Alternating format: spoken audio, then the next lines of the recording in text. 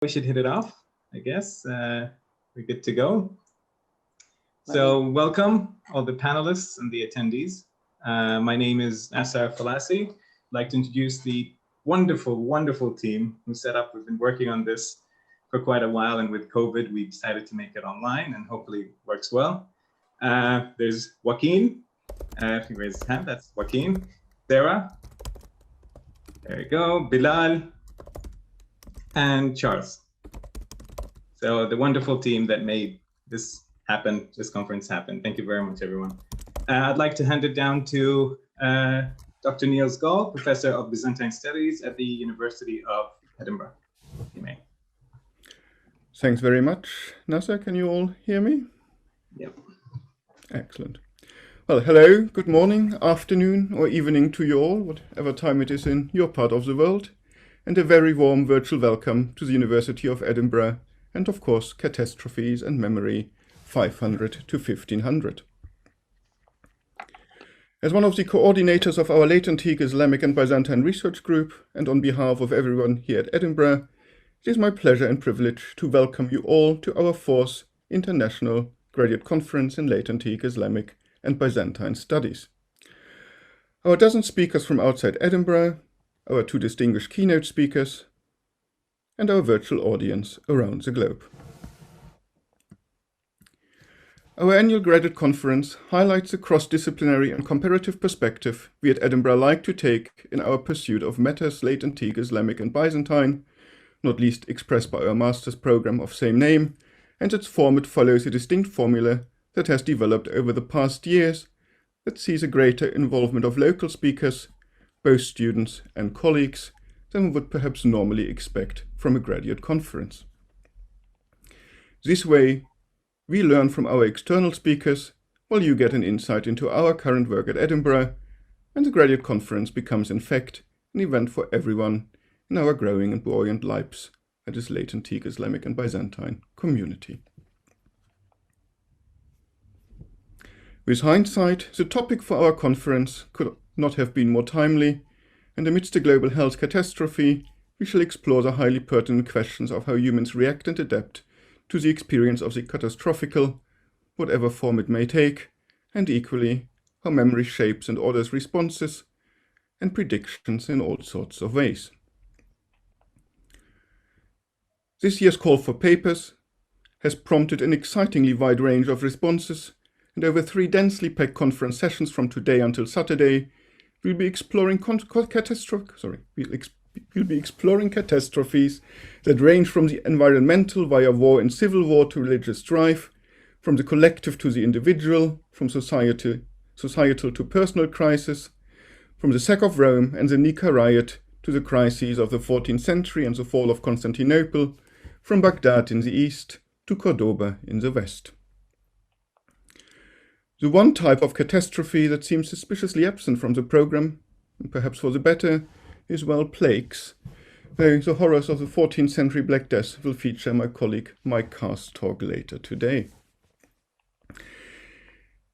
Equally important, of course, is the title's second component, memory, in its rather circular ways, how memory of past events determines our reaction to recurrent catastrophes that will then in turn become a thing of the past, fingers crossed for current circumstances, and be remembered in solitary acts of writing, but with a view to later performance in circulation, artistic representations, or in collective expressions of cultural memory, such as processions.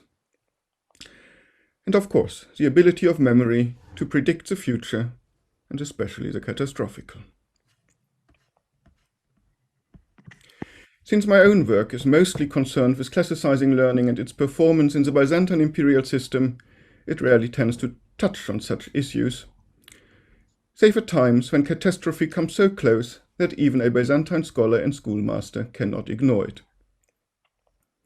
Such was the case in 1308, the early 14th century, when the Catalan Grand Company and its Turkish allies laid waste to the western provinces of the Byzantine Empire, Thrace and Macedonia, and were about to lay siege to the empire's second city, Thessaloniki.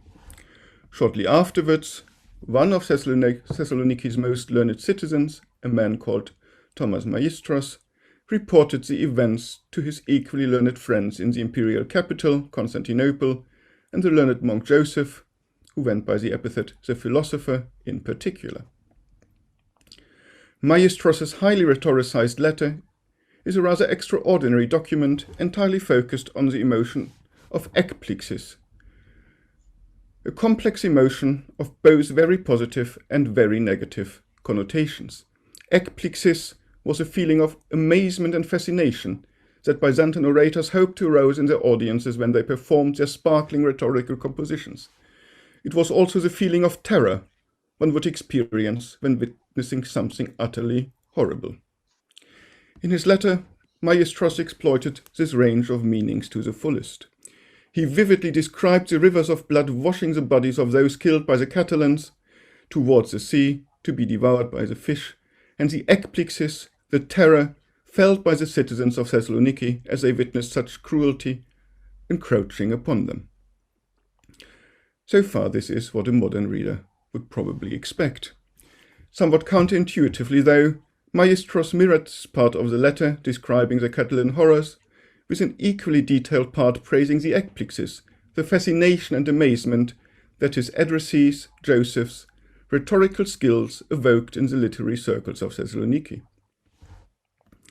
This long praise, or encomium, of Joseph reeks of the escapism Byzantine literati have so often been accused of. However, its function seems rather different and far more serious. Paralleling the Catalan horrors with Joseph's rhetorical virtuosity and thus a system of learning that defined Maistros' worldview allowed him to tie current events into the long history of Persian aggression.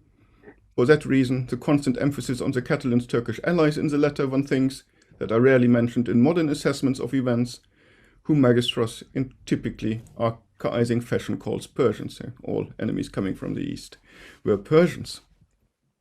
So, allowed him to tie the current events of 1308 into the long history of Persian aggression that stretched from Herodotus' account of the Persian wars via Alexander the Great to his own Maistros' times. There was comfort then in the contextualizing powers of learning, and there was hope, as history provided the Byzantines with the idea that they might still, as heirs of the Greeks in this case, that they might still prevail. My favorite reaction to catastrophe, or rather anti-catastrophe, at the surface of it, comes in the context of the Byzantine conquest of Constantinople in 1261, though after 57 years of Latin rule. Amidst near-universal joy that God had shown his favour and returned the city to Byzantine rule, one individual alone, the imperial first secretary Sennacherib, reacted differently, and I read a bit from the Chronicle of George Pachymeres. Quote, "At first he, that is, Sennacherib, distrusted the news and rejected it as a fabrication, but on going outside he heard the news and believed it. Straight away he returned inside and repeatedly tore off handfuls of his own beard. 'Oh, what news I hear,' he said. 'This was reserved for our time. What sins have we committed to live to see such great disaster? Let nobody hope for anything good for the future, since Romans again are walking in the city.' Such were the words of this man, who obviously took badly what had gained the admiration of the majority." Unquote. Pachymeres obviously thought the episode worthwhile preserving, and with hindsight, one cannot say that Sennacherib, whose pessimism brought him the nickname of Kakos, the bad or evil one, was entirely wrong. While Sennacherib's reaction reminds us that any moment of seeming triumph might well engender subsequent catastrophe, on a far more trivial matter, of course, this holds true the other way around as well, and catastrophe may have unintended positive consequences, such as for our conference, that the move online means that we could attract speakers from much farther afield than we managed in the past years. With this, I shall conclude my welcome to you all to Edinburgh and hand over to Bilal Abiguzel to introduce our first keynote speaker. Thank you very much. Thank you very much, Niels, for this concluding remarks. I hope you can hear me well. So now I am pleased and proud to introduce our first keynote speaker, Professor Leslie Brubaker. Leslie Brubaker is professor of Byzantine art history at the University of Birmingham. She's also the director of the Center for Byzantine, Ottoman, and Modern Greek Studies, an internationally recognized research center hosting many research activities, having its own journal, and she's also the chair of the Society for the Promotion of Byzantine Studies since 2018. She's a member of the editorial boards of the journals Gender and History, Byzantine Slavica, and also on the editorial boards of the Birmingham Byzantine and Ottoman Studies series and Cultural Encounters in Late Antiquity and the Middle Ages. So her research interest is centered around a wide range of topics, but just to name a few, we can say the cult of Virgin Mary, of course, iconoclasm, the relationship between text and image, and manuscripts and gender. So tackling with these subjects and many others, of course, she has authored, co-authored, and edited many numbers of books, has written articles and monographs that are published in major journals. So we'll have a list of her publications in the chat box. In case you are interested, you can find it there. So it's a difficult task to summarize such an inspiring career in a brief talk. So especially for us young researchers here populating this conference, including myself. So, and it is also difficult to give a full account of her contributions to furthering these studies and study and knowledge of the Byzantine Empire. So now I just want to stop here, bending your ears, which are reserved for her fascinating talk. So the title of her talk is Constructing Memories of Catastrophe, Iconoclasm and its Spin Doctors. So please join me, even from afar, welcoming Professor Leslie Brubaker to give us her talk. Thank you very, very much. Let me see if I can find my, where's it gone? Help, help. I'm trying to find my PowerPoint and it seems to have disappeared. I will try again. Just a minute, sorry. Okay.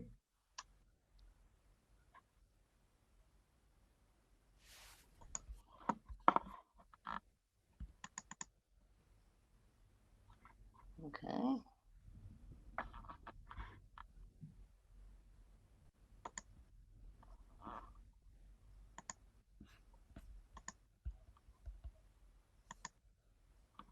Here we go.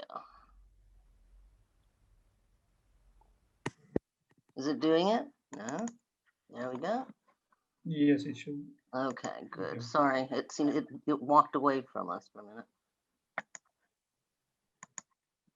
There we go. Sorry. Technology has never been one of my greatest strengths. I have to confess, as you will now see.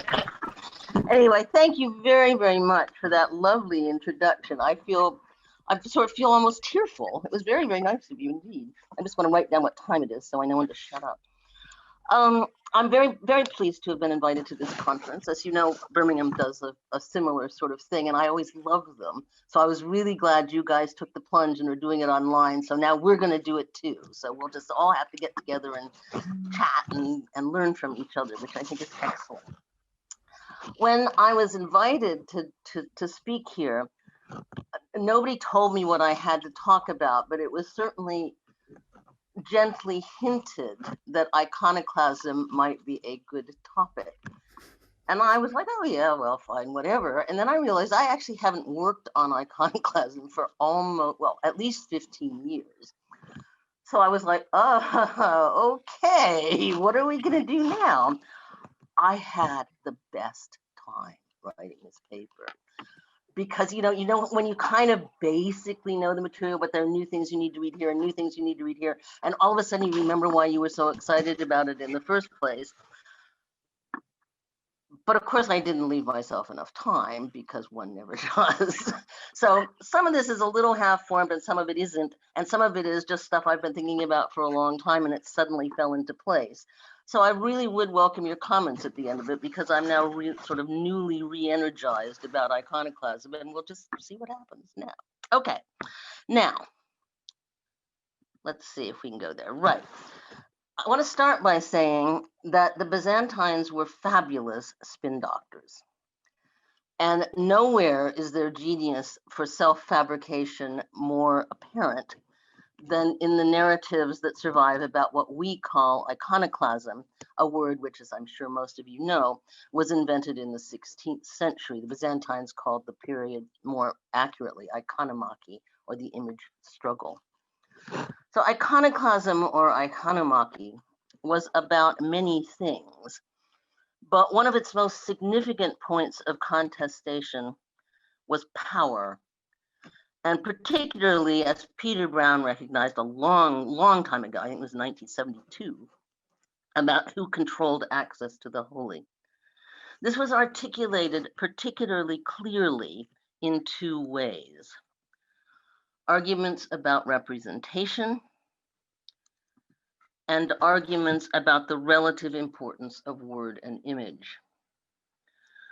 The first of these to surface was the questions about the legitimacy or not of representation and how the impact of representation should or could be understood. Now, this is particularly interesting to anybody who works on medieval history, because it was a concern that was not limited to the Byzantine heartland, but was widespread across the Mediterranean basin and ultimately across the Caliphate as well. This aspect has been widely recognized. We all know that iconoclasm in some level was about representation, although it has sadly not always been very well conceptualized. Within the Byzantine context, attitudes toward representation depended on whether one was pro-image or anti-image, duh. To the pro-image faction, the people we sometimes call the iconophiles, a portrait of Christ allowed the viewer to basically see through the picture to Christ. Nobody thought it was Christ, but somehow looking at the image allowed you to access the person behind the image more clearly.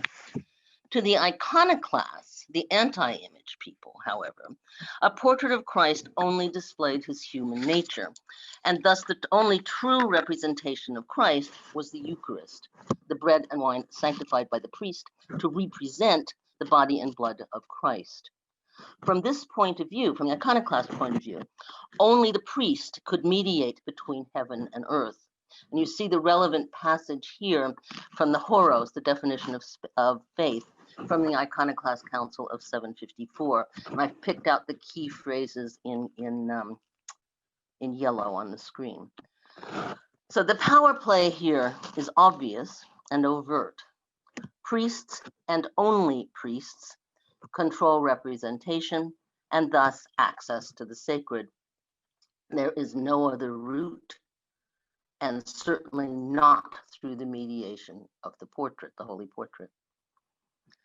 The second way that the power struggle over access to the holy was articulated started small, but increasingly hardened into a great binary contest between visual communication, what was seen, in other words, images, and written communication, what was read or heard read, and in this case, what was meant was scripture.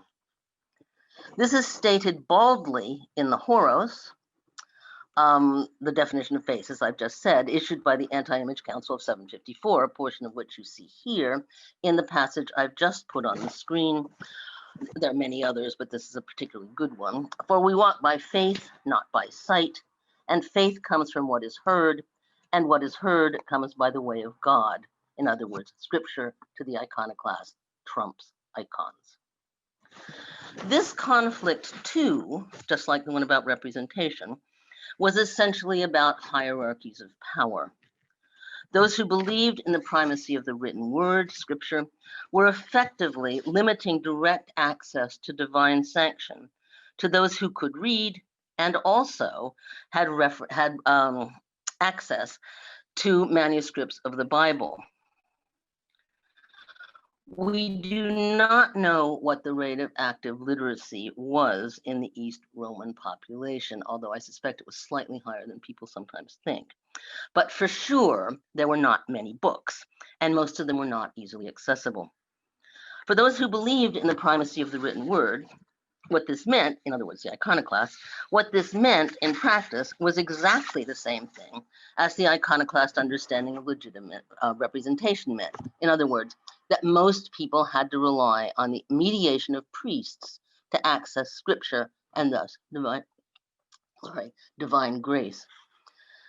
It is not a great surprise that all active iconoclasts whose names we know were urban educated males, though not all urban educated males were iconoclasts.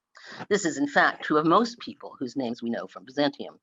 But it is equally significant that in many of the people whose known iconoclasts, whose occupation is known as well as their name, there was a particularly large proportion of priests in whose hands all this power was vested. So basically, the iconoclast position wanted the power to access the holy, to mediate between heaven and earth, and to intercede with Christ on behalf of humanity. They wanted that power in the hands of the church. This is why the iconoclasts were not only hostile to sacred portraits, icons, but also to relics. The iconoclast insistence that relics be removed from altars, which was one of their big sticking points, was primarily based on fear of pollution. Human remains, however saintly, should not be permitted to defile the altar dedicated to the celebration of the Eucharist. But it was also grounded in the belief that intercession came through prayer, words alone, and was effectively the preserve of the church. In other words, basically, the iconoclast position took agency away from the lay population and put it firmly into the hands of what they hoped was the newly purified religious establishment. The pro-image faction, in contrast, and obviously, believed in the legitimacy, agency, and impact of images. Their core argument, as you probably all know very, very well indeed, was that Christ was seen on earth. What can be seen can be represented. So you could represent Christ. And to deny the possibility of to deny the possibility of representing Christ was to deny that he could be seen, which was to not deny the incarnation. That was, of course, a heresy. And the whole point of the very famous miniature from the Kludov Psalter that you see here on the screen is that defacing images, which you see down here on the bottom here, and I put the inscriptions here, just defacing images is the direct equivalent of tormenting and killing Christ on the cross, which you see here. The iconophile belief in the impact of images, in turn, allowed images to become what we might call living metaphors of what was represented. As I said before, I don't think that many East Romans thought that a portrait of, in this case, the Virgin, the woman, was actually the woman Mary who bore Christ. They didn't think, oh, hi, Mary. But they certainly could and often did address Mary's portrait as if she were somehow present in it or behind it, or in any way had an aura around it. Icons and relics to the iconophiles could thus indeed channel access to Christ, to God, to the saint represented. Representation to the iconophiles was not in the hands of the priests, and as the later patriarch, very pro-image patriarch Photius famously said, sight was more powerful than words. Those are Photius's quotes. The quotes are here, and I have highlighted, although the highlighting is not very easily seen, in pale yellow here. The comprehension that comes about through sight is shown to be far superior. The particular phrases where he's talking about the power of visual. The contrast between Photius's words down here and the words of the anti-image patriarch John the Grammarian, which you see up at the top, cement the point. John, as you can see, says it's impossible for a man to be portrayed by any means unless one has been led to this by words, whereas Photius says the comprehension that comes about through sight is far superior. Much greater is the power of sight than words. It sends the essence of things seen onto the mind, etc. So this shows you very clearly the contrast between the two positions. Both of the ways that iconomachy played itself out had images at their core. You can't take the icons out of iconoclasm and expect to make any sense. And both of them were about the balance of power between the institutional church and ordinary people. These two aspects are, as we have seen, intermingled, but they aren't actually also quite distinct. Both concerned the power of images, but the argument about representation here was the Eucharist or a portrait the true icon of Christ? Could there be more than one kind of representation? Who was allowed to represent Christ? The priest only, or the priest and the artisan who made the image? These arguments are all, the representation arguments are largely about kind of the physicality and the practice of religion, of a particular facet of religion, of icons. Arguments, on the other hand, about word and image, about whether the word or the image was more powerful, which was the more powerful medium, became much more entangled, and they always were, but they became much more entangled in sort of philosophical and theological reasoning, and were far less concerned with practice. There's a lot of Aristotelian logic going on in the word image debates. So that's almost the kind of the theoretical side of the argument. But both of these are going on at the same time and often almost in the same sentence. But nonetheless, for us, it's easier if we can kind of slightly keep them separate, so we can get a sense of so we can nuance for our own understanding more clearly what's going on. So what I'm really saying here is that the image struggle was not a simple linear historical happening. In the end, its resolution changed the face of Orthodox Christianity and forced the development of a complex and nuanced theory of religious images that endures to this day. At the time, I doubt people saw it quite that way. But in any event, and to get back to the theme of this conference, what iconoclasm was not was a catastrophe. The catastrophe was earlier, across the entire, almost the entire 7th century, and Byzantium survived it, and it survived it reasonably well. Now, the 7th century was probably not a lot of fun, but across the 8th century, the economy gradually stabilized and grew, and the devastating rounds of conflicts with the Arabs, first the Persians and then the Arabs, calmed too. The two are, of course, economy and war, interconnected. When the wars stop, the economy grows. There were other reasons too, but that was one of the big ones.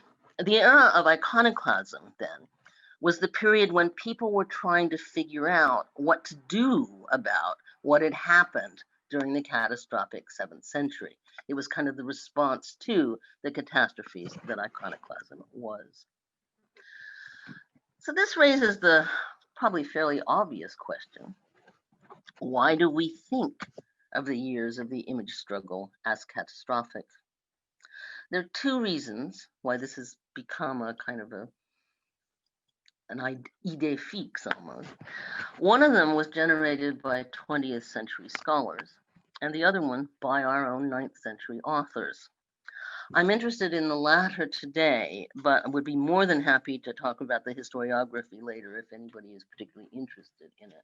I would just point out, however, for those of you who don't already know it, that the term iconoclasm wasn't even applied to the Byzantines in any English-speaking context anyway until the 1950s. So, not 70 years ago. Before that, it was used in completely other contexts entirely, like the Reformation and the French Revolution. Okay. Now, the Byzantine authors most responsible for our understanding of the era of iconoclasm as a period of catastrophe, and especially of catastrophic leadership, are Stephen the Deacon, who wrote the life of Stephen the Younger around 810. This was 44 years after Stephen the Younger actually died.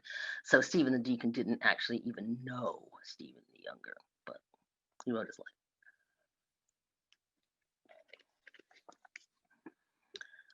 The second one is Theophanes, the very famous Theophanes, whose chronicle, Chronographia, was also written around 810. If you want to be really precious about it, the life of Stephen the Deacon was probably written in 809, and Theophanes' Chronographia was probably written in 812 or 814. But, you know, roughly 810 is good enough, I think. Okay. The third is our good old friend Theodore of Studion, who was born in 759 and died in 826.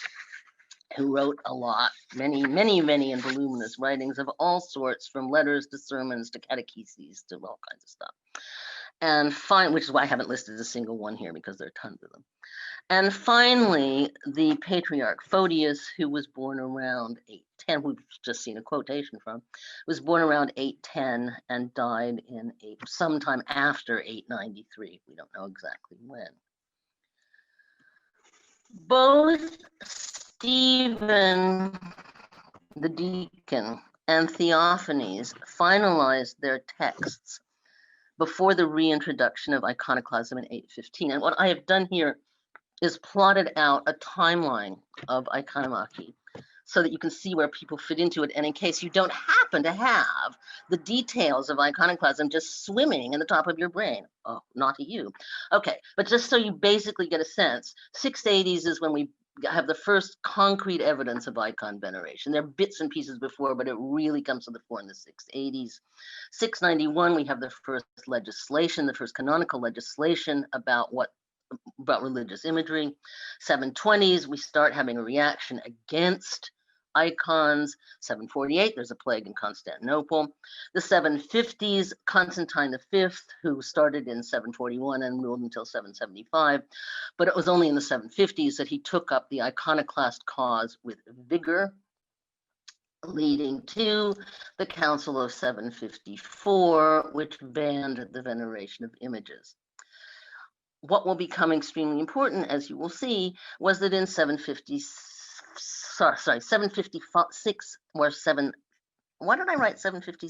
I should be 757. One of those two. No, I made a typo. It's 755 or 756. There was a plot against Constantine V. We're not exactly when, but at some point in that 755, 756 period, there was a big plot against him. Okay. Then we have Theodore Studion, who was born shortly after that, lived to 826. Then we have a period of persecution when Constantine V goes against enemies of the state, the people who had plotted against him in 755, 756. These included Stephen the Younger, who was killed in 765. 767, we have Mykola Kondrakan, and I'll come back to him in a minute. 787, we have the reinstation, if that's a word, of icon veneration with the Second Council of Nicaea. 810 is when the life of Stephen and Theophanes and Chronographia are written. 815, iconoclasm was reintroduced after it had gone away in 787, and 843, it's the end. So that's a very, very schematic timeline of iconoclasm and how things that we're going to be talking about slot into it. So both Stephen the Deacon and Theophanes finalized their texts before the reintroduction of iconoclasm in 815. In other words, they were living in a pro-image, or at least neutral, environment of Constantinople when they wrote. Theodore wrote beginning in that period and well into Second Iconoclasm, and Photius wrote long after the event. I'm therefore going to focus on the first three, although Photius is a fascinating author and has lots of really interesting things to say. For our arguments today, he is less important than the other three. Stephen the Deacon's Life of Stephen the Younger is, as Marie-Françoise Epi demonstrated a long time ago, an extraordinary and at times brilliant hagiographical construct. It's a very literate text. and like all hagiography, can in no way be read as straight reportage. And it was, in any way, as we've already said, written 44 years after the death of its protagonist, whom the author didn't even know. The life was written in other words, it's a construct. The life was written at the request of the current Abba of Auxentius, which was a kind of a holy grotto near where Stephen the Younger's monastery had originally been. So obviously the Abba was trying to build up a cult site and wanted a life of the local hero written to attract visitors to the site. And it is, unsurprisingly, given what its intent was, very much in favor of monks and monasticism, and more surprisingly, although not perhaps in this context, very generous, given by Byzantine standards, to its female characters. It's one of the few texts of the period that I can think of where women other than an empress even have names, other than the sister said or the wife, whatever. So it's got some strong female characters in it, which is very odd and unusual. It's kind of nice in a Byzantine text. Okay, the contemporary chronographia of Theophanes is also, again, unsurprisingly, since Theophanes was a monk himself, strongly supportive of monks in the monastic position, or at least he was supportive of monks who did not side with the iconoclast emperors, and many of them did. Theophanes is also remarkably supportive of his female characters, but again, that's really a material for a different lecture. Theodore of Studion is the most pugnacious of the lot. He's one of those people you read him and you think, boy, I really wouldn't like you. He's a pain. But anyway, he's very pugnacious and is generous to virtually no one except his own body of monks, and again, a handful, very small handful, but a handful of female correspondents. The point here is that all three of the authors who wrote during the era of iconoclasm were, due to their own vocations or their subject matter, strongly pro-monk and happy to pit monastic righteous behavior against imperial and patriarchal wrongdoing. What all three of these authors develop is a binary conflict with monks and some women on one side, and the institutional church and the emperor on the other. This is perhaps to be expected, since the monastic position glorified priests, as we've seen, but not monks, though I hasten to say that many, perhaps most monks became iconoclasts. And whether or not the official Byzantine position was pro or anti-images was always in the gift of the emperor. You never find a patriarch convincing an emperor to become an iconoclast or an iconophile. It's always the other way around. Well, no, there's one exception, but 99% of the time it's the other way around. Which brings us to our rulers. The only emperor whom we know to have been and become, it didn't start out that way, but to have become a strong supporter of iconoclasm, strong enough that he composed theological tracts against icons himself, was Constantine V, 741 to 775 here. And it is against him and his patriarchal appointments that our three authors, Stephen, Theophanes, and Theodore, are almost unsparingly negative. The monks who supported the iconoclast position, as I said, there were many of them, are only occasionally even mentioned by our three authors. They just disappear. That is one reason why, until fairly recently, it was a truism of scholarship that the great opponents of iconoclasm were the monks. Although, as is clear from the signatures of the Acts of the Iconoclast Councils of 754 and 815, there and there, from the signatories of them, that there were hundreds of iconoclast monks, and most of them were in very prominent positions. But the one great attack on monastic institutions that we hear about Michael O'Connor-Draken, here we are, purported rounding up of the monks and nuns in his theme in 767 and forcing them to parade around a big open space in Ephesus and either marry or go into exile. This rather horrific sounding event is reported in precisely 2 accounts. And guess what they are?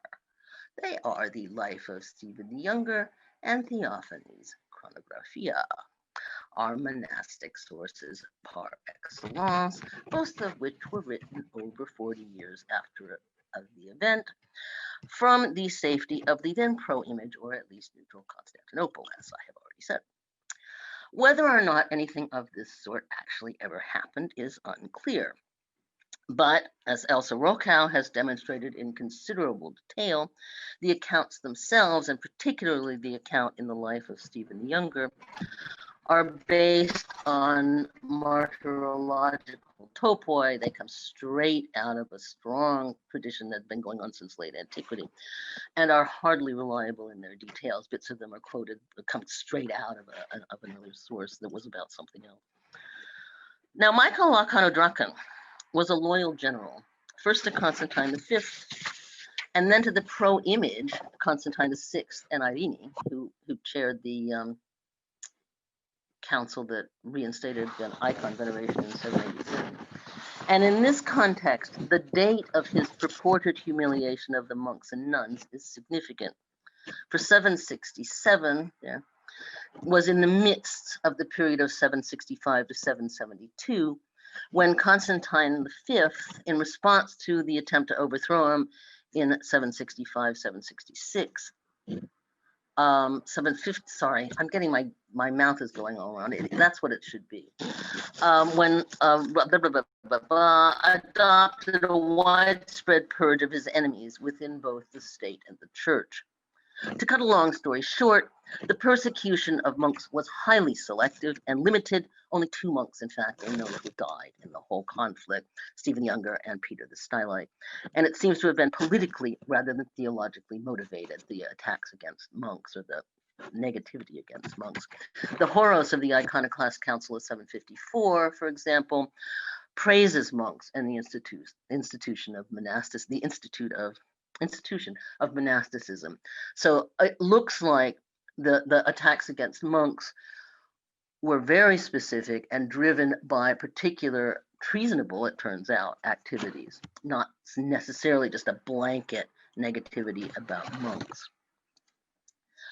But to return to the construction of memories of catastrophe, the handbook of sources that many of the older members of this audience essentially grew up on, but which is still widely cited today, is Cyril Mango's The Art of the Byzantine Empire, which was first published in 1972. I meant to bring my much battered copy to the computer to show you, but I forgot. The section on iconoclasm is nearly 30 pages long. It's a large proportion of the book, considering how short the time span was. And the section on first iconoclasm includes 11 texts, 5 of which are those, as you can see here, of our pro-monastic sources dating from the first decade of the 9th century, the lives of Stephen the Younger and Theophanes. So let me just go quickly through them. His quotation of Mango's quotation of Theophanes, it's no surprise that these are probably the most famous texts about iconoclasm and images that there are, because everybody just goes to Mango and reads them. The first one is Theophanes' discussion of the removal of the image of Christ from the Halki, an event that, as we have known since 1990 something or other, probably didn't happen, but was invented many years after 60 years after the event. And make a particular point. The second, again, is Theophanes. It's the siege of Nicaea in 727, when the Strator of Artabasdos, who was the son-in-law of Leo III, threw a stone at the icon of the Virgin and then was in turn killed by a catapult stone from the enemy. This is a complete trope. It occurs in, we must have about 20 instances of this particular episode with different people slotted into it. So who knows if it happened or not, or whether he just put it in because it was a story that everybody liked. Then we have the life of Stephen the Younger, which talks about churches stripped of decoration and covered with animals, hunts, and hippodrome scenes. This is almost certainly not true because he doesn't specify what churches there were. And as far as we know, frankly, until this period in Anatolia, the only decoration except in martyria chapels and in the Blecherni chapel, neither of which are mentioned in this context, the decoration was exclusively of crosses, not figural representation at all. So who knows? And then the next one is Life of Stephen the Younger again, and again it says Christian imagery at Blecherni was replaced by ivy swirls containing birds and beasts. This is very unlikely. I mean, this is the only reference to it, as I said before, as far as we know, except for the chapel, which is not the building he's talking about here. All imagery in Constantinople at this period was crosses. That there is one other exception. There is one other exception, but very, very little. One exception. So this doesn't seem very likely at all. Also in the life of Stephen the Younger, we're told that the images of the church councils on the Milion were replaced by Constantine V, with images of charioteers. Since Constantine V held one of the councils, this again, it seems unlikely. You know, who knows, but it does seem unlikely. We then have Nicephorus, whose short history tells us about the mosaics in the Secreton of saints were being replaced by crosses. That is true. And I'm showing you an image. I can't see it because there are people's faces in the way. But there's you can probably see the great roundel of the cross, and down here, I hope I'm in roughly the same position, right position, where the name of the saint was picked out and replaced with neutral mosaic cubes, since the cross didn't have a name, obviously. So that one we know is true, and it's confirmed by archaeological evidence. As you can see, it is one of 2 or possibly 3 instances where we can document destruction of an image during the iconoclast controversy. We then have the 7th text cited by Mango is Epiphanius. As you can see, Life of St. Andrew, talking about iconoclasts failing to remove an image.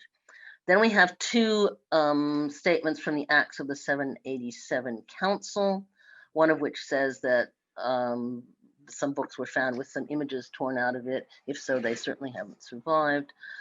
Then we have, and the second which says emperors should not involve themselves in religious matters. Well, I'm sure they really thought that, and the church fathers had been trying to argue that for many years, never successfully. The last 2 texts are much, much later, as you can see, 11th and 12th, I think, century. And so I'm not really particularly worried about them. But those are the texts that we are told are kind of the key texts of first iconoclasm by Cyril Mango, and virtually all of them are problematic. The one that isn't is number 6. Now, this sample is obviously indicative, but it encapsulates the problem neatly.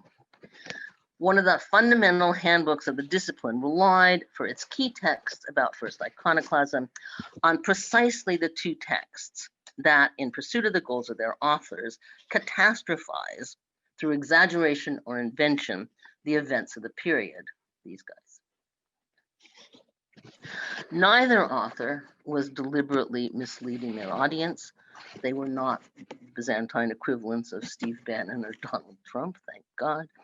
But they were medieval biographers and chroniclers, and their works were conditioned by the genres in which they wrote and by their own social memories, or perhaps socially constructed memories would be a better way to say it, of what had happened. And what I mean by social memory is how the past is reconstructed so that it makes sense to the present, and it's a reconstruction around which a general consensus has been formed. I think that's a fairly standard way of defining social memory, but it works in this case. We have tended to view iconoclasm as a catastrophic period, at least in part, I think, because the authors on whom we rely for much of our information wrote texts that catastrophized the events they described. So to kind of draw this together and to conclude, social structures, political ideals, military strategies, economic paradigms, cultural production, all looked very different in 900 from how they had looked in 600. And this had something to do with a series of catastrophic events, the Persian Wars, the Arab conquests, disease, drought, earthquakes, that hit the Byzantine Empire across the 7th century. The period of iconomachy, the image struggle, was not a period of catastrophe itself, but it was one response to the catastrophic events of the 7th century. And it had an especially strong impact on cultural production and on social patterns of behavior, including social memory. Tracking shifts in social behavior and cultural production is tricky, and especially in 7th and 8th century Byzantium, where there is little material evidence against which to balance the textual evidence. There's more for the 8th than for the 7th, because the 8th century was richer than the 7th, but there's still not a lot. This is one of the main issues that John Holden and I worked to resolve in our 2 books about iconoclasm. And the material evidence did indeed allow us eventually to refine our understanding of the period in ways that the written evidence alone could not do. But one thing also became clearer and clearer to us as we worked on those books, and became almost blinding when I returned to the material recently to prepare this paper. And that is that the social memory constructed by the authors on whom we rely for our understanding of the past was strong enough almost to obliterate what may actually have happened, to the extent that that is ever recoverable anyway. The last sentence of the 2011 book that John and I wrote reads,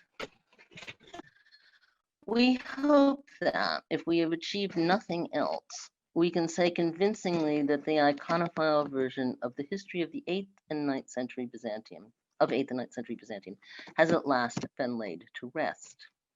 I'm not really sure that we managed to do that, but I've just made another stab at it. Thank you.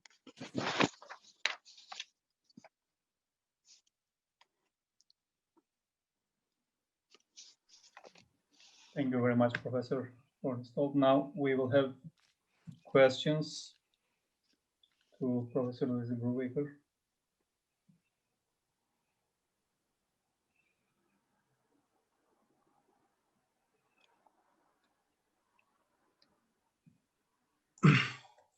Do I stop the screen?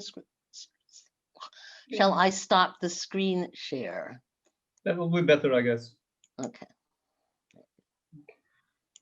Just a quick reminder, attendees, you can type the Q&A if you want to ask a question. Panelists, feel free to just raise your hand and ask the question away. We'll have both attendees and panelists contribution.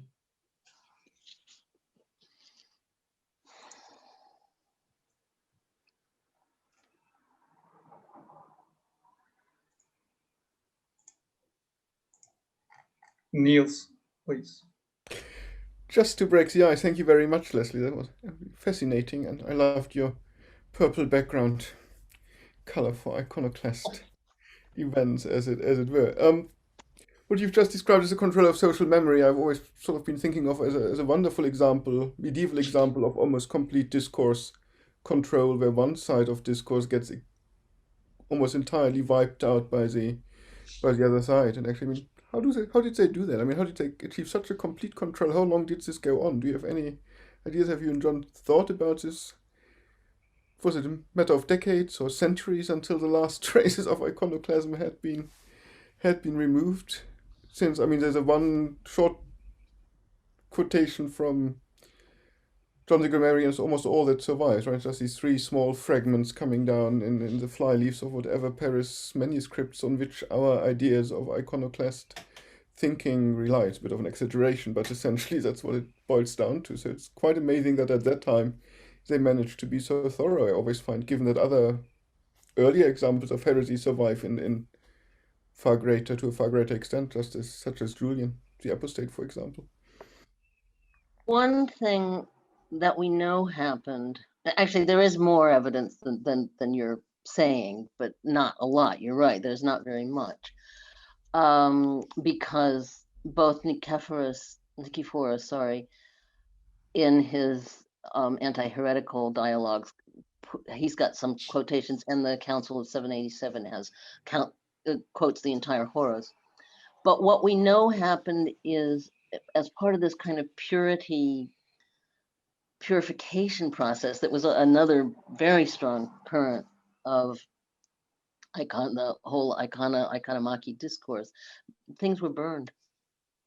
They were just burned because they were evil and they shouldn't be around to contaminate people's minds. I mean, to us, this sounds horrible, and it is horrible, but it's what happened. But the other thing is, of course, if you don't copy and recopy a manuscript, the manuscripts fall apart.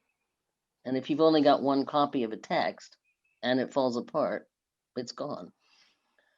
And there was a big problem with accessing books that people wanted to read in Constantinople certainly in the 10th century and earlier and later, I presume. So books that nobody was reading just probably quietly rotted in the corner. That's at least, I mean, you know, there's natural attrition as well as the evil attrition, if you see what I mean. And given that there aren't many copies of anything left from Byzantium except biblical, the Bible and Gregory of Nazianzus, as far as I can tell, it's probably not a big surprise.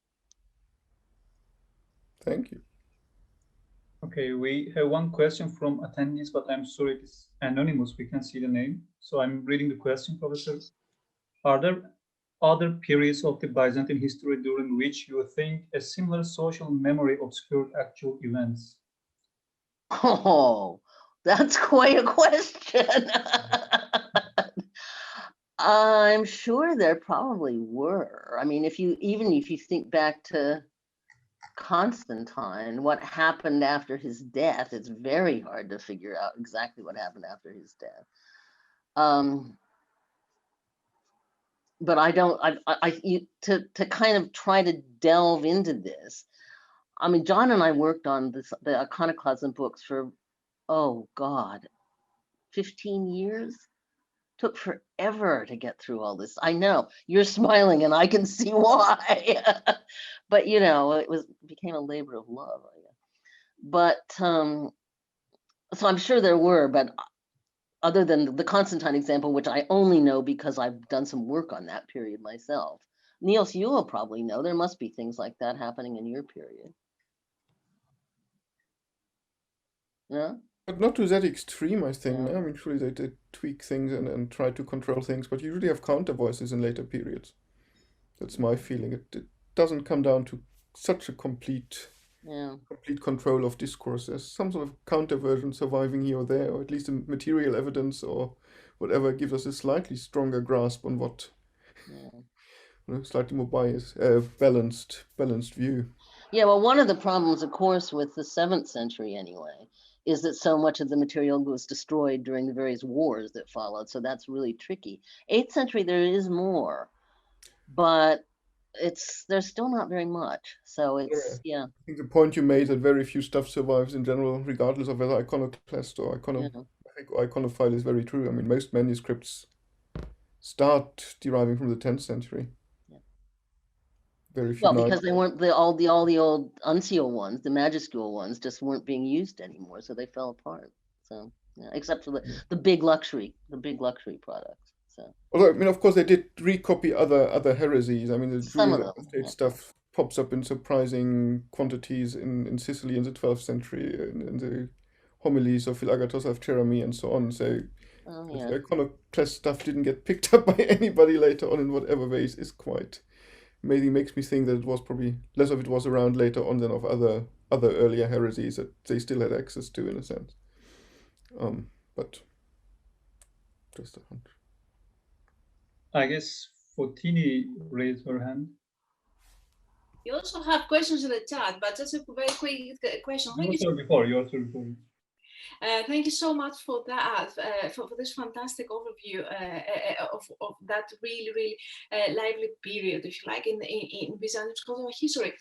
I was wondering, what is the role of networks in the whole and taking of erasing memory, of erasing social memory, of erasing cultural memory as well? Well, networks are obviously extremely important, as you would know. But trying to track networks with any precision in the 8th century is a very difficult. We have, both John and I tried at some point to do some kind of a slight network analysis of the people that kept cropping up in the text. And you get a little bit of connection here and then, and then there'd be some of it. It was really, there's just not enough material to do it. But there was enough material to say, yeah, there are some networks forming, and you can even see how some of them might have worked, but you can't, it's really, there's just not enough stuff reserved to do any kind of credible job. You would laugh at me, you know. Thank you so much. No, thank you. Okay, we have another question on the chat box. Claire Anderson asking, thank you for this interesting talk, Professor Brubaker. You mentioned the modern contemporary historiographic aspects of this discourse. Could you say more about this? I could speak about this for several hours. But in a nutshell, in the 30s and 40s, art critics hit upon Byzantium, abstract art, and Byzantine art were seen as just the best reasons. They worked together brilliantly. And so suddenly Byzantine art imagery became chic. This is when we start having the huge shows of Byzantine art. The first ones are in the 40s. This, of course, all Byzantinists just thought this was the most wonderful thing in the entire universe, because their poor little obscure field that nobody had paid any attention to at all was suddenly having attention paid to it. And if you read the kind of art history handbooks at the time, they're always comparing, like the old David Talbot Rice book, for example, are comparing Byzantine imagery to modern art and how they're so closely linked together. This was then sort of transferred into, this is kind of great. We Byzantinists really need to kind of stay on top of things so people don't ever ignore us again, kind of thing. And two men, they were Ernst Kitzinger and Francis Zvornik, at Dumbarton Oaks in 1950 and 1954, started looking at image theory. And they were the first people, those were the two first people to use the word iconoclasm in relationship to Byzantium in English ever. They did this because it allowed them to tie the Byzantine phenomenon to post-Enlightenment activities like the Enlightenment and the Reformation and the French Revolutionary Enlightenment stuff, which allowed them, again, to pull Byzantine, people studying Byzantine, into an intellectual orbit that other people understood. This became extremely, there's a guy called Bremer, has actually tracked the use of the word iconoclasm in English language text. That's why I'm talking about English language text, because that's what he did the work on, and nobody's done the work for any other language. And it just got higher and higher and higher and higher and higher until by the 1980s, Byzantine iconoclasm was virtually a cottage industry. Then, of course, in this century, it is equally, or not in this, at the end of the 20th century, people started latching on to when like the Taliban blew up the Bamiyan Buddhas. Then, of course, iconoclasm really came into the fore. Byzantine iconoclasm really became very central and sexy because, Byzantinists can now talk about what's going on in the modern world. Of course, there has been no relationship whatsoever to the Bamiyan Buddhas, none. I mean, and there's been a wonderful article by Jamal Elias about that, just tracking what the Bamiyan Buddha stuff was really about, why it wasn't about Byzantine. But the point I'm making is that iconoclasm allowed Byzantine art first moved into modernism, into the modernist mainstream, and then iconoclasm allowed Byzantinists to move into something of relevance to the modern world at the same time as theory became incredibly important in the 70s and 80s. And of course, the Byzantines basically invented image theory. So the Byzantinists were sitting pretty. I'm talking much too fast and pulling all sorts of, I'm pulling this all together really probably in a very messy spaghetti-like way. But I have in fact published an article about it. So if anybody's interested, they should email me and I'll send it to them because it's in something nobody ever sees. So, but it is a really interesting phenomenon, and it is basically as a way of allowing Byzantinists to put themselves into mainstream academic debate, in a nutshell. So another question, could you return to the female characters in these sources and what you make of this emphasis on women? And is this related to the consolidation of social memory? I suspect what's going on, and this is something that Irene Panu has talked about in her book about the cult of Anne, Saint Anne, that women were seen as the kind of repositories of faith in Byzantium. It was one of the female Byzantine conventional roles was piety, and was keeping the family pious and keeping the family's religious orientation on track. And so whenever you have a period of conflict, of religious conflict, you often do find female characters coming to the fore, iconoclasm being one of them. There are many more female characters involved in the period of iconoclasm than there are in normal. Not that they were involved, but I mean that are recorded as being involved, that the authors, who were almost exclusively male, allow themselves to refer to women in these contexts because of the perceived gendering of faith. That's an unsophisticated way of putting it, but it's roughly what I think is going on. Okay. By the way, the last question was asked by Marissa Smith. Sorry, I didn't say the name. Any other question? We have 2 minutes left for question session. Yes, can I ask a question? Hey, thank you for the wonderful presentation. I'm over here in the States, so it's a little different time period, but but you won. The election was such a great thing. Anyway, sorry. The roller coaster is still going on. I know. My brother's in Baltimore. Anyway. So, whole nother topic for icon. Oh, that's. I had a question in relation to iconoclasm and the purging of the empire and kind of looking at it from a religious aspect of purification. Is there any, like with the defeats that were happening in the 7th century, is there any relationship to this turning to iconoclasm in an effort to purify religious practice to kind of get the favor of God restored? Like we see in Pseudo-Methodius and some of the councils in the 7th century, there's like this emphasis on God forgive us. I mean, it's a common theme biblically as well. Sexual morality, these different sins that are egregious, and this kind of, we need to repent, we need to humble ourselves. Is iconoclasm related, or does have any relationship linked to kind of being birthed out of the kind of this purification? Yeah, absolutely.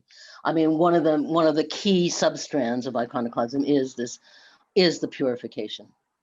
Exactly what it is, and it is definitely it's very much coming out of the same milieu as Sunan Methodius, except obviously in a Greek-speaking context. So yeah, it is. And there's a lot of purification language, particularly, interestingly enough, in the iconoclast texts. Much less interestingly in the pro-image texts, because they're just so sure they're right because they've got tradition on their side. But lots and lots of it in the iconoclast texts. Yeah. Well, thank you. So now we will have 10 minutes of breaks. I'm sorry if you have other questions, but so let's keep it scheduled. You can email me. Anybody can email me. I'm here. Questions. So we are back on 3:20. So for 10 minutes, short break. Thank you, Professor, for your call. Thank you.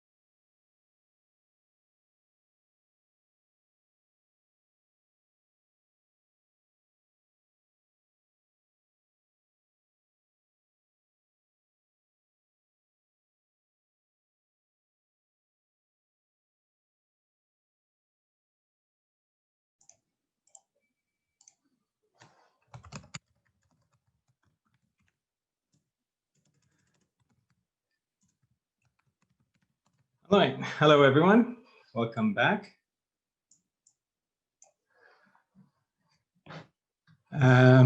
Okay. So for our next speaker, this is the first panel, and it is the biological and environmental catastrophes. Our first speaker is Haggai, which I had the honor to be, wait, let me check, he's here, right? Yes, there is. So I had Haggai, which I had the honor of talking to a few days back. Haggai is a PhD student at the Classical Studies Department of Bar Ilan University. He has 2 MAs, one in archaeology and another in general history. He mainly works on the subject of military history in a range of periods, mainly on Jewish soldiers in non-Jewish armies. So I would like to hand it down to Haggai. Thank you. Hi, thank you. I'll just try to share the screen first and see that everything is working.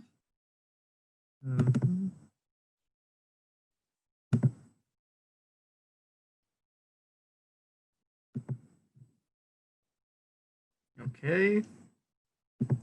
So firstly, I wanted to thank you for the opportunity to speak here and to express my appreciation and gratitude to all those whose hard work enabled this conference to take place. Now to the subject that is a bit different from the others that will be presented in the conference, the towns of the Negev. The towns of the Negev, like other towns on the borders of the desert in other parts of the empire, symbolized a peak in the economy and an increase in the population of the Eastern Roman Empire. This increase in population, leading to densely populated areas, meant that the empire had to look to its borders to establish new settlements and new agricultural lands. The decline of such towns would symbolize a decline in the empire's population and the weakness of the empire. In the past, the Arab invasion was thought to be the reason for the abandonment of these settlements. But in the last decade, there is a growing interest in the subject, as scholars are trying to find and prove that the reason for the decline were either the late antiquity Little Ice Age, known as Lalia, and or the Justinianic plague of 541 AD, and also allegedly the 200 years that followed. This trend continued even though an article that was published last year diminishes the size, impact, and importance of the Justinianic plague, and that another article, it was found that the climate in the Negev did not change during the Lalia. So I wish to add to this debate by answering and countering a third article that is one of the newest publications on the matter, the one in front of you. This article wishes to prove that the decline occurred in the 6th century, which would symbolize a decrease in the population of the empire that would label those towns as redundant, and that the reason was that not the Arabs, but the Lalia and or the Justinianic plague. The city of El-Lusa, which is at the center of this article, we can see it marked in yellow marker on the map. This is Beersheba in the south of Israel, which is in the center of the article, is situated in the northwest of the Negev desert in Israel. It was originally an Nabatean way station, which evolved into one of the 5 main cities of the Roman Negev. The town of El-Lusa prospered with extensive farming lands for food and wine production. This town reached its height in the 4th to the 6th century,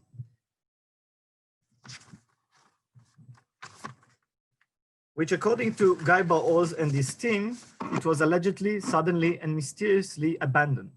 According to them, the exact date for this sudden abandonment and subsequent decay of the Roman Negev,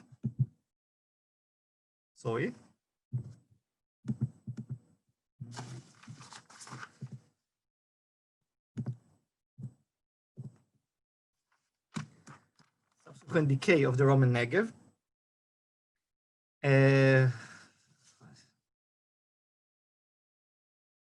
could be identified by examining the garbage mounds surrounding the city and dating their end use. They hypothesized that the abandonment of these trash mounds equated to the social collapse the city underwent, with the breakdown of the municipal facilities, such as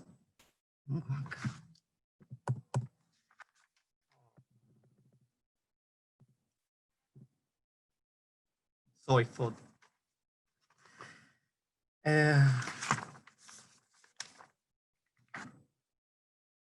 try not to touch the computer. It seems that I'm touching the wrong buttons all the time. I'm really sincerely sorry. In order to do this, the research team numbered and identified 4 trash mounds. Of the 4 mounds that you can see here, M1, M2, M3, and M4, M3 was the smallest one, while the other mounds being over 3 hectares each. These mounds were individually surveyed. You can see them marked as green squares. And there were also probes to the depth of 30 centimeters that's marked by yellow triangles, as you can see here.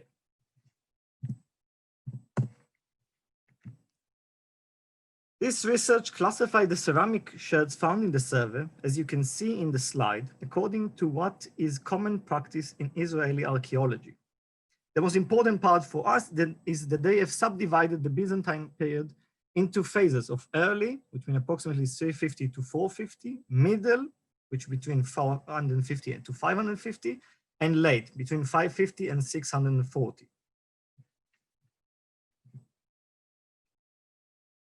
Mounds M1 and M4, M1 is here,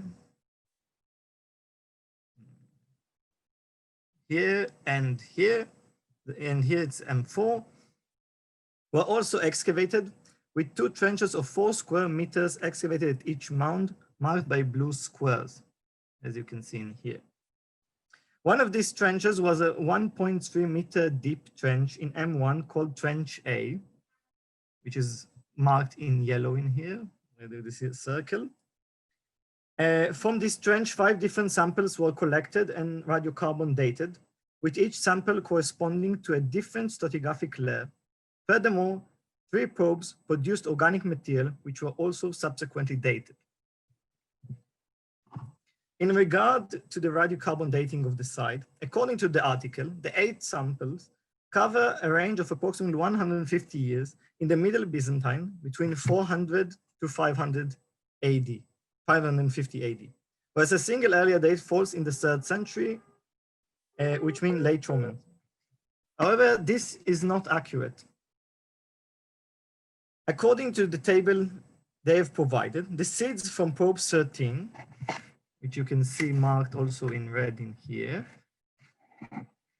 are supposedly from the 3rd century, are actually from the 2nd to the 3rd century. But more importantly, for the final conclusion of the article, is that the botanical sample from probe 22 has an end date of not 541 or 550 as they have suggested, but of 580 AD. The fact that they have rounded the dating of the botanical sample down is not the only problem with the absolute date that they have claimed. The second problem is that they only dug 4 probes, which they defined as sufficient. From these 4, only 3 of them contain organic material that was collected and dated. All 3 probes have dates which are very different from one another. Furthermore, the last 5 dated samples were only from Trench A, a trench excavated in Trash Mound M1. The problem is that the number of probes and excavation trenches are meager in comparison to the vast area under discussion. It is especially puzzling that although a wealth of organic material was found in the site, only such a small portion of it was sent to be dated. To conclude, the carbon analysis done was insufficient and inconclusive. Their claim that the organized garbage disposal seized in 550 is wrong, as evident from the possible later date of 580. In regard to the pottery sherd analysis of the site, although there is some explanation of the radiocarbon dating of the site, the section on the analysis of the pottery sherds is more than 3 times longer. It is split into an explanation on what was found in the survey and what was found in the trenches. We will first present what the team found in the trenches and the problems of the results, as what will be presented on the trenches directly relates to the result of the survey. As you can see in this extract, in this quote, they found pottery only from the early to the mid-Byzantine period in the excavated trenches, which means between 350 to 550 AD.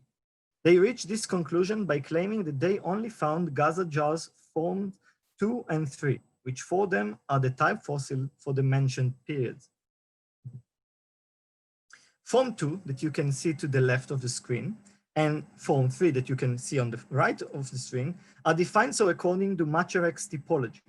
Not only do they not mention that the type fossil can generally appear in the period preceding and following the period in which their use was most extensive, but more problematically, Macharek's dating is not the same dating the research team claims he used.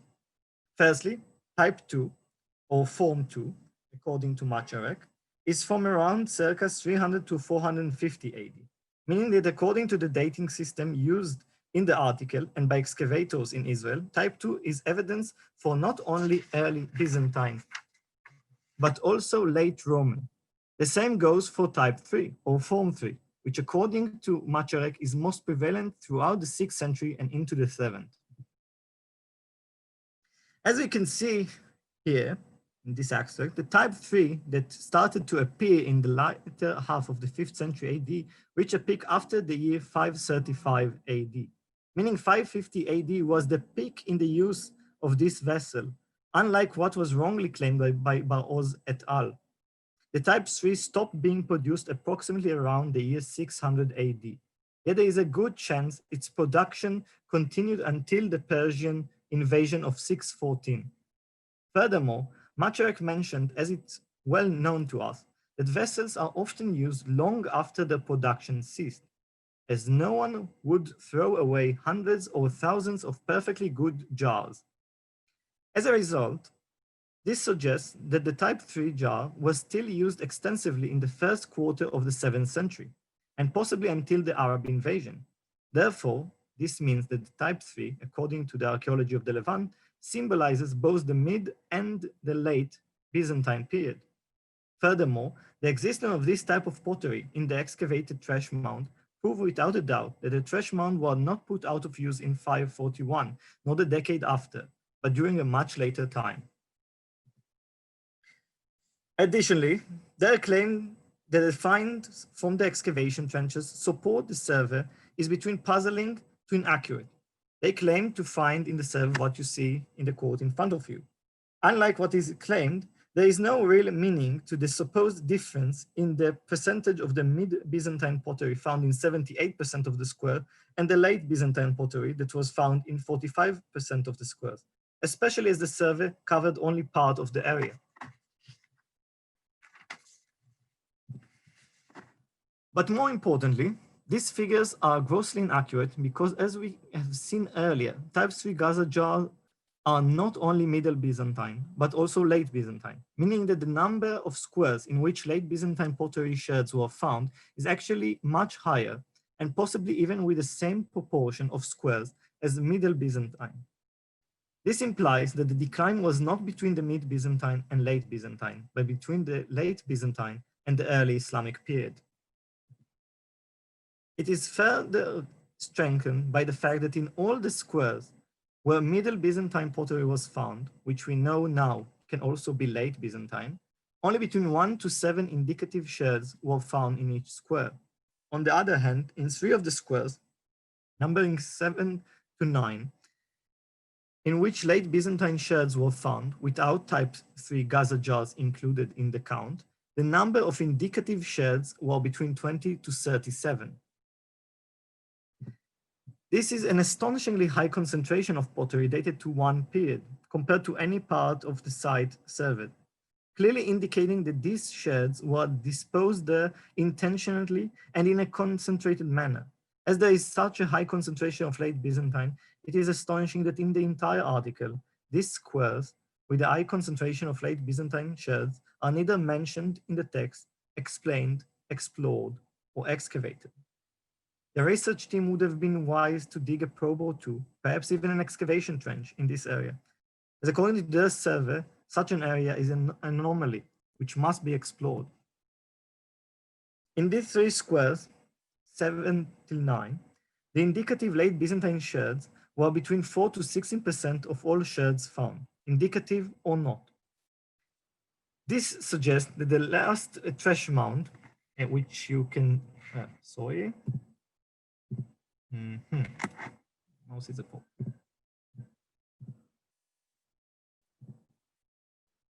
As you can see in the slide, this suggests that the last trash mound that was used by the city was actually located between M1 and M2, as you can see in the slide, in these 3 squares and their vicinity. Such a concentration is a strong proof that organized trash disposal continued after the alleged decay of the city, as suggested by Ba'oz et al. That would be a proof that organized and centralized trash disposal existed as long as the Byzantines controlled the area, at least until the Persian invasion. To conclude, it seems that organized garbage disposal was practiced in Alusa until the Persian or the Arab invasion. Not only is there no clear indication of a decline between the middle and late Byzantine periods in the garbage mound, what we can actually see in them is a continuation of organized daily life, at least until the Persian invasion. This suggests that neither climate nor the Justinianic plague had something to do with this decline, and that this decline was most probably due to the civil and political unrest and its consequences which arose from the Persian and Arab invasions. Thank you. Thank you very much for that. It's awkward that no one can clap, but I'm sure everyone's clapping. You can hear. Thank you very much, Haggai. I'm saying it right, Haggai? Haggai, yes. Haggai, yes. So we'll take Q&A now for 10 minutes. Once again, attendees can write in the Q&A tab, or panelists can just speak up and ask a question.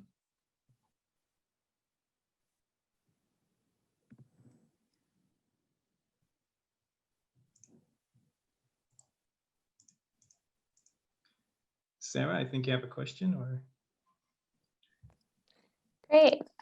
Thank you so much for that talk. I just had a question. It does seem that we can look at this material and what you've presented to us and say that maybe we need to push the dating back a little bit. That's really fascinating about the number of finds. But I am really curious about why and what evidence you might have to tie it to Persian or Arab conquest, other than we generally know this is an event that happens in the time, because it does seem like we can challenge this argument, but I'm just a little unclear as to how we can nail it to these military events. The great question is all about dating, and what they have tried to prove, and I say otherwise, according to their own data, the raw material that they have excluded from the main debate in their own article, is that they actually, the dates, they've tried to take the dates back. And they are actually much later. And I'm trying to actually find a correlation between different events and what we see in the material. The Persian invasion is something that a lot of times they have disregarded in this manner, in anything to do with the decline of the different settlements in the Negev. Usually they always speak about the Arab invasion, but the Persian controlled the land for almost between about 16 years.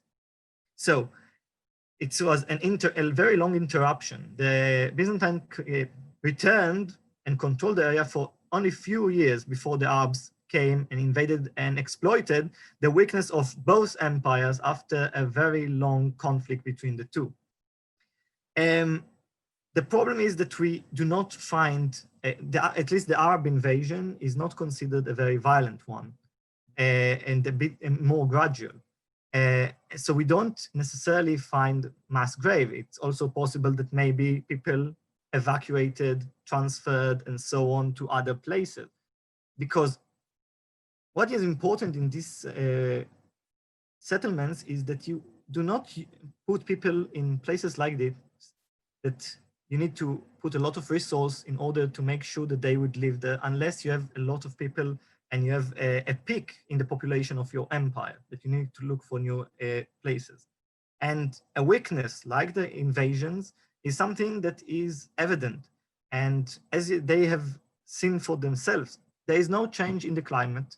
We don't have mass graves of people that we can say for sure that they haven't died a horrific death by sword or other instrument that is man-made. And so the dating is the only actual claim that they have for the existence of those phenomena, and what they say is a very destructive effect that they had on those settlements. So yes, it's the dates. It's not, we don't have exactly something that we can say for certain, but the dates are the key. So that is the debate. The other debate is in connection with the pandemic is Lee Mordechai from the Hebrew University is leading another team that they've tried and analyzed, as I have shown the article, that we don't have enough material or conclusive evidence from any text that the pandemic was as destructive as anyone said. We don't have archaeological evidence. So at least for the Persians and the Arabs, we have evidence for their existence and for the damage that they have done. So that is the best answer that I can give at the moment, I think. I'm sorry if I wasn't clear or better. All right, we have another question from Sophia, and she says, great topic, and of course it is. Is there any possibility that disposal there continued at least during the first decade after the Arab conquest? If not, is there any chance that it took place within the city from the middle 7th century on? First, I'm always in favor of something that is gradual. Nothing happened in a blink of an eye.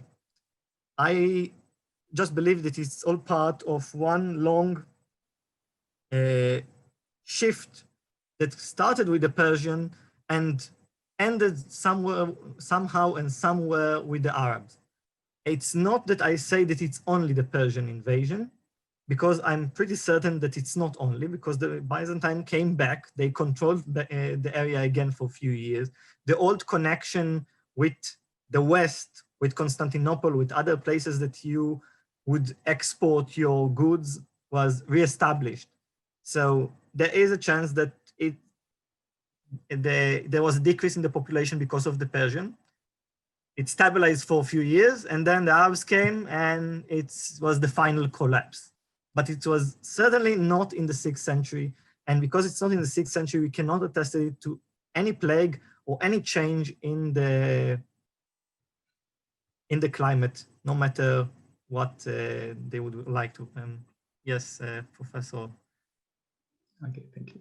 Yeah, question from Leslie. Yeah. Well, do you have any evidence? This material is really interesting. So thank you. And I haven't been to the Negev for about a decade. So it was wonderful to see the photographs again. But what is the evidence? Do you have any evidence that the Persians or the Arabs were actually on your site? Of course, we know that they were on our side because they controlled the entire land of Israel. That doesn't mean that they were on your site. And It means they were in some places, but not everywhere. There weren't enough of them. Oh, you mean individually, or if they control and got taxes from the place? No, if they were actually in your, somebody was actually, or some people were actually in your city. In there are remains from the Islamic period. We know that both the Persian and the Arabs used local they used the old people and the old administrative system. Mm-hmm. So you could have been a Roman governor, and the next day a Persian, and a decade after an Arab. They've used the local population to their own benefit as much as they managed to, because we saw a gradual decrease in the population. People fled most probably to what left under control of the Byzantine and Constantinople. So, but we don't have enough material. It's always the problem in archaeology. We don't have everything, but we have enough. We see new buildings, we see renovations of buildings, We sometimes, if we are speaking about the Arab period, about the Islamic early period, we see a mosque or the shifting the church into a mosque. We see those kind of things, and that's what we can use in order to create the bigger picture for us, but not necessarily that I have a name of Arab or Persian governor of Elusa. I'm not sure that we'll ever have something like that, maybe. Okay. It was worth a try. Okay, thank you. All right. Sorry, I'm really going to have to cut it here. I'll put Haggai, it's okay if I put your email and anyone can email you for further information? Yes, always. I would love everyone to I'll post your email in the chat, and if anyone has any questions, please feel free to ask him. Thank you very much, Guy. Move on to our next panelist, and that will be Dr. Lubna Muḥammad al-Shanquitiy, if I'm saying it correctly. Dr. Lubna is an assistant professor in King Abdulaziz University in Jeddah in Saudi Arabia.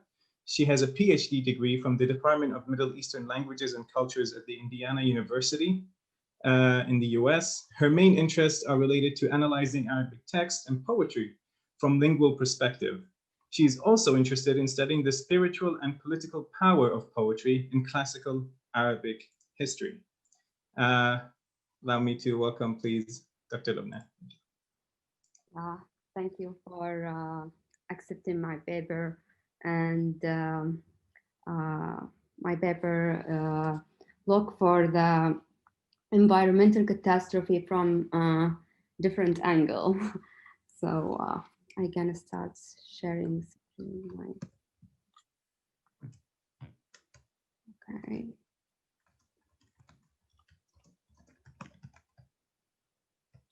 The act of the natural miracle and the language of Madih Nabawī. Madih Nabawī means praise poem to the Prophet Muhammad. Some Arab poets used to perform poems for the sake of getting the intercession of the Prophet during environmental calamities. Perhaps the most famous environmental catastrophe that is recorded in Islamic history was the volcano of Medina in the year 1256.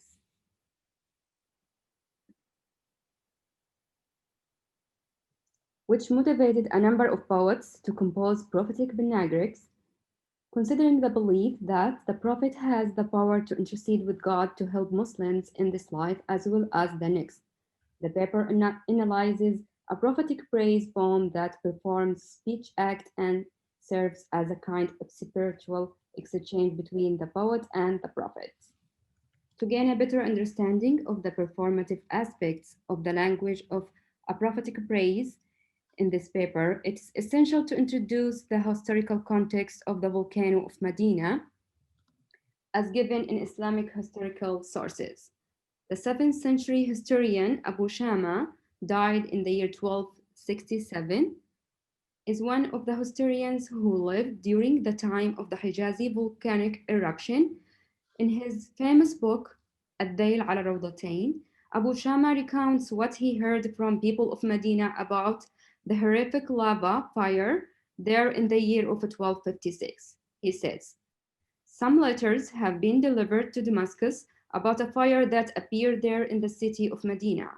We in Damascus witnessed the impact of the eclipse from the weakness of the daylight on the walls, and we were confused about it until we received the news of this fire in the same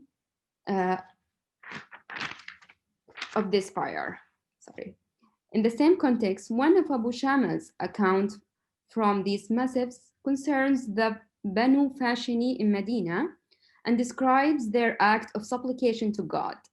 I quote, the fire has appeared with red lava tongues that go up in the air to reach the sky like a castle. It started getting huge, which made people run scared to the Prophet's mosque and then to the noble chamber.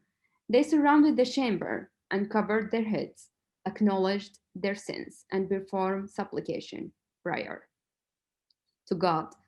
People came to the mosque from every mountain highway of Medina. Women and children left their homes, and all the people gathered to show their sincerity to God. The redness of the fire covered the whole sky, and people remained in what looked like moonlight. People were certain of their perdition and torment.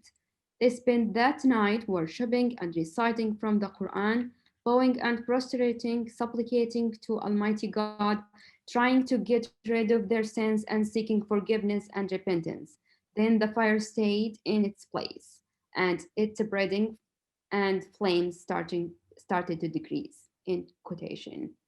Keeping in mind the difference between the ritual of exchange between people and between the people and the prophet, the present paper focuses on the spiritual side of the ritual exchange in the prophetic praise poems.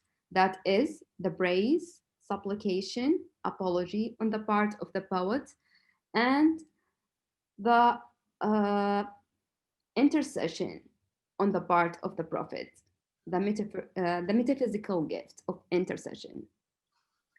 One of a clear example of these types of poetic language is a poem by unknown poets from the city of Medina. This short poem is a supplicatory poem that addresses God and praises the prophet with the aim of obtaining his intercession to stop the earthquake, the volcanic eruption, and fire that accompany it. In the present discussion, the concept of supplication to God is not unlike what Simon Goldhill points out in Greek literature, an appeal for limitations to the use of power.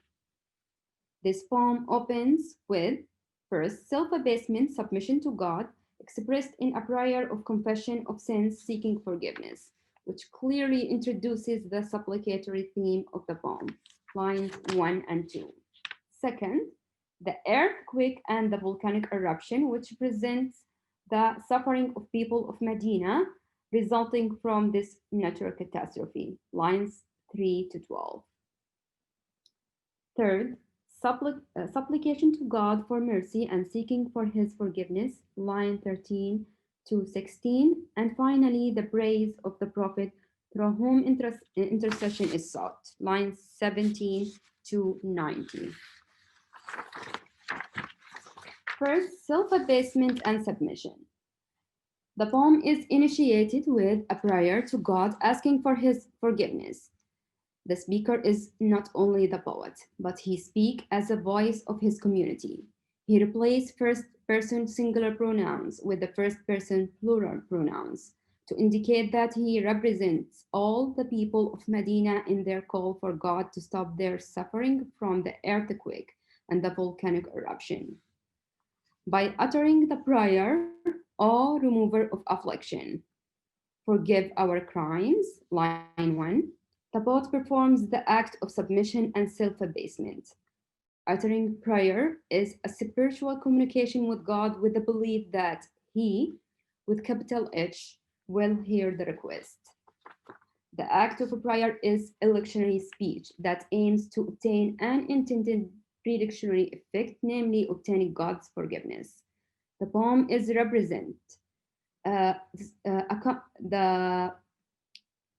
poem is accomplishing a single purpose, which is to perform the act of supplication to God through the act of repentance. According to the Islamic belief, a sincere act of repentance will be accepted by God, who will reward the repentant and fulfill his or her request. The opening line reflects the idea of completing submission to God to fulfill the condition of self-abasement of supplicant. Likewise, the statement in the second line, we indeed deserve them, assures this self-abasement and reveals a confession of sins which reflect the sincerity of the poet and all the people of Medina. In Islam, this performative speech of dua by the poet with self-abasement and complete submission to God should lead to God's response to forgive the people of Medina and stop the volcanic fire. Second, description of the natural catastrophe, lines 3 to 12. The passage between lines 3 and 12 is a significant mixture of description and narrative of the earthquake and the volcanic eruption, which forms the torment section of the poem. In the present poem, the poet's description of the torment is not related to man-made events, but is a depiction of the divine punishment that requires divine mercy to fulfill the poet's earthly request. In other words, the visual objects in the poet's description of the volcano are related to God's will and are sign of God's act and power. Moreover, the function of description in this section is to ease the transition from the earthly world of human acts, the act of sinning, in the case of the poet and people of Medina, line 1 and 2, to the world of divinity and miraculous power, line 13 to 17, or from reality to miracle. This depiction of the volcano is based on the overturning of elements of nature, for example, the sea, the sky, the clouds, etc. The sea is a sea of fire, line 5. The massive mountains, which are symbol of solidity, appear to float on a sea of lava, line 6. The floating clouds drop the torment of huge rain sparks instead of the merciful rain, line 7, which evokes the Quranic image of the hellfire that casts forth sparks like a castle in chapter 77, verse 31 and 32. The sky is full of smoke and the sunlight becomes dark, line 9. And the bright night of the full moon has turned dark, line 10.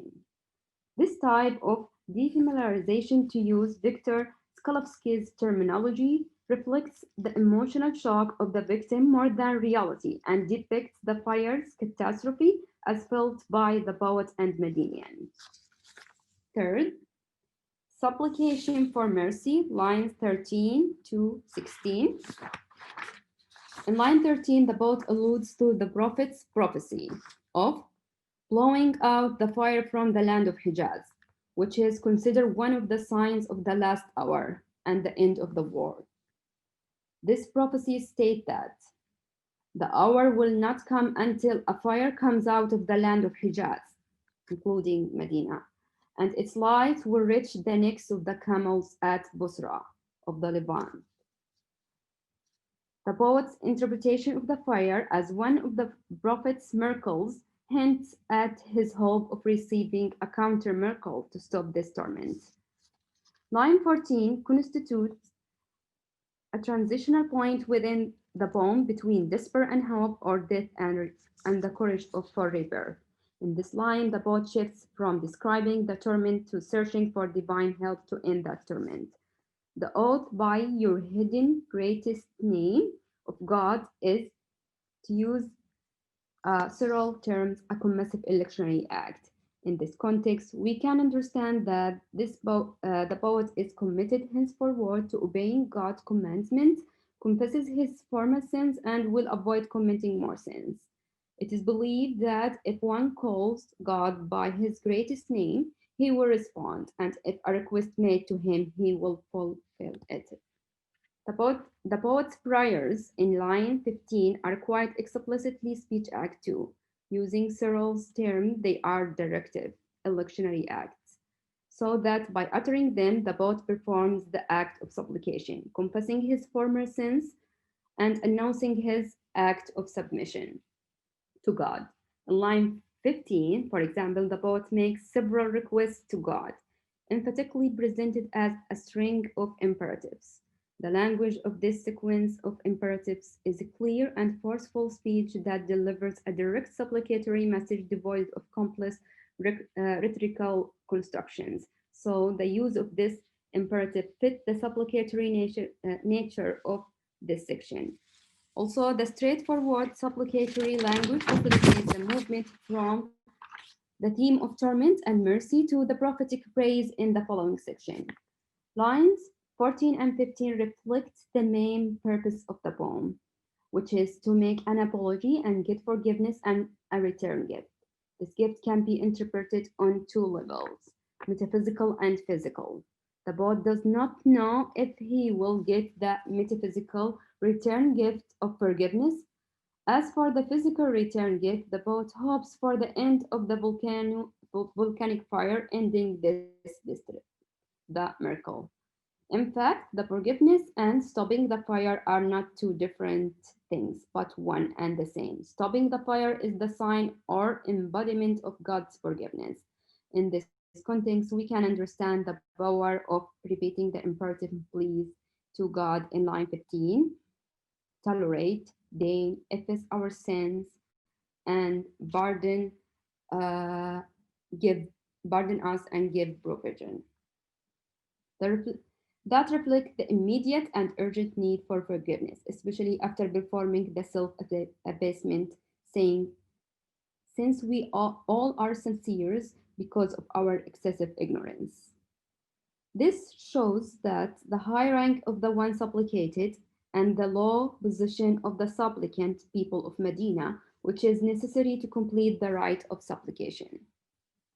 In seeking forgiveness, the poet also appeals to God by drawing a comparison between people of Medina and the folk of Yunus, Jonah, to relieve their torment as he relieved that of the people of Jonah when they obeyed his command, lines 16 and 17. Line 16 refers to the Quranic verse, why was there never a city that believed, and its belief profited it, except the people of Jonah. When they believed, we removed from them the chastisement of degradation in this present life, and we gave unto them enjoyment for a time. Chapter 10, verse 98. The people of Jonah experienced error, disbelief, and disobedience before they returned to believe. When the prophet Jonah was sent to teach the idolatrous people of Nineveh, an ancient city located on the eastern bank of the Tigris River, how to worship God, they ignored Jonah's call to leave their gods and to worship God. After years of attempts, he warned them that if they kept on their paganism, gods would punish them, but they kept ignoring him. Right after Jonah left their city in anger, the sky's color started changing, as if they were on fire. They feared, believed in God, and gathered to seek his mercy. God accepted their sincere repentance and bestowed his blessing upon them once again. In this context, the word na'ma, comfort, carries the physical meaning of ease and comfort, in addition to its metaphysical meaning of divine grace. The concordance between the people of Jonah and God and the people of the Prophet Muhammad and God plays a fundamental role in performing the speech act. The performative act expressed here has two functions, spiritual and material. In the case of people of Jonah, when they believed in God, they got two return gifts from God, the gift of removing the torment in this life and the spiritual gift of heaven in the hereafter. Likewise, in the case of people of Medina, who are part of Prophet's nation, as stated in line 17, they hope to guarantee similar return gifts, the material gift of removing the torment of a volcano in their present life and the gift of heaven in the hereafter, which are two aspects of God's forgiveness. Bringing up the Quranic story of Jonah in this context helped the poet to take an actual natural occurrence and interpret it as a cosmic, supernatural occurrence that takes the form of a ritual or religious pattern. It also helps the poet to direct his speech to praising the prophet, who, according to the Islamic belief, is the best prophet, and to affiliate Medinians with the Prophet Muhammad in hopes of being rescued by God, as in the story of the prophet Jonah. Fourth, praise for the prophet. The main message included in this section of the prophetic praise is related to the high status of the intercessor, the prophet, to the one supplicated, God. In line 17, the poet draws a concordance between Jonah leading his people from God's punishment to God's forgiveness and salvation, to Muhammad's rule in leading his community to piety, the straight path, and the poet now hopes for God's forgiveness. Therefore, the poet hopes that the high status of the prophet to God will accordingly raise the prophet's people of Medina to a status that as high as the people of Jonah. The poet continues his use of demonstrative pronoun in line 18. This is the messenger with whom none could follow the straight path to God. It is a continuation of the same supplicatory strategy that will lead to elevating the supplicant's status with God. In this context, the praise of the prophet serves to validate the right of suffering people of Medina to hope for God's help in this catastrophe. The poet asks in line 15 and 16 for the Muslims to be granted release from torment and life of grace, ease, and mercy. Line 16. In terms of the ritual exchange, the poet has not specified directly. Dr. Lubna, sorry. Mm-hmm. We're going over time. I just wanted to leave some room for Q&A, if that's okay. Okay, I just want to end. Sure, please. Okay. The language in this type of prophetic praise is to large extent performative. The unknown poet did not compose his poem merely as a reaction to the shocking disaster of the volcano of Medina or to express his feeling about this situation, but rather to seek metaphysical miracle of stopping the volcano and through the prophet's intercession. All right. Thank you very much, Dr. Lubna. I see you have the stories from down below. I definitely want to read that in Arabic. It sounds very interesting. Do we have any questions for Dr. Lubna?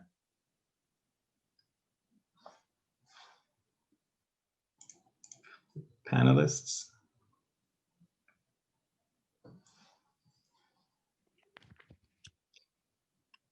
Well, I have a quick question. I'm curious if, were there other sources that also mentioned the same poetry, or if not, variances in words, but similar theme? Or was that very unique to just what's written in Ibn Kathir? Actually, there is a lot of books that try to analyze Madih Nabawī, praise poem to the Prophet in this respect, in this speech act or as a performative speech, such as the mental odds of the al-Busayri. Suzanne Stutkovich analyzes al-Busayri's poems in terms of speech act theory and how this al-Busayri poems is a historical text and how to explore it through non-traditional method of interpretation. I see. Interesting. Thank you. I think we have for one or half a question. Yes, Blake. I think you have to unmute. Yeah, I just saw that I was muted still. Thank you for that presentation. Could you speak at all to, because I'm interested a bit in this selfishly, could you speak at all to the development of the concept of Muhammad as intercessor, specifically on the Day of Judgment? Yeah, during the medieval time till now, Muslim believed that the Prophet has the power to help those who love him in this life or in the hereafter to obtain their need in this life or to just solve their problems. So it's universal from medieval time till now. Okay. I was just wondering because the Quran doesn't specifically mention him. It's a later development. Is it not in the Hadiths, like Bukhari, who's also quoting Anas bin, I forgot the last part of his name. I'm just interested because I'm dealing with it partially in my paper too. And since you wrote a paper that dealt with the intercession of Muhammad, I was just interested in that. So, Okay. But thank you.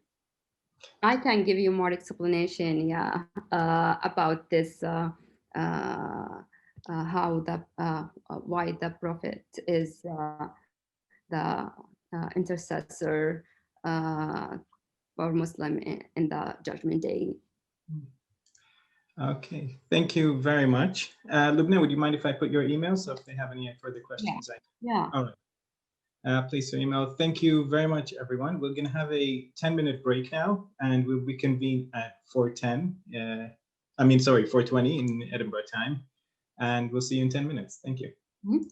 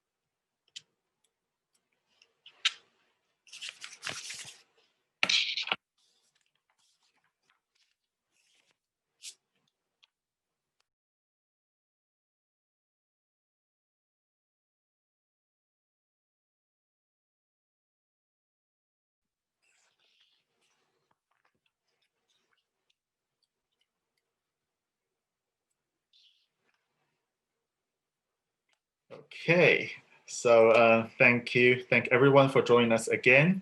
Our next speaker is Dr. Songul Mecik. She is a teaching fellow for Islamic history and Middle Eastern studies in the University of Edinburgh. She previously held a postdoctoral fellow and teaching fellow at the University of Edinburgh from 2010 to 2015. She obtained an MPhil degree in medieval Turkish history at the Heine University Düsseldorf in Germany. She then obtained a doctoral degree in Islamic history from the University of Edinburgh in 2010. She is currently undertaking research on modern history of Islam and Muslims in Europe, especially the Turkish and Kurdish Alevi diasporas in Germany and Great Britain. Her topic today is the Seljuqs, Turks, and Byzantium, Conquest, Catastrophe, and Memory in East and West, Mecik, Myriokephalon, and Constantinople. So, hello, can you hear me? Yes. Okay, hello. I will try to share my screen first.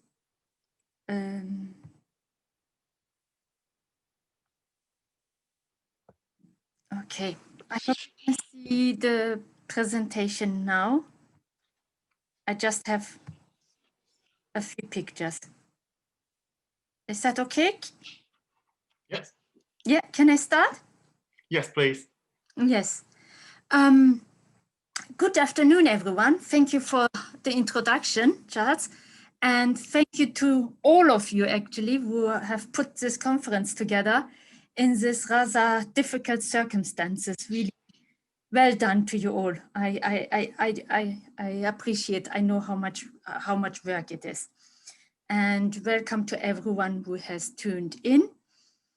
I would like to talk today about history and memory, specifically about the decisive between the Byzantine Empire and the Seljuk Turks and Ottoman Turks. Despite the fact that the first two battles, the Battle of Manzikert in 1071 and the Battle of Myriokephalon in 1176 between the Byzantine Empire and the Seljuk Turks were more crucial for the course of history, the third battle, the Battle for Constantinople in 1453 between the Byzantine Empire and the Ottoman Empire is the one that dominates memory to this day. Actually, I was reminded of this some years ago in Germany on a train ride home from university. A young student of Greek origin said to me, "No, it is not called Istanbul, it is called Constantinople." When I said that the Byzantine Greek Constantinople was conquered more than half a millennium ago and has become the Turkish metropolis Istanbul, she replied, "It doesn't matter. For us, it will always be Constantinople." Moreover, recent events in the modern Republic of Turkey, the successor state of both the Seljuk and Ottoman states, have brought the conquest of Constantinople in 1453 into the limelight again. In June this year, the current president of the modern Republic of Turkey, the current president of Turkey, Recep Tayyip Erdogan, declared that the Hagia Sophia, or Hagia Sophia as it's called in Turkish, would be converted back into a mosque. And on Friday, the 4th of July, the first Muslim prayers would be held inside the monument.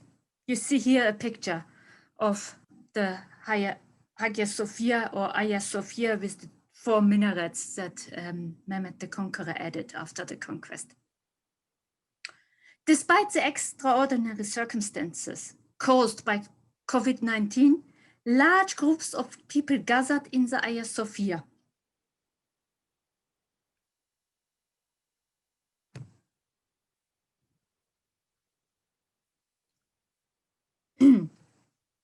And the president, you see him here at the front. It's not a very clear picture, but you see President Erdogan at the front here. without the mask. He's the one without wearing a face covering. Despite the extraordinary circumstances caused by COVID-19, large groups of people gathered in the Hagia Sophia, and the president, accompanied by high officials from across the parties, demonstratively led the first Muslim Friday prayers on July the 24th. This, of course, is one of the more prominent and highly symbolic instances in modern times when memory of historical conquest is used for political ends. In March, Erdogan's AKP party lost Istanbul as the opposition party CHP won the mayoral elections with the candidate Ekrem İmamoğlu. This election, widely regarded as a referendum on President Erdogan, was a personal defeat for him, and a rerun was ordered for June and was lost again by the AKP. The CHP, the Republican People's Party, and the modern Republic of Turkey were founded by Mustafa Kemal Atatürk, who had turned the Hagia Sophia into a museum in 1934. President Erdogan has been criticized within Turkey as well as outside for claiming the role of a modern-day Ottoman Sultan, who regards himself as leader of all Muslims, not only in the Middle East, but far beyond. According to them, Erdogan is slowly but firmly dismantling Atatürk's secular and democratic legacy. The reversal of Atatürk's decision to turn the former Byzantine Greek imperial cathedral that the old Ottoman Sultan Mehmed the Conqueror had converted into a mosque following the 1453 conquest of Constantinople is hugely significant in that respect. However, President Erdogan is said to have also more immediate political concerns. Having lost Istanbul, he wanted to secure his religious, conservative, and nationalist base by making this popular move of reverting the Hagia Sophia into a mosque again. In any case, clear is that Erdogan used memory of Ottoman imperial grandeur and religious leadership for political means already early on in his career. The employment of history and memory, at times even in mythical versions, is not peculiar to Erdogan or modern times, actually. Indeed, the foundation of modern nation states worldwide from the 19th century onwards was based on shared history and memory. Atatürk recognized the significance of this, and in an attempt to break with the failing cosmopolitan Ottoman Empire, turned attention to the history of the Rum Seljuk, that is the Turkish Seljuk state in Anatolia. The territory left under Turkish control following the downfall of the great Ottoman Empire. Atatürk not only reformed the language, introducing the Latin alphabet instead of the Arabic alphabet used by the Ottoman state, but also established an institute for history. While the great history of the Turkish people in general was celebrated, emphasis was laid especially on the history of the Seljuqs Turks, who, coming from Central Asia, converted to Islam in the 10th century and not only conquered the Central Islamic lands, but invaded the Byzantine territories in Eastern Anatolia. Here, the second great Seljuk Sultan, with the very fitting Turkish name Alp Arslan, hero, lion, defeated the Byzantine emperor Romanos Diogenes at Manzikert, today Malazgirt, in 1071. Alp Arslan didn't make use of his victory to overrun the weakened Byzantine Empire, however, but treated the Emperor Romanos Diogenes, who had been taken captive during the battle, with honor and respect. He was released following a contract to pay poll tax to the Seljuk Sultan.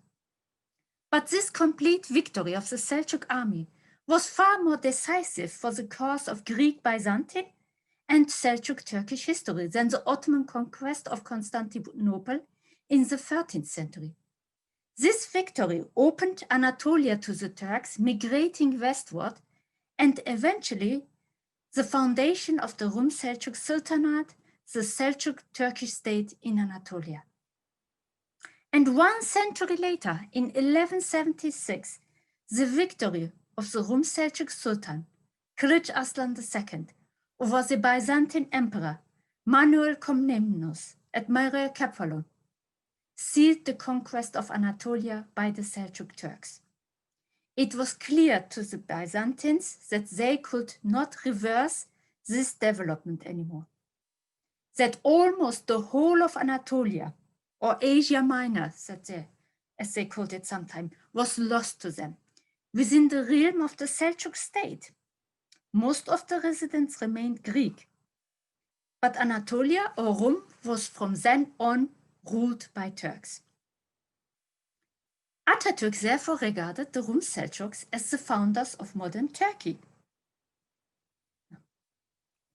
The Rum Seljuk state shared almost the same boundaries in Anatolia with what was left from the Ottoman Empire, as you can see from these maps.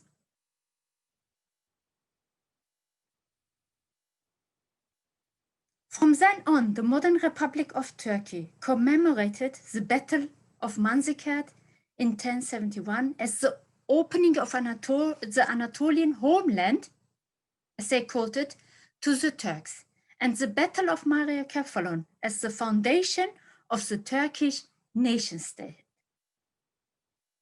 You can see here some coins and a stamp celebrating the Battle of Manzikert. But how did the contemporaries evaluate these battles? We have some contemporary Greek accounts that show that at least some recognize the crucial effects the Seljuk victories would have for the Byzantine Empire. What was the victory on the other side? What was regarded as victory on one side was recognized as catastrophe and even beginning of the end on the other side, the Greek side. Nikephoros Piraeus writes about Romanus Diogenes, for example, the Emperor Romanus Diogenes, who had undertaken to restore the fortune of the Byzantines, already in decline, because, as I see it, he attempted this restoring without the genius and skill it would have required, was himself defeated, and he ruined the empire with him. So his aim is here to criticize the emperor and make him the fall guy actually for everything, but he makes also clear that he understands what this victory at Manzikert of the Turks means. It's actually the end of, almost the end of the Byzantine Empire. The Crusader historian William of Tyre writes about Manuel Komnenos, the emperor who lost at Myriokephalon to Kılıç Arslan II, the Rum Seljuk Sultan. In short, the ever-present memory of that defeat so oppressed him that never again did he enjoy peace of mind or his usual tranquility of spirit. We have no contemporary Seljuk sources, however, to know with certainty how the Seljuks rated their victories over the Byzantines. Later Seljuk sources celebrate the Seljuk victories as part of Muslim victories over the infidel Christians, but not the establishment of a Turkish homeland. Muslim sources composed outside of Anatolia record the Battle of Manzikert, but seem to have had no knowledge about Myriokephalon. Later sources written after the First Crusade described Manzikert as a victory of the Muslim Seljuk ruler over the Christian emperor. Remember, these are written following the Crusades. So where this image of East against West or Muslim against Christian was dominant. Following this understanding of history, the Ottoman sources also put these victories in the context of the victory of the Seljuks' predecessors over their Christian enemy. The Ottoman conquest of Constantinople, by extension, is celebrated as the greatest victory of the Muslim Ottoman Sultan over the Christian Byzantine Empire. However, on both sides, the Turkish and Greek, the conquest of Constantinople in 1453 is the most vividly remembered one. On one side, this is the memory of conquest and imperial greatness, on the other of catastrophe and loss of empire. Even though by the time of the conquest in 1453, not much was left of the Byzantine Empire but the name, it still had immense symbolic significance. And interesting is, the reason for this was the same on both sides. The Greek Byzantine, as well as the Turkish Ottoman side, identified Constantinople with the great Roman Empire. The loss of Constantinople, the second Rome, was the loss of ancient imperial greatness.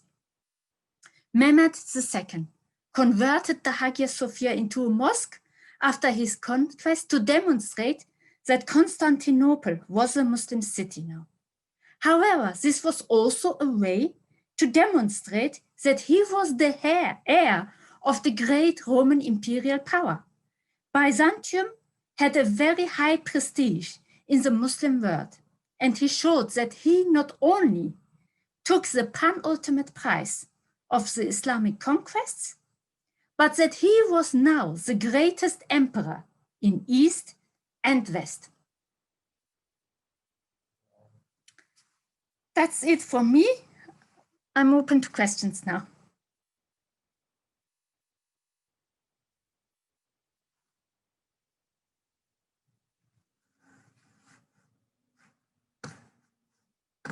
I can't hear you.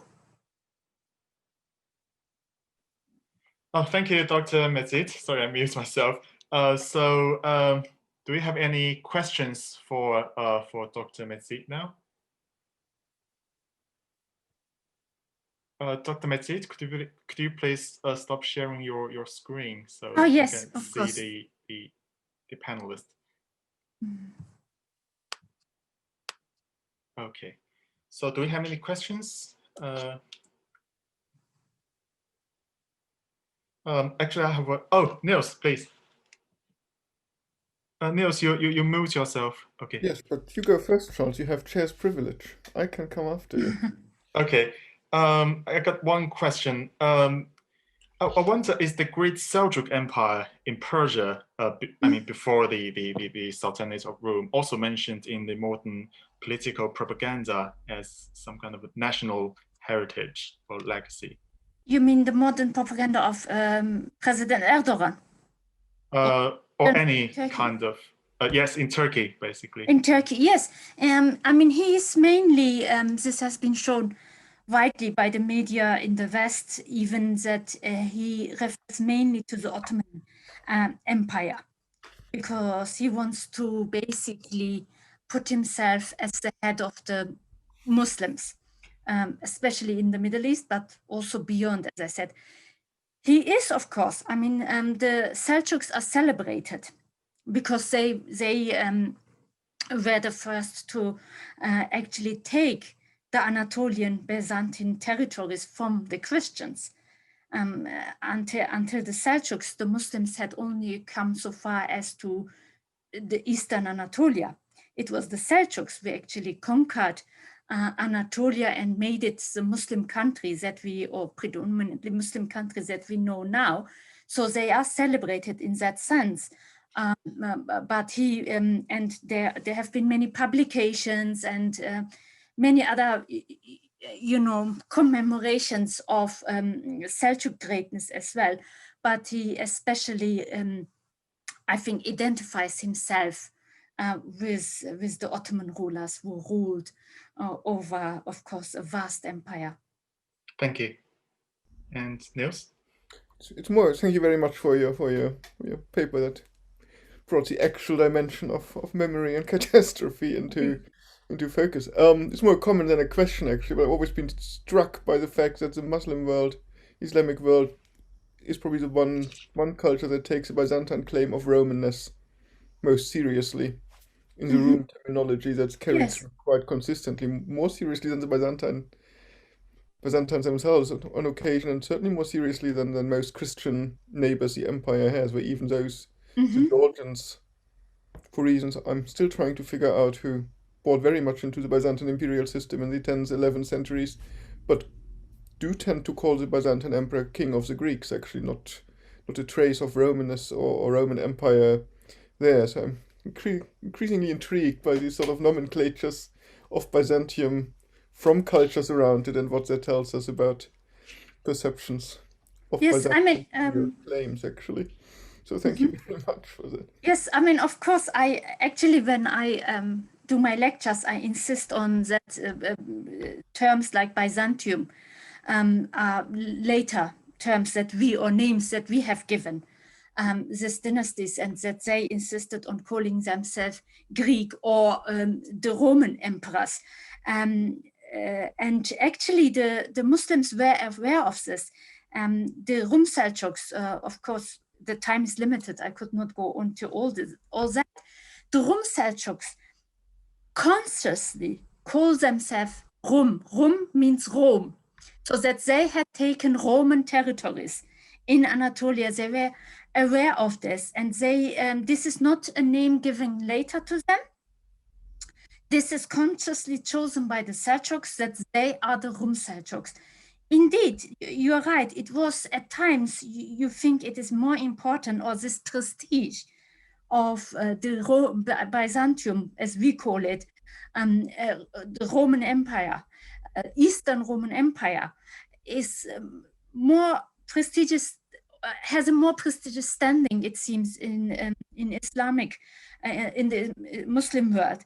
But this has a long history. I mean, later hadith, the sayings of the Prophet, there is even a saying that the Prophet said, you know, whoever conquers Constantinople is great. It means, I mean, even if he didn't say it,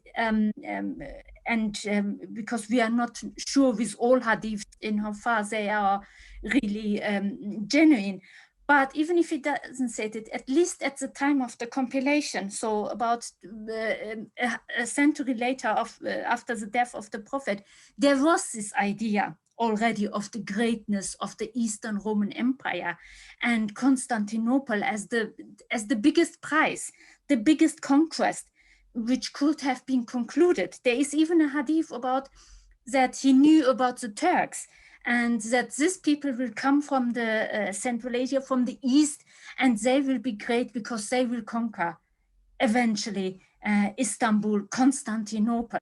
So that image had existed for centuries before finally, I mean, what was left from the Byzantine Empire, that was conquered.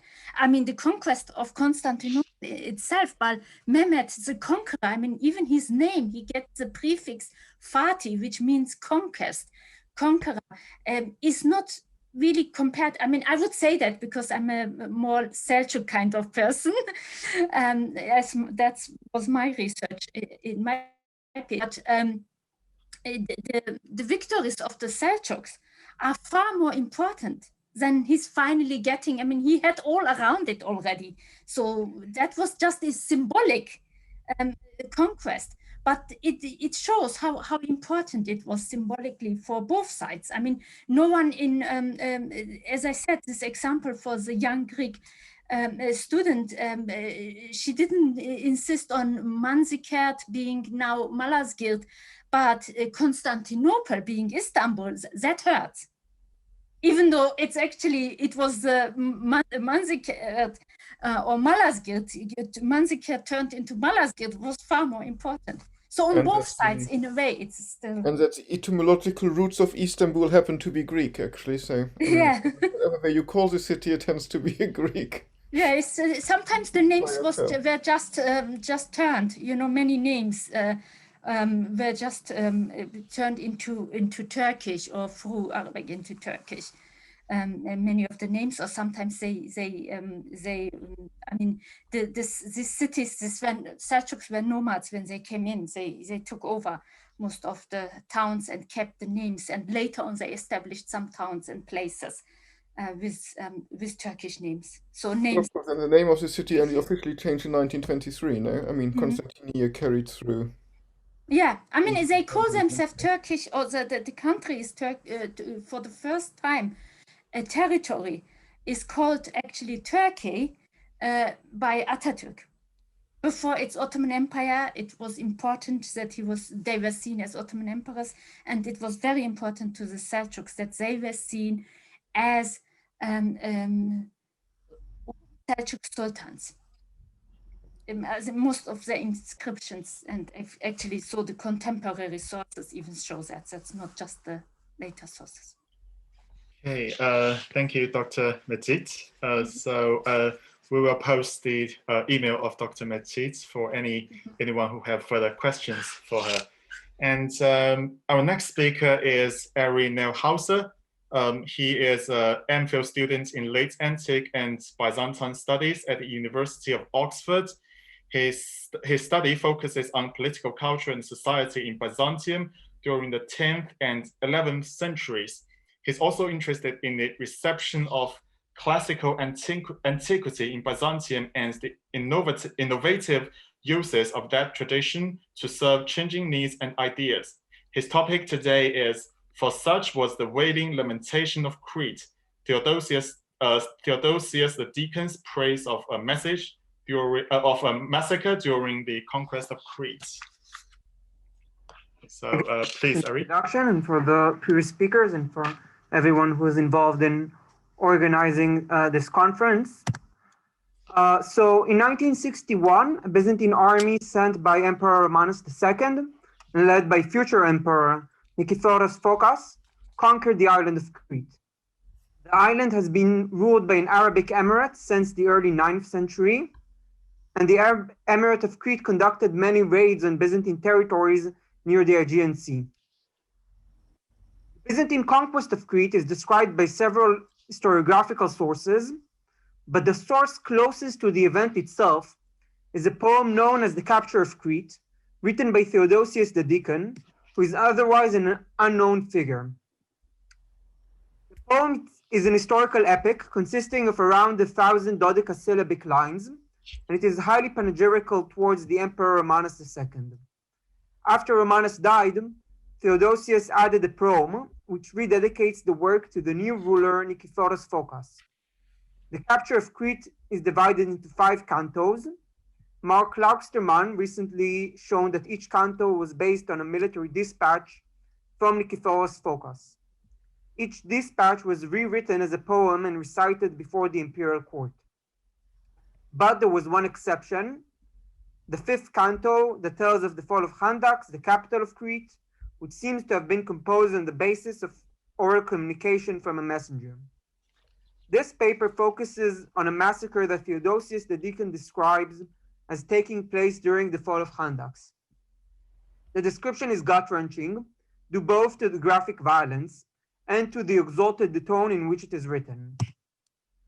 For such was the wailing lamentation of Crete, such was the agony, when they saw the bare swords of the Romans within their towers, when small children saw mothers, some twisted in nooses from behind, others defiled with blood and dust, others exposed in lines to slaughter.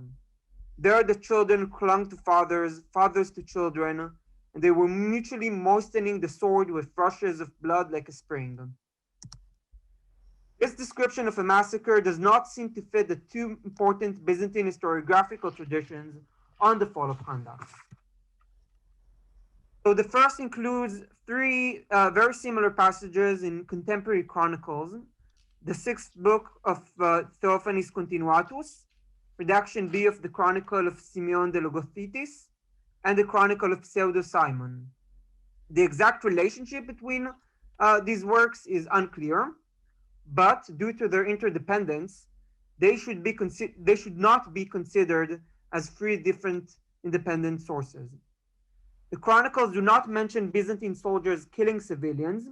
They only refer to the Cretan emir and his family being paraded in the triumphal procession of Nikephoros Phokas in Constantinople. The second tradition is that of Leo the Deacon, who wrote a classicizing history for the period between 959 and 986. His description of the capture of Handax is much more vivid than that of the chronicles. It touches directly on the issue of a massacre. After many of them, that is the Cretans, were killed, they could no longer withstand such an irresistible onslaught. They turned to flight, withdrawing through the narrow streets as the Romans pursued and slaughtered them mercilessly. He, that is Nicephorus Phocas, restrained the soldiers' onslaught, persuading them not to kill the men who had thrown down their arms, nor to attack cruelly and inhumanely men without armor or weapons. In his study of the Byzantine conquest of Crete, Nikolaos Paniotakis uses evidence from Theodosius the Deacon to claim that Nicephorus Phocas did not spare enemy soldiers who surrendered at the fall of Khandaqs. It should be noted that massacres of enemy captives were common on both sides of the Byzantine-Arab conflicts of the 10th century. However, they were not the norm, since live captives could be worth a great deal. A regular soldier who captured an enemy could be richer by around a year's pay. Vasilios Christidis, disagreeing with Paniotakis, mentions a passage in De Ceremoniis that prescribes leniency towards Muslim prisoners who accept baptism. Humane treatment of the conquered following a siege is also recommended by the Tactica of Leo VI out of practical concerns. Paniotakis himself notes that the 14th Arab historian Nuwairi testified to the Byzantines sparing the lives of those who surrendered peacefully in Khandaqs. Other non-Greek sources say nothing to support the idea of a general massacre. The Arab Christian historian Yihya of Antioch writes that during the conquest of Crete, Nicephorus Phocas demolished all the mosques that were there and took captive a large number of inhabitants. A Hebrew letter found in the Cairo Gnizan deplores the situation following the fall of Crete, but makes no mention of killings. So against the account of Theodosius the Deacon, we have a variety of sources in different languages, intellectual traditions, giving no evidence whatsoever for the massacre of the Cretans. Close reading shows that the capture of Crete does not necessarily contradict the other sources, and at no point does Theodosius the Deacon explicitly say that the entire population of Khandaqs was murdered, nor that Nicephorus Phocas ordered or participated in the killing of civilians following the capture of the city. Besides attempting to understand what happened in Crete, I wish to look at the roles of the conflicting narratives in the capture of Crete by Theodosius the Deacon and in the history of Leo the Deacon. Anthony Cadelis has shown that Leo's description of the conquest of Crete depends on that of Theodosius. This raises the significant question of why they differ on the point of a massacre.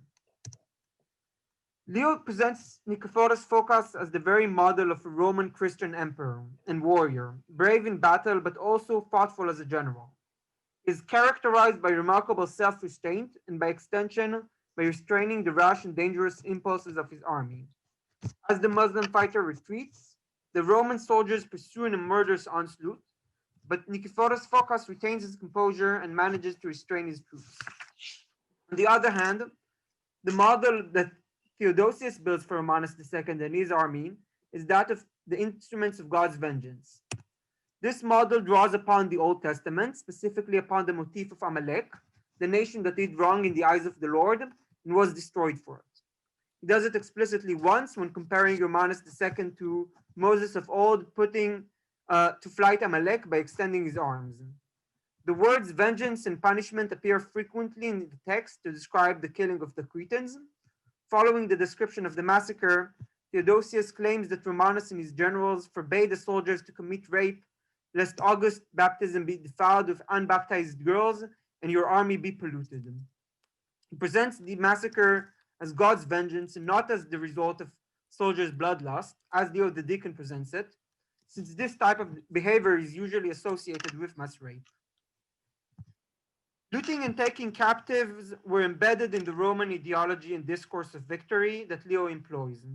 The Byzantines drew heavily on this tradition in the middle of the 10th century, when the triumph ceremony also flourished, displaying the spoils of war in triumphal procession and in later texts, served to emphasize the greatness of the victory of Nicephorus Phocas and his worth as a Roman general. The most impressive manifestation of his victory, one that is highlighted by the sources, was the capture of the enemy leader himself. However, Saul was condemned by Samuel and God for taking the livestock of Amalek as loot instead of destroying it, and for keeping their king alive. The motif of divine vengeance might explain why, unlike all other Byzantine sources, Theodosius makes no mention of spoils gained in the Cretan campaign, and also makes no mention of the triumph in the sections written after the rise of Nikephoros Phocas. Theodosius works in a different framework and conjures up a different imperial model than Leo. The very features that the other sources highlight to praise Phocas, such as taking loot and capturing the enemy ruler alive, are those for which Saul was condemned. Therefore, Theodosius brushes those elements aside, as they do not fit the image of Romanus, Nikephoros, and the army as instruments of God's vengeance, and focuses instead on the killing of those perceived to deserve it. With its theme of divine vengeance, the capture of Crete can contribute to a discussion that started several decades ago, whether Byzantium had an ideology of holy war comparable to crusade or jihad. In recent years, the discussion reached a dead end. In part, this is because of a lack of a universally accepted scholarly definition of holy war, which means that no consensus can be reached on Byzantine holy war. Phocas plays an important part in this discussion because of a famous passage in Skylitzes that claims that he pushed for fallen soldiers to be considered martyrs. And one passage in the capture of Crete seems to treat fallen soldiers in a similar manner. Phocas, according to Theodosius, says to his men, "Let no one fear the shafts of the barbarians, for should anyone die, he washes his body with the streams of blood and he is raised from the earth." This is part of a common theme in 10th century Byzantium, of fallen soldiers deserving the honors of martyrdom. Theodosius the deacon also reveals an awareness of the Islamic idea of holy war in a passage that he ascribes to the Cretan Emir, where he includes a Quranic reference. "Let no one be afraid of the slashes of the sword blades, for if anyone dies, he is immediately saved, and alive he goes, and receives his abode where the prophet said he knew turrets of milk, honey, and wine flow." It is striking how similar this passage is to Phocas's own words. The statements are delivered by the opposing leaders who exhort their troops not to fear the enemy, for if they fall in battle, they will be rewarded after death. However, there is a subtle but important difference between the two passages. The promise of the Emir is very specific. Anyone who dies will be saved and will receive paradise. This is strengthened by the reference to the prophet and the Quranic quotation, making it clear that the promise of paradise for the fallen is an officially sanctioned doctrine. In contrast, Nikephoros Phocas is quite vague. He makes no explicit promise of salvation and includes no reference to any scriptural or religious authority. The comparison between the two is an example of a wider difference between a broad Byzantine concept of fallen soldiers as somewhat equivalent to martyrs and the officially endorsed Islamic idea of jihad, at least as understood by the Byzantines themselves. Scholars try to create a checklist for holy war based on the Western and Islamic examples and to see if Byzantium fits those criteria. However, the capture of Crete does not exhibit this sort of formulated ideology of holy war, though it does suggest that Theodosius the deacon was aware of the possibility of such a concept on the Islamic side. Theodosius characterizes Romanus II, Nikephoros Phocas, and the Roman army as instruments of God's wrath, but he does so through hints and allusion.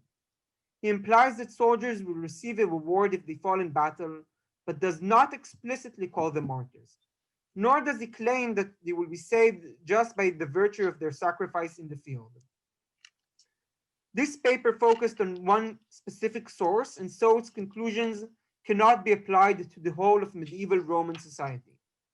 But I argue that the capture of Crete points towards an understanding of Byzantine holy war that is qualitatively different from that of crusade and jihad. Instead of a coherent ideology, it is better to consider it as a literary trope, an interrelated set of themes and conceptions that remained largely unexamined by the Byzantines themselves. Further research on the subject is needed in order to show if my conclusions could make a productive contribution to the question of holy war in Byzantium. Thank you very much. Thank you, Ari. Okay, so do we have any question for Ari's paper?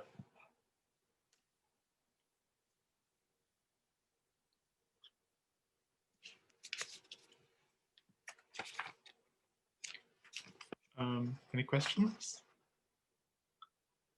Okay.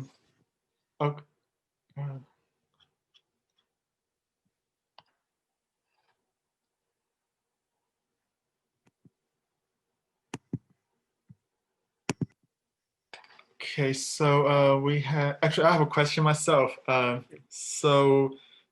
wonder what is the church's opinion as a whole, I mean in Byzantium, about the Roman tradition of looting and taking captives? That is a good question. One can, the idea of philanthropia, which the church certainly tries to advance, at least on a general basis, can certainly include the idea of humane treatment for captives, but it doesn't seem to be an issue of great importance. I tried to look, but I couldn't find any text that from this general period from a church or otherwise that explicitly call for mercy and humane treatment for enemy soldiers based on Christian ideals. So I don't think it was, we can say that it was matter that the church was very concerned about. Okay, thank you. Now we have an anonymous question from an anonymous attendee. So he or she said that it's an excellent paper. So might you be able to tell us anything about the manuscript tradition of Theodosius' work? Yeah, well, that's a good question. From what I know, Theodosius the Deacon survived from one manuscript. If I'm not mistaken, it's in Russia currently, in St. Petersburg. And the work certainly is a very idiosyncratic work. It continues a tradition of George of Pisidia, who wrote in the 6th century, late 6th century, early 7th, during the reign of Heraclius. As one research wrote that if that one manuscript hasn't survived, we would have guessed that such a work would have been written in this period, because it seems to be the only one of this type of historical epic written during this period. So yes, it's a very unique work surviving in one manuscript. That is, it is a fascinating work. Didn't have the time to get into it, but it has many fascinating aspects in terms of Theodosius the Deacon's approach towards the classical world, towards Homer, to many other stuff, and very little research has been done about it. So if anyone's interested, the Capture of Crete of Theodosius the Deacon is still has a lot of work still waiting to be done on it. Thank you. Do we have any other questions? Nils, please. Thanks very much. It's again more a comment than a question. I mean, it's one manuscript is really quite fascinating, but of course, getting back to the earlier discussion with Professor Brubaker, that also gives us a clue that how many other texts of this sort might have been existing in single manuscript that did not make it down through the centuries. I think the whole climate in the 10th century is probably in favor of there being more examples of heroic poetry, epic poetry around that didn't come down to us. It's always a sort of fallacy on what you go by, the surviving evidence or not. Idiosyncratic in terms of what we have. And it's hard to say how idiosyncratic it is in terms of the environment in which it was first composed. Well, I mean, you have Constantine Rothios and other figures in the 10th century whose poetry is also quite clearly inspired by epic tendencies, and Leo the Deacon that you've mentioned. I mean, generally it seems to be a century where epic poetry fits better than in other periods of Byzantine culture. Thank you very much. Thank you very much. Of course, for Holy War, my colleague Yanis Duraitis, who can't be with us because he's teaching this afternoon, has very firm ideas on to what degree that terminology is applicable to Byzantium. So I'll shut up now before I get in trouble later on. Okay, now we have a question from Andrea Mattiello. He asked, are there any reference in the texts you are discussing to virtues of army leaders like sophrosyne or temperance?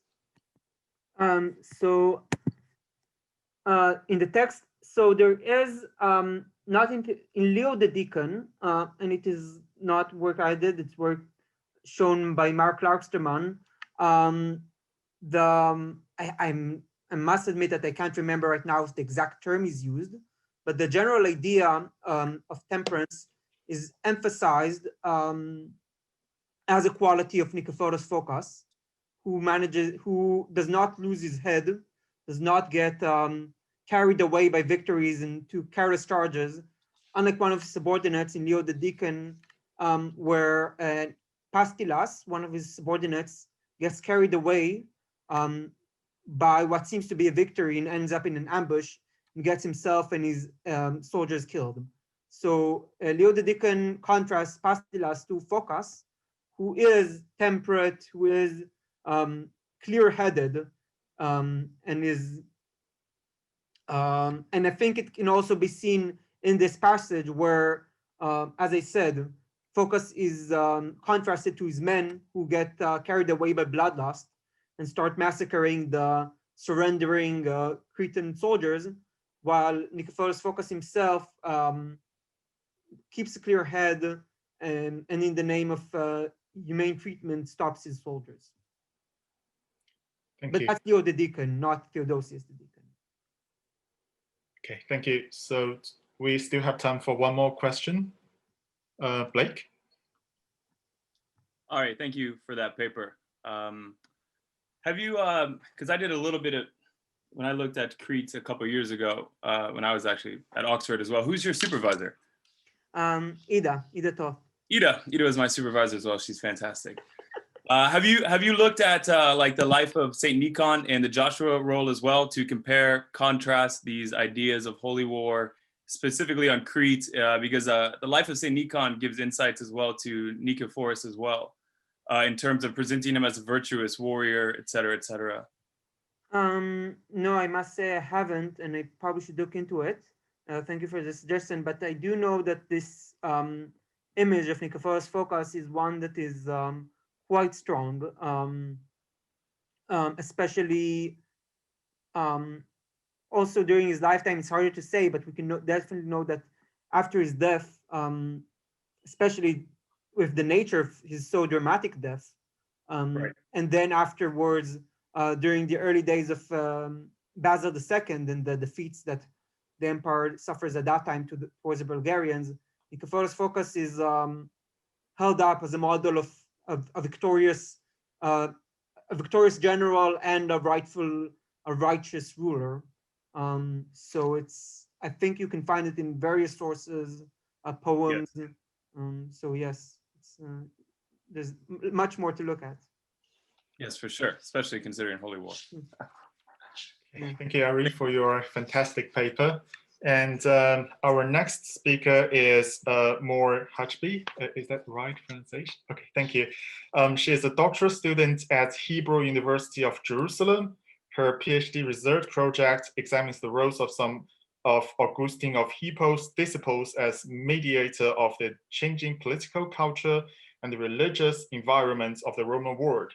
She is the successful recipient of some prestigious awards, among which the ISF grant, the Edelstein Center Fellowship, and the Polonsky Foundation Research Grant.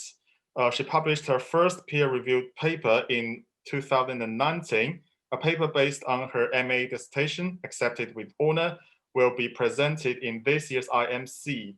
Her topic today is the Sack of Rome revised, quotes, Vult Deus, description of Vandal conquest of Carthage.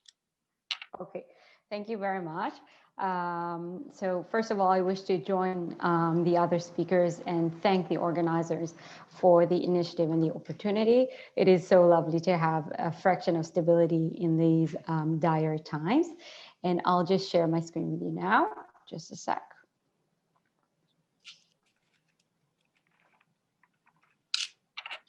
All right, there it is.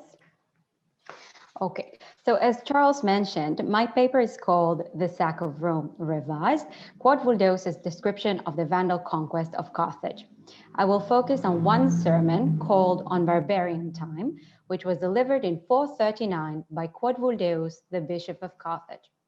Quod Vuldeus was a distinguished Orthodox Christian figure in the 5th century and a devoted student of Augustine, Bishop of Hippo. Both Augustine and Quod Vuldeus originated in North Africa, and the two bishops held continuous correspondence discussing the changing political, social, and theological state of affairs. In modern research, the 5th century is well known for its catastrophes, which were the outcome of political instability and military threats. Among these catastrophes, there was no greater psychological disaster than the sack of Rome by the Visigoths in 410. Jerome, the famous church father who described the event, lamented the fact that for the first time, the city that conquered the whole world was conquered. In a world where religious and political affairs went hand in hand, it should come as no surprise that some central pagan Roman senators attacked the Christians for abandoning the old gods of Rome and the traditional city riots, and thus blamed them for inflicting this horror upon the city and its residents. These accusations caught the attention of Augustine of Hippo, who wrote the treaty De Civitate Dei contra Paganos, or the City of God against the pagans, in defense of Christianity. In this treatise, he refuted the accusations and introduced the idea of the heavenly city of God as opposed to the earthly city of Rome, an idea which will dominate medieval philosophical thought. Almost 30 years later, in 439, the Vandals, another barbarian people, conquered the city of Carthage. And unlike the conquest of Rome, which was a short-term event and mostly damaged the idea of the undefeated Rome, the Vandal conquest of Carthage was a long-lasting economic and political reality, because of which the empire had lost its richest province and a third of its land in North Africa. This event was addressed by Quod Vuldeus, who in his sermon lamented the city's condition and urged all Orthodox Christians to repent their sins, which were, according to him, the cause for the city's demise. Quod Vuldeus' sermon displays some apparent similarities in arguments, topoi, and concepts to the first book of Augustine's City of God.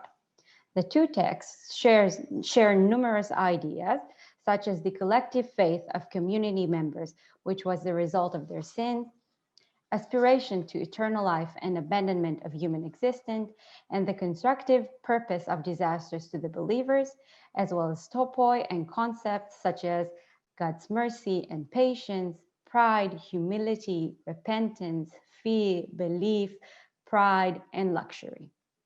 Let me give just one example. So first, a paragraph from the 3rd chapter of Quod Vuldeus' sermon on barbarian times, and I read, "And still, the evildoers do not stop murmuring, detracting, blaspheming, and in their very injured condition, they thrust forth their free, rather non-free cries, and now do not conceal their sacrilegious thought, but bring them forth and crave for poisons, which they think are great remedies for themselves. For there is no lack of cries to make the church's ears smart from certain men who say, 'Oh, if there was sacrifice, oh, if the customary immolations were made to the gods, because then these evils that we suffer either would not have come or would be long past.'" And here is a parallel passage from Augustine's City of God. I will briefly, and to the best of my ability, explain what I meant to say about these ungrateful men who blasphemously impute to Christ the calamities which they deservedly suffer in consequence of their own wicked ways, while that which is for Christ's sake spare them in spite of their wickedness, they do not even take the trouble to notice. And in their mad and blasphemous insults, they use against his name those very lips wherewith they falsely claimed that same name, that their lives might be spared. These passages reflect the accusations made by pagans against the Christians of Rome and Carthage, and the attempt made by the bishops to disprove them. In Quodvuldeus' sermon, this passage is also the only indication of pagans. I should like to stress the fact that the aim of Quodvuldeus' sermon is to save the souls of Christians, not so much from pagan beliefs, but from the religion of Quodvuldeus' enemies, the Vandal conquerors, who followed a different Christian sect, that is Arian or Homoian Christianity. Therefore, the aim behind the reference to the pagan accusations should be criticized. And together with the similar ideas and topoi presented in the two texts, this passage supports our claim that Quodvuldeus aspired his listeners to recognize the city of God and remember Rome's conquest. But for what purpose did Quodvuldeus arouse his Carthaginian listeners to recognize the political and religious affairs of Carthage with Rome? In order to answer this question, I shall first present the civic and religious significance of both Rome and Carthage in Quodvuldeus' perception. Throughout the pre-modern world, cities were the civic and economic centers for the surrounding villages and played a significant role in shaping the collective memory and the identity of the people. Urbanism also had a religious dimension, and cities played a significant religious role. Rome's high status reflected its political as well as its religious domination. Although Rome did not lose its historical prestige and theological significance, from the 3rd century onwards, when the imperial seat was moved first to Ravenna and then to Milan, and when the status of the Roman Senate was eroded following the establishment of a new Senate in Constantinople, Rome's image as caput, head, and anima, soul of the empire had begun to change.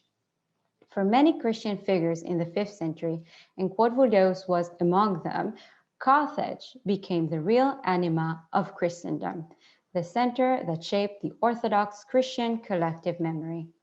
In modern research, Quodvuldeus' appreciation of his city was dismissed as mere local patriotism. However, a closer look at Quodvuldeus' writings, which is also corroborated with the writings of some of his peers, reveals a deeper layer of 5th century Christian urban perception. Quodvuldeus characterized Carthage's centrality according to the standards of his period, with a combination of civic, agricultural, and religious features. The agricultural centrality of Africa and Carthage as its capital is apparent at the very beginning of Quodvuldeus' sermon, where he describes Africa's geographic landscape as a garden of pleasures with its districts, cities, and abundance of resources. Quodvuldeus' Carthage accords extremely well with Susanna Elm's definition of an urban civic center as powerful, majestic, and immensely rich, and thus immensely luxurious, effeminate, and culturally paganized. Moreover, Quodvuldeus described Carthage as the soul of Christendom in so many words. He mentions the rich Christian history of the region and the many saints and martyrs that the land produced. Among these were the current residents of the city who suffered at the hands of the Vandals. They are the new Christian martyrs, whereas Geisarik, the Vandal king, is portrayed as the Antichrist. And he adds that because the Orthodox Christians of Carthage are at the heart of Christianity, the people of Carthage should keep to the highest possible standards of Christian zeal. If we go back now to the question we mentioned earlier, I would like to argue that Quodvuldeus compared the political occurrences in Rome, the old caput of the Roman Empire, with Carthage, the new caput and anima of Christendom, because of his eschatological perception. Quodvuldeus believed, and consequently tried to persuade his listeners, that the conquest of Carthage is a mere follow-up to the sack of Rome and is a part of the teleological development towards salvation. He relied on the biblical apocalyptic resonance of the collective Christian memory of the sack of Rome, predicting that the collapse of Rome and Roman rule will be the opening act to the apocalypse. As appears in the second epistle to the Thessalonians, the mystery of wickedness is already at work, but let him who is restraining it once be removed, and the wicked one will appear openly.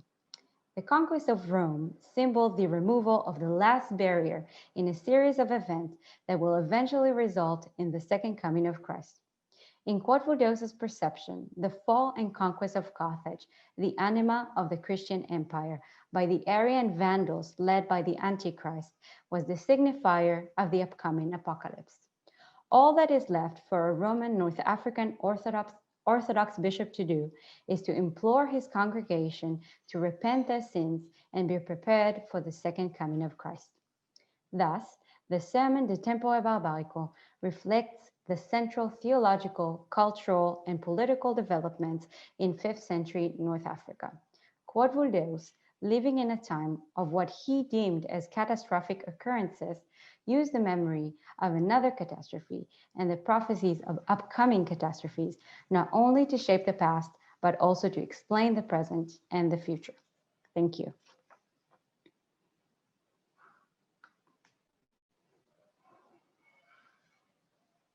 Sorry, you're still muted. Sorry. Thank you, Mor, for your fascinating paper. So do we have any question for her? Please.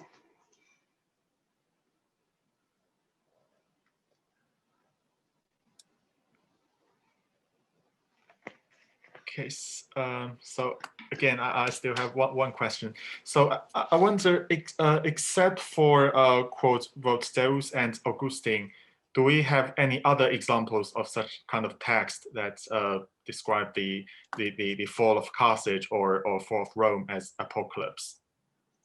Well, there are plenty.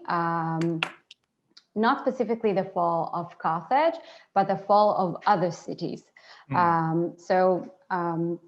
Okay, so I'll start by saying that the apocalyptic and eschatological development in the 5th century Western Empire was very central, and that is due to political instabilities, as I said, and barbarian conquerors, as well as to the calculations of the world. So it was commonly perceived at that time that since the world, it's called a millenarist perception, that the world was created in 6 days, and therefore the world will come to an end in the 6,000th year.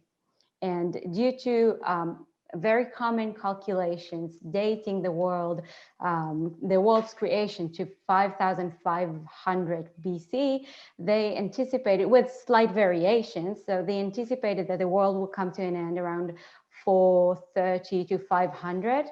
So any political occurrence or a city's demise would count as a possible opening act to the apocalypse. For example, Salvian, who was a contemporary of Quodvuldeus, actually describes the same picture.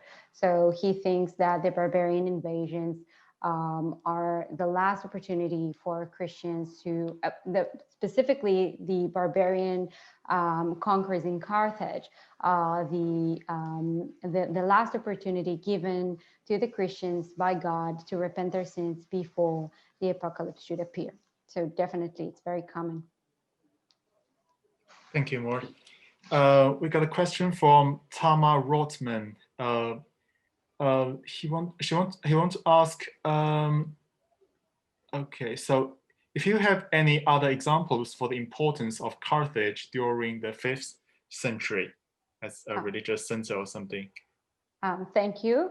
So if I keep to the to Salvian of Marseille as an example, so Salvian was a contemporary of Quod Vuldeus, and he lived in Marseille, and he has a treatise called On the Governance of God, and he asks the question, why are the Orthodox Christians suffer while the barbarians thrive?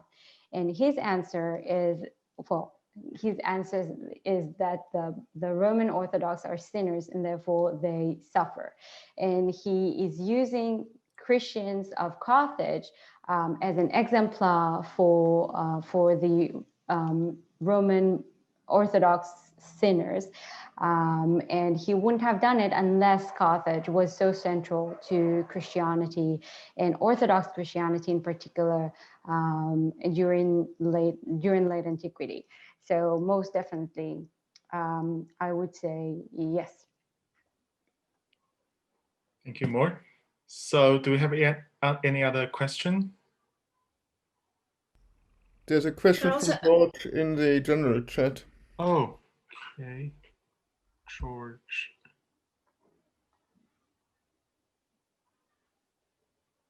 Okay, so we got a question from George Pinkerton.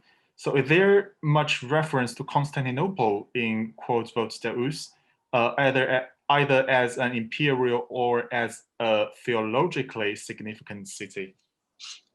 So that's an excellent question. And as far as I know, and I think I've read all of his writings, so there isn't.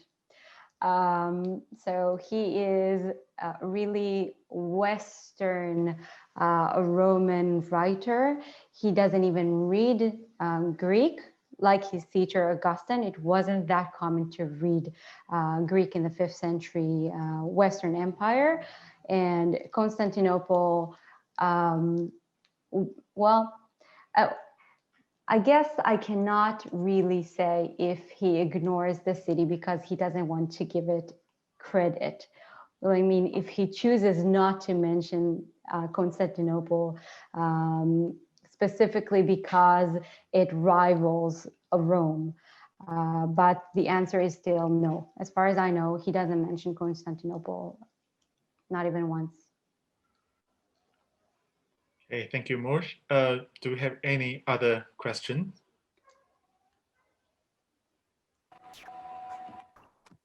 I have a question, if I can. Yes, please, Joaquin. Hi, thank you for that very interesting paper. So I know that in St. Augustine, there's a really clear idea that even though the end of times is something that will come, no man can really know when it's coming. And he's really decisive, saying like, you cannot calculate it through events or history or look into history. You cannot even never know when it will come. So is in Quod Vuldeus or other disciples of Augustine this so clear, or are they trying to not contradict Augustine, but are they trying to, even though Augustine say that they cannot tell when the end is coming, trying to look at history and events and trying to predict something? Or so thank you very much. This is an excellent question. And I can say that, well, my PhD dissertation actually revolves around the first generation of post-Augustinians, so the people who followed Augustine during the 5th century. And Quod Vuldeus is obviously one of them, but he is regarded by modern scholars as nothing but a promoter of Augustinian notions and thought without making any original contribution to the intellectual world. And what you say is exactly one of my claims, that it is not possible to say something like that about Quod Vuldeus simply because he disregards one of Augustine's main arguments. And Augustine spent 22 books claiming that the political and political events of the world cannot predict God's plan in the world. And Quodvudeus, without even hesitation, disagrees and writes a sermon and preaches a different opinion. And it was very, very common for the 5th century post-Augustinians, which actually reveals that they had a lot of intellectual integrity, and also they had a lot of freedom to think other than the teacher, and to preach different opinions than their teacher. And he's very, very strict about the fact that the world is coming to an end. So he doesn't like apply, he doesn't hint, he actually states that in more than one sermon. And this is a great comment, and I thank you for it. So you're right. But sorry, but just to be clear, does he say that the war is coming to an end soon? Because of course the war is coming to an end, but does he say that it will be like relatively soon? Yes, Oh. yes, for sure.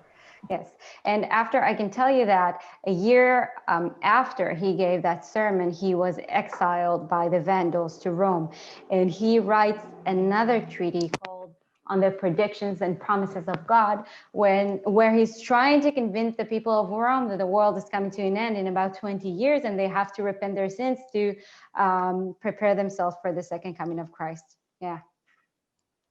Thank you very much.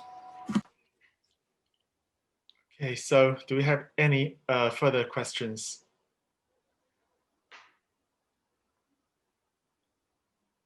No?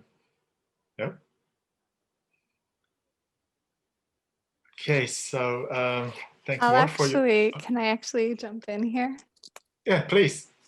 Please, sir. So I just was wondering more. I find this really fascinating, sort of this idea of bringing North Africa into this conversation, right? That has largely been excluded. So can you just talk a little bit about the networks that he would have had? Or, you know, you talk about him moving to Rome. So there's a lot of movement. So I'm just kind of curious about his conversation geographically. So thank you. This is a part of my PhD, actually. I'm trying to rebuild the network that the post-Augustinians had. And like Professor Brubaker mentioned earlier, we have a lot of gaps. So most of the letters we have are from Augustines to his students, but we don't have a lot of replies. But we do know that they had centers in Marseille, Leone, Rome, and then he had contemporaries in, Orosius was originated from Spain, and then he had contacts in North Africa. So basically, one of the questions in my PhD, and I'm sorry I cannot give you a more full answer because I haven't even written, I haven't even started working on this chapter, but he had a wide network all throughout the intellectual centers of the Roman West at the time.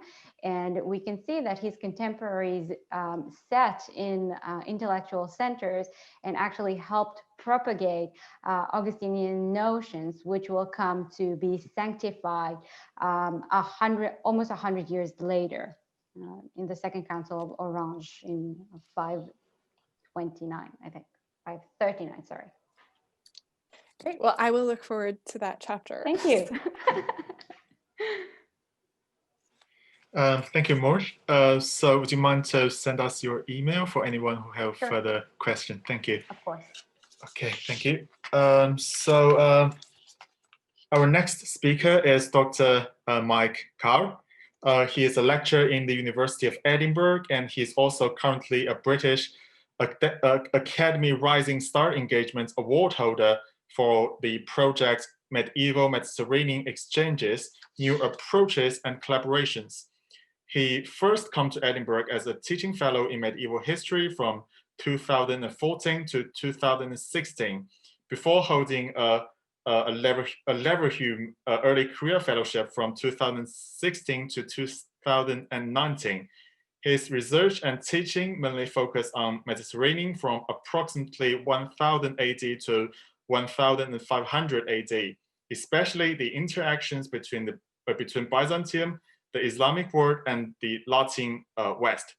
After finishing his PhD, he received 2 research fellowships from the Institute of Historical Research in London, the second as a Pearshell Fellow in Naval and Maritime History, before spending a year as a fellow at the British School in Rome. His topic today is Plague, Crusade, and Black Sea Crisis of the 14th century. Please, Mike. Great, thank you very much, Charles. Can you hear me okay? Yes. Brilliant. I'll just share my my screen with you. Okay.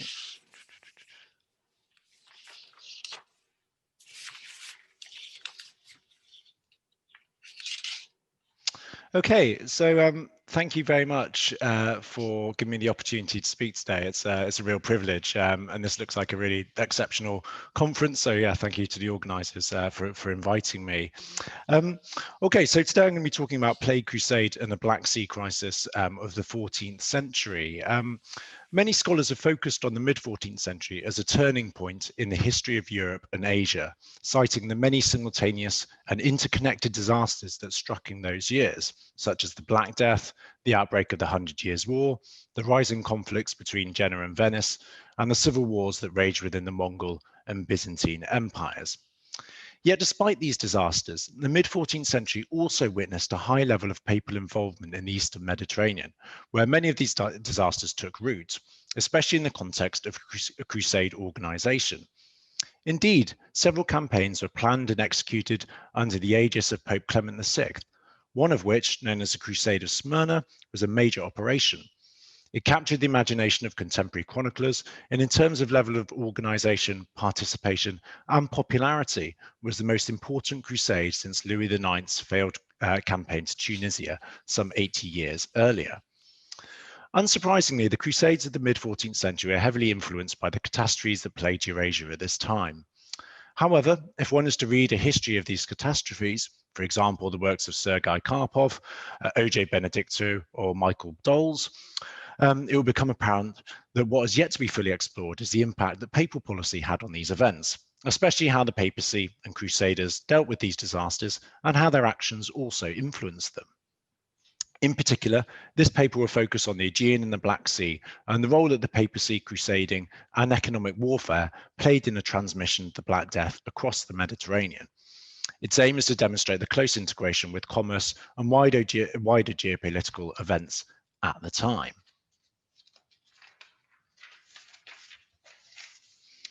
The mid-14th century was, in theory, a high point of Latin dominance in the Mediterranean, most aptly reflected in the trading networks and colonies established by the maritime republics, especially Genoa and Venice. By this time, both cities had trade routes which covered most areas of the Mediterranean. Venice controlled the Adriatic as well as a string of outposts linking the homeland to Constantinople. Moreover, since the 1330s, the Republic had been given permission by the Mongol Khan of the Golden Horde to found a trading post at Tana on the Sea of Azov, north of the Crimea.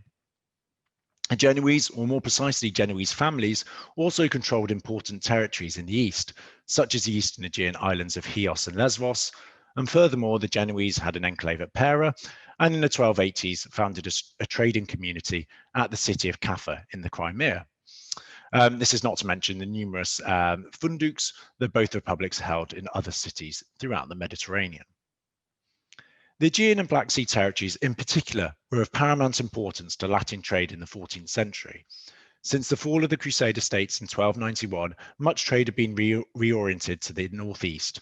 The Black Sea in particular offered merchants the opportunity to access the riches of the Silk Roads, which have returned to prominence as a conduit of Asian trade since the consolidation of Mongol power in the 13th century and the relatively safe movement of goods and merchants that this permitted through the Mongol Empire.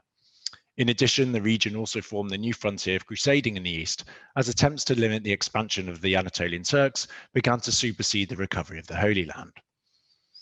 However, despite the prominence of the two maritime republics in the Mediterranean, the mid-14th century was a time of crisis for the Latins in the Aegean and the Black Sea. In 1337, Liazzo, the main trading city of Cilicia and Armenia, and the last remaining Christian city in the Levant, fell to the Mamluks. This severely limited the opportunities for legal trade in the east, as the papacy prohibited commerce with Muslim states. Moreover, conflicts between Venetian and Genoese merchants in the Ilkhanate in 1338, and then in the Principality of Achaia and Tabriz in the 1340s, led the governments of Venice and Genoa to temporarily ban their subjects from trading in these regions. The presence of the Italians in the Black Sea was also coming under pressure in the early 1340s, as both Genoese and Venetian trading communities came into conflict in Trebizond and were forced to submit to harsh restrictions there. Matters worsened in 1343 when Janibek, the Mongol Khan of the Golden Horde, who ruled the Crimea region, expelled the Venetians and Genoese from Tana and nearby Sardaya, laying siege to Kaffa. And there's actually a few sieges which lasted until 1347. The Venetians and the Genoese responded by imposing a joint blockade on all trade with the Golden Horde at this period. The 1343 siege of Kaffa, an eviction of Italians from Janibek's lands, was a major economic blow for the two republics, who it has been estimated by Karpov lost between 300 and 400,000 ducats each year, in that year. To put that figure in context, it equates to about half the amount of the annual revenue of all the commodities circulating through Genoa at around the same time. So it's an enormous amount of money. To further exacerbate the situation, to the south in the Aegean, the Aydin Turks, led by the feared Ghazi warrior Umar Pasha, had begun to make increasingly penetrating raids against Latin territories in Greece and the Aegean. The Venetian Senate even feared that they would conquer their most prized possession, the island of Crete. In 1343, these Turkish raids led Pope Clement VI to issue a crusade bull granting full indulgences to all those who would fight against Umar Pasha and the Aydin Turks in the Aegean, and this became known as the Crusade of Smyrna. Contemporaries commented on the generosity of the papal indulgences and other privileges. The preaching of the crusade was met with a huge response, especially in north and central Italy. And I've estimated that around 15,000 men participated in this crusade, either as sailors in the fleets or as soldiers at Smyrna itself. And this is a large number in the context of the time. The call for a crusade led to the forming of a naval league, which reached the Aegean in late 1343, after which it won several naval victories over the Turks before it captured the harbour fortress of Smyrna the following October. The next year, in 1345, a second wave of the crusade travelled to the Aegean, led by Humbert, the Dauphin of Viennois, and the Crusaders won several more victories, but were ultimately unable to increase their gains on land. Nevertheless, the crusading forces remained in the Aegean until the Naval League was disbanded in 1351. And just to explain this, basically what happened was the Crusaders captured the harbour fortress of Smyrna, but Umar maintained control of the Acropolis, and the Crusaders aren't really able to, sort of a stalemate, they're not able to consolidate and move inland. When you consider it was technically illegal under papal law to trade in Islamic lands at this time, especially in Mamluk Egypt, the trade restrictions in the Eastern Mediterranean, attacks on Latin merchants in the Black Sea, and simultaneous launching of the Crusade of Smyrna in the Aegean meant that almost all of the Eastern markets, and especially the main grain-producing regions of Asia Minor and the Black Sea hinterland, were cut off to Western traders. So my point is that in the 1330s and 1340s, the Italian merchants, and in particular the Genoese and the Venetians, for various reasons, were having trouble trading in quite a few very important economic areas of the Eastern Mediterranean. These factors, unsurprisingly, led to a breakdown in commerce with resulting rise in prices and dearth in commodities. The Florentine chronicler Giovanni Villani, for example, wrote that the siege of Kaffa practically doubled silk prices in Italy, while many other contemporaries reported that severe food shortages and famine from the lack of grain imports. The damage done to trade is further demonstrated in a letter written from Crete in October 1344, when a group of merchants complained that it was not possible for anyone to trade in Turkey. By September 1345, things had got so bad that the Cretan administration reported that there was famine on the island. Moreover, a year later, an anonymous Roman author wrote that many crusaders died at Smyrna as a result of the lack of grain and the poor provisioning created by the wars in that region. It therefore comes as no surprise that the Venetians and the Hospitallers, who were also involved in the crusade, came into conflict over grain provisions in the Aegean, and that each side attempted to form separate treaties and truces with the Turks. In summary, the grain shortages resulted in a general rise in prices and famine, the effects of which were felt most severely in Romania, but also further afield in Western Europe and in particular in Italy. The papacy is now faced with a situation where a crusade was being fought against the Turks in precisely the region where grain would have been imported to Latin territories. Moreover, a nearby Latin outpost, Kaffa in the Crimea, another major area of grain export, was under siege from the Khan of the Golden Horde. As a consequence, aiding the Genoese at Kaffa became a priority for the Pope. This is evidenced in a series of letters written by Clement VI to Humbert of Viennois, who had taken the cross and led a fleet to the Aegean in November 1345 in order to support the Crusaders at Smyrna. The Pope wrote that Kaffa was besieged on all sides, and I quote, by the Saracens, Tartars, and other infidels, enemies of the cross and of the name of Christian. And this is rhetoric that would have been understood by contemporaries as a justification for holy war. Clement urged Humbert to aid the Genoese galleys defending Kaffa by diverting some of his forces, but only without jeopardizing the beachhead at Smyrna. On the same day, the Pope issued another letter, this time to the people of Liguria, granting them indulgences for 1 year if they would aid their countrymen in the defense of Kaffa against, I quote, the Saracens, Tartars, and other infidels, or if they pay for a suitable fighter to go in their place. These indulgences were generous for the time, being the same as those granted in aid of the Holy Land and the same as those granted for the Crusade of Smyrna, thus putting the defense of Kaffa on a sort of similar footing.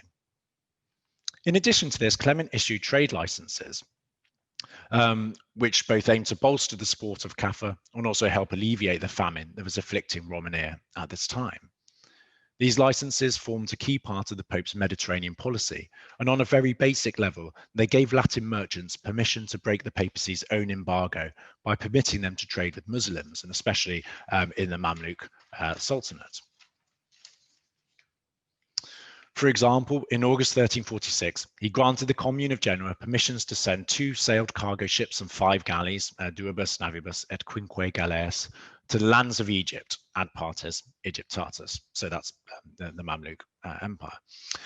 This was so the proceeds could be used for the defense of Kaffa, ad defensionem civitatis Kaffae, and the license was valid for the duration of the war with the Mongols, durante guerra de Kaffa. This was an enormous concession. Each cargo ship equated to 7 galleys in terms of tonnage, and this is according to the papacy's own accounts. So it was the equivalent of allowing the Genoese to send 19 galleys to Egypt, which would have generated a significant amount of revenue to help with the defense of Kaffa. Similarly, he granted other licenses, allowing merchants to trade with the Mamluks, specifically because of the wars in the Black Sea, Gazaria, as it was known as, and other regions meant that trade there was dangerous. And he also allowed merchants to import victuals from Turkey to Constantinople to help relieve the famine there, and various other things. Unfortunately, I don't have time to go into the detail about these different licenses, but the point is that the Pope was clearly using licenses to address the economic problems which Latin merchants were facing in these regions. Unfortunately and frustratingly, contemporaries rarely remarked on the effectiveness of these papal initiatives, but we do know that commerce with Egypt increased in these years, so presumably the licenses had some impact. Either way, the sheer number of licenses issued by Clement VI, allowing trade in Mamluk lands at this time, can be seen as evidence that he was trying to reorientate Latin trade in response to the situation in the Aegean and the Black Sea. However, starvation was not the worst disaster to rise at this time. According to the Italian notary and chronicler Gabriele de Mussi, in January 1347, the Black Death appeared for the first time in the city of Kaffa. Numerous studies show that this disease was possibly transmitted by Mongol armies to the besieged Genoese behind the walls, who in turn carried it inadvertently on their ships to other port cities in the Mediterranean and the Black Sea, from where it spread overland. Hannah Barker's actually written an article which is coming out in Speculum next year, which shows that the Black Death was probably transmitted just after the siege. But anyway, it doesn't really make too much difference. But the main point is that in a recent study by Lars Berner and Battista Severnini, it is clear that, or they show clearly, that the disease was transmitted from east to west, precisely along Genoese trade routes. And they argue these were more intensively traveled than those used by Venice. An example they give of this is that the simple fact that the disease reached Genoa in December 1347 before it reached Venice in January 1348, despite the further distance of Genoa from the Crimea than Venice. Either way, both cities suffered an enormous loss of population as a result of the plague, probably some 40 to 60%, which was a similar amount to that suffered in Romania and the Black Sea regions. So, in conclusion, as we've seen, the papacy was actively promoting the defense of Kaffa through three main measures. First, by granting indulgences, second, by attempting to divert crusade forces to the area, and third, by granting trade licenses to fund the Genoese war effort and also stimulate commerce in regions of the Black Sea and Romania affected by famine. This provides an example of how enmeshed papal policies had become with the economics and geopolitics of the Eastern Mediterranean in the 14th century. Moreover, this episode highlights how papal policies were connected to the most virulent pandemic in world history. As Karpov and other scholars have shown, food shortages, especially in Italy, exacerbated the spread of the Black Death as grain was being shipped from infected areas, increasing the speed of transmission. This was especially the case along trade routes used primarily by Genoese merchants.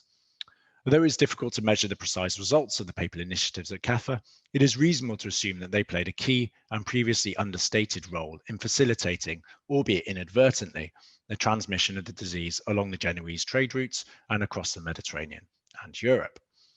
Clearly, the Black Death would have spread anyway, but the role of the papacy in promoting the Crusade of Smyrna and the defense of Kaffa, and the impact that this had on grain provisions and the movement of people, should be understood as helping to create the ideal scenario from which the Black Death could spread rapidly through the Mediterranean. This, in turn, provides an interesting example of how a mechanism that aimed to restrict and facilitate contact across cultural divides on a local level affected the wider geopolitics of Europe and the Near East in the Middle Ages. Thank you very much. Thank you, Mike. Okay, so do we have any question for Mike's paper?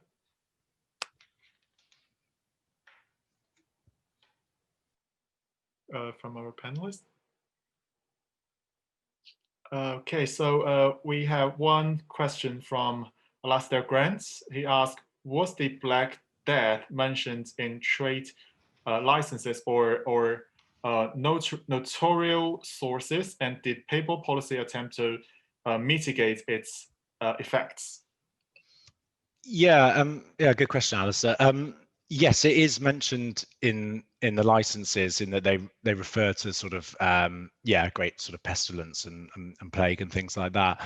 I mean, I think the examples that I mentioned do hint at how the licenses try to mitigate starvation and famine and things like that. But you see, I think there's licenses which pertain to the Cypriots, especially gained some licenses, I think, in the late 1340s and early 1350s, that do refer to basically plague and the problems that they've had in sort of population loss and famine and stuff like that, which is basic consequences of the Black Death. So yes, they do talk about it. You know, they don't allude to it sort of quite as directly as one would expect, but they do mention it quite a lot. And I think, I mean, in general, what I'm always surprised at with these licenses is how, I mean, they show how integrated the papacy is into what's going on in the Mediterranean in terms of trade, and they're really sort of, I think the popes are surprisingly on board with the intricacies of commerce and like demographic changes, you know, disease, provisions, that, you know, the sort of the realities of what's going on in the Eastern Mediterranean and what's the priorities of, say, the Italian merchants and the people who lived in those regions. The papacy is quite on board with that, probably because all the people asking for these licenses are merchants, so they're going to the papal curia, they're asking for this stuff. In the petitions that they make to the popes, they're obviously telling the Pope what's happening in the East. So actually it's sort of the transmission process of information at this time means that I think the papacy is in Avignon has a very sort of in-depth knowledge of the Eastern Mediterranean because of merchants transmitting this information from east to west. So yeah. Thank you, Mike. Do we have any further questions? Oh, well, actually, I have a question of my own. I have learned that Nicolaus Croesus believed that the Aegean region became a new crusade frontier in the early 13th century. So I wonder, do you think that the fall of the crusade of Smyrna marked the end of this frontier, of this crusade frontier? Yeah, I think that's a really good question. I think, yeah, it's all it does and it doesn't. I mean, I think what you see at this time is this crusading frontier, which sort of incorporates the different Turkish beyliks, and the Aydin Turks are certainly by the mid 14th century are the ones which the Venetians and others are most preoccupied with. And the Crusade of Smyrna, it actually ends up Umar Pasha dies during the Crusade, so it sort of does really pen back the Aydin Turks in that sense. So yes, it does, I suppose, put an end to their sort of threat to Latin territories in the Aegean.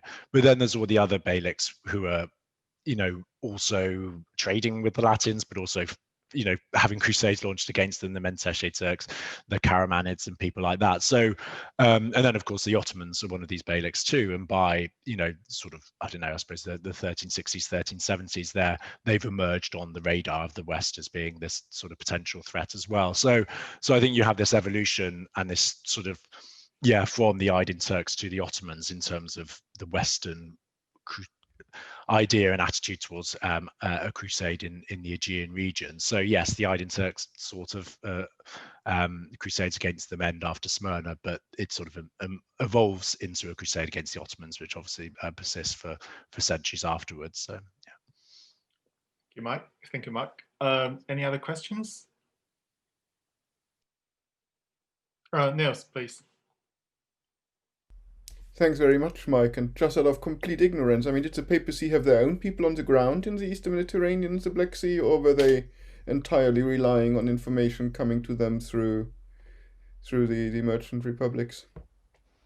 Yeah, I mean, there's Latin clergy on the ground in that sense. So yes, there are people, and you know, friars and missionaries who are, you know, sort of traveling through the region. So yeah, there are clergy who are coming back to Avignon and, you know, relaying what's going on. But I think, I mean, the point that I trying to sort of make in the work I'm doing at the moment is that by the 14th century, the presence of merchants, I think, in the Curia is a lot greater, or in the Avignon Curia anyway, is a lot greater than it had been previously.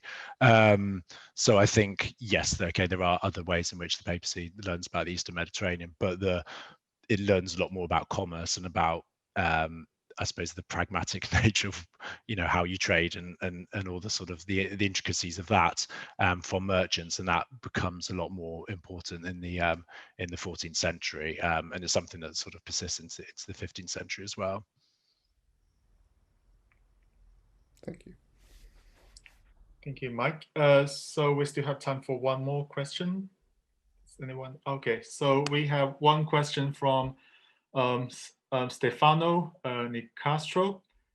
He asks, to what extent the Black Death undermined the Genoese power in the Eastern Mediterranean, and did Venice recover better than Genoa? That's a really good question. I'll be honest with you, it's not a question I've thought about in any great depth, but I can say something about it. I mean, Genoa definitely doesn't. So there's I mean, Stefano, you probably know this anyway. So there's various wars between Genoa and Venice at precisely this time as well, especially in the early 1350s, and Genoa comes off worse. So Genoa, in the later half of the 14th century, is sort of significantly weaker than Venice is. So I suppose it's working out how much of that is to do with the Black Death and each city's ability to recover from the Black Death, or whether it's to do with the various wars that they were fighting at the same time, and the two things probably interconnected. And I suppose Genoese trade is more situated on and more concerned with the Black Sea than Venetian trade generally at this point, and Venice is more engaged in trade with the Mamluks. That's, you know, generally what you see, and in the Levant as well. So, and I suppose the Black Sea regions are probably hit slightly harder by the Black Death than maybe the Levantine regions. So yes, perhaps the Black Death does mean that Genoese trade is more effective. I think the cities are hit equally as bad. But yeah, I'm sure if I thought about it in more detail, I could give a slightly more sophisticated answer. But yeah, it's a good question. Thanks. Okay, thank you, Mike. And I think that's the end of today's session. I want to thank all our speakers for their excellent and very impressive papers and presentations. Thank you. And I also thank everyone for coming, and we invite everyone to join us again tomorrow. There is an optional session on publishing from 1:15 p.m. BST, and our conference proceedings will start at 2:30 p.m. BST. Thank you very much, and have a nice evening. Thank you. Thank you. Thanks to the organizers.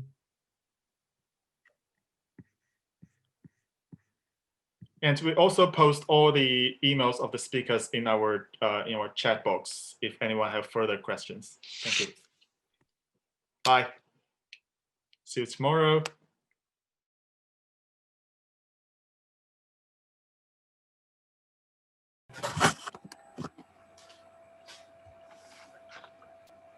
Now live and recording.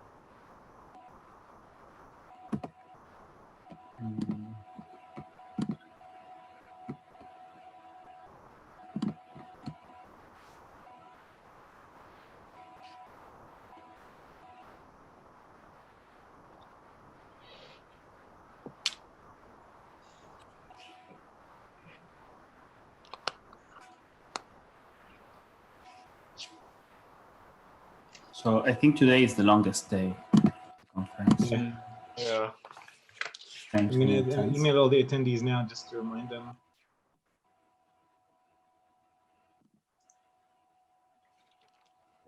Sorry, what, Nasser? I'll email the attendees now just to remind them to do the session in 10 minutes. Okay.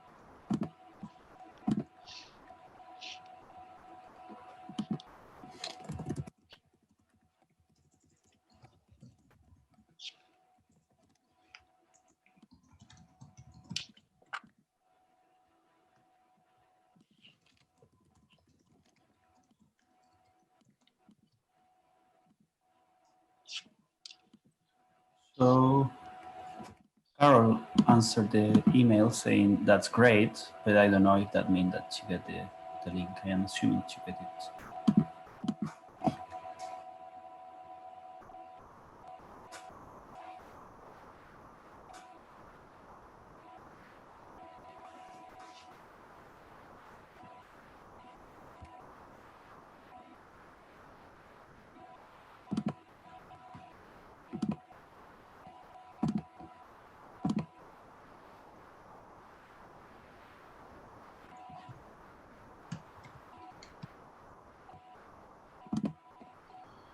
Okay, sent an email. Just a reminder to all attendees.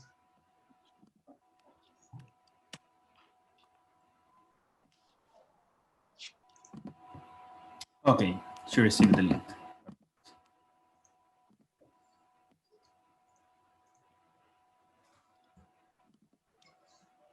ثغور.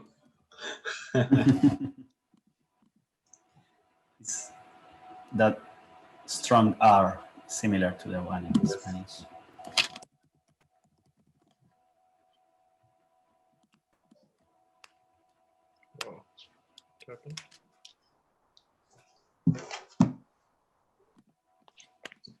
So that strong R is apparently hard to pronounce to English speakers, but you're Spanish, so you're... Yeah, my last name is Serrano, so...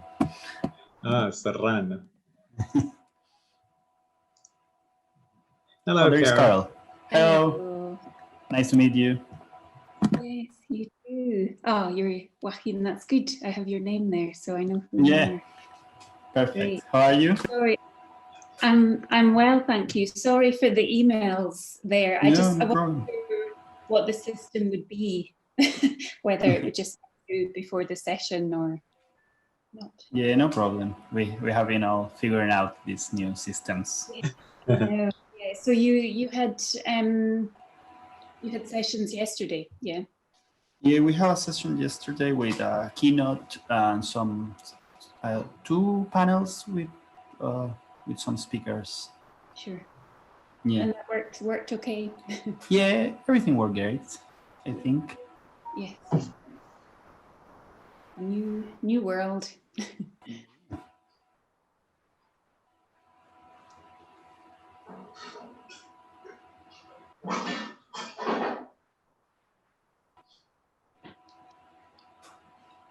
So we should wait a few minutes. Sure. This is scheduled for 1. Yeah. We'll have a few minutes. Start. Sure. You've got some sessions after this, do you? Yeah. So we have a break, and then we have another sessions. So.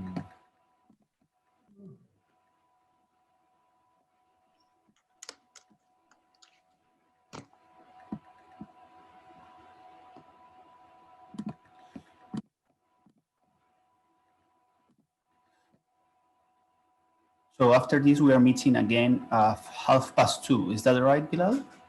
2:30? Yeah.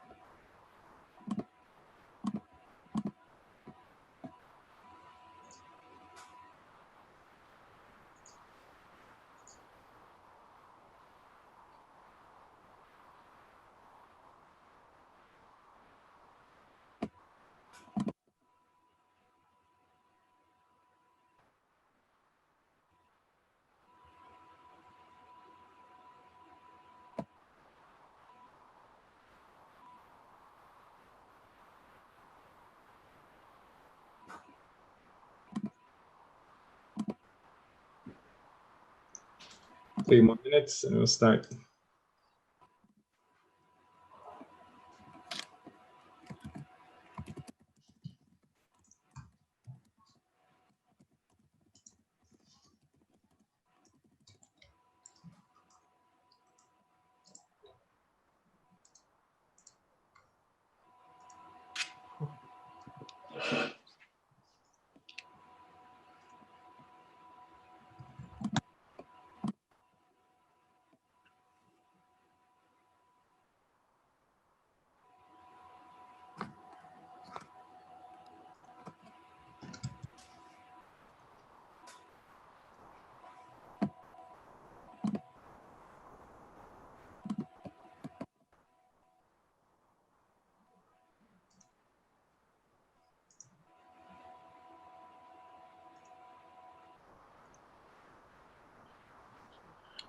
Oh, Nasser?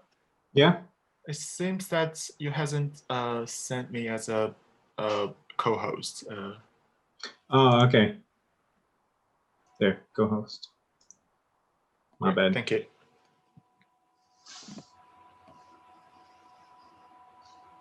Oh, I made Alex. Oops.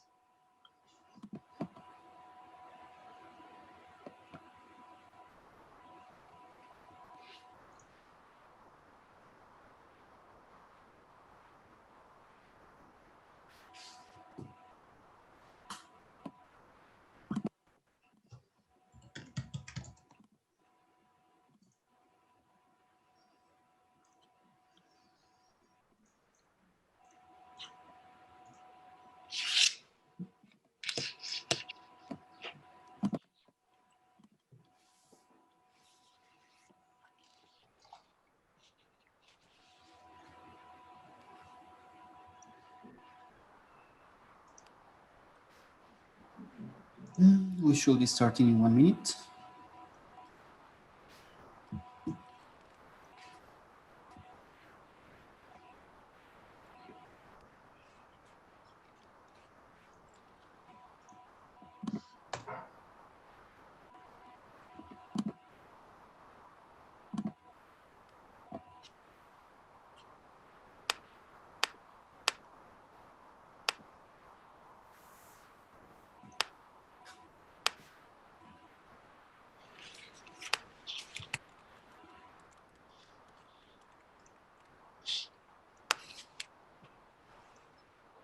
Okay, I think it's time to start.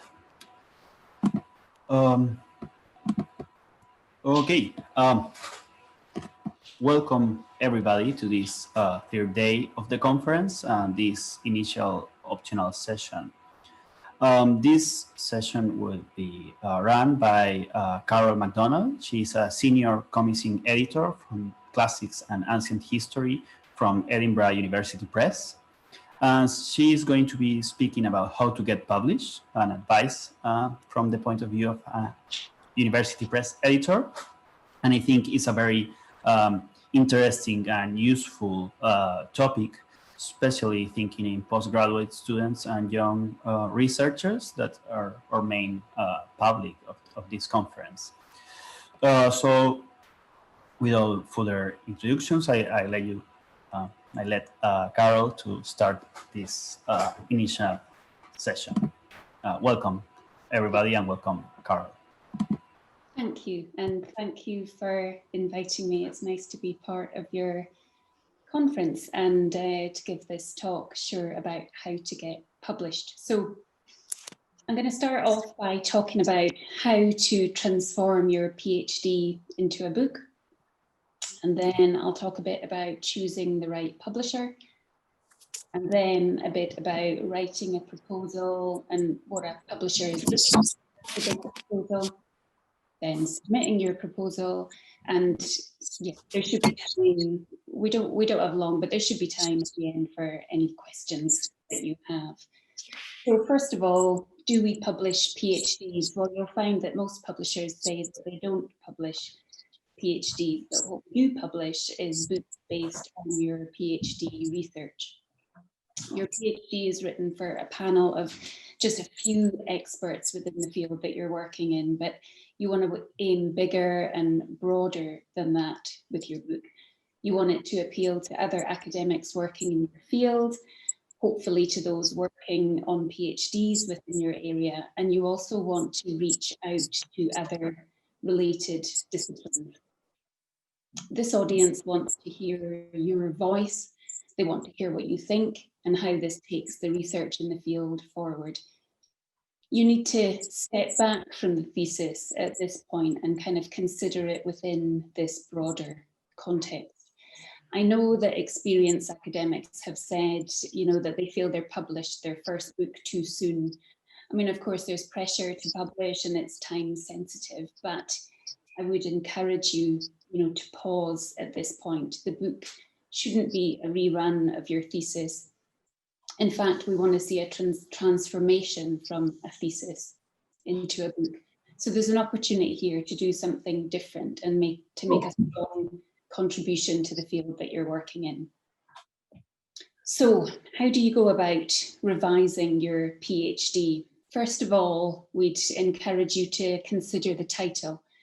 This needs to convey what the book is about. You need to include key search terms that other academics will use in order to find your book. A cute or a clever title won't do the job. It's all about clarity and discoverability. So you should build this into both your main and your subtitle. Think about this structure. You don't need to include, oh, sorry. My talk has just disappeared from my screen because my internet connection has just gone down. That's really good.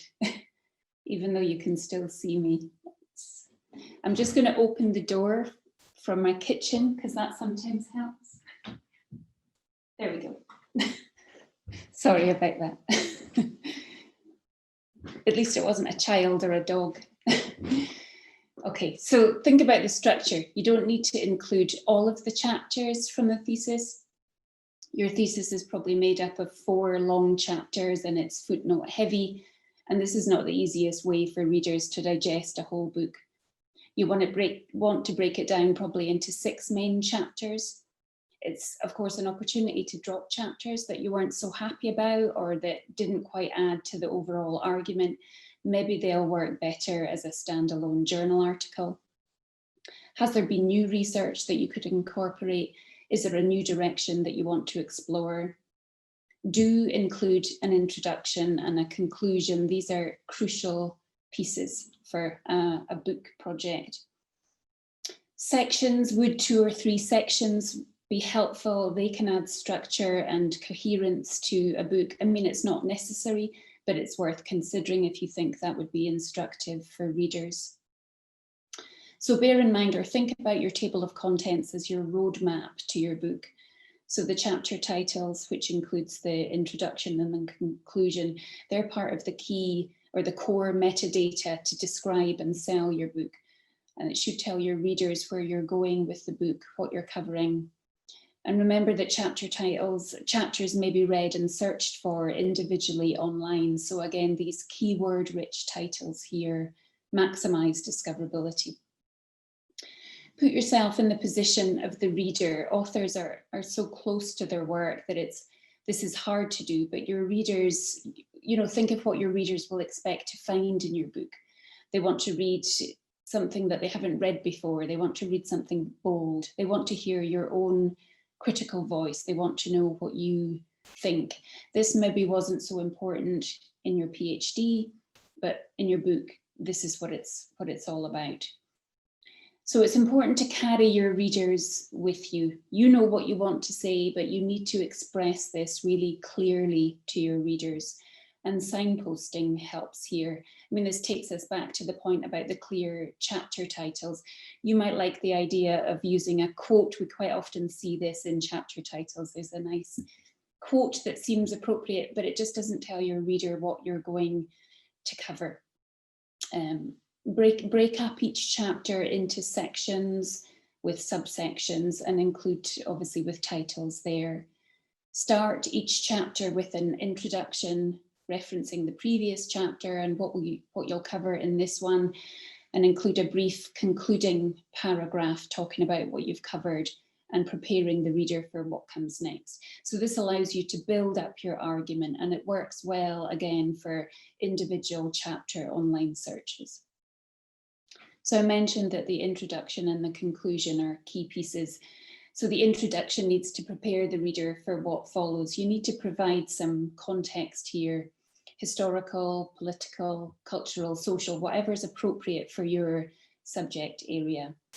And remember to be upfront about your argument. What is your book adding to the debate as it stands?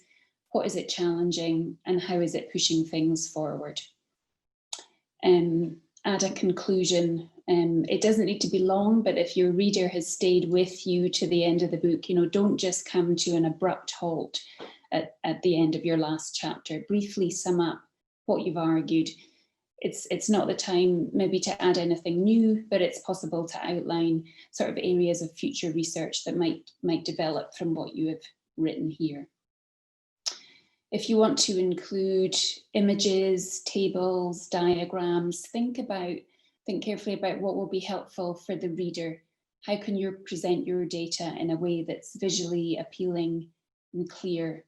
A picture can be worth 1,000 words if it's well chosen and captioned helpfully. And obviously maps are a really useful aid for readers. And do speak to your publisher about these aspects, because of course there's cost implications here. The footnotes are something to revisit. I mean, overly long footnotes tend to be a hangover from a thesis, but I mean, these are part of your word count, so use them judiciously. You know, they should tell the reader something it would be helpful for them to know, but which won't disrupt the flow of the narrative and within the text itself. Really though, if something's important enough to be included, it should probably be in the main text. And if it doesn't sit there, maybe it isn't vital to include it at all. So I think just interrogate each note with that thinking in mind, and definitely don't use your notes to go off on tangents. Obviously make sure your references and your bibliography are complete, you know, just as you did for your thesis. And look again at your writing style. There's a real difference between a dissertation and a monograph. You're aiming for clear, accessible, fluid writing. Try to write in a way that you speak. You know, the spoken voice is so much more natural. Also, maybe think of books that you've benefited most from in the field. You know, aim for this kind of impact. And of course, return to any advice or guidance that you received in your Viva about how to sort of take your book from thesis into book form. So some things to do before you approach a publisher. You want to do some homework before you approach a publisher. You want to identify a publisher with a good reputation in your field, where there's a critical mass of titles that are marketed to the same audience as your book is aimed at. So who are the publishers of the books that you're reading? Who's publishing the most up-to-date work in the field? Maybe there's a particular series that you follow. That's my connection gone again. And it's worth looking at that series and, you know, see who else is published within that series. They're you know, like your neighbours, we sort of say, and you want to sit alongside good neighbours. Your book will be marketed alongside these books. And that's kind of true of the publishers' broader list at large. See who they're publishing and who they would sit alongside. If there is a suitable series, then you might want to contact the series editor to ask if your project would fit with the aims of the series. It's a good way of getting a heads up on whether your book will fit with the list, and you might find out a bit more about the submission process specific to the publisher from the series editor.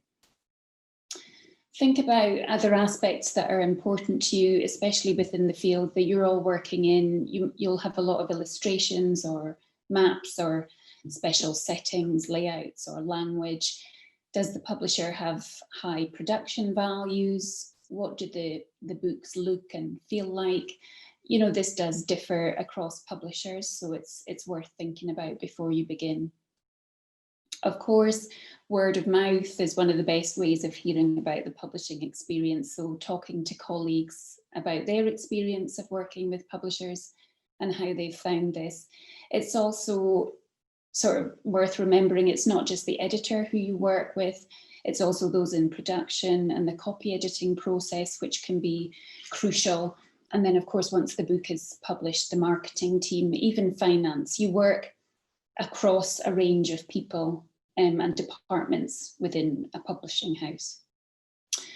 The commissioning editors are involved in a project at every stage, and they're the key link between your initial proposal for a book and the published work.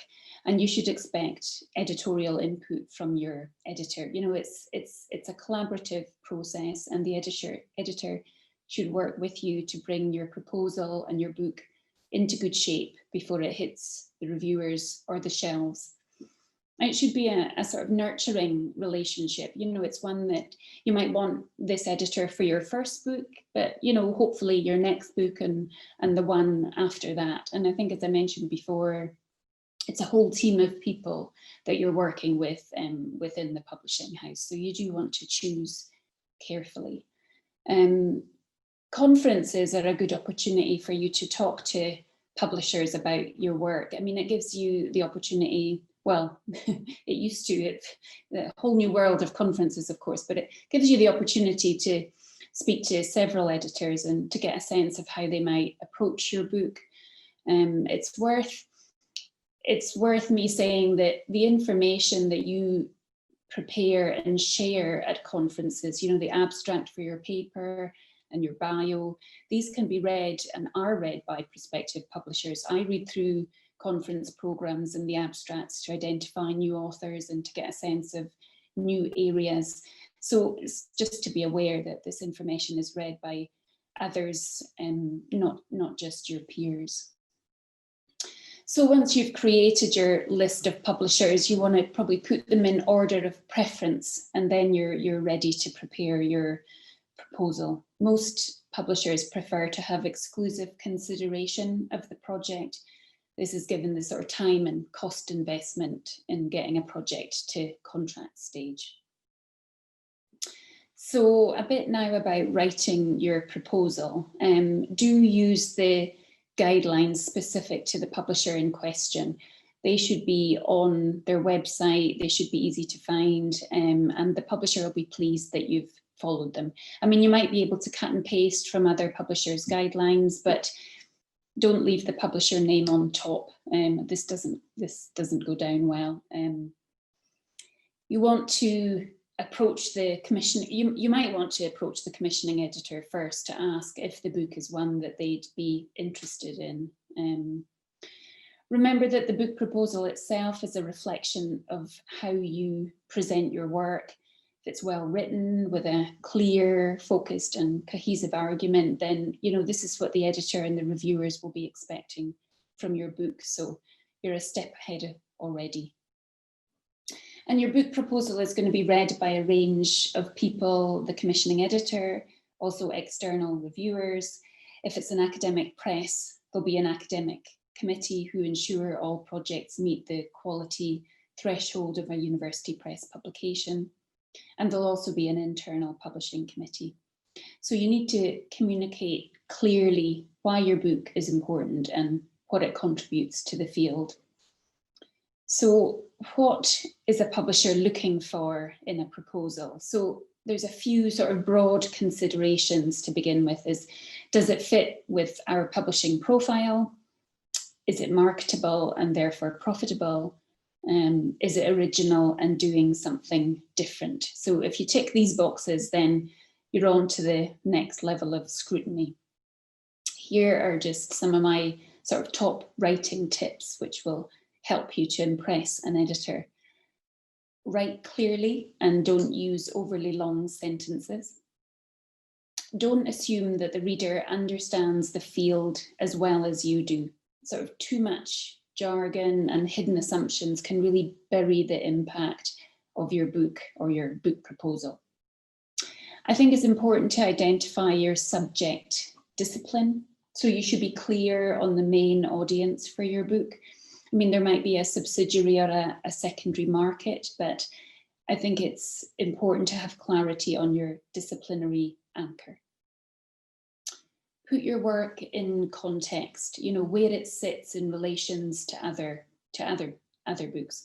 You want to justify your book. You want to say, what's the point of it and why is it important?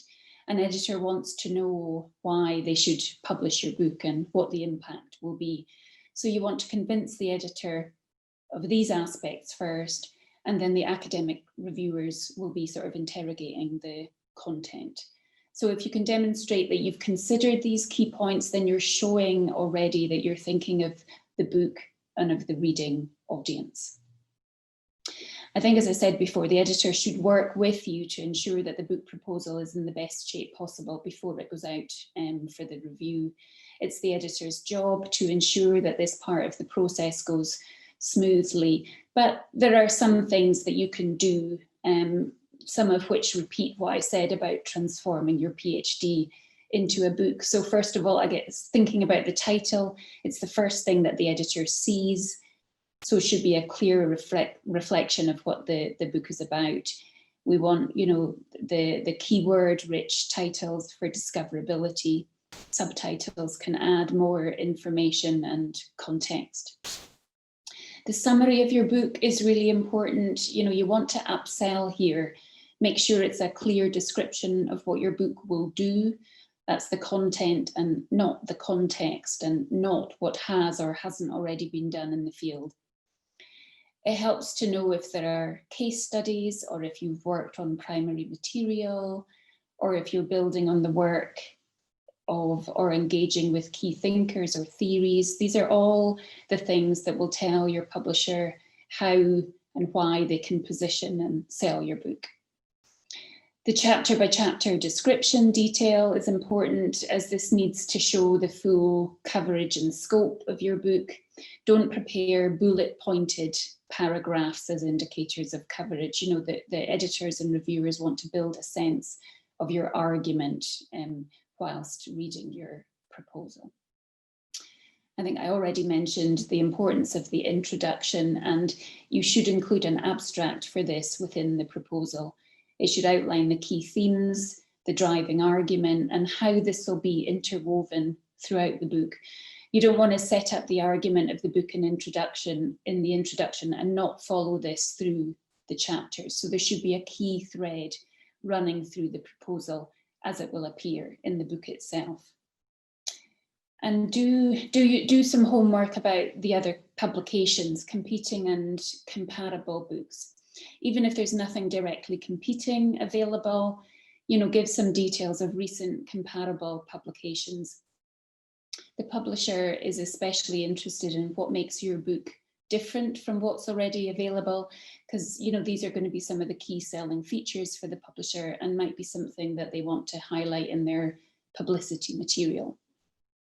You'll be asked to recommend reviewers. Don't include reviewers who should be avoided.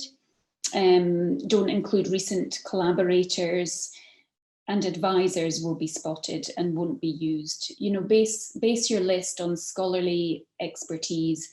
Proposing experts with reputations for rigor reveals confidence in your work and shows that you're open to engaging with critical intervention. You'll likely be asked to submit a sample chapter along with your proposal. Don't submit a chapter straight from your PhD, because this will be spotted by reviewers straight away. It really needs to be worked up into a proper book chapter. The readers will look at this carefully, and especially for a first-time author. You know, they want to see that the sample chapter lives up to the promise and the aims of the book proposal. Ideally, you should be aiming for an overall book length of about 80,000 words. I mean, publishers can be flexible, so it's something to discuss with them. And, you know, some topics do merit more space, but you want to push yourself to aim for about 80,000 words. So submitting your proposal. So once everything's good to go, write a brief email to a named commissioning editor. You know, you should be able to find this on their website. Try to avoid sending it to a general email inbox, because you can't be sure that it'll make its way to the right editor. Outline your project briefly within this email, attach your proposal and an up-to-date CV and your sample chapter, and send. And then you need to wait for a response. If you haven't heard within a couple of weeks, it's fine to check in that it's reached the commissioning editor. And at this point, the editor's response will dictate what happens next. You know, they might let you know that they don't feel the book is right for the direction that they're taking their list in, and they might suggest some alternative options for you, alternative publishers. I mean, this can be tough to take, but I would say take comfort from the fact that your book will do better when it finds its right home. Or the publisher might say that they love it and they want to send it to readers straight away, but more likely they'll find lots of positives and lots to admire, and then they'll have suggestions for ways to develop your work to give it the best possible chance of going through the review process smoothly. Be open to their suggestions. You know, they'll have worked on many proposals over the years, and they'll have a clear sense of what works and what reviewers are looking for and what sort of feedback you'll receive. So be prepared to make revisions to your proposal before you get to the next stage, which is the external review stage. I think I'll leave it there for now, because the next stages in some ways are a bit more about the publishing process. But yeah, I'll leave it there. And if anyone's got any questions on something I've covered or anything else, please. Thank you very much, Carol. So if anybody have questions, you can type them in the Q&A section, and we can select them and read it for Carol, or you can also raise your hands. So while everybody else think of their questions, I have a few questions myself. I was thinking, what could you advise or tell about the relation between publishing your thesis as a book and publishing chapters of your thesis as papers in journals? So what happens, for example, if I have published all my chapters as papers in different journals? I am able, after that, will be able to publish the whole thing as a book or not? And the same for after. So if I publish, for example, my dissertation or my thesis as a book, could I use some specific chapters after that and publish those as papers in journals? Yeah. And what will be like your advice regarding that? Sure. Yeah, no, that's an interesting one. I mean, I don't know quite so much, if you like, from the journal's perspective, but from the book's perspective, we would prefer that your book is mainly new material. I mean, I appreciate, of course, that, you know, as you're working through your PhD, you'll be encouraged to publish journal articles. And of course, we'd like to see that. And of course, it might be that you've published a couple of journal articles, which, you know, might be part of the basis of your book. And that's completely fine, and that's probably a natural way of publishing. But as I say, the sort of emphasis would be on the book being mainly new material. It might be that you've reworked a couple of journal articles, and that's what you're putting into the book.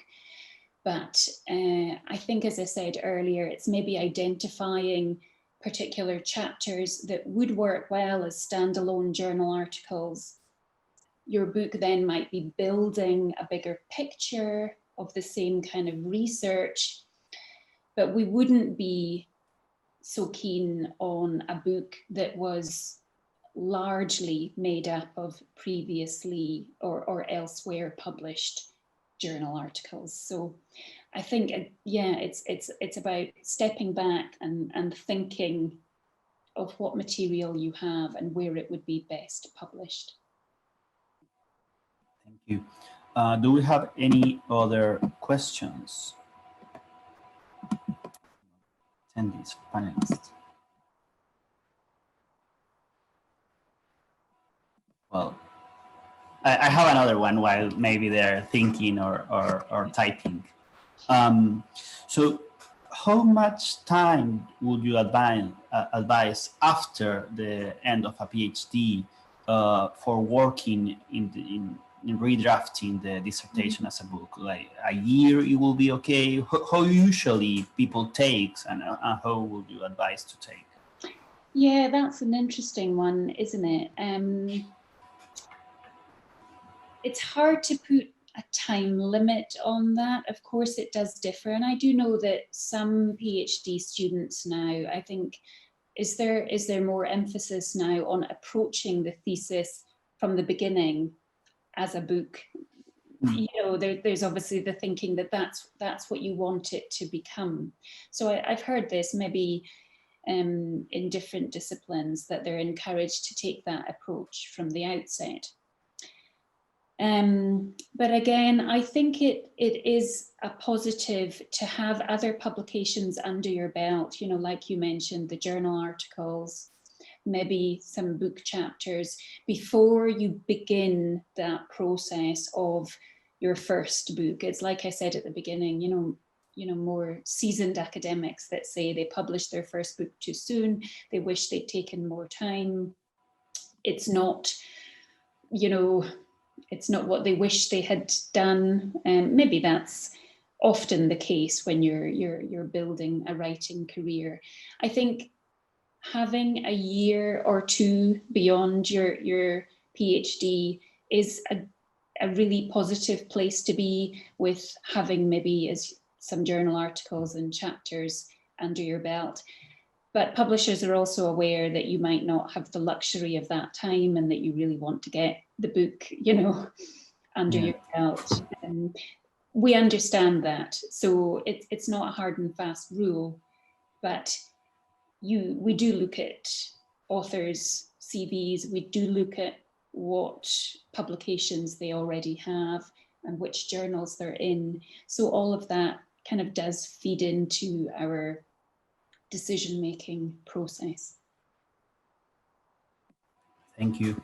Do we have any other questions from our attendees or panelists?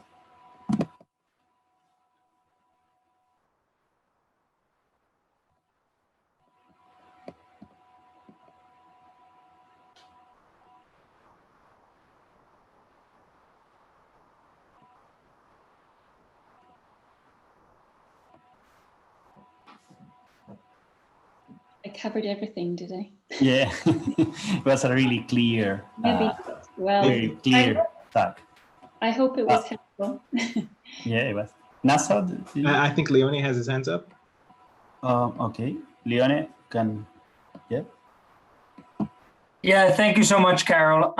My question was actually kind of about formatting. So for example, I work in Islamic studies, and for me, it's quite important to be able to include the Arabic. Let's say, for example, how flexible generally are publishers with, let's say that's something they don't often do, but they've done it in the past?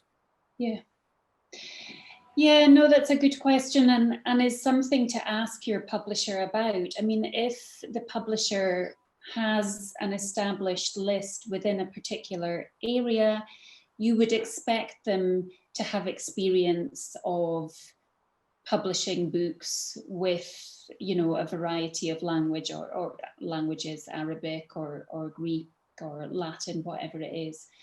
I suppose you might look at some books that they have published, you know, see if there is a style, if there is a consistency.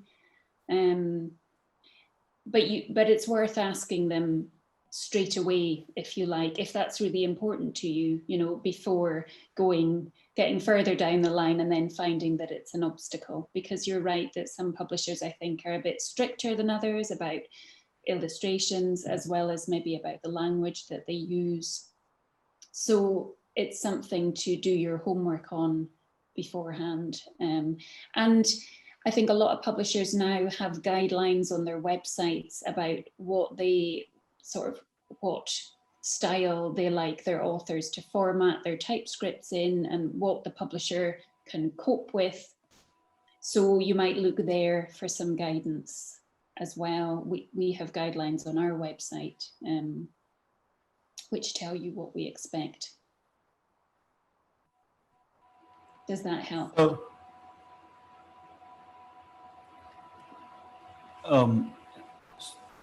So we have another question from Alice there that asks, how much of a PhD would you advise to have reworked before submitting a proposal? Is it sensible to wait until more than just the sample chapter is ready? That is an interesting question. I suppose there's a couple of ways of looking at that. I'd say increasingly reviewers like to see more material rather than less. So you're right that they, even just sharing a sample chapter, they might feel, if they're a little bit cautious or they have reservations about the project, only seeing one chapter might kind of elevate those concerns, if you like. But seeing the full spread of the book, you know, helps them to get a better sense of how much reworking you've done. And again, if you have the time to rework it, I think I would encourage you to do more than just a sample chapter, because maybe by doing that, you're kind of forcing yourself to do a bit more of that transformational work, if you like, and it might show you the bits that you really could leave out, or the new material that you want to bring in fact, you know, that's the exciting bit. It's really forcing yourself to step away and to try not to see it as the thesis, you know, not just the rerun. Think of it as the book. What sort of book as a reader would you want to see from someone who's worked for this intense period of time on this field, you know? It's an opportunity to think of doing something bold and new. I think we have time for one last question, probably.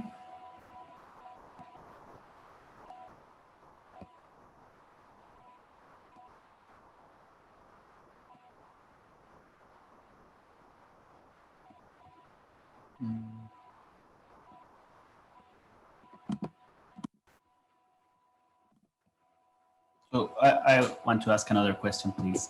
It's rather a little bit technical, but as somebody who works with a lot of images and iconographic material, how much complicated does make the whole publishing thing? Because I'm thinking as well as there's a lot of museum pieces that, for example, have copyrights issues that sometimes they could be used from educational purposes, but not necessary for profiting. So how much complication does that add to the process? Yeah, no, that's a good question. I'd say it's complicated in a sense, probably more from the author's perspective, as you touched on. It's clearing the copyright for all of the images or, you know, maps, whatever it is that you want to use, and making sure that you clear permissions for the print format as well as the digital format. So you need to clear permissions for everything. And you need to achieve, you know, high quality scans or images for the reproduction.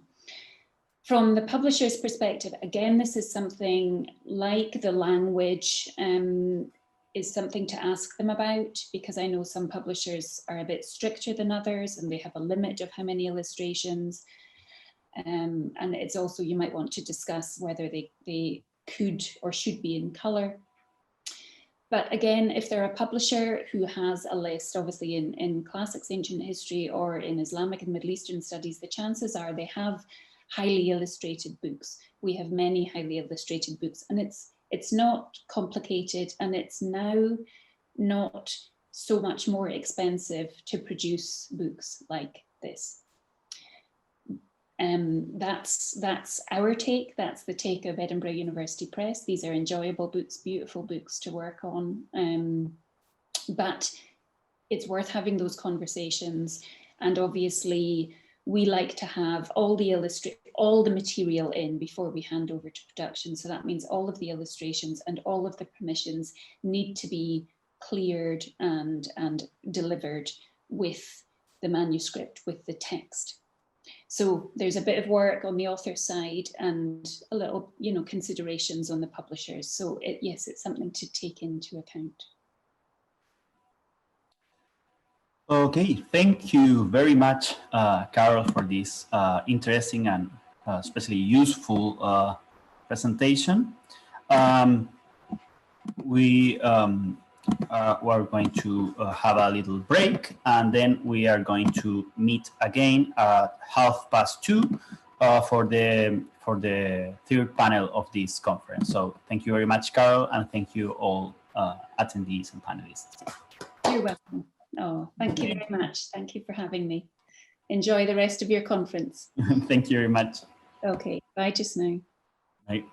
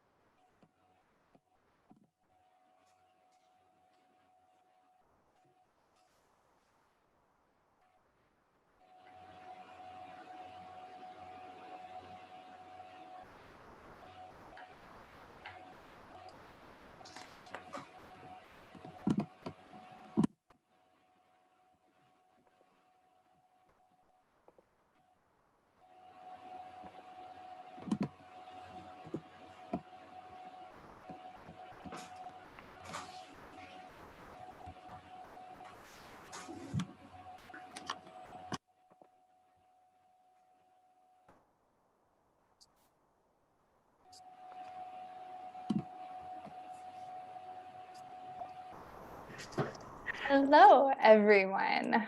So my name is Sarah Slingluff, and on behalf of the University of Edinburgh, I'm excited to welcome everyone to day 2 of our exciting conference on catastrophe and memory.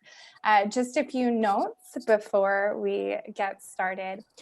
Please do keep in mind that we would welcome you to send in questions and answers at any time during a speaker's talk. One of the benefits of using the question and answer box is that it will not interrupt the speaker or the flow. So if a question arises as a speaker is going through, please feel free to type it in so that we can just get right onto questions as we enter the question and answer period.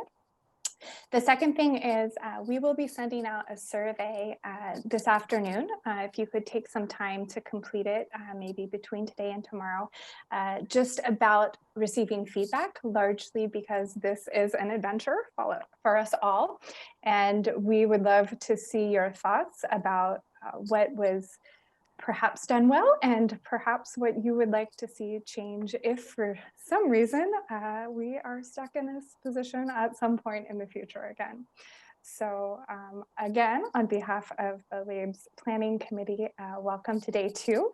We are going to start off today with a panel that kind of continues our theme from last night with military catastrophe.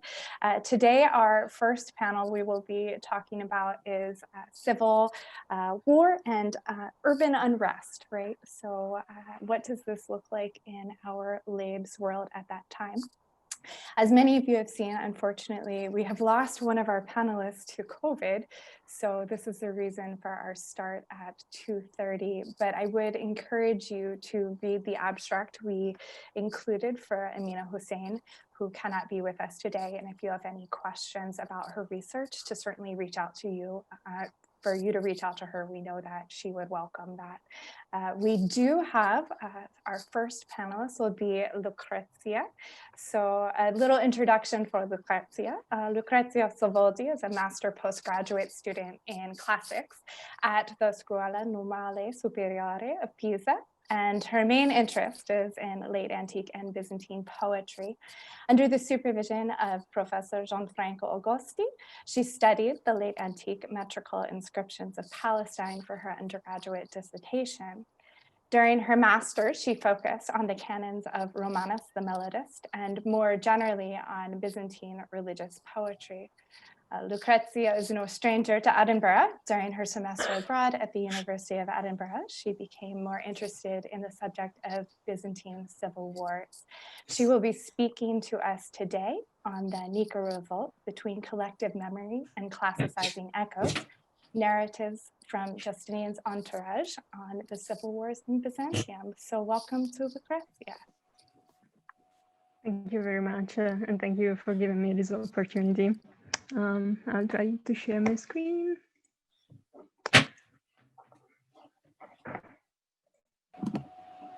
Okay, can you see it? And can you hear me well? Yes, we can.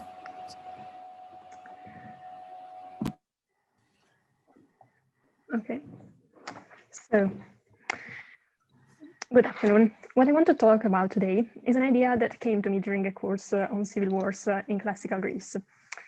As we were talking about Thucydides and the systematic codification of the phenomenon of the stasis that we find in its narration of the civil war in Kerkyra, I wondered if Byzantines ever theorized a similar physiology of civil war.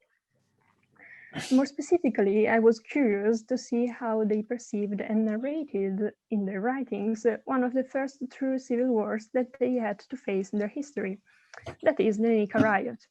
I was surprised to find an interesting example of Thucydidean reminiscence, which in my view has not received due attention in modern criticism. To quickly recap the events, the Nika was a popular revolt that took place in 532, the 5th year of Emperor Justinian's reign, and went on for only 1 week, but ended with a massive number of casualties. Estimated numbers range from 20 to 50,000 people. The riot originated from some episode of violent partisanships of the factions in the hippodrome, but it quickly escalated to become a true rebellion against the emperor, most probably for his strict fiscal measures. And as I said, it ended with a massive shed of blood after the intervention of the imperial army. But I would like to begin from Thucydides and his account of the stasis in Kerkyra. While describing what in his view was one of the first civil wars to take place in classical Greece, Thucydides goes into a detailed analysis of the causes and the typical development of civil wars. Among his considerations, these are worth citing for the purpose of our talk. One, civil wars bring about a complete destruction of family bonds, as well as those religious laws that are very commonly linked to the sphere of domestic affection. Pater, paida pecnine. Thucydides says, father slew son, and the tie of blood was weaker than the tie of the party. Secondly, beside the loss of religious laws, we experience a total failure of civic laws, because the population is utterly carried away by uncontrollable passion, and human nature now triumphs over the laws. Other important aspect of civil wars that for time reasons I will not analyze in detail here, that we have to keep in mind maybe for a Q&A session, are the practice of confiscate properties, especially to debtors of opposing factions, and on the other hand, the importance of oath that were used in order to ratify peace between factions and to re-establish democracy. We will comment upon these in these two aspects maybe later if we have time. So among the many Byzantine historiographers who talk about the Nika revolt, I will focus in this talk on Procopius of Caesarea and John Malalas, who are both contemporary to the events and also are those who give us the most detailed accounts of the Nika revolt. As for Procopius, first of all, we notice that he uses the term stasis. And this is relevant because Byzantines had a wide range of words to designate civil wars. But what is particularly striking of his description of the Nika revolt is this paragraph. I will read the English translation to save time. So, there grows up in them against their fellow men a hostility which has no cause, and at no time does it cease or disappear, for it gives place neither to the ties of marriage, nor of relationship, nor of friendship.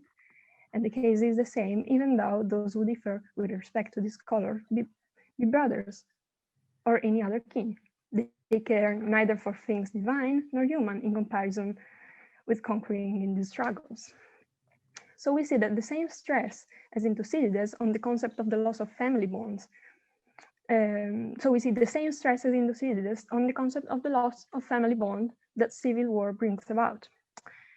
Procopius concludes by saying that in his view, he is unable to call this anything except a disease of the soul, a psychisnosima. Sorry for my not well-trained Byzantine pronunciation. So, with John Malalas instead, we lose any attempt to explain the causes of civil war in human terms. A more subtle and rational perspective, if I may say so, had brought Thucydides to attribute the reasons of such violence to the process of the civilization, as we have seen, that civil wars brought about in the masses. And we still find an hint of this attitude in Procopius, who, while saying at first that the riot, sorry, maybe we should come back to the previous slide, who, while saying at first that the riot had broke out unexpectedly, and at no apparent cause, at the end of his chapter, he says that the reason must be some illness of the soul. According to Malalas, instead, the riot was caused by the devil, more specifically by some alastoron daimonon, avenging demons. And later, to the diabolu embalontos autois logismon poneron, because the devil prompted evil counsels in them. This attitude is probably to be linked to the fact that Malalas is considered to have been more influenced by oral sources and popular narrative, as Roger Scott has extensively demonstrated in his scholarly work. So what do we make of this? Procopius surely knew Thucydid's chapter on Corcyra, and he drew on it for his account on the Nika. This has been already pointed out, albeit very briefly, by scholars such as Avery Cameron and Warren Threadgold. This is confirmed, we could say, by the close reference to the destructions of family bond that we have already seen. If we accept this interpretation, one could easily suppose that also the passage referring to the illness of the soul could derive from an interpretation of Thucydides. In both cases, civil war are prompted by something that happens inside human mind or soul, and that completely erases the civilized part of man. Malala's testimony seems to exaggerate this same tendency, but for now, we do not have enough material to hypothesize some kind of common ground between our sources. It will suffice to say that they seem to point to the same direction, that is, removing responsibility from the crowd by describing the riot as originating from an external cause, be that an illness or a demon. We are given the missing link in this issue by Procopius himself, if we take into account his other work about the reign of Justinian, that is, The Secret History. This is a quite controversial work, and I do not have time here to go into detail about it, but it will be sufficient to say that it constitutes a harsh attack against Justinian's repressive and greedy behaviors. Here, quite interestingly, Procopius says about Justinian and Theodora, these two seemed not to be human beings, but veritable demons, who laid their heads together to see how they could most easily and quickly destroy the race and deeds of men, and assuming human bodies became man demons, and so convulsed the world. This becomes all the more interesting if we consider that in this passage, Procopius is commenting no less than the Nika revolt. Hence, we find again both the theme of the demons and the theme of the destruction of civilized world.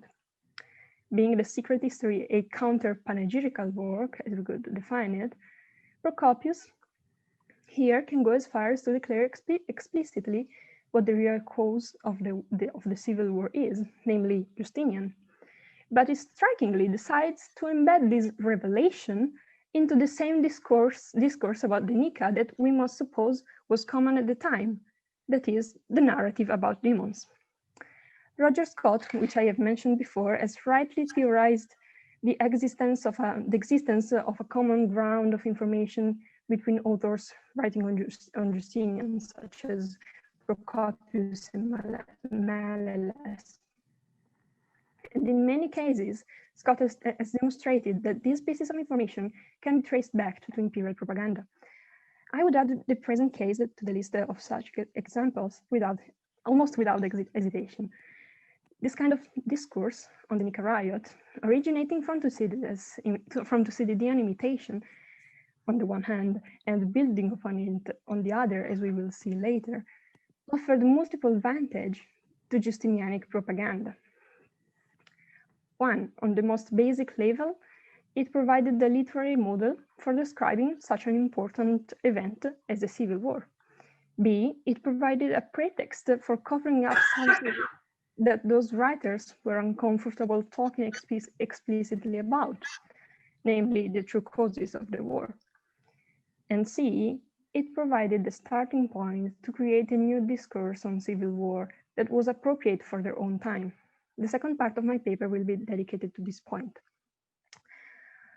So I will skip some slides because I don't think that I will have enough time to cover everything that I want to say, but maybe we could come back to this later. They are not very important, but they are just hints that can be helpful for our discussion. So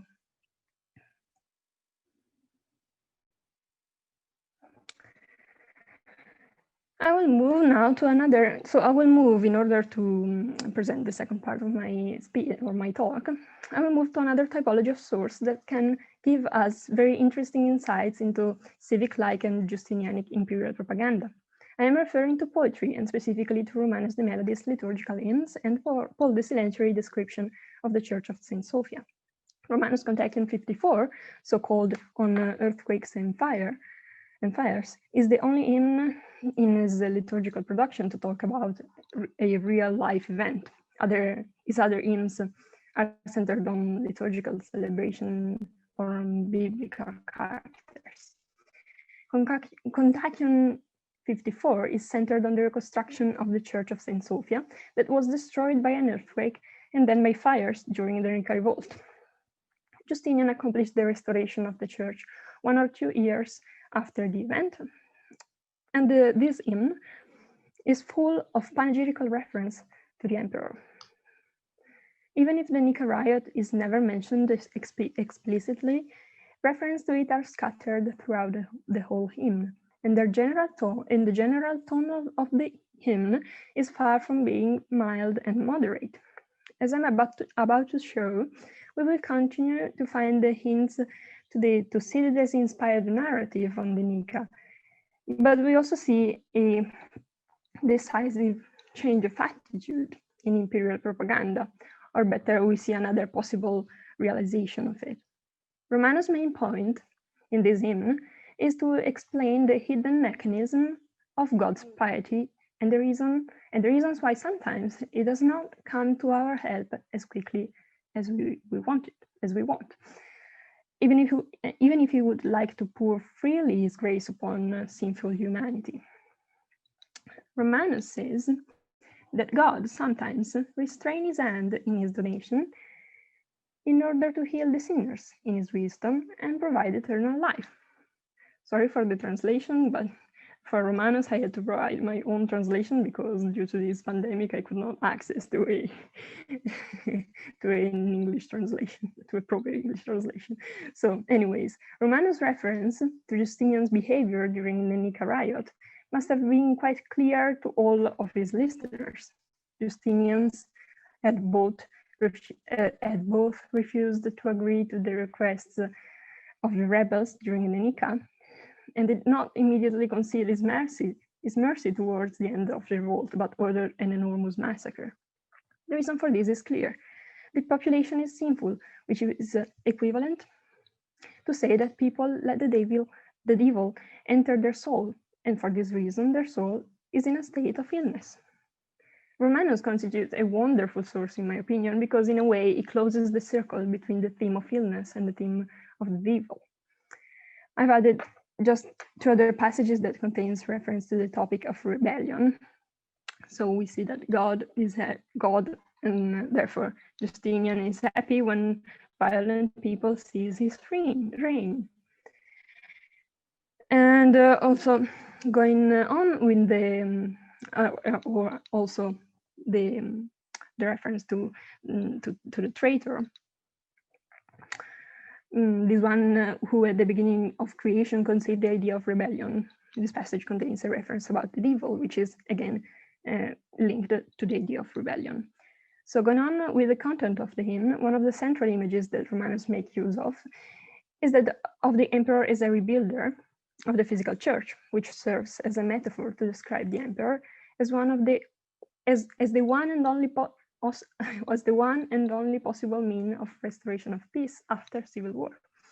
Restoration of peace means also, according to the ever-present Thucydidean patina, that family bonds can be restored to their primitive state. Women cried for their widowhood, children for the loss of their parents, fathers for the death of their sons, brothers for the loss of their next of kin. I mentioned also Paul de Silentiary earlier, and I will make a quick reference to him in conclusion of my paper. Substantially, in his description of the Church of St. Sophia, which was written for a subsequent restoration in sometimes about 565, we find again the topic of civil war is prompted by lack of self-control. And in relation to civil wars, Paul brings to the extreme the process of identification between the emperor and God, because he says explicitly that you, release everyone from their evil debts like God and ask them to forgive? And also, does he not take up arms against God himself, the man who is not willing for the emperor to rule, a man who is gentle and kindly and who gives benefit in moderation to friends and enemies alike? This is your salvation. This is your salvation was certainly a gloomy warning to say to people who had actually been spared from the extensive massacre of some 30 years before. Therefore, we have seen some other interesting sources.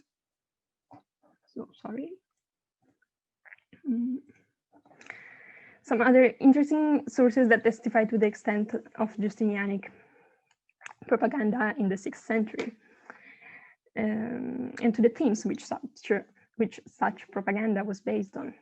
To sum it up with the words of Johannes Coder, Romanos, as well as other authors, may have acted subconsciously or unconsciously as an accomplice of the emperor, because in the end he was, like other writers in his time, at least partially a victim of the policy of propaganda and disinformation of the Emperor Justinian and other rulers as well.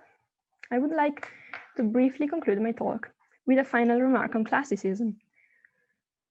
What we should take from this case of Thucydidean imitation, in my opinion, is not necessarily an idea of classicism as an all-encompassing attitude that dictated behavior and cultural standards in all aspects of 6th century life, as every Cameron rightly warns us against doing. On the opposite hand, it should neither be relegated to the status of a mere stylistical trend. Rather, I would suggest that it was a mean employed with a conscious purpose in mind. Rhetorical models produce cultural models that could teach how to envisage and narrate emotions and events. And far from being a sterile process, imitation of the classical past, at least for the authors that we have analyzed, opened the way to reflection upon the present, and even to its manipulation when necessary. It ultimately helped to create new models to understand the present. Besides applying a Thucydidean whitewash to events that they were maybe too uncomfortable to describe explicitly, 6th century historiographers took inspiration from Thucydides in order to invent their personal discourse on civil war. As we have seen, this consisted of a mixture of old and new ideas. Hence, we are presented with an elaboration of the past, albeit in this case a very near past, in order to make it useful, understandable, and acceptable to the present. And this is what Professor Brubaker reminded us yesterday to be the essence of social memory. I think that the Byzantine elaboration of the Thucydidean model of civil war gives us a very interesting example of the practice of shaping a collective memory. But now I am very curious and happy to hear what you all think about this. Thank you very much. Excellent. Thank you so much. I would like to open the floor up for questions. I think I saw a hand. I'm not sure. Was that Bachem? Did you have a question?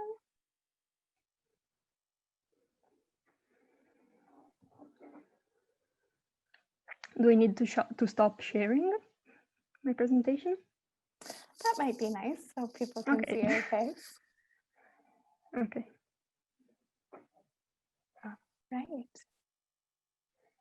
I'm going to assume that that was an accidental hand then with Bachem. All right. Any questions for Lucrezia on that talk?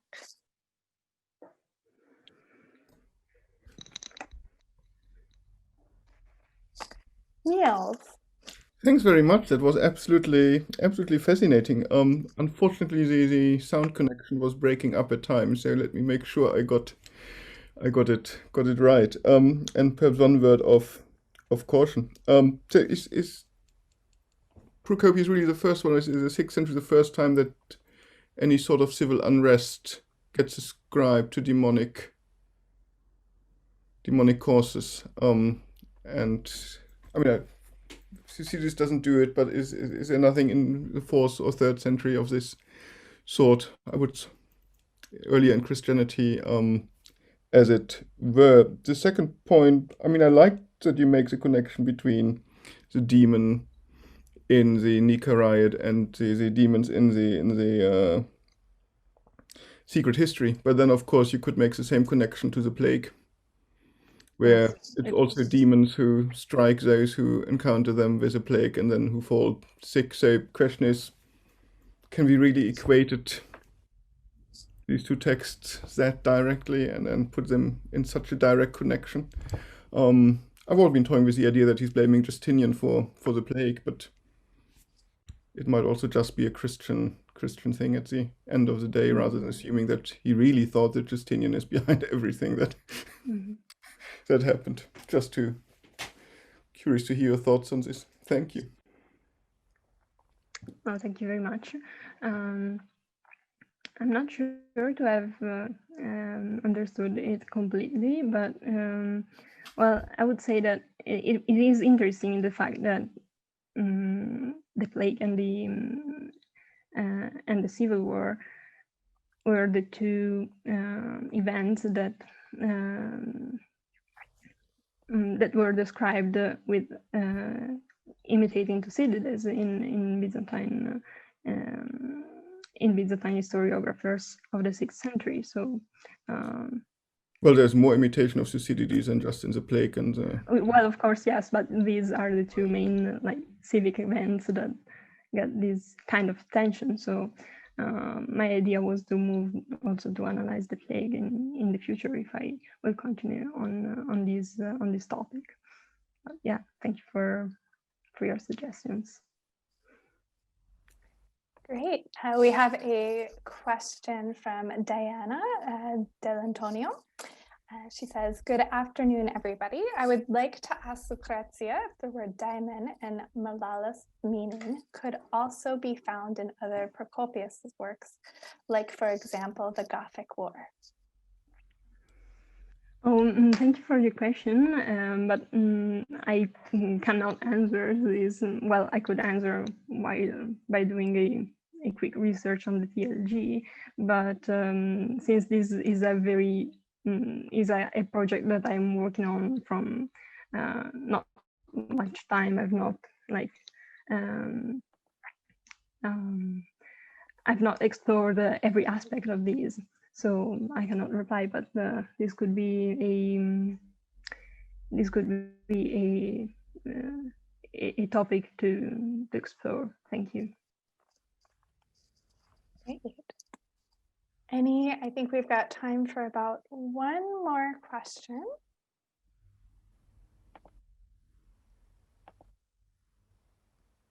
May I jump in? Please do. Thank you for your paper.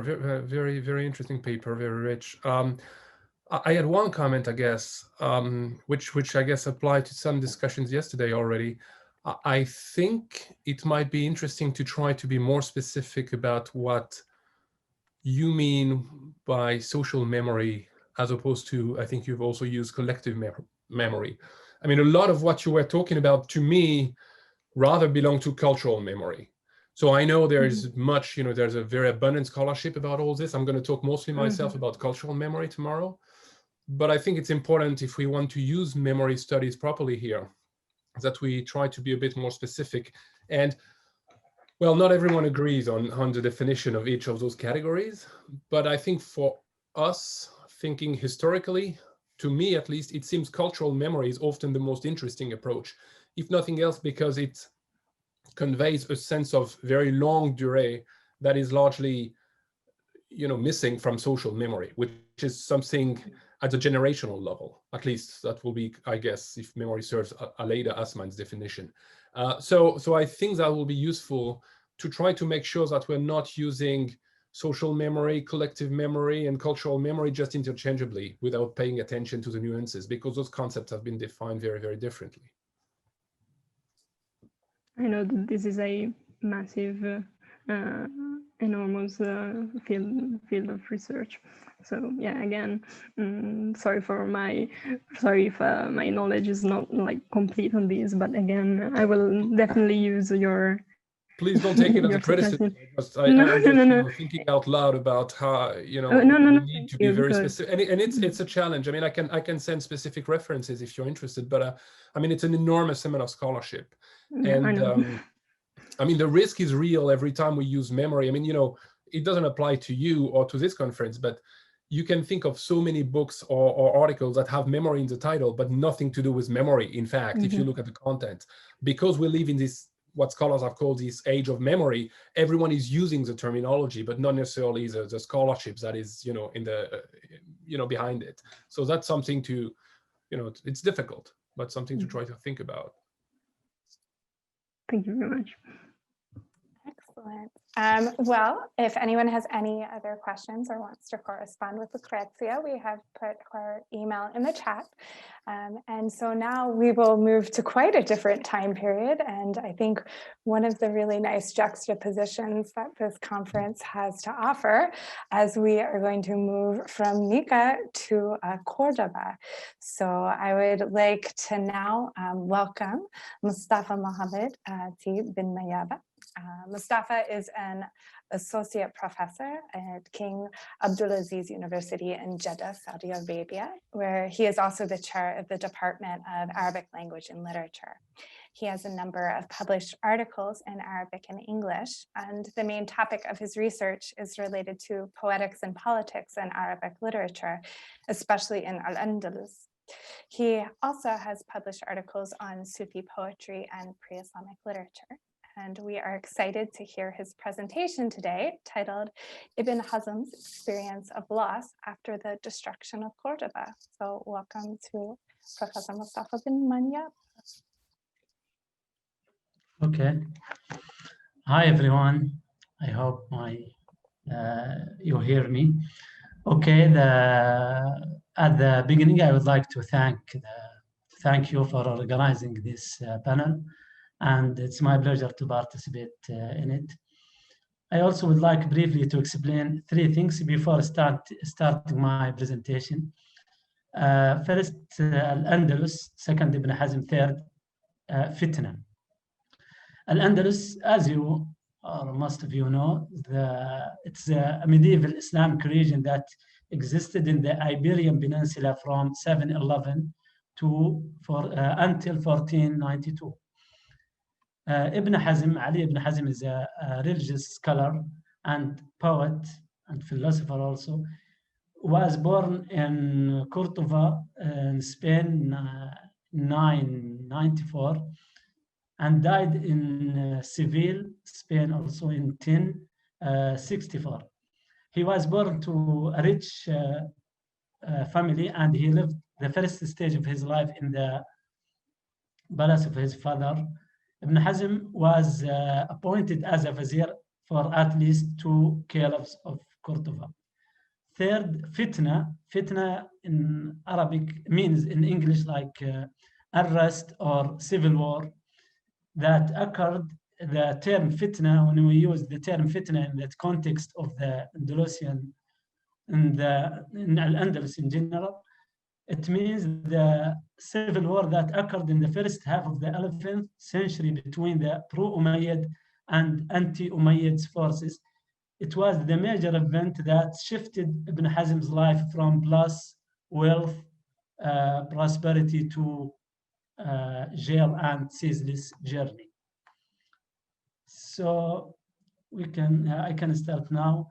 Human beings have suffered from anxiety throughout history. Indeed, the German Paul Tillich classified the types of anxiety that human experienced through the classical, medieval, and modern periods based on the 3 directions in which non-being threatens being. These 3 types are the anxiety of fate and death, the anxiety of guilt and condemnation, and the anxiety of emptiness and meaninglessness. Tillich asserts that in Western history, at the end of ancient civilization, anti-anxiety of fate and death was predominant. At the end of Middle Ages, moral anxiety of guilt and condemnation. and at the end of the modern period, spiritual anxiety of emptiness and meaninglessness.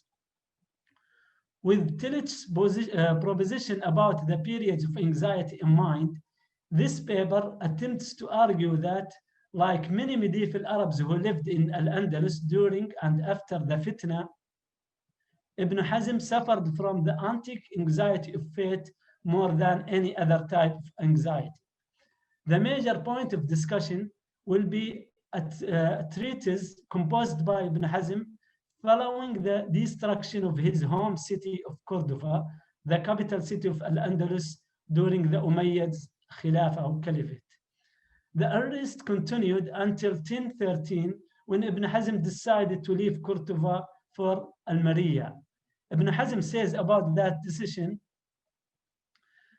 the Berber soldiers took over our homes in the western side of Cordoba and dwelled in them. And this forced me to leave Cordoba and settle in Almeria. The governor of Almeria insulted me after being accused of calling for re-establishment of the Umayyad dynasty. I was detained for months. Then I was exiled to Aznalcázar, city or village in Spain.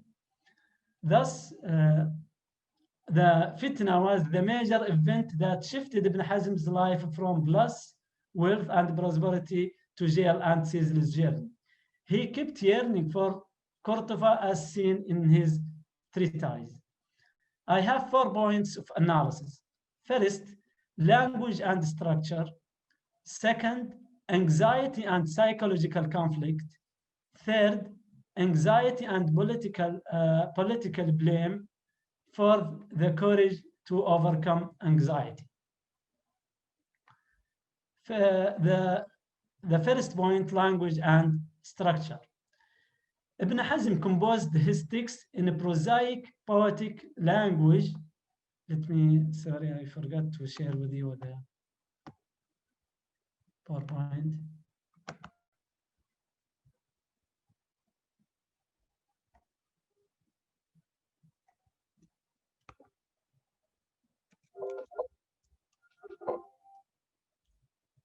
Okay, here's the area of Cordoba in Spain, and this the city.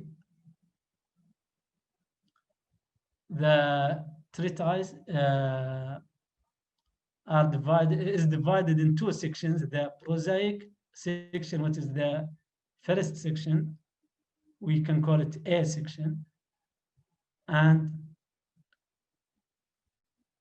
poetic section, which is the second section. So, okay. Ibn Hazm composed his text in prosaic, poetic language to lament the ruins of the deserted abode, which is a theme that was used in pre-Islamic and early Islamic Arabic poetry. Panegyric odes were initiated by halting at the ruins of the lost beloved's abode before making a journey to the better. Ibn Hazm attempts to balance the poetic images and the real images with the purpose of expressing his emotion. He in his text uses the pre-Islamic tradition and images of the ruins of the abode to express his anxiety and to lament a real loss and actual destruction of his dwelling in Cordoba. Ibn Hazm texts can be divided into prosaic and poetic section, as I explained. In the prosaic section, Ibn Hazm portrays the destruction of his ruined abode and his home city of Cordoba, and compares his joyful past in his lovely dwelling to the gloomy present. Then in the poetic section, he repeats the same theme of yearning for the beloved and demonstrating his sadness over the lost past, but in poetic language. The strong emotions of loss as well as the power of analogy to transfer the actual image to an unrealistic one, encourage Ibn Hazm to go a step further and rewrite his emotional experience of loss in poetic language. Ibn Hazm indicates the moment of transition from prose to poetry when he says, here in the transition, the last sentence, when he says, although it is not my nature, this inspired me to say, etc. He feels that although his poetic talent is not as perfect as his prosaic talent, the real scene of destruction in his home city encouraged him to switch from prose A section to poetry B section. In fact, this switch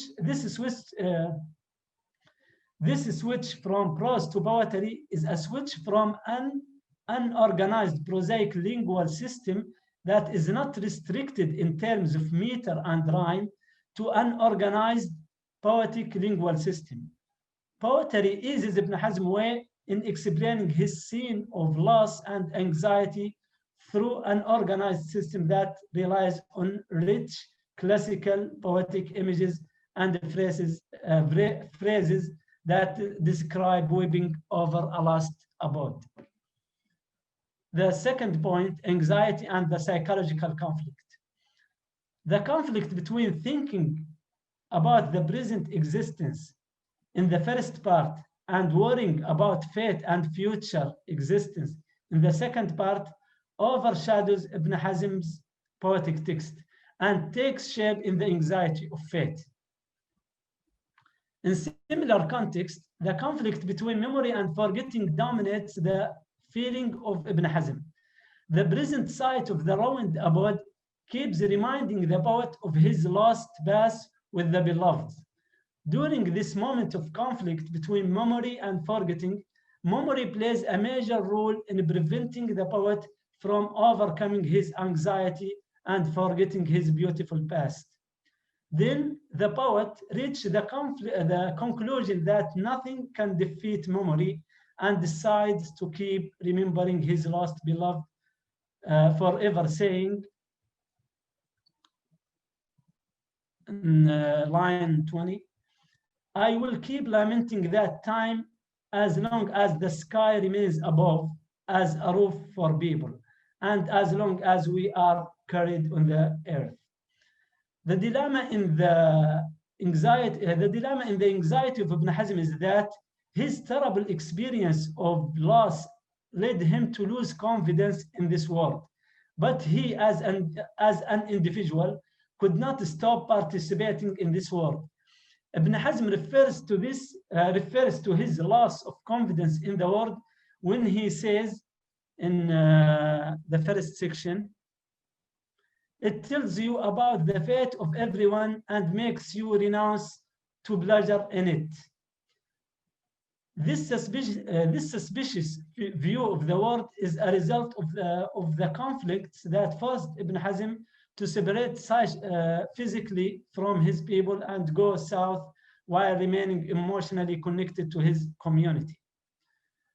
Looking closely at Ibn Hazm's text, he, to a large extent, tries to take experience of loss and separation as a lesson. He thinks that devastated land shows signs of the imminent end. He thinks that devastated land shows signs of the imminent end of this life and the remains of life of its people. It also shows us an example of the fate of everyone and makes us renounce pleasure in this life. This lesson is not only for individuals, but also an indirect political lesson for communities and political authority. Third point, anxiety and the political blame. Fate in Ibn Hazm's text has a political dimension based on the psychological one.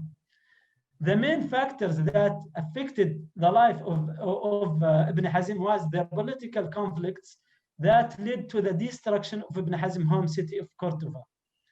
These were each conflicts between a community and a political power. In this context, Ibn Hazm opens the poetics part of his treatise with the word salam, peace.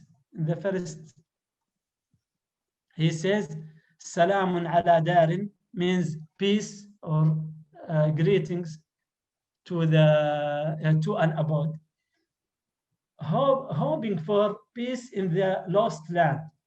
What the communities of Ibn Hazm had built, the political conflict destroyed. Nevertheless, instead of blaming the political power that destroyed his community and forced him to leave his homeland, as many Muslim poets in Spain did in their lamentation for the destroyed city and communities of Al-Andalus, Ibn Hazm referred to blame fate. The anxiety of guilt and condemnation in which non-being threatens man's oral self-affirmation, as Tillich explains, is related to the dilemma of responsibility, while the anxiety of fate is related to the difficulty of prospective existence. In his saying about his lost people in the first section,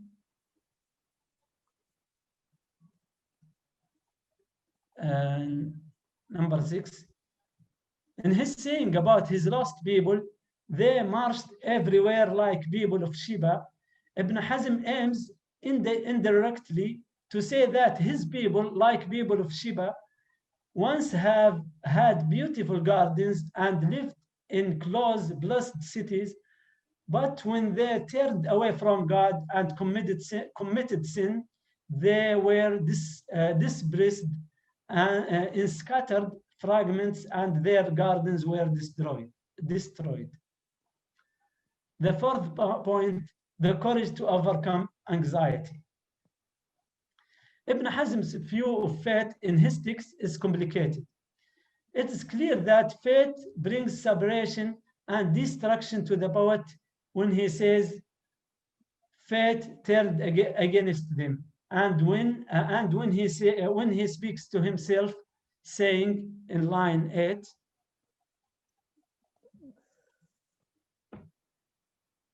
have patience with the assault of fate. Ibn Hazm's courage to be optimistic is suspended by the anxious sense that combines the assault of fate and the worry of its judgment. The poet believes that the near future in which he may or may not find his people is controlled by fate. This worry about fate is combined with the thought of destruction in the first section, sentence 8, which produced in turn the anxiety of death. This last type of anxiety is, in Tillich's point of view, the permanent horizon within which the anxiety of fate is at work.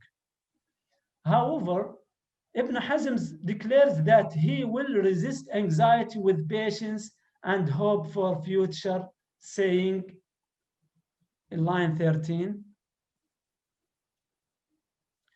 we will obediently remain patient with difficulty, waiting for relief. Perhaps our good patience will bring relief to us. Ibn Hazm attempts to be... I just want to be aware that I want to leave time for questions. So if you... almost 2 paragraphs. Great. Okay. Ibn Hazm attempts to be patient without any reaction to the anxiety of fate, but in such a state where there is a threat of non-being, as Tillich points out, no being can accept its own non-being without a negative reaction. Through the examination of a literary text by Ibn Hazm, the nature of his anxiety of fate is apparent. The decline of the political position of Umayyads was an indicator to the pro-Umayyads like Ibn Hazm that their necessity in Al-Andalus was no longer integral. When any human being or community realizes that their existence is no longer necessary they begin fretting about their fate in that place. Many factors such as political instability, the bloody events against his people, his ambiguous future, and eternal isolation from his community contributed to the strong feeling of anxiety of fate reflected in Ibn Hazm's thought about the world. The analyzed text demonstrate the pessimism of the poet about finding the courage to defeat anxiety and start a new life in Cordova. Thank you so much. Thank you. I do want to open up the floor for questions. So again, if you're an attendee, if you could add a question in the question and answer box, and my panelists, I think you can raise hands, but you can also just jump right in.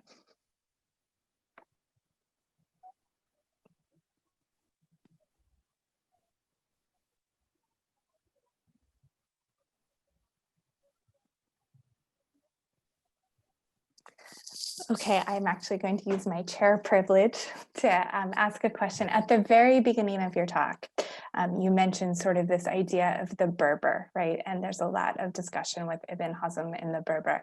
And I was just curious, right? In this piece that you've showed to us, it doesn't really dwell on that theme that we've really become used to associating with Ibn Hazm. So I was just kind of interested on what you thought about sort of this fate concept versus the evil Berber that has displaced him. Yeah, actually, the Ibn Hazm didn't use the term Berbers, but for the translation, I just want to make it clear for the audience. But for his fate, he, as I explained, he lived like in two stages. The first stage, he was close to the government of Umayyad. Then in the second stage, he was like opponent to the government, and the fitna makes it difficult to think about his future, his fate, and it caused him to write like several poems, including this treatise, to explain that the gloominess of his future and how he feel about the future of Al-Andalus and Andalus in general and Cordova in particular. I mean, so from this point, I try to talk about the point of faith, like, and actually I have another research about some other poets that weeps over their loss in Al-Andalus, and it's kind of interesting that they always talk about the sins, the guilt that leads them to this situation, but Ibn Hazm prefers to talk about his fate without clear talking about guilt, maybe for some political reason, I think. No, I think this is really interesting. Just at least I'm used to thinking of him as so partisan, and the idea that he's actually talking about fate is quite interesting, because I'm obviously not an expert, but in Al-Andalus, Ibn Hazm comes with it with some political baggage, which is interesting that it's not reflected here. Okay, interesting. Thank you. Great. Any other questions? We probably have time for about one more question. Ich kann den eigentlich auch bringen, aber ich kann noch arbeiten. Also weiß ich nicht, was denn bei dir? Bist du fertig? I think we have some feedback happening. All right. Wo ist der? Ja, kann ich machen, ja. Joaquin. Danke. Hello, thank you for this talk. I have a question my question comes from complete ignorance about the Arabic sources. But I know that in Christian sources, both Latin and Greek sources, there's a whole tradition of a topic of lamentations that, of course, they came from the Bible, so from the book of Lamentations in the Bible. And they are really common after that in Latin and Greek historiography and poetry, with their disaster and catastrophe from the loss of city. And there's almost some formula, some literary topics that repeats in all these texts. And I know that, for example, in Christian Spanish chronicles, they of course use these topics to lament the Islamic conquest of Spain, of course, from their own perspective. So I was wondering, is there any circulation of these topics maybe between Christian and Arabic sources? Could be a common shared literary tradition of the topic of lamentation in the background of this?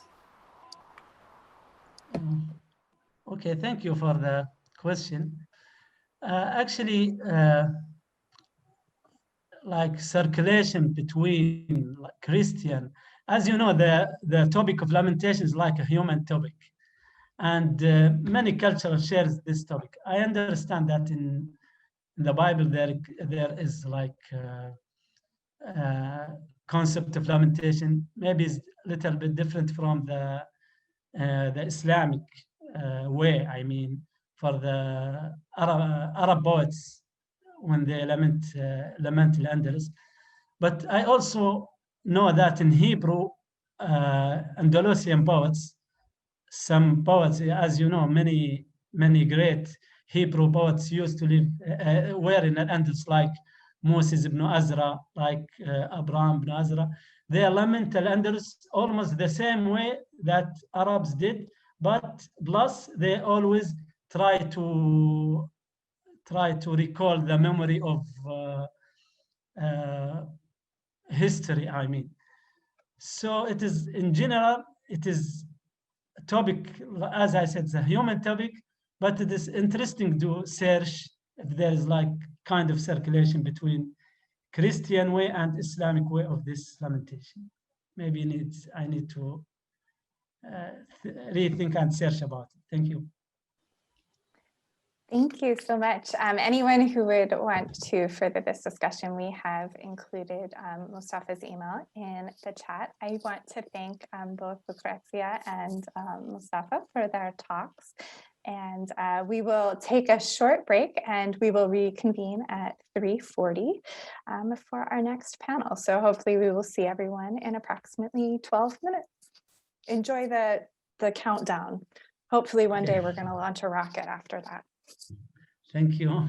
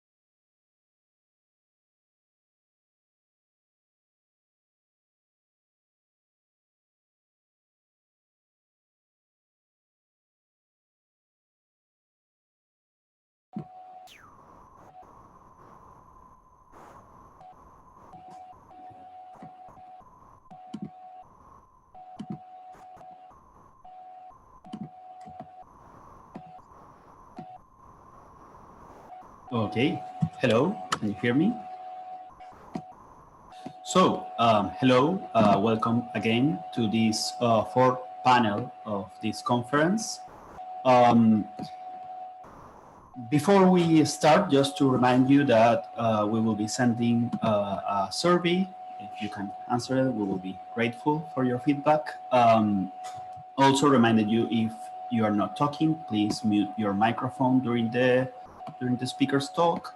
And you can ask questions in the Q&A box during the talk, and we will read it at the end for the speakers. Panelists can also raise your hands. So this fourth panel is about catastrophes and the individual. And the different papers will be exploring how different kind of catastrophes affected or were interpreted by different kind of individuals of different social status, of different gender, and from different cultures, both in Byzantium and in the Islamic world. So our first speaker in this panel is Dr. Foteini Spingou. Dr. Foteini Spingou is a research fellow in Byzantine intellectual and cultural history at University of Edinburgh. She studied Greek philology at the University of Athens and received an MPhil and a PhD from the University of Oxford. Before joining Edinburgh University, she conducted research at Princeton University, Oxford University, University of Toronto, and the Dumbarton Oaks Research Library and Collections. She has taught at a number of institutions. She currently is a member of the Pike Shoe Project, secretary of the Classical Association of Scotland, and a member of the editorial team of the Journal of Modern Hellenism. Dr. Spingou specialized in the cultural and intellectual history of Byzantium and the medieval Mediterranean world, Byzantine poetry, visual and textile culture and aesthetics, the history of collections and collecting, the manuscript culture from the late antique East to the early modern Europe, and her current research project, The Aesthetics of Empire, examines the transformation of the idea of beauty, kalos, in Byzantium, tracing descriptions and understandings of beauty that echoes the ethos of classic Greco-Roman classics and explains transformation of cultural ideas within a socio-political context. Her paper in this afternoon will be titled "What's the Worst That Can Happen? The Misfortunes of a Byzantine Lady." And Foteini has copied a link in the chat that you can see, where she has given a handout for the paper. So without further introductions, I leave you with Dr. Foteini Spingou. Joaquin, thank you so much for the very detailed, in fact, and very warm welcome. And thank you so much for organizing all this conference, which is like a huge undertaking. Very, very well done to all of you. I mean, chapeau, absolutely. So I'll start with some questions more than anything else. Also, can you see my screen? But it's still small, so you're going to see it right now, full screen. I can be aware that I cannot actually see the chat while I'm sharing my screen. So if I'm getting over time, please shout at me and we'll be fine. So, okay, no problem. Can we really detect in a modern society, in a pre-modern society, how the individual experiences calamities, misfortune, disasters, but also good fortune and successes?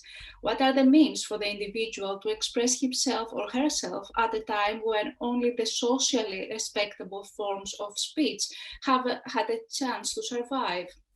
Do such texts express the views, hopes, and fears of a culturally and socially constructed self, or those of an individual? My paper reflects upon these questions, taking into account a little-known text, a dramatic, poetic monologue written on behalf of a Byzantine noble woman, who appears, apparently according to the text, before God during the Last Judgment. The scene is obviously fictional, but the person is very real. The topic is quite unique, and a further unique element of this text is an account of calamities that the protagonist could have had encountered in her life, but she didn't. The text was composed at some point after 1143 at Constantinople, and it survives in a single manuscript as part of a poetic anthology. The author is unknown, and the patron of the text is Irini Komneni, a Byzantine noblewoman and a distant cousin of the reigning emperor at the time, Manuel I Komnenos. The poem, which has 201 verses, is entitled Ethiopia. Don't fear of the terms. I will explain in a second what is an Ethiopia. Ethiopia. Sorry, Foteini, it's very difficult to see your PowerPoint. Do you think you could give us a full slides rather than the presenter's mode? Oh, I see. It says my second screen. I'm really sorry about this. Okay, I'm sorry.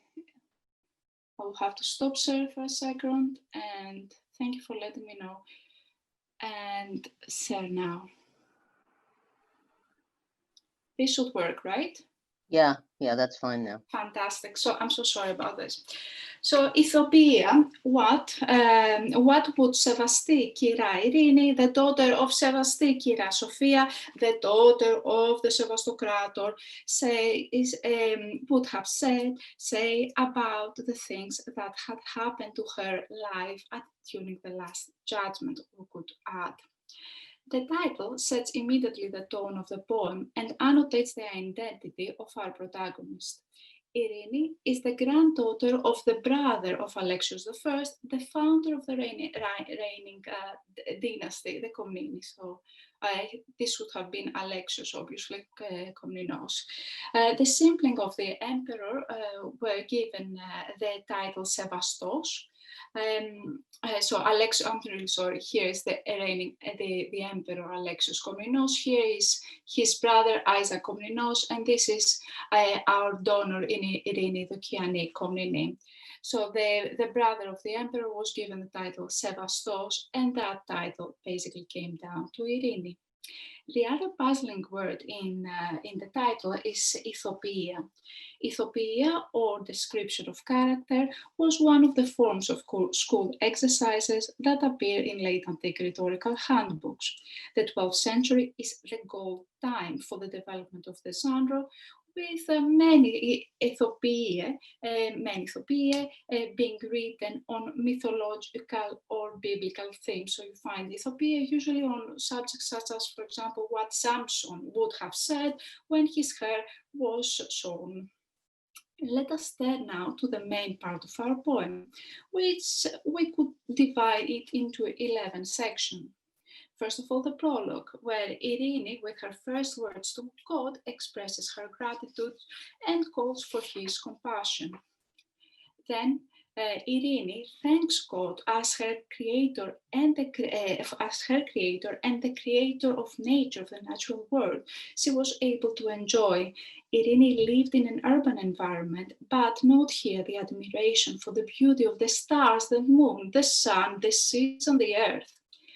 Then the disasters that she did not experience. The following section is one that I would have not expected to find in a text like this.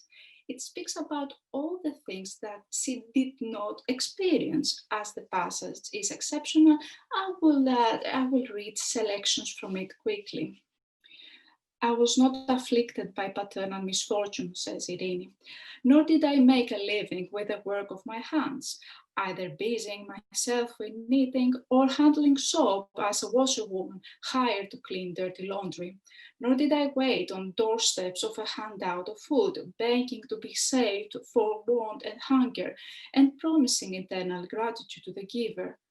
Nor did you, God, bring me forth into the light of day in servitude, or rather darkness as it seems to slaves, as a slave, fearing even the voices of my masters and distressed in my heart by the words, whenever they would threaten me to whip me, and saddened by the sheer force of pain, whenever they would give me a thrashing. As a slave, sometimes baking bread in ashes, and at other times mixing flour and yeast. No, such were not my beginnings, O Creator. In the next section, the poem subsequently continues with detailing her ancestry, her happy years as a child, her marriage, but with the early loss of her husband, her life comes basically to a halt. From a different poem, we actually know that she joined her mother at a monastery, at an unspecified monastery, but it's unclear whether she took the monastic vow or not. Then the poem continues with Irene addressing God and recalling episodes from the Old Testament involving punishment. She then confesses that she is a sinner, laments for her bad luck, including here the pain that she feels for the death of her beloved, really beloved mother, and she pleads for the salvation of her soul. In the epilogue, the poem finishes with a clear declaration of who speaks and why. These are the words that come straight from the heart of your suffering servant Irene, scion of the Komneni. They are a small relief from the weight of misfortune and a petition for the remission of sins. To some of you, the poem might cause aversion. Irene is lamenting because she essentially had first world problems. Her biggest fear was that she might have had lived as most of those living in the Byzantine capital, and she laments for the death of her husband and mother. These are certainly extremely sad events, but they cannot be compared to other big disasters we've heard about during these days, such as big earthquakes, a fire, most common in medieval Constantinople, or in fact in early modern Istanbul, or a war. Irene was privileged, and she also appears to acknowledge it. But things are never as simple as they seem. As I've discussed at the beginning, and I hope you can see here my cursor, as I've discussed at the beginning, Irene did not come from the most privileged branch of the Komnenian family. She was rather distant from the reigning emperor. Irene was the daughter of Sevasti Sophia and Theodoros Odokianos. Sophia held an important title. Her husband was rather from a less prominent family. After the early death of her father, her mother became a nun, taking the kids with her. Irene got an education, and in around 1130s, she got married to a nobleman from the family of the Evgenianos. And here you can see how basically her status jumped up as soon as she got married. Again, the family of the Evgenianos, this guy, is not one of the most prominent one in Byzantium, so it had actually small importance in the Komnenian system. The anonymous Evgenianos died early, and Irene accompanied her mother to the monastery. It is at the end Irene's education that allowed her to stay afloat in the Komnenian society, although her status had plundered, and thus she did experience a personal disaster that goes much beyond the loss of a loved one. The poem confirms that status. Education mattered in the 12th century. The intended audience would have been a literary gathering, a theatron, as they like to call it. In this theatron, aristocrats, members, and aspiring members of the imperial administration and intellectuals of middling status were taking part. The participation to a theatron bestowed privilege to the participants, and to the theatre, those coming from a lower background had a unique chance to acquire a golden ticket to work at the public administration. What is more, theatre was the glue of that part of the Byzantine society. See, for example, the social network of Irene. If we consider only her immediate circle, she seems quite isolated, being just here. But if we have a look a bit further, if we put the second degree of separation, then she's actually becoming a member of a very busy network. that looks like a hairball in your screen. That includes mainly theatre goers. But the next question is of course related to the medium. Why poetry? An Ethiopia could have been written in either prose or verse, so why did our author use poetry? In the 12th century Byzantium, poetry had become a personal medium. The theatre-goers I've mentioned before were ardent commissioners of short poems, epigrams as we call them, with which they accompanied their gifts to a saint, Mary, or Christ. Each of these short poems is a small prayer, speaking about the difficulties and hopes of the commissioner, exactly like Irene did in our poem. And in fact, it is the 12th century that we find poems lamenting for one's toothache or his smallpox. Thus, the composition of the verses is a personal matter, but is it an individual one? I will answer yes and no. Irene appears to speak out about her very personal problems, but the way she does it was prescribed by her social group. The form of the text, as we saw, was defined by her contemporary intellectual environment. Then, themes deplored in the text are focal points well embedded in the 12th century Byzantine culture. The particular interest in nature, the status granted by family roots, a female identity defined by upbringing and marriage, and finally, the hope for eternal salvation. What was not to be expected is an account of all the disasters that could have happened, but they didn't. This is, I believe, where we find the individual. The account of all the things that they did not happen is a consolation for wretched Irene, and the verses of the Ethiopia become means to unload personal grief, or indeed, as the poet says, a small relief from the weight of misfortune. Thank you for your attention. Thank you very much, Foteini. So we have time for a few questions that you can type in the question and answer box, or panelists can just raise their hand. Leslie is raising her hand there.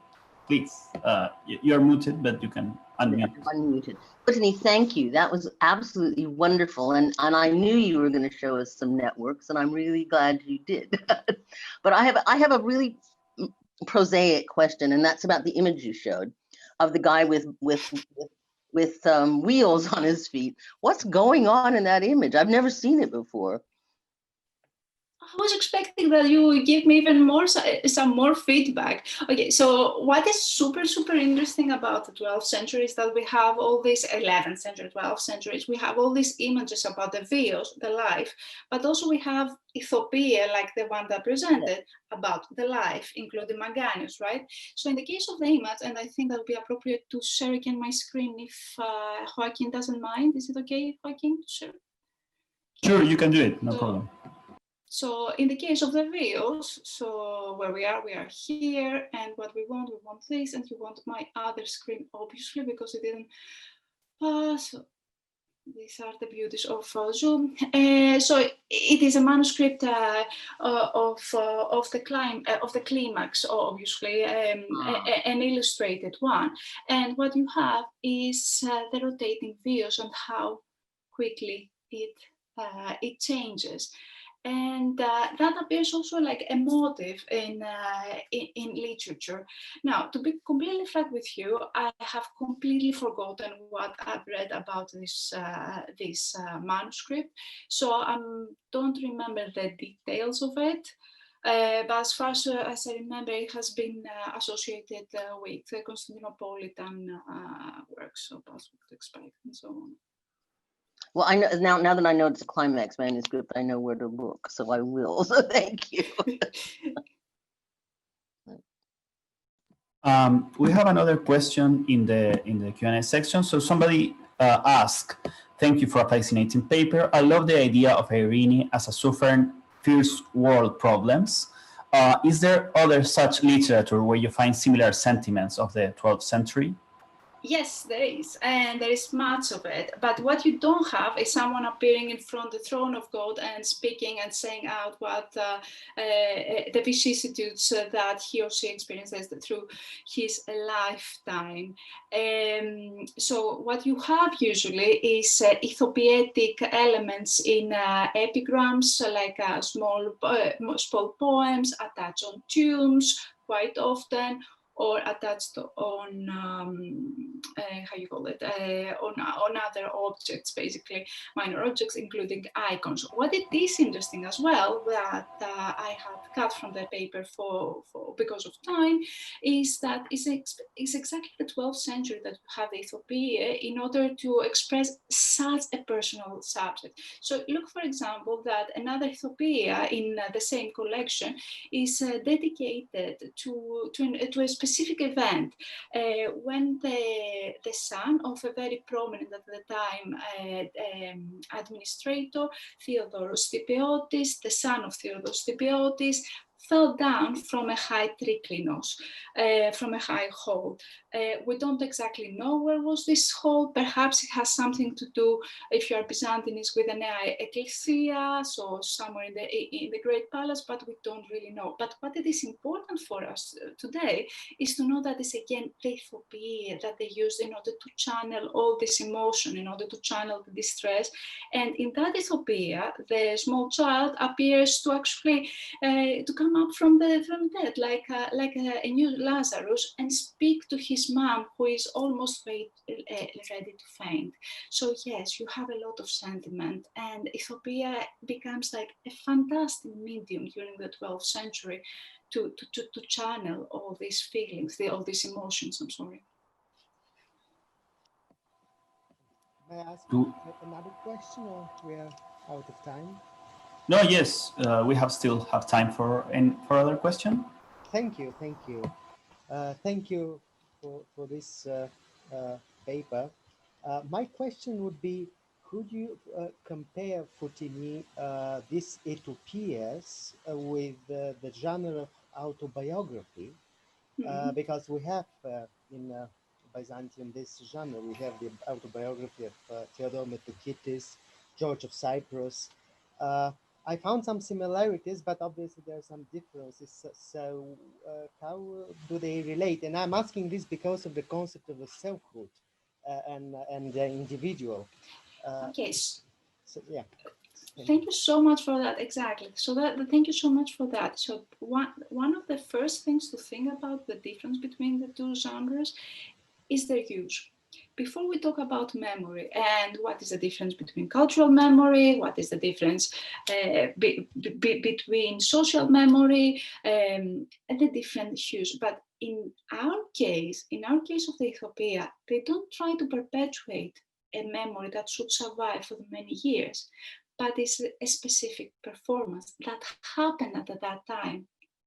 And that's like a crucial difference with the autobiography. Of course, autobiographical elements, someone can mention here that in general we believe is the middle of the 11th century that autobiographical elements start becoming more and more pronounced in Byzantine text and Byzantine culture in general, as far as we know.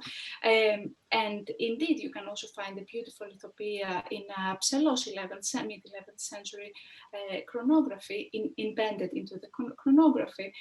But what is interesting about this poem, what is different with this poem, is that it's about the then, here and now. So it was about to be performed in a specific circle. And this is the part that we actually mix. So this is like a performance, like a performance. Sorry? Like a performance. Exactly. It is is a dramatic monologue at the time that you don't have a theater, like as we know it, theater. Thank you.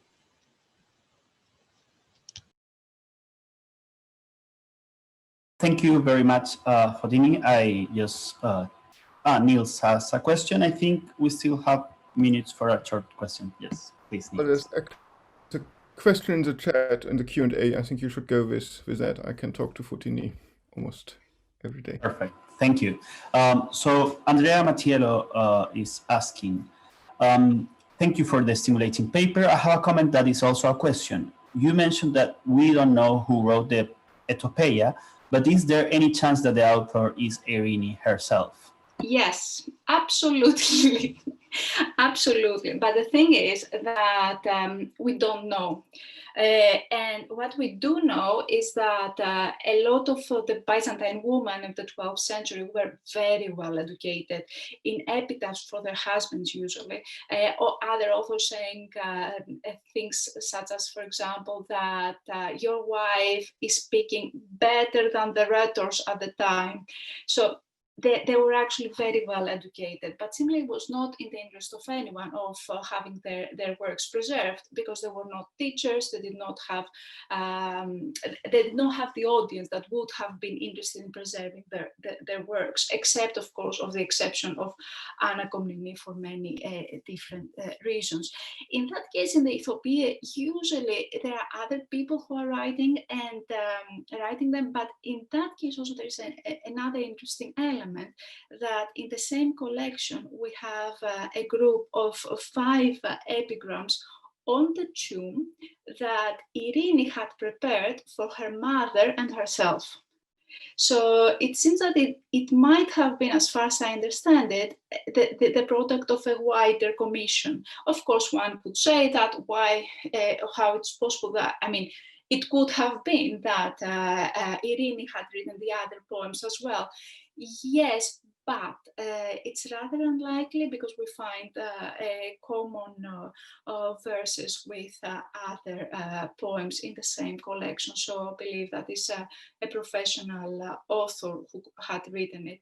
And if I may add here, the particular poem that I've sent you to in a new edition and so on, it was very, very, very, very popular, probably as far as I can tell, or something like this was very, very popular. Simply because we find the same verses, not words, verses in other poems of the late 13th and 14th century that we know the authors Manuel Filis and Kallistou Xanthopoulos, Nikiforos Kallistou Xanthopoulos. So it seems that it's a product of a professional author rather than of Irini, but I cannot say for certain. I'm sorry for the long reply. Thank you very much for this fascinating talk. I have typed your email in case anyone has more questions, because we need to pass to our next panelist. Thank you very much. So our next speaker is Leone Pecorini. Leone is a PhD student at the University of Edinburgh and the University of St. Andrews, funded by the Scottish Graduate School of Arts and Humanities. His thesis, entitled Heirs to the Caliphate, Continuity, Territoriality, and Gender, explored the patterns and means of succession of the late Umayyad and early Abbasid caliphs. A large part of his research is focused on overlooked aspects of succession, such as the matrilineal line, age, eligibility, and failed heirs. His research makes use of Arabic, Armenian, Greek, and Syriac sources, and his research interests include the Caliphal Mediterranean, the Thugur, Islamic geography, and gaming in late antiquity. He obtained a BA in history from the School of Oriental and African Studies at the University of London, where he received the undergraduate history dissertation prize, and a master in late antique Islamic and Byzantine studies from the University of Edinburgh. So he's going to present the paper, The Abbas After Whom Those Who Rule in Baghdad Are Named, a source-critical approach to the third fitna. So welcome, Leone. Thank you, Joaquin. First of all, I'd like to thank, when I get my PowerPoints up, I'd like to thank the entire organizing committee. I know it was quite a quick transition to bring everything online, and you guys have done an absolutely fantastic job given all the circumstances. So we'll dive straight into it. Can you guys see my screen? Yeah. Thank you. So, as you can see by the title of my paper, I should be focusing on the third fitna, 744 to 750, and how Abbas bin al-Walid was remembered across a variety of different linguistic sources. The picture is the Umayyad town of Anjar, associated with al-Abbas, and the location of the final Syrian battle of the fitna. The Third Fitna, or Succession War, was a watershed moment in our periodization of early Islamic history, marking the fall of the Umayyad dynasty and the rise of the Abbasids. Preceded by the loss of North Africa and Al-Andalus in the Berber Revolt, the Fitna was a catastrophe for the early Islamic polity. Its importance in later conceptions of Abbasid legitimacy and in turn Umayyad illegitimacy resulted in the emergence of divergent traditions. This is reflected in the fact that many of our Arabic sources provide differing accounts within their narratives without attempting to reconcile them. By Arabic sources, here I mean the universal and analytic histories of the 9th and 10th centuries. The chronological structure is determined, but the content and details were not streamlined to generate a coherent singular narrative. The events of the Third Fitna took place in Syria, Al-Jazira, and Armenia. In other words, the northwest of the Umayyad Empire. Therefore, the narrative cannot be assessed exclusively through the lens of early Abbasid, Baghdad-centric historiography, but rather it merits turning towards other more localized accounts of the events. In other words, the Armenian, Greek, and Syriac traditions. What these three divergent traditions emphasize, and to a lesser extent so do the Arabic narratives, is the central role played by al-Abbas bin al-Walid. First, it is necessary to provide a brief overview of al-Abbas and the events of the Third Fitna. After this, we shall see how he is remembered across various literary traditions and how this memory informs our understanding of the last decades of Umayyad rule and how the Fitna played out. So al-Abbas bin al-Walid. Al-Abbas is, for all intents and purposes, a minor figure in Umayyad history. In the genealogical tradition, he is remembered as having been the eldest son of the third Marwanid Caliph, al-Walid bin Abd al-Malik, and an unnamed concubine, Walad, literally mother of the child, making him a Hajin, which means literally mixed, i.e. not fully Arab, which we shall return to at the end of this paper. Like many Hajins, of which the most famous is his uncle Maslama bin Abd al-Malik, he was tasked with military assignments on the Byzantine Islamic frontier, granted minor gubernatorial positions, in his case in Homs, and even leading the pilgrimage. His prominence on the frontier brought him to be remembered as Faris Banu Marwan, Knight of the Marwanids. Bears mentioning that no Hajin would become caliph until the Third Fitna, and they seem to have been outright barred from accessing such a position. We unfortunately do not know the name of al-Abbas's mother. Like many women in pre-modern society, her existence is only preserved due to her connection with a member of the ruling elite. We are granted a glimpse into her background during the narrative of the Muḥallabid revolt, which Maslama and al-Abbas had been sent to put down, where they are disparagingly referred to as Jirad Safra and Nastus bin Nestus, respectively. The term Jirad Safra translates as yellow locust. This is a reference to Maslama's non-Arab heritage, presumably Byzantine Christian, due to the use of the adjective yellow, which is frequently used to disparagingly characterize the Byzantines in Arabic literature. Similarly, al-Abbas is called Nestor, son of Nestor, once again to illustrate his non-Arab nature and question his legitimacy. Whether this denotes an upper Mesopotamian, Syrian heritage or a generic Byzantine Christian one, I cannot say. What it does demonstrate, though, is a continued memory of al-Abbas's otherness and of the existence of Hajin discrimination by certain Arab tribesmen. Al-Abbas first appears raiding with his uncle in 706, 707. He appears in 708, 709 in Theophanes and dies in jail in 750. Meaning he straddles nearly the entirety of the Marwanid period. By the time of the Third Fitna, he was perhaps the most senior active member of the Marwanid family. Despite his prominence, he never seemed to enter into the succession plans. Perhaps this was owed to his Hajin status. However, by the end of the Third Fitna, not one, but 3 Hajins had become caliph in quick succession. The Third Fitna. For those of you who are unaware of the story of the Third Fitna, I will provide a brief recap. For those of you who are aware, forgive the abbreviated nature of it. This is not very easy to do. Additionally, here is a family tree to assist you with visualizing the elite and familiar connections that underpin the various claims. When the Caliph Hisham died in 743, he was replaced by his nephew and heir appointed 20 years prior, al-Walid bin Yazid bin Abd al-Malik. Al-Walid was named by his father, Yazid the 6th Marwanid. It is unclear whether Hisham had tried to replace his nephew, but either way, it did not occur. Al-Walid had already gained a reputation as unsuited to be caliph due to his loose living. He was renowned for his drinking and fornication. Shortly after his accession, a plot emerged to overthrow him. The reasons behind this aren't exactly clear in the sources. It seems like his rough treatment of Hisham's progeny and supporters was one reason, a religious dispute involving the Qadariya another, and finally tribal tensions. His opposition was Yazid bin al-Walid. brother of al-Abbas and allegedly son of the granddaughter of the last Sasanian Shah, Yazdegerd III. Yazid died shortly after, having nominated his brother Ibrahim bin al-Walid, who was not widely accepted, prompting another revolt, this time from the north, by the governor of Al-Jazira, Marwan bin Muḥammad bin Marwan, who marched south with his own army and allegedly even a contingent of Armenian nobles. Marwan would win a decisive battle at Anjar and take Damascus in 744. He would imprison many of his opponents, amongst which al-Abbas. After this, Marwan's caliphate would be beset by revolt in Hims, Kufa, as well as the much larger Abbasid Khorasani revolution, which eventually overthrew him. Now, I will only focus on what I call the first block, i.e. the cession of Walid bin Yazid and the opposition by his cousin Yazid bin al-Walid. The Arabic sources remember al-Abbas's role as operating on both sides of the feud.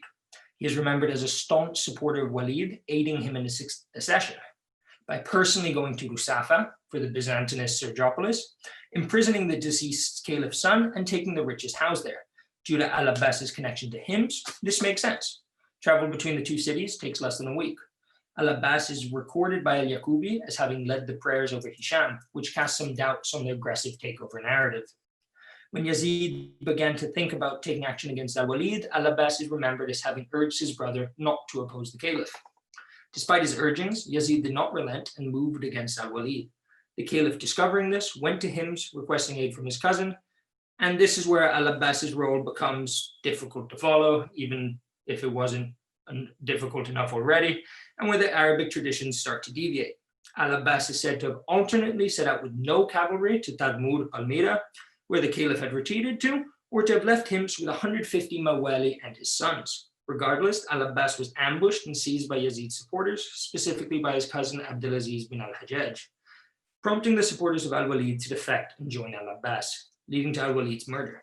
He is then recorded as having served as an integral advisor to his brother Yazid, shedding doubt on where his loyalties lie.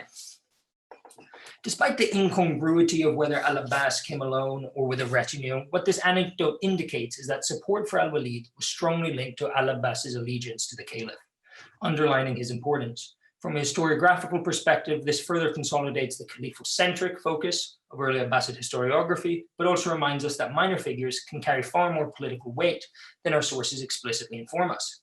Al-Abbas's alleged defection caused a revolt in Hims by al-Walid's supporters, who besieged his home, carried off his wives, and imprisoned his sons. What is clear in this narrative is that the arena of Block 1 of the Third Fitna was the Syrian desert and northwestern Mesopotamia. This was a localized event that had large-scale repercussions, but it must be viewed as local. As such, it is relevant and necessary to turn to sources that may preserve a more localized memory of these events, in this case, the non-Arab Islamic tradition. The narrative as presented in these sources remember the events occurring in the same order as the Arabic, but allows us to reach a different layer of historical memory, and one that persisted and was still viewed as relevant into the 13th century. Most of the sources used here come from what is referred to as the Theophilus circuit, i.e. they drew from the eponymous Syriac source. You can see the lit transmission of the slide.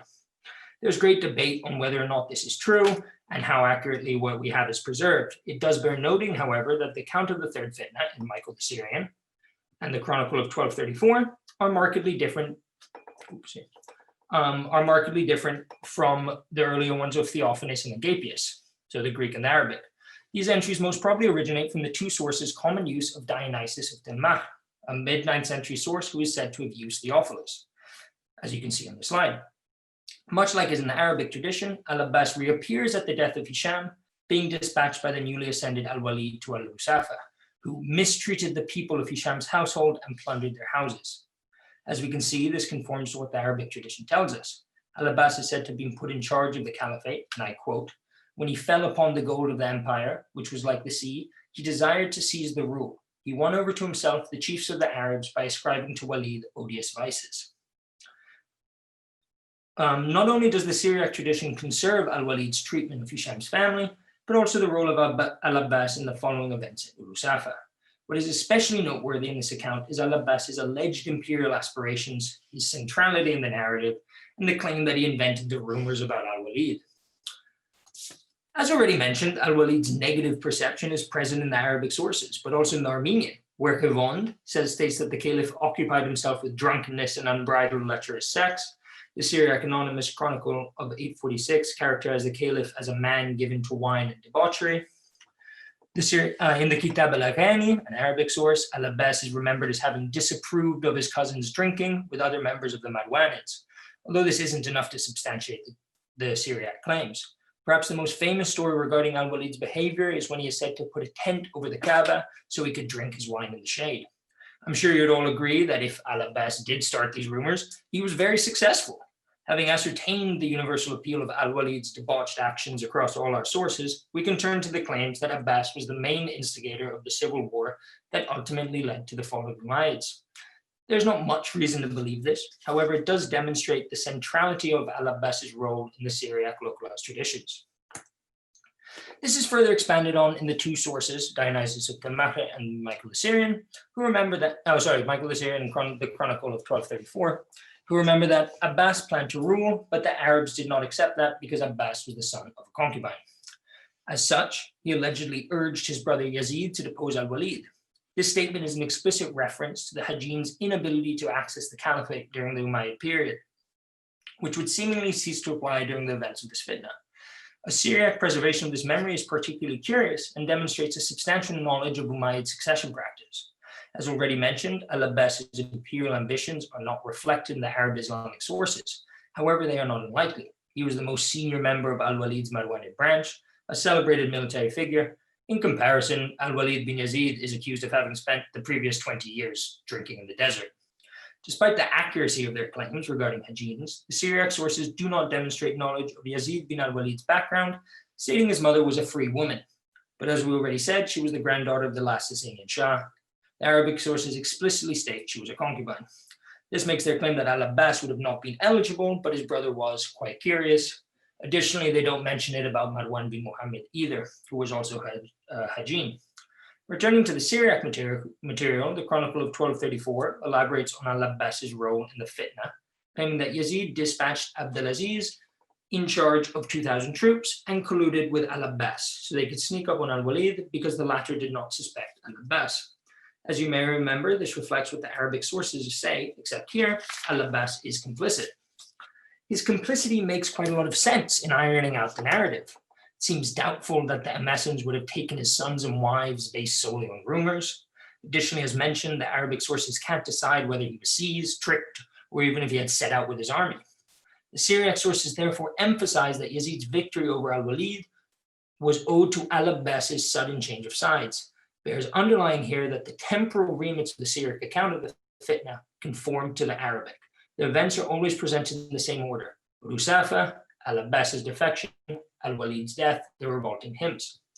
This is the end of al-Abbas's role in the third fitna. In the Arabic, it appears once more when he is imprisoned by Marwan and is said to have died there in 750. Notably, Theophanes the Confessor records that he died after Marwan put down another rebellion in Hims in 745. Abbas was allegedly smothered by an Ethiopian who had been dispatched to do just that. Theophanes adds that this was a just punishment for the magician, as he brought much evil to the Christians by the way of magic and demons. This reference in Theophanes speaks to the strong memory linking al-Abbas to the frontier. This entry does not appear elsewhere in the Theophilus circuit, making the source for this unclear. I'd be quite interested to hear from the Byzantinists in the room if the insertion of the Ethiopian means anything. Theophanes' preservation of the revolt in Hims and his focus on al-Abbas shows how frontier and raiding activity was integral in the generation of a memory outside of Arabic historiography and the empire. This can even be seen to prompt exaggeration on behalf of these authors, not providing us with further information, but demonstrating the important role played by them in their memory of the event. This is perhaps best demonstrated by the Chronicle of 1234's claim, from which my paper title originates, that al-Abbas is the Abbas after whom are named those in Baghdad who rule in our day, and they are called Abbasid caliphs, and from him they have this name. And it is not, as some uneducated Arabs think and say, from the name of Abbas, uncle of their prophet Muhammad. This is quite the claim, as I'm sure you can all agree. Not only does it serve to underline Abbas's importance in the third fitna narrative, but also correlates these events with the eventual Umayyad downfall. Furthermore, our Syriac sources are not ignorant about where the ruling Abbasids claim to descend from. What they say at the end is correct. Rather, this appears to be an attempt to rectify their understanding of events on a local level. The third fitna spelled the end of Syria's centrality in the Islamic Empire. The Abbasid revolution came from further away and mainly played out away from what quickly became a peripheral zone. Therefore, for them, it would appear to make more sense that Abbasid's attempt to take power manifested itself in an empire that took his name, and that after two caliphs would appoint nearly exclusively concubine-born caliphs. In conclusion, as we have seen, this source-critical approach to a relatively minor Umayyad prince's role in the fitna serves to draw out various layers of memory and important external information. These events occurred within the areas in which these sources were produced. It is not surprising that they would focus on and have different information than the Arab Islamic sources. Whereas these present al-Abbas as relevant, he does not occupy as prominent a position as in the Syriac tradition. Even Theophanes the Confessor, writing in another imperial context, focuses on him more than we'd expect, given his lack of caliphal rule and absence from the frontier after the mid-720s. Being a minor figure, this analysis is even more poignant. I cannot see why he would have grown in importance as time went on. There would be no value in ascribing this role to him anachronistically. For instance, we see this occur in the Armenian source Gevond, who has a specific focus on Marwan bin Muḥammad, not only because he was a long-standing governor of Armenia, but because at the time of production, the author knew he was the last Umayyad caliph. Al-Abbas does not occupy the same position. Instead, we are granted glimpses of distinct aspects of caliphal legitimacy and geographical spheres of influence that are not explicit in the traditional Arabic source material. The mention that he was born to a concubine demonstrates a precise knowledge. In the Arabic, it is difficult to find this notice. Trust me, it took me a while. Surviving explicitly solely in the genealogical notices of the 9th century, and then re-emerging in the universal histories of the 12th and 13th.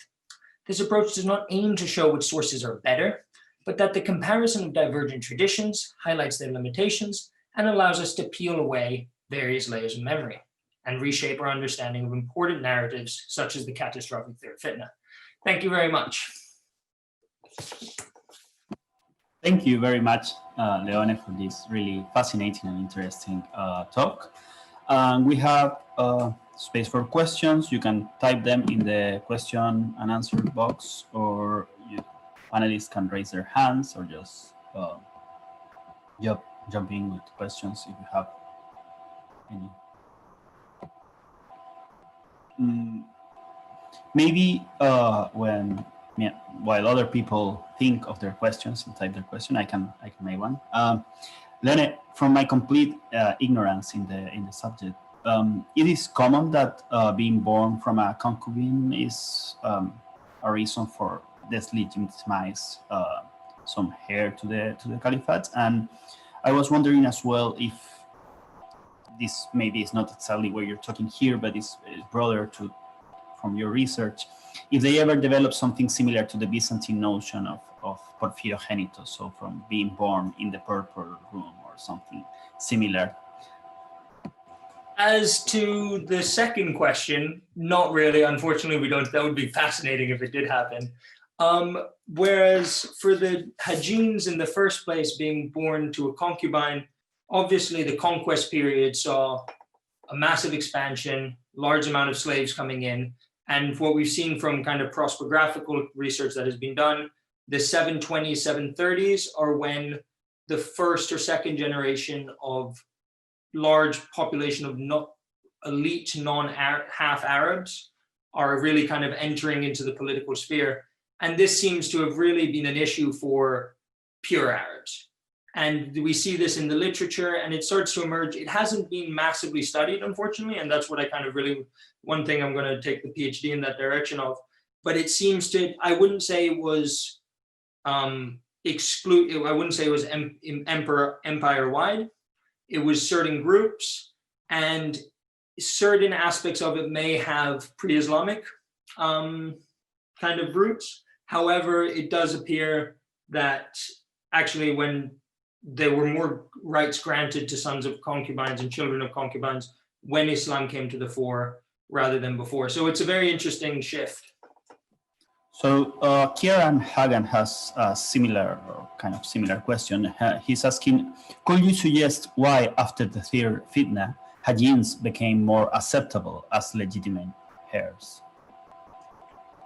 Well, I think the big thing there, thank you for the question, is that the Abbasid revolution, in the way we kind of understand it, if we can call it a revolution, also brought to a fore the prominent roles of non-Arab converts to Islam. And so when you have that kind of shift as well, you start seeing that these kind of certain barriers start coming down, as well as obviously we've now had 3 very short-lived concubine-born caliphs. And then what we start seeing in Abbasid marriage practice is they start marrying within the Abbasid family. And they're trying to restrict potential new caliphs from building up their own power base. And so it seems to be that because they're marrying inside within the family, and they want to restrict the matrilineal line, so children are being born from concubines and they're loyal directly just to the caliph, and then in turn they're able to build up a power base using pre-existing kind of functions within the caliphate. Thank you. There's any other question? I have a quick question. Follow up. Thank you very much, Leone. I just wanted to ask, does it, so being, I mean, concubines, being the son of a concubine later on during the Abbasid, was that a kind of a point of insult by other people? Like, were they targeted in a way that would have been possibly not, I mean, they were definitely targeted by the Umayyads earlier. So was it's still kind of like, while it may have been acceptable legally or in court, was it acceptably socially? That's a very good question. I think the big issue we have there is source material. And I think the fact that we have Abbasid sources preserving Umayyad mentalities about this, and the preservation, I think, particularly the term Hajin, which is not complimentary in the slightest, is kind of proof of that. I think Jahith has a lot of stuff on Hajins, as he kind of speaks of these parts of the population that are slightly less evident. But it seems like the stigma goes away, at least within the elite Baghdad circles. It would be quite interesting to look at other parts of the empire, notably as well, the Umayyads of Al-Andalus practice concubinage for their caliphs as well. So it seems to have become something that once the stigma was lost and once they occupied a very large portion of the population, that it started to fade away slightly. But I think a lot more needs to be done on it. So if anyone else wants to work on it with me. There's another question in the question and answer box. So Alasdair asks, how does Liwon, I don't know how to pronounce this, but fit into your Syriac-derived source material? So you can read the proper pronunciation of the name because I can't. So Revond doesn't seem to fit into it in a sense. He seems to reflect more, he kind of, Alison Vaca has recently argued that he kind of looks like a Futuh book, so a book of conquest. He does not seem to have the same focus. He doesn't seem to be gaining any of the source material. His focus on Al-Abbas, there's one passing mention, but besides that, there's very little. Like I said, his focus is on Marwan. So there doesn't seem to be an excessive, I think he was getting his material from, at least this is what Alison Vaca is now putting forward, is that his material about the caliphate was coming from Arabs present within Armenia at the time, because the way in which he speaks about them and the way he says, I heard from the enemy, I heard this kind of stuff. So he seems to be amassing sources orally from local Arab populations who had settled or were positioned there by the military. I think Antoine has a question for you as well. Thank you. Well, I have too many, so I'll try to limit myself. Well, no, you got me started on Revon, so I'll try to forget about that for a minute and we can talk later. So I'm wondering, for instance, the same point has been made. So first of all, I think it's extremely important, and that you're definitely onto something really important.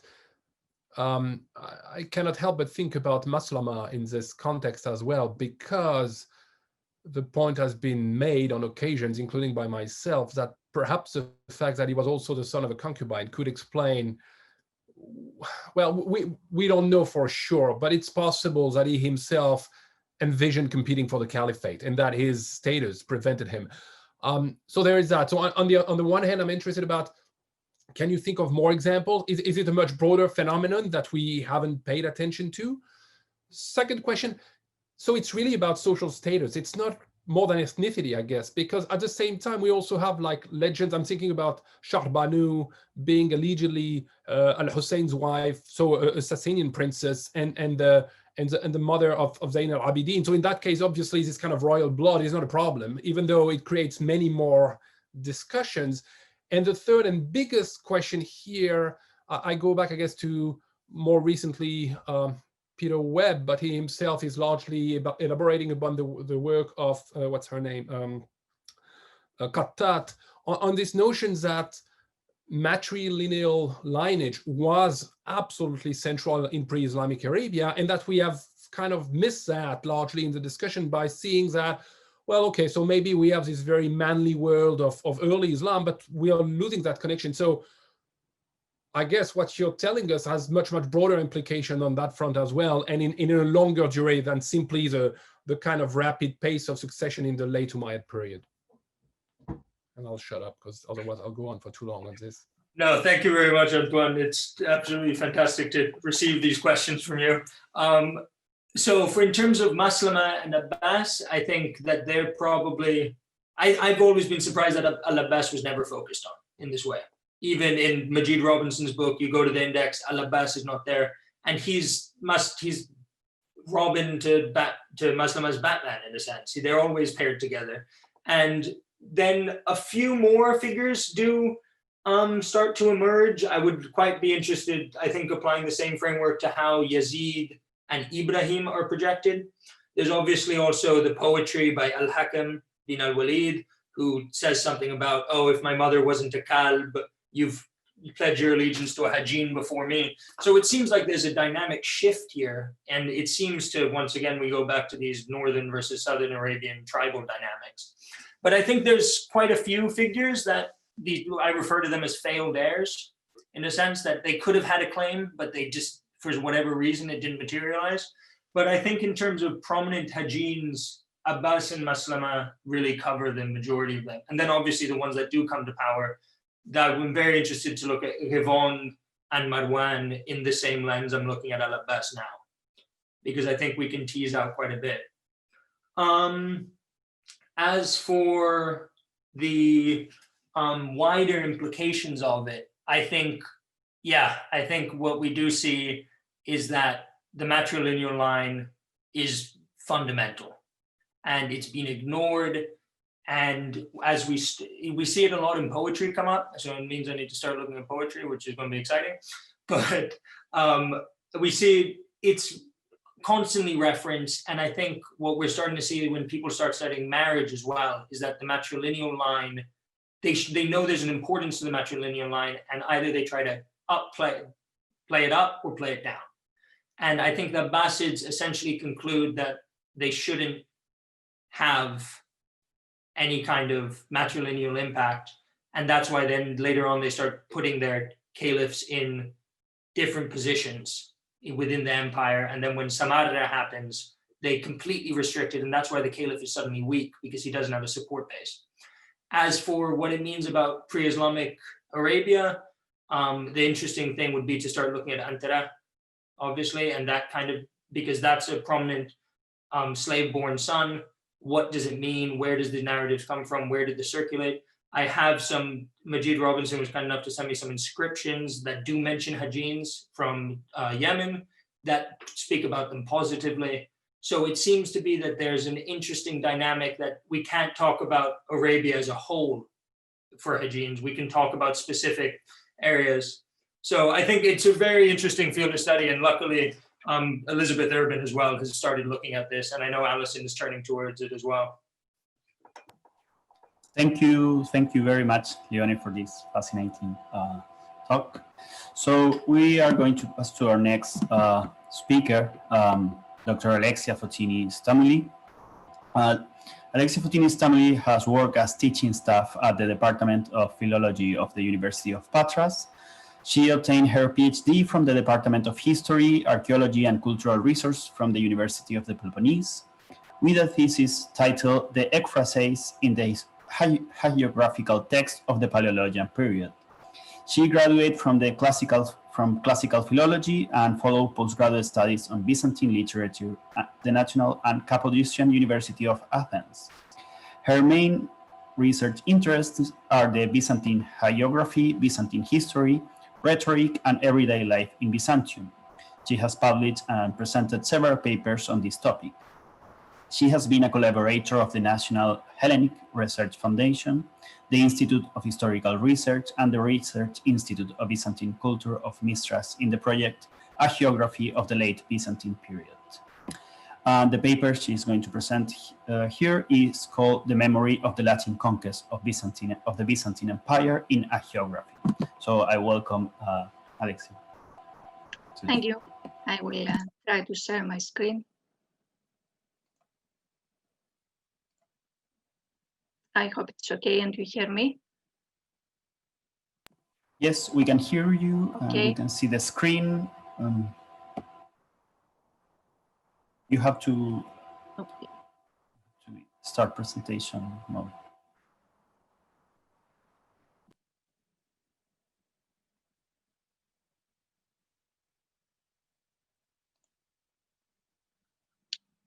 Sorry. There should be a button in the right corner at the bottom. There, a little one. Thank you. Perfect. Thank you.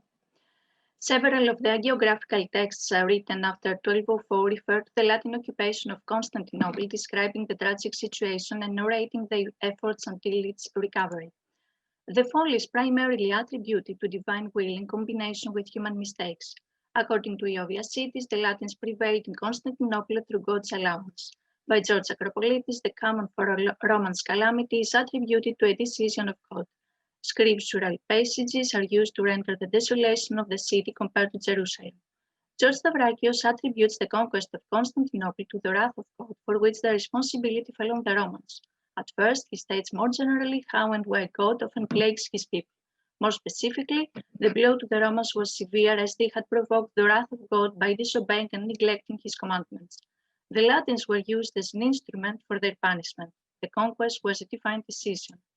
According to Nikiforos Kallistos Xanthopoulos, the city that received the power of fall was defined to give in to the yoke of slavery. Nikiforos Grigoras considers the Latin yoke of Constantinople as a service, a debt. According to an anonymous author, the rulers before Theodore I Lascaris allowed, through their quarrel, Constantinople to submit to the Latins and tolerated being deprived of their head, as everyone pursued to be a head for the others, that is, they pursued power without being worth anything. The events related to the fall are narrated in various ways. Iossides provides information about the Latin rule on the occasion of the genealogical tree of St. Theodora. Emperor Alexios Komnenos was among many other captives during the domination of the Latins in Constantinople. He was released by Mecik Komnenos when the Latin fleet came down from Constantinople and moored at the port of Salagora. He was like a slave and was not recognized. The Latins received many gifts. Theodore Komnenos, second son of Mecik Komnenos, liberated Thessaloniki from the Latin rule. According to Stavrakios, the emperor left wandering from place to place. Treasures of money passed into the hands of the enemies. Roman troops were captured and dispersed and ceased to exist. The affairs of the Romans were destroyed. Xanthopoulos refers extensively to the fall. The bliss of Constantinople receded and the city was given ugliness equal to its previous pleasure. Power passed to the angeli. Then the calamities began. Through the change of power, the evil grew a lot.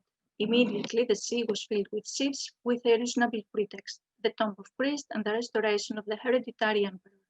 The rumors scared everyone, and after a while, a fleet covered the entire sea of Constantinople, and any harm was expected. The enemies climbed the walls from the inclined sails of the ships. A fire was immediately lit, because of which most of the city was destroyed. According to Philothos of Selymbria, the Latins removed all the best works that existed in Constantinople and were admirable, caused surprise and ineffable pleasure, and are attributed to Phidias and Praxiteles to emphasize their value and quality. With this data, we gain a picture of the wealth of Constantinople before its fall. Various figures of speech are used to describe the situation that followed. Similarities are even observed. According to George Acropolitis, Roman affairs had long since died because of the Latin occupation. The author speaks of an Italian disease. The Latins enslaved and captured the queen. Thus, they effortlessly subdued all its service personnel, that is, the other areas.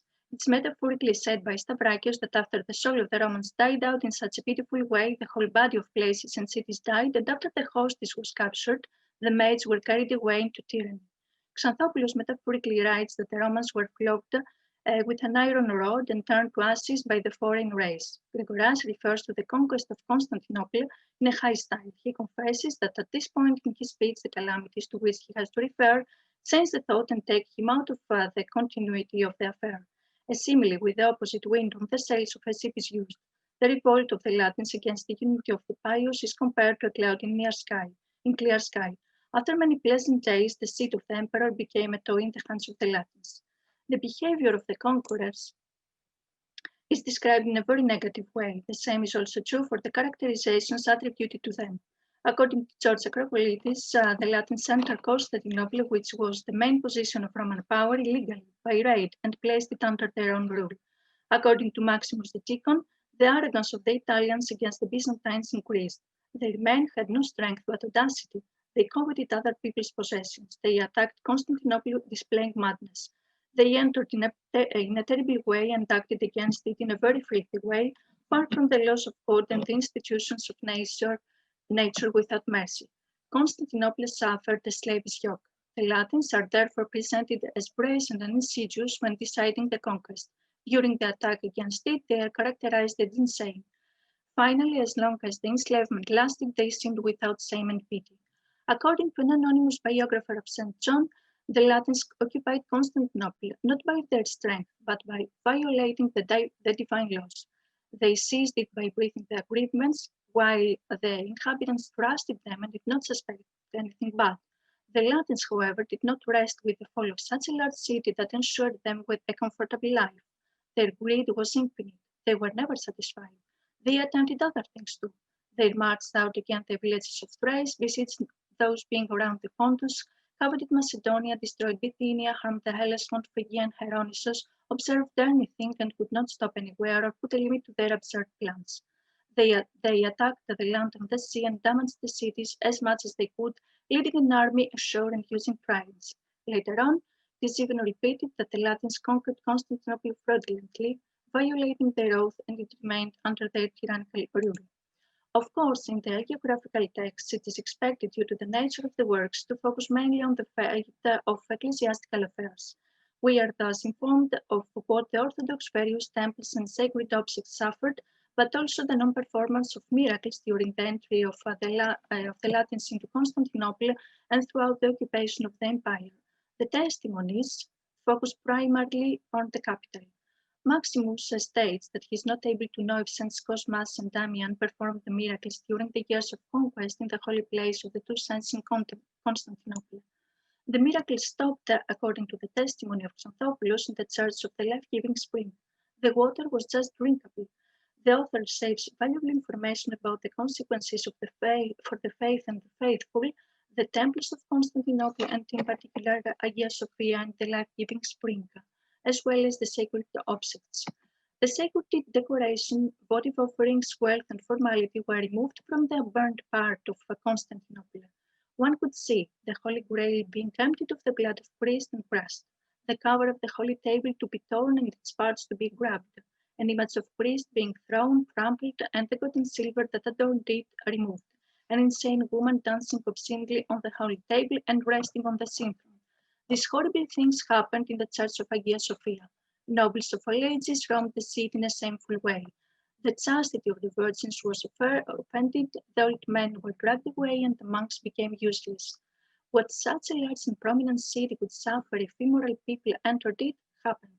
The emperor escaped, leaving everything to be saved.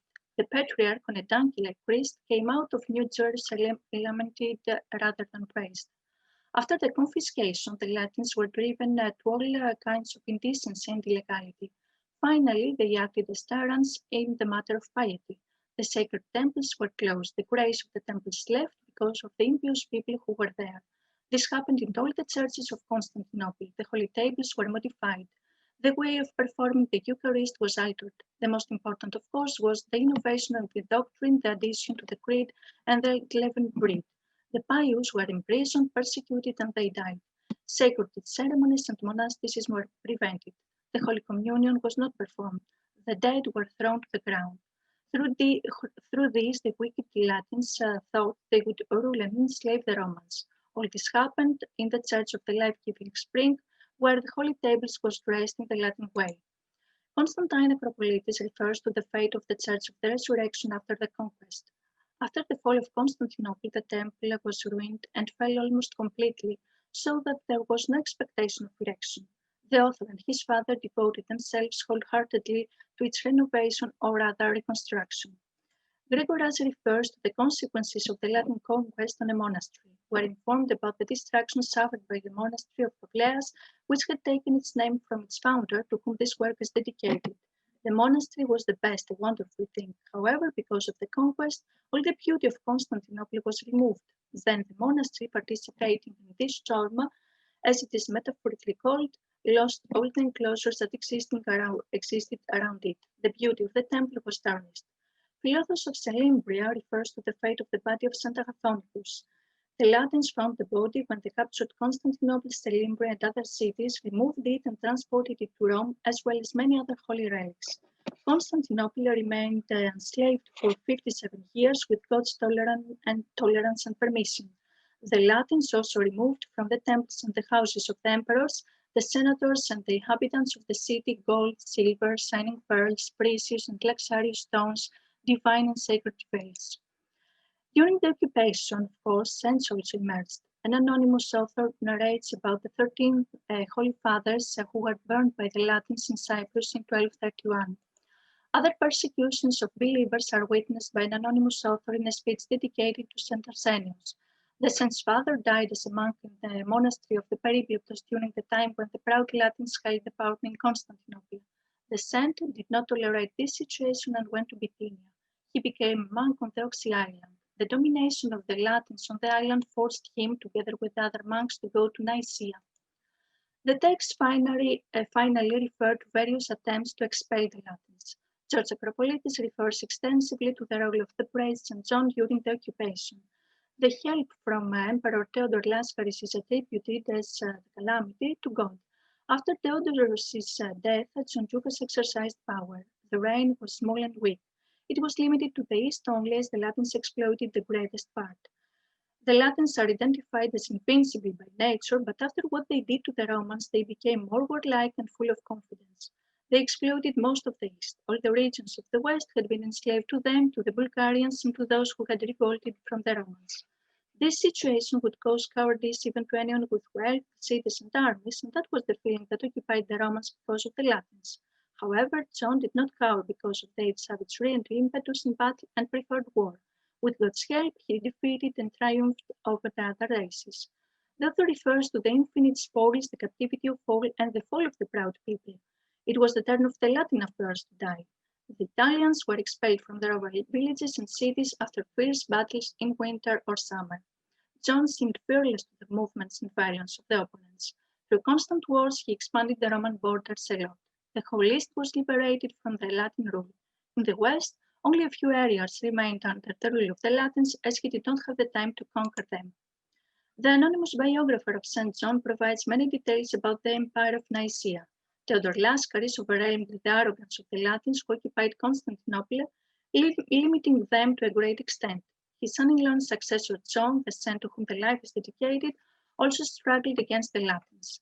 The emperor hurried to help the cities before being enslaved to the enemies, at first with equivalent infantry and cavalry, later with navy.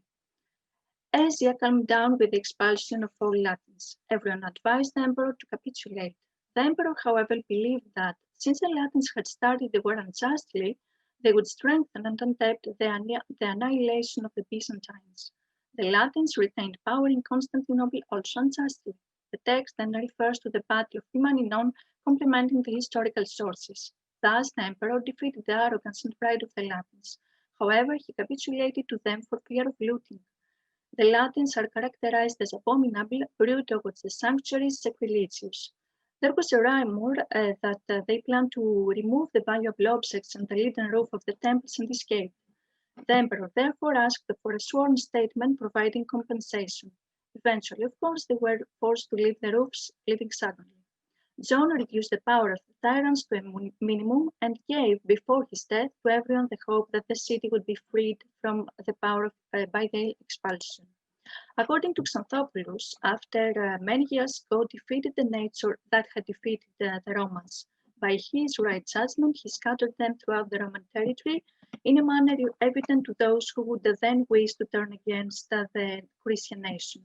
He called his own nation, gathered his people, and gave them Constantinople back. Michael Palaiologos served the will of God. When he came to power, he expelled the thieves from Constantinople. Gregorians refers to the takeover of the authority by many emperors, the fruitless struggles for liberation, and the shaking off of slavery, finally under Michael Palaiologos. A simile with a ship is used again. It was a great unbearable good for the Latins whose pride was shaken. They were looking for a cure for their calamity. When enslaved, Constantinople was so powerful and glorious throughout the world that it seemed impossible to subdue two armed enemies. That the expulsion of the Latins was possible under Michael Palaiologos is also mentioned by Cleophas of Seleucia.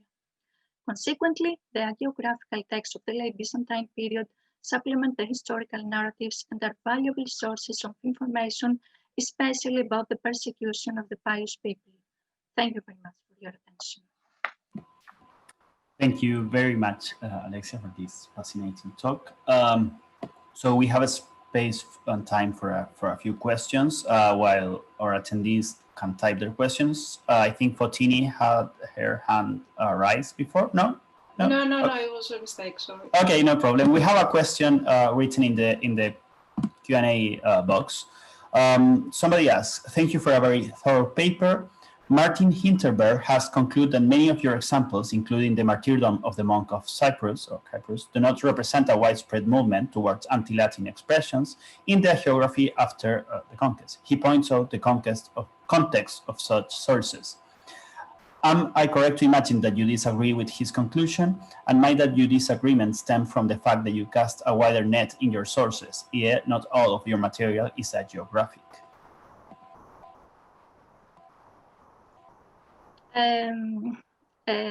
I wouldn't say I disagree. I have just presented what the texts give us as information. I wouldn't say that there was a general movement against the Latins, but I have to see it in more depth. Thank you. Is there any other questions?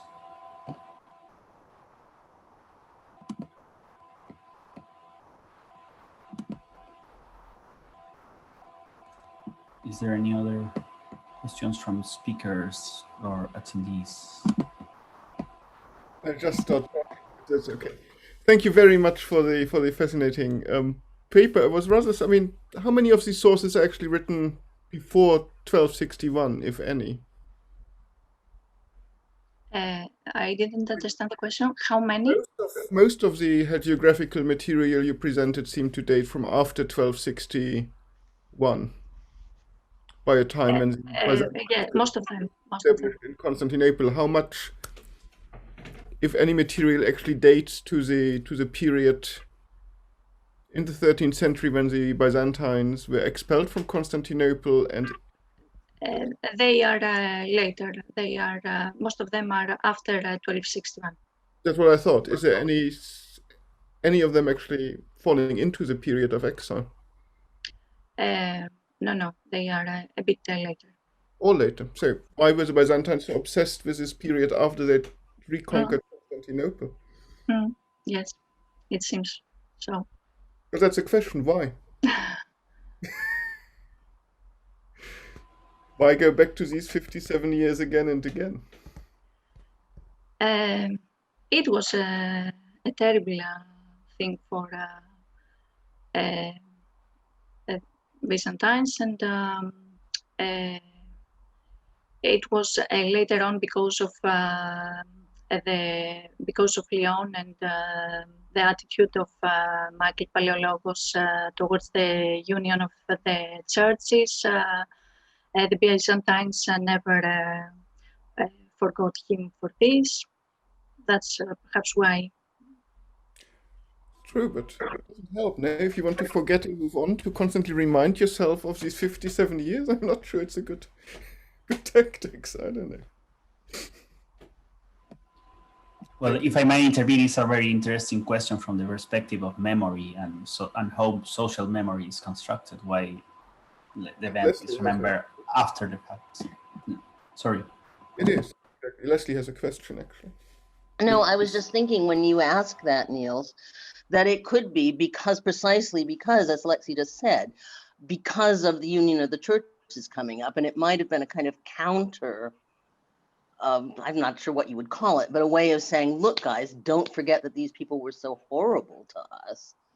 And let's not go. It might have been anti-unionist propaganda, essentially, is all I'm thinking, based on what Alexia said and your question. But this is not a period, as you know, that I know anything about. So this is just a pure guess. But that would make perfect sense. We have a commentary, I think. Leslie points fits with Hinterberg's conclusions. Right. Yes, it's a commentary, more than a question.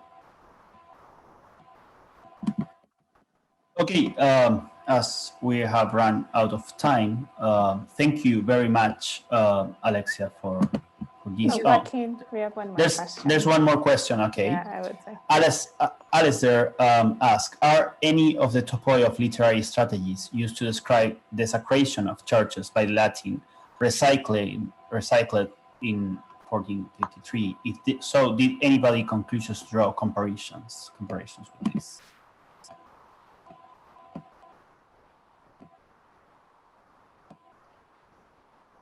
I'm not sure I actually understand. What I could say is that many texts were written when all these many hagiographical texts were written because when the empire returned to the Byzantines, all these churches there were texts written for this reason, because these churches were again used by the Byzantines, and special ceremonies had to take place. And when they returned to the Byzantine use, special texts were written especially for this reason.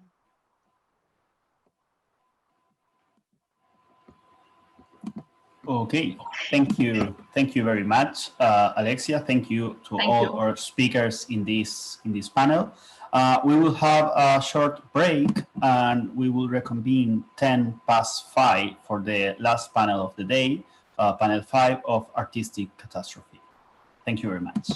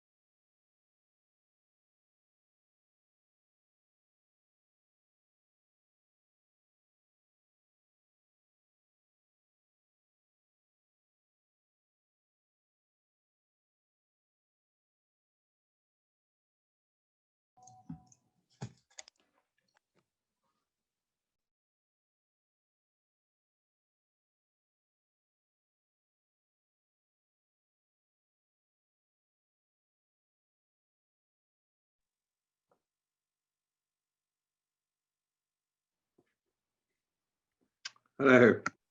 Hey, Professor Better? James, how are you? That's better. Yeah. The lights are very good. That looks perfect. Still have 3 more minutes. Everyone's on break. Too much light behind, that's the problem. But oh my. No, it contrasts well, I think. It automatically does. Is it all right? Does it look all right? Yeah. It looks a bit weird on my screen, that's all. Right, okay, so shall I share the screen? Shall I try that now? You can, but everyone's on break, so you might have to give them 2 minutes or so until they come back. Right. Okay. But you can test it. Can I just test it?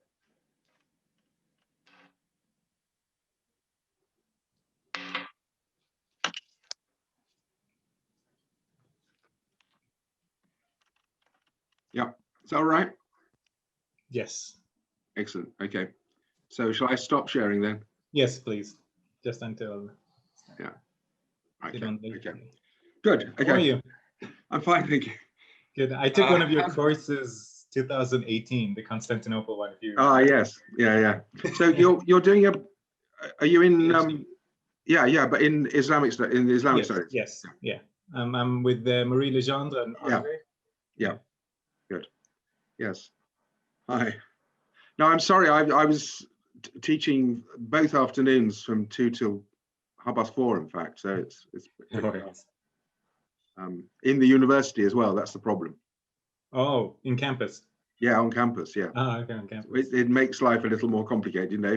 If you can switch from a Zoom conference here to a something else there, you know, in no time at all. But if you are actually physically elsewhere, it's more complicated, isn't it? Yeah. And as I say, I'll have if the discussions, because we're not starting till 10 past, and the discussion's continuing for the other paper, I'll just have to slip out at 6 because I need to get a train to go away. No worries, no worries. So I apologize for that as well. No worries. It's recorded, so after the conference, we'll send everything to the attendees. Oh, right. Okay, fine. Yeah.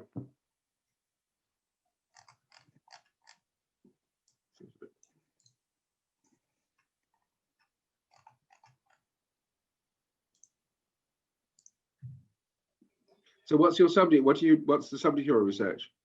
So I'm doing taxation in the Abbasid era. Oh yes, well Marie likes taxation, doesn't she? She does. She does. You're not the first one who says that. Even with Leslie, everyone's, oh, so you're definitely with Marie. I'm like, yeah. Taxation, but that's I'm Marie. looking at That's Marie. Yeah, she's the girl. Yeah, I know. It's shocking, isn't it? Yeah. I can't get anybody to do fortification, so there we are. Hello, Jim. Hello.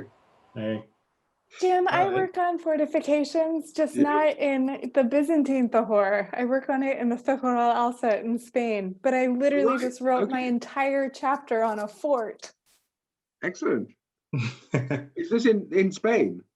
Yes, so I work in central Iberia, so sort of that frontier territory that nobody actually ever looks at archaeologically.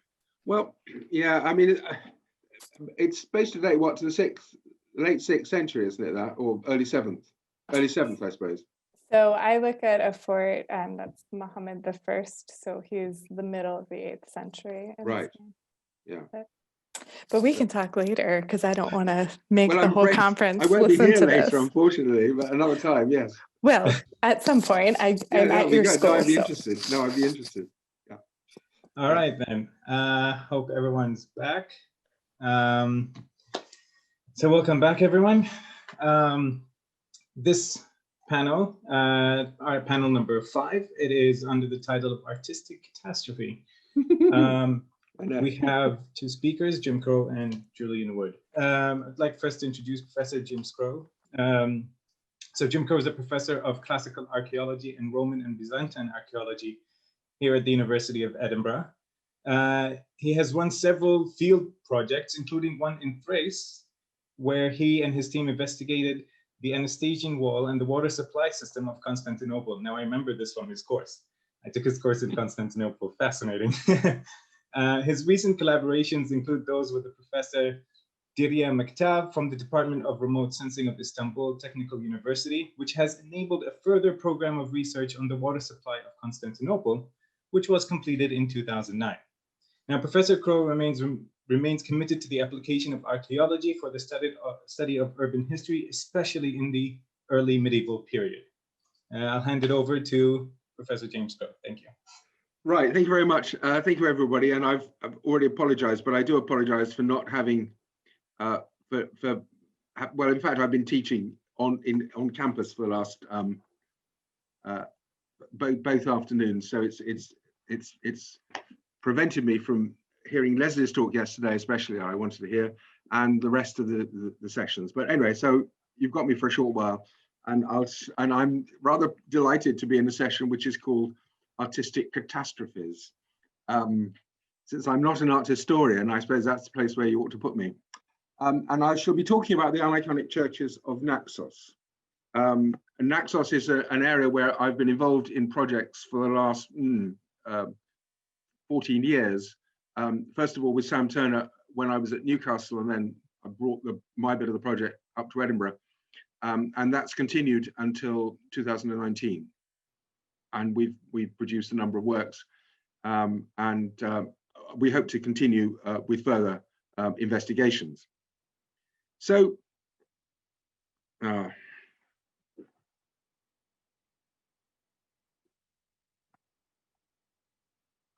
it. Sorry, the turnover. At this conference 2 years ago, I was invited to talk, and I talked about some of the imagery from some of those Iconic churches, and I had talked on the case of the chic hens from one of the churches that we shall be looking at. I now think they're probably more likely to be a version of maybe a pheasant or a peacock. But the point of that was to try and demonstrate that rather having Islamic connections, that the islands were fully integrated into the Byzantine world. And the imagery that you saw on that previous slide is something which is quite common.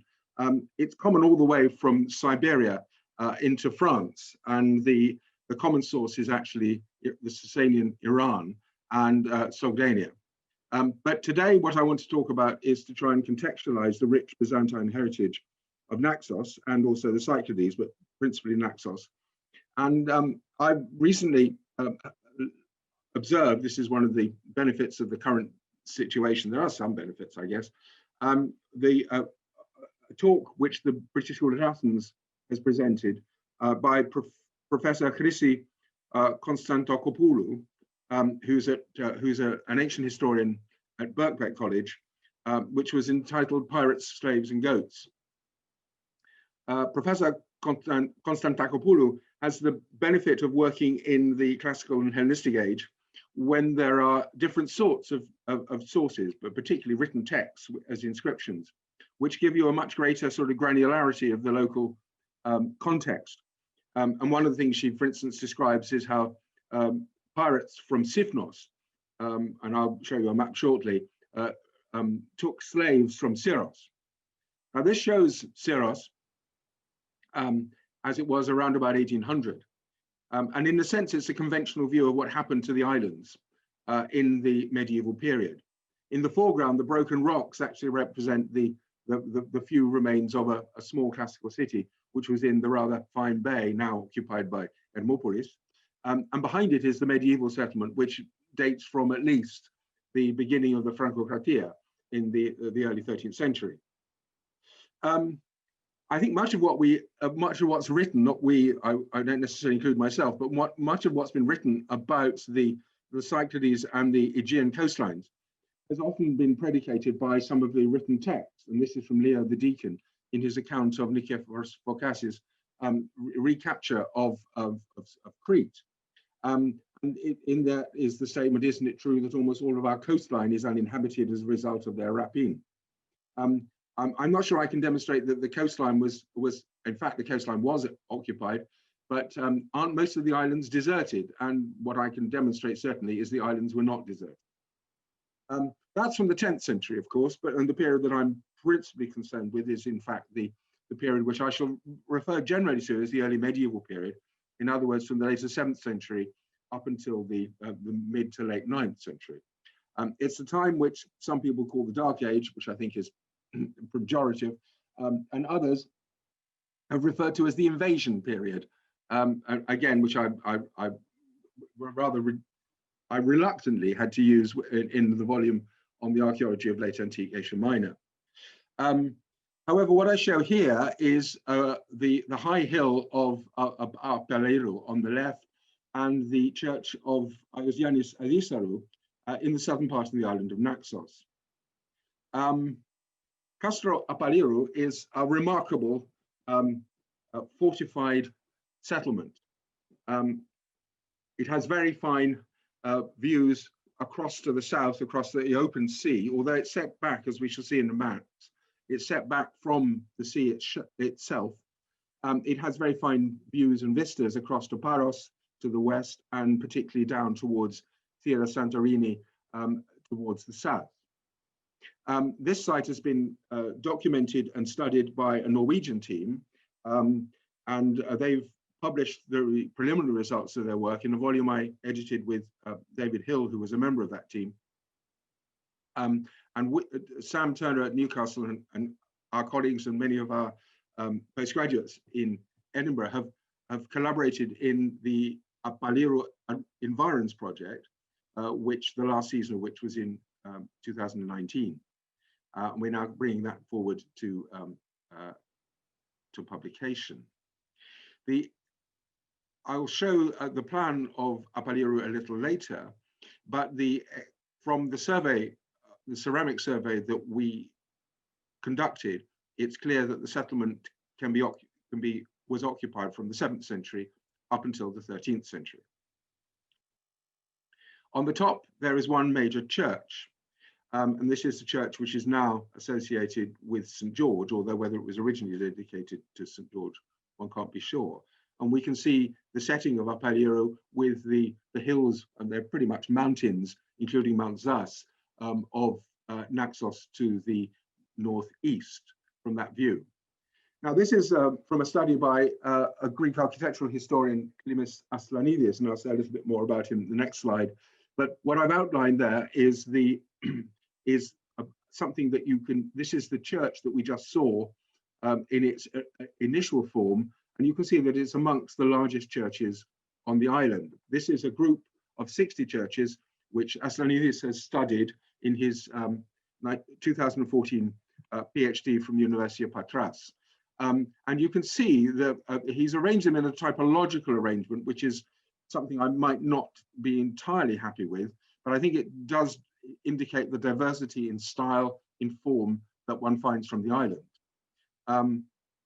This is Aslanidis, this is the reference to his PhD, and also in the volume The Crow and Hill, which we published in 2018, where there's a summary, and I believe it's going to be published quite soon. Apaliro is in the southern part of the island. Hora is over here, number 2, up towards the top left. You can see the coast is down here, the bay is down here. Naxos as an island doesn't have many good harbors.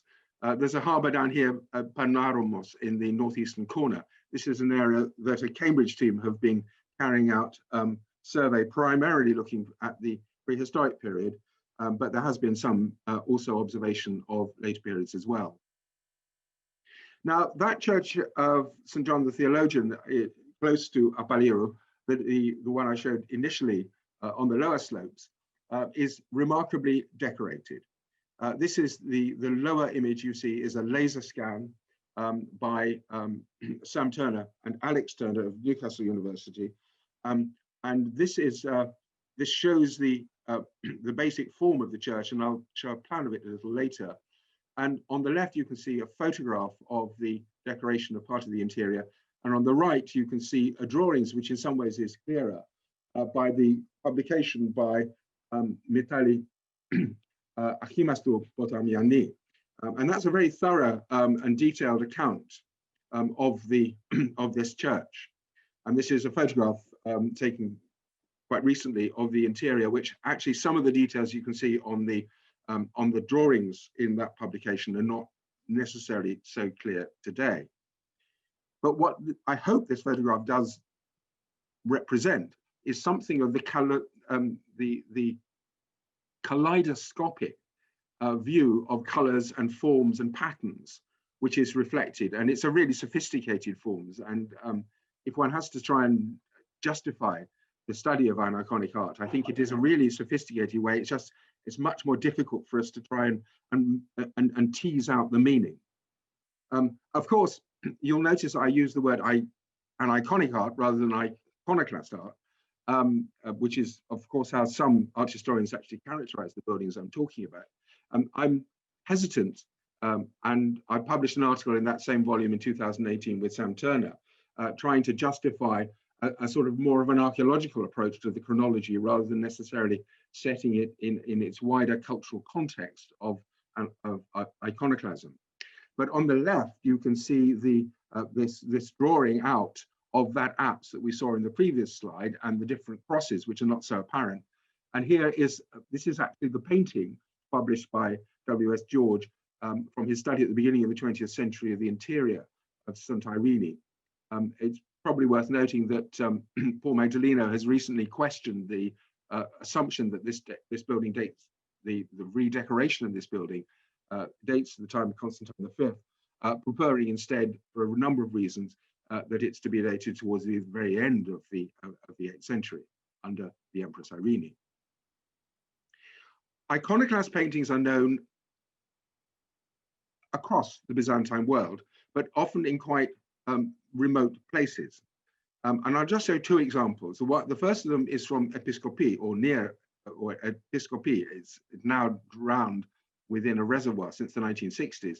This is in the southern Pindus and is a very remote part of Greece, or certainly was a very remote part of Greece, certainly up to and after the Second World War.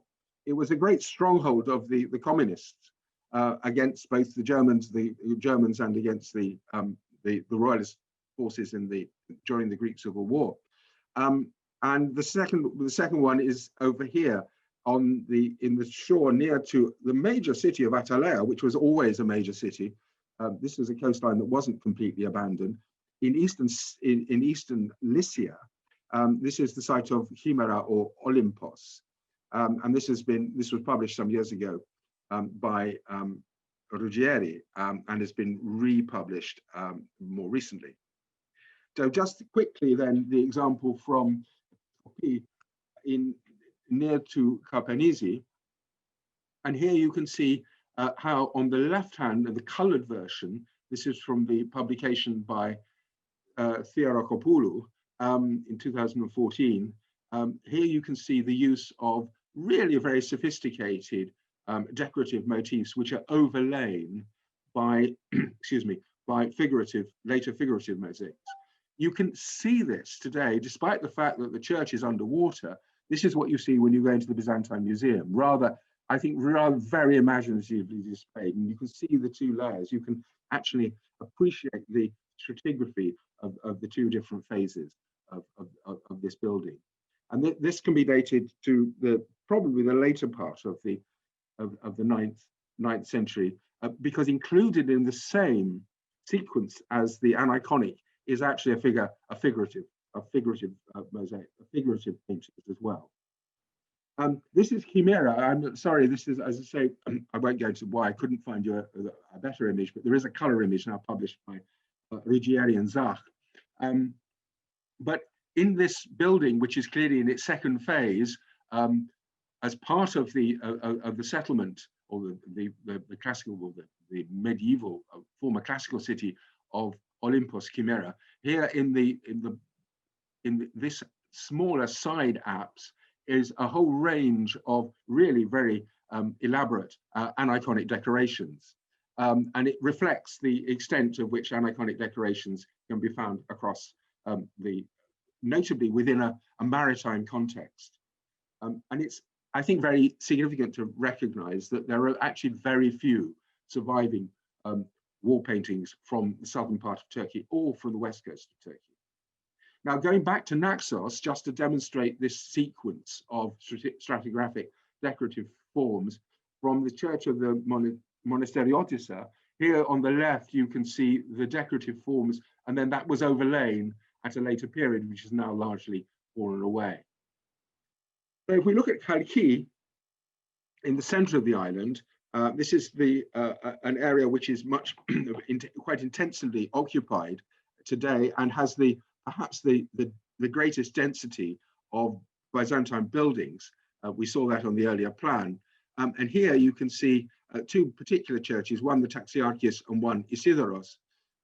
I show the Taxiarchis principally because it's been recently restored by the Ephoria. That's the formula, you can see it today.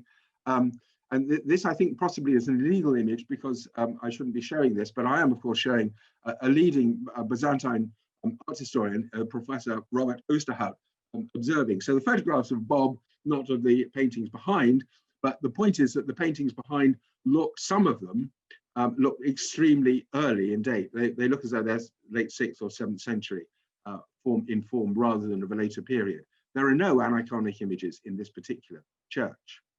However, the Church of Ionianis with Adhisaru, if you superimpose what stands as a single cellular building, it is actually very similar in date to the Taxiarchis at Monitsia, in which I've just been showing you.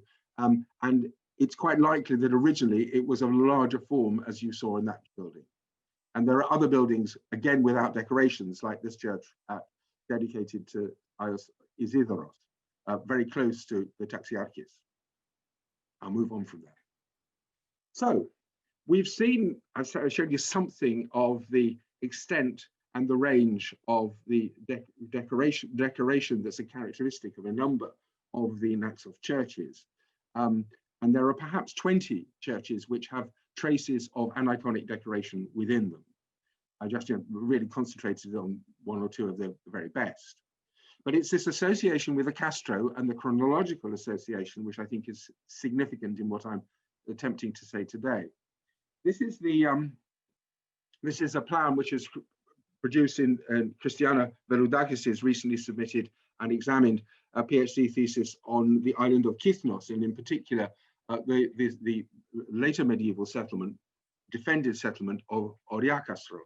And one of the things she looked at was looking at the range of fortified settlements, some of which can be dated to this early medieval period from the Cyclades. And she's considering the possibility that they actually do represent something of a network, a defensive network, or certainly a communication network. And remember, if you go to the far right of this slide, up towards Forni, this is one of the places which is mentioned in the itinerary in Constantine Porphyrogenitus, showing the itinerary of the Byzantine fleet towards the unsuccessful, as it was, attempt to take Crete earlier on in the 10th century. So Forni is mentioned, and then Naxos. So these are major staging posts. So there's a possibility then that what we're looking at is a network of fortifications which can signal to one another and which reflect a network of providing some sort of defensive way of defining this region against the Arabs to the south. And now at this point you think, where's he taking us? This is a book published this year in 2020 by an Australian professor from Canberra who is a political analyst and military analyst. And he's talking here in a book called The Dragons and the Snakes about how the West has confronted and has not confronted very successfully military problems over the last, basically over the last 2 decades since 2003. Now, you may say, well, why am I looking at this? What does Kilcullen going to add to to our understanding of the Aegean in the early medieval period? But having outlined the sort of problems that the West has faced, and by the West he means basically the US, NATO, and of course New Zealand and Australia, Kilcullen aims to pioneer a new military model by reshaping a dynamic fitness landscape for our adversaries once again. And he outlines towards the end of his book, it's a really interesting book, but as I say, 3 courses are open at a strategic level. 2 of them I shan't consider. One he calls doubling down, which means basically extending the number of conventional weapons. The second is embracing the suck, anyway making a series of strategic withdrawals. It's more or less the policy that President Trump has been following. And the third one is going Byzantine. And he basically says, Kilcannon is influenced by Edward Luttwak. And some of you may be aware, I'm not sure many of you will have looked at, Luttwak's relatively recent book called The Grand Strategy of the Byzantine Empire. He wrote a much more successful book 3 decades ago called The Grand Strategy of the Roman Empire, which did actually significantly change the way that Roman archaeologists and historians tried to understand the way that Roman frontiers were structured and organized, and the actual the way that the Romans applied their military strategies. I'm not sure that Luttwak's more recent book has had the same impact on those who are interested. I'm not sure. I haven't talked to Yanis Zouliatis about it, but I'm not sure he'd have much time for it if he has looked. But what Kilcannon, I think Kilcannon's gone beyond Luttwak, and he's looked, and he references a whole series of writers such as John Holden and a number of others, and he's obviously taken into quite serious account what he can understand from the secondary literature.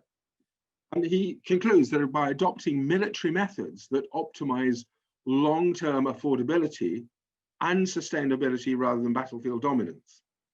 And my conclusion really, or my proposal, when we look at the landscapes of churches and fortresses across the Cyclades, and particularly on the island of Natros, and trying to contextualize the castron and the settlement below the castron at Apaliru and the lower church of Adisaru, is that we may well be looking, we need to contextualize it within the rest of the military strategies that we know are apparent elsewhere in the Byzantine world.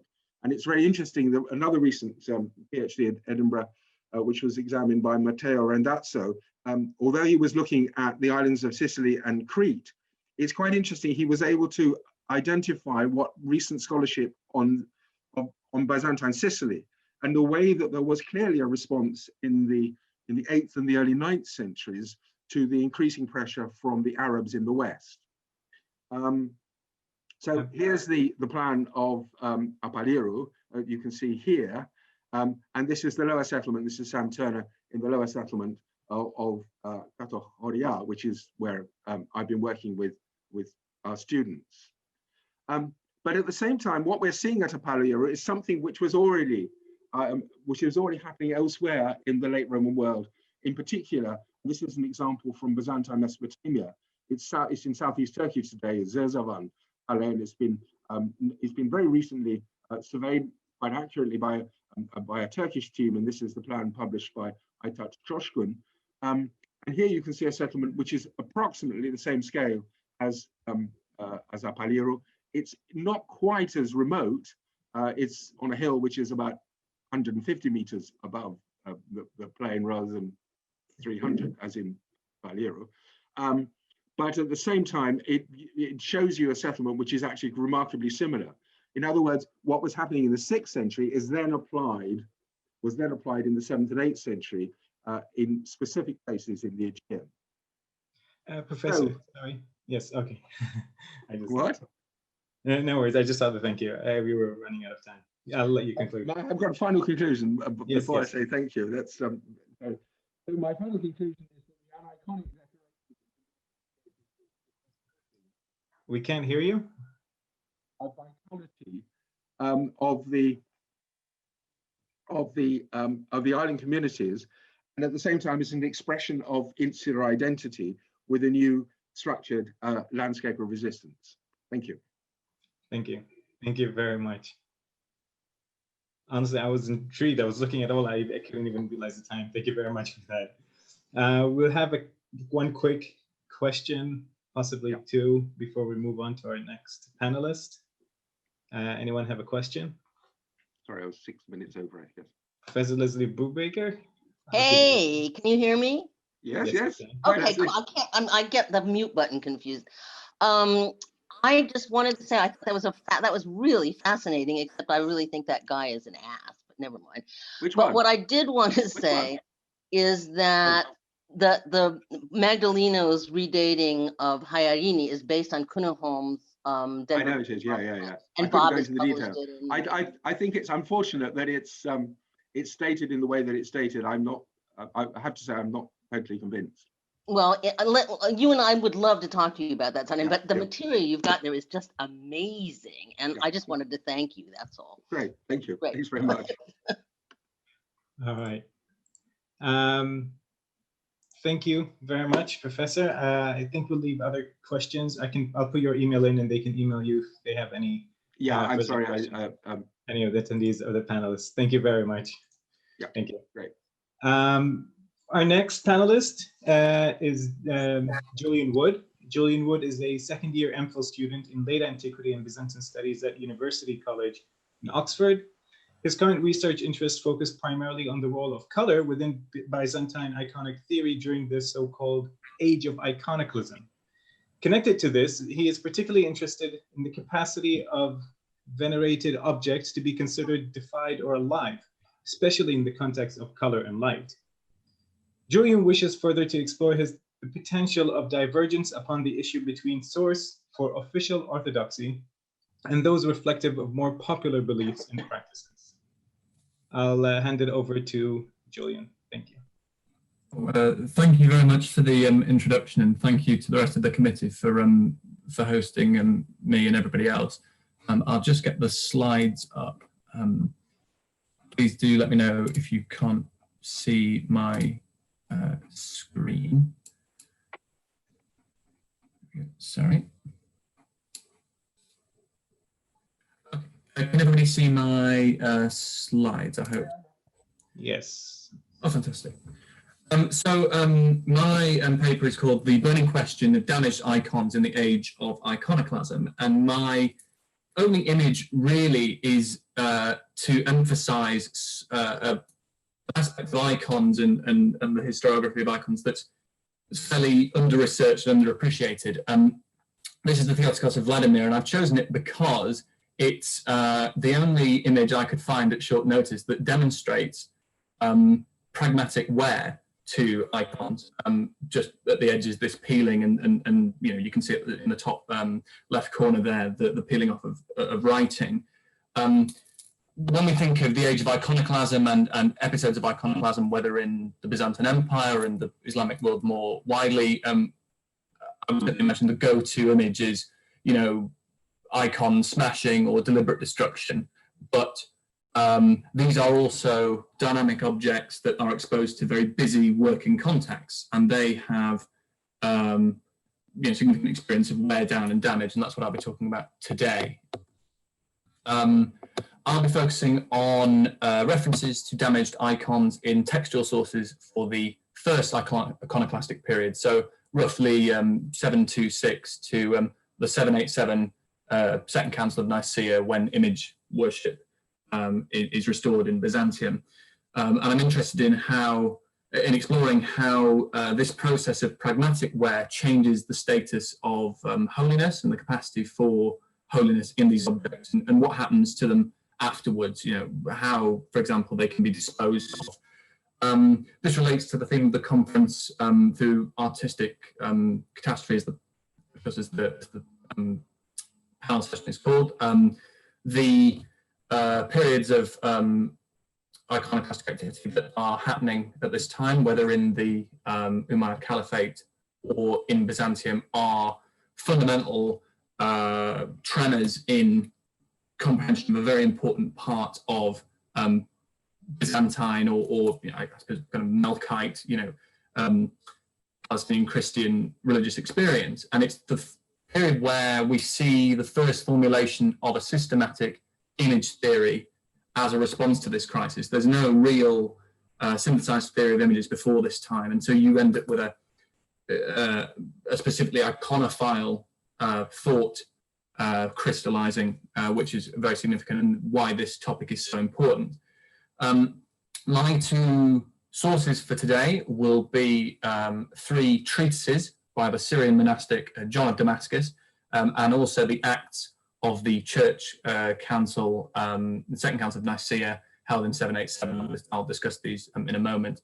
And this relates to memory, the main theme of the conference, in two main ways. One, I suppose, is a sort of shorter term look at memory, which is the memory of objects that were formally sanctified, and how the the catastrophe of iconoclasm might cause this memory of a damaged, formerly holy object to be reconsidered. And also there's an element of longer term memory and a memory creation and invention because of the basis of theological texts in this period in patristic collections and in florilegia, these compendia of quotations.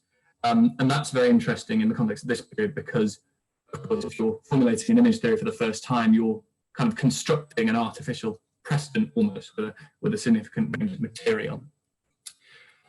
So this is just a brief introduction to our two sources for discussion. Some of the material I will discuss does have relevance for sources from the second iconoclastic period, and I'd be happy to talk about that in the questions if anybody has any questions afterwards.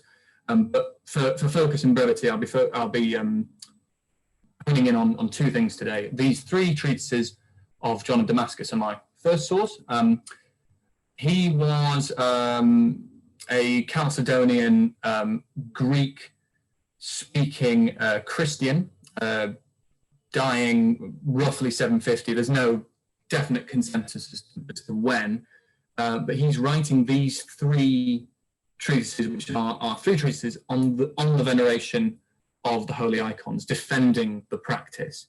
As I say, they're in Greek, and they were probably written near Jerusalem in a sequence. That reference to Mar Sabas here is the monastery of Mar Sabas. There is an ongoing debate as to whether he was based there or not, but it's probably the same region, even if not the same monastery.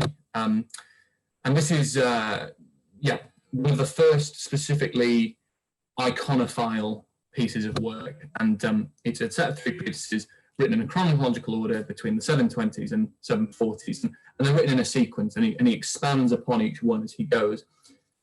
The target audience is probably predominantly local. It's unclear how much his works were known in Byzantium, and certainly there's an ongoing debate as well in terms of to whom or to what cause John's treatises were addressed. They were probably to assuage local Christian anxieties about images in an occupied area under the Umayyad caliphs. This is in the wake of the 721 edict of Yazid, the edict on destruction of images. It was, of course, repealed by his successor, but this does sort of post-edict environment.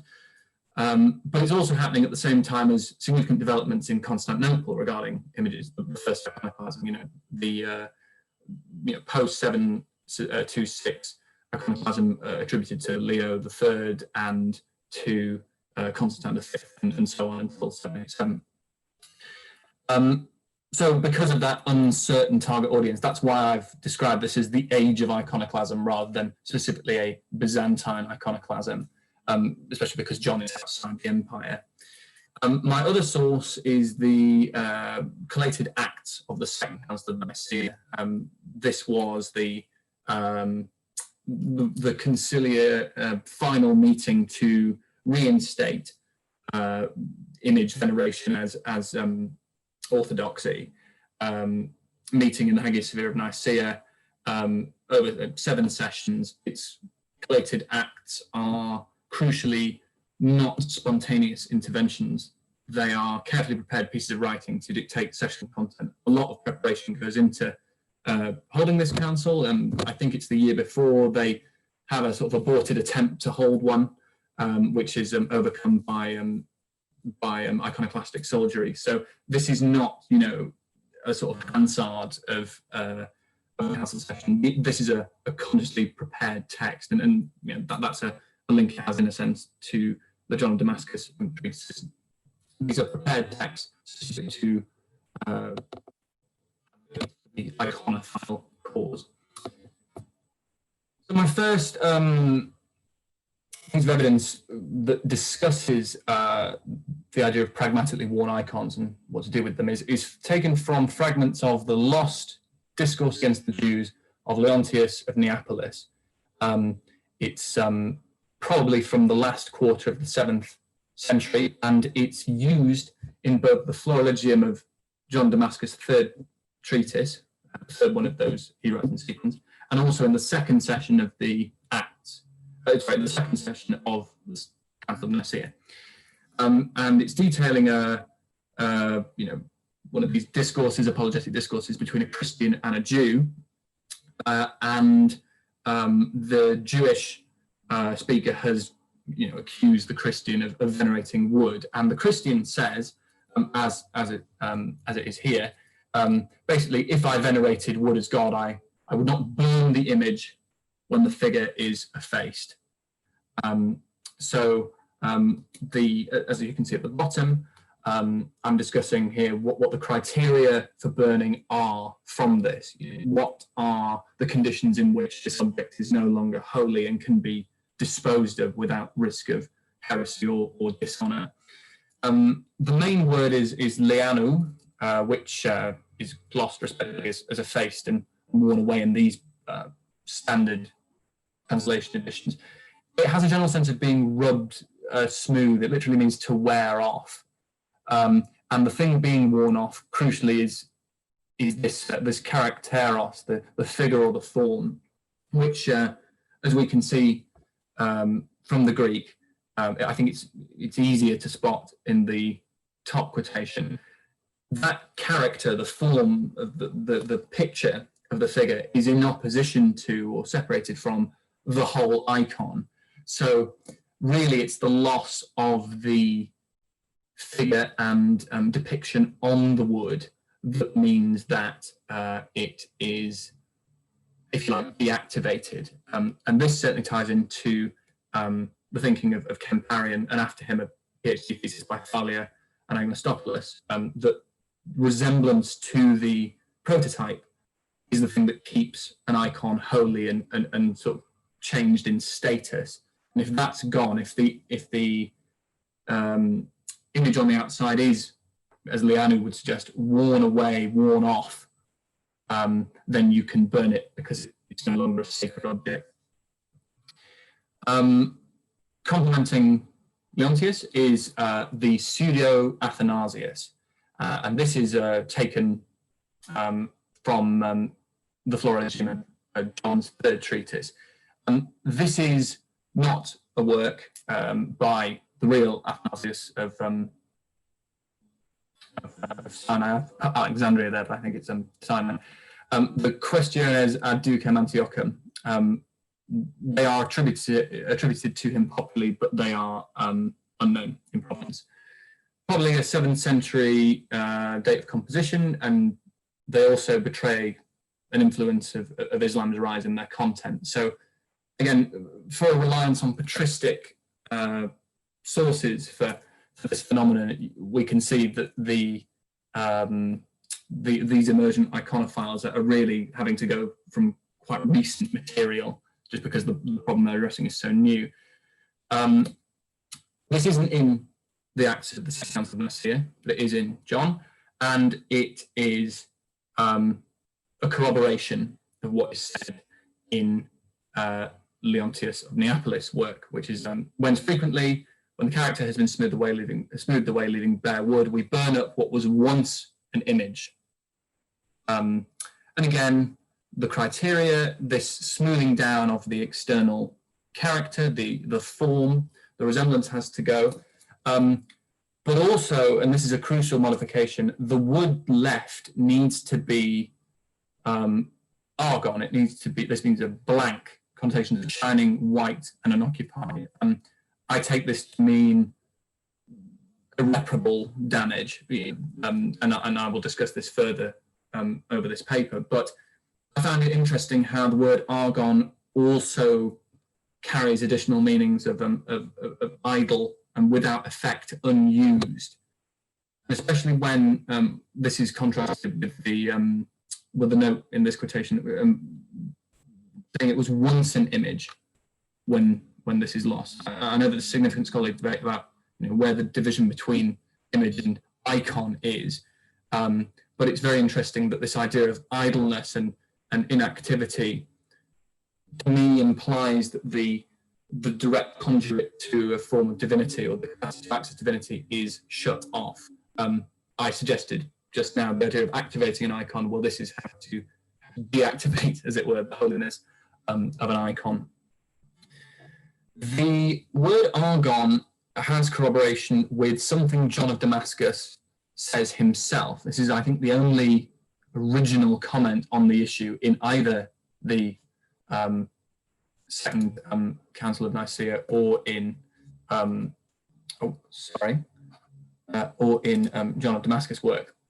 And that is when he says, he's talking about crosses, and he says that when the pattern is destroyed, and it's just a piece of wood, he will burn it, and the same to images. This word kataluo is far more aggressive than the lianu, to smooth down. It implies a total destruction, and I feel that this total destruction is a significant point, and it's a significant modification to the Harry Agnostopoulos idea. They say that resemblance is the key criterion. I would modify that and suggest that actually an icon can only be destroyed when it is absolutely irreparable and beyond salvaging.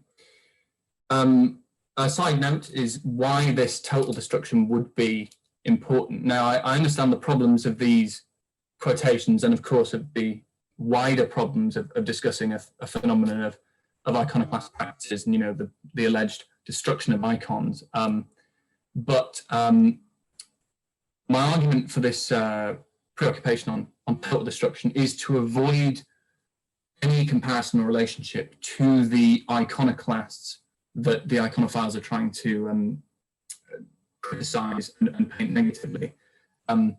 If they were to burn images that had any remnant of the saint depiction or Christ or whoever left on the icon, that would risk mirroring the behavior of the iconoclasts, or at least it would be a practice that they would like to level in accusation against the iconoclasts. And just as a contrast, I've taken an extract from the 5th session of Nicaea II, where Demetrius the Deacon describes the burning of icons.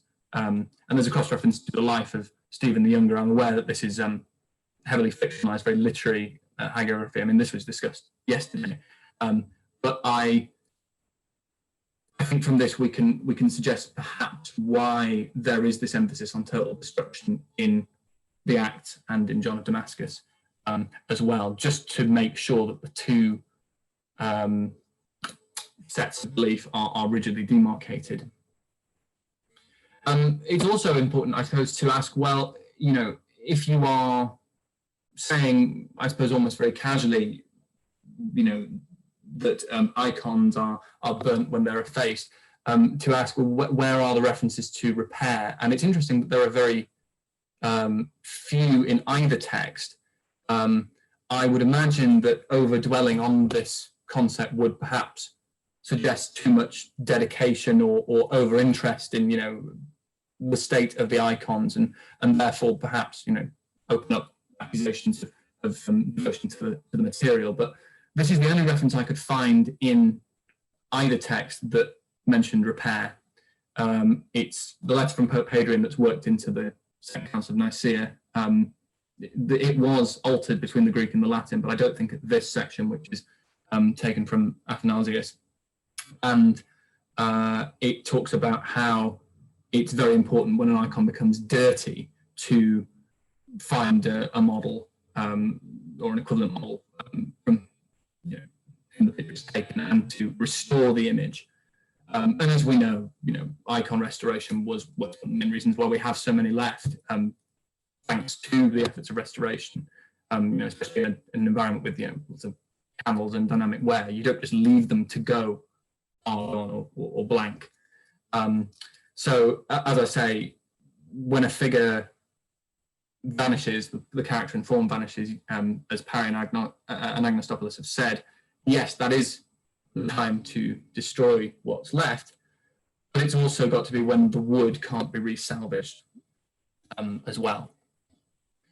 And this is just a final note on the idea of repair. I wonder, the only sort of big contrast in the material between the third treatise of John of Damascus and Nicaea II, Nicaea's Acts, is that the Second Council of Nicaea removes references to a lack of uniformity. Both of these quotations from John say that this happens frequently, or often, when the characters smooth the way, they burn up what remains, which implies a variation in practice.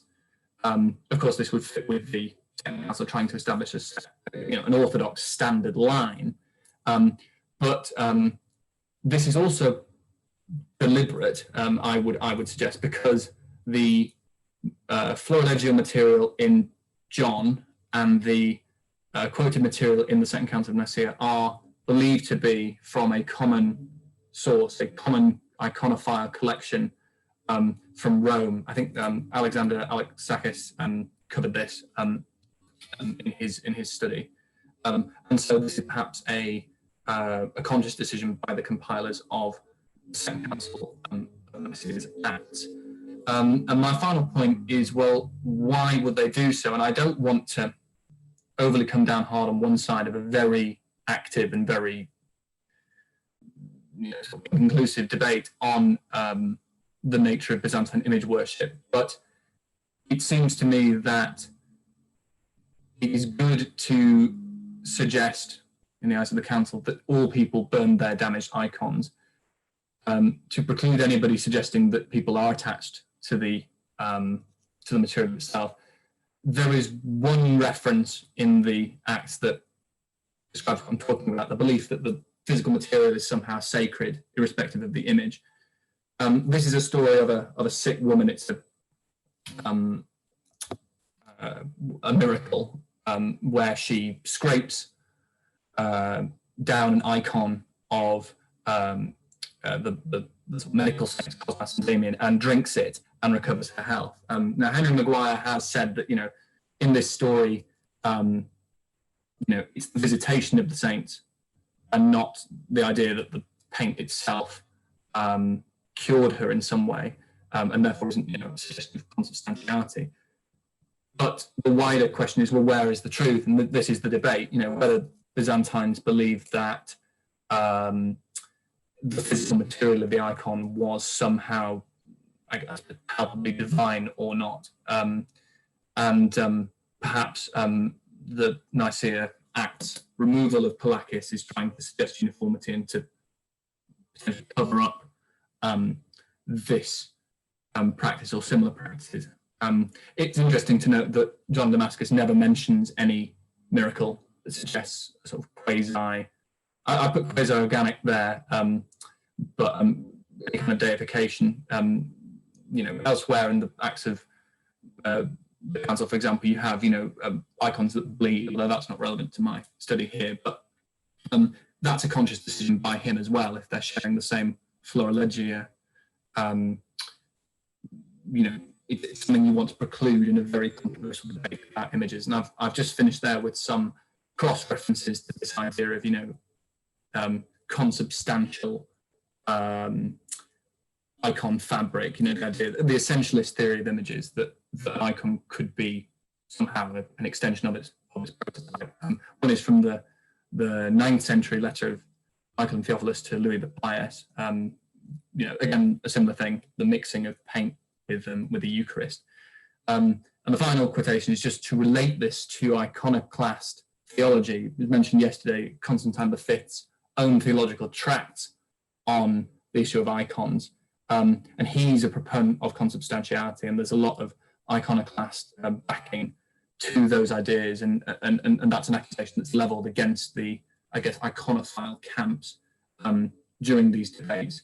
So I just hope to give an overview of those things to possibly suggest why and how these comments about worn images are made, and how this might influence the specific language choices, things like the argon, John paraphrasing the word wear down as destroy, and also perhaps this variation in the use of polakis in some sources and others. So thank you very much. I think I've just got time, so that's perfect. Thank you. Thank you. Thank you very much, Julian, for that. Do you have any questions? I believe Sarah has one. Yeah, I'm really glad you talked at the end about sort of the mixing of the paint and sort of the properties of the paint. And this is more of a, I guess this is why I love conferences like this and the parallels. And Marcus Milwright has been working a lot about this concept in Islamic archaeology and art, the idea of sort of the paint and the contact with the paint as being very important and the ephemeral nature of the paint.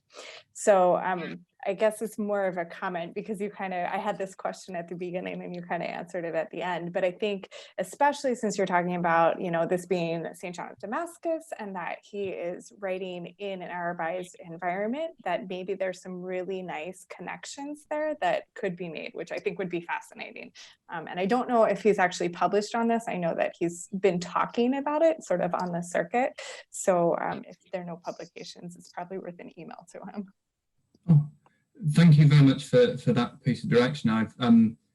I've struggled to find discussion of the extent to which John was influenced by any Islamic ideas. I suppose materials more readily available for his intellectual heir, Theodore Abu Qurra, who I'm looking at the moment. But I find that very interesting that even though John doesn't mention Islam, as you say, there could be some influence there from his surrounding cultural milieu. So thank you. Yeah, I'm not sure if it's Islam. It's definitely more of Arab. So I would be careful with that distinction, but yeah.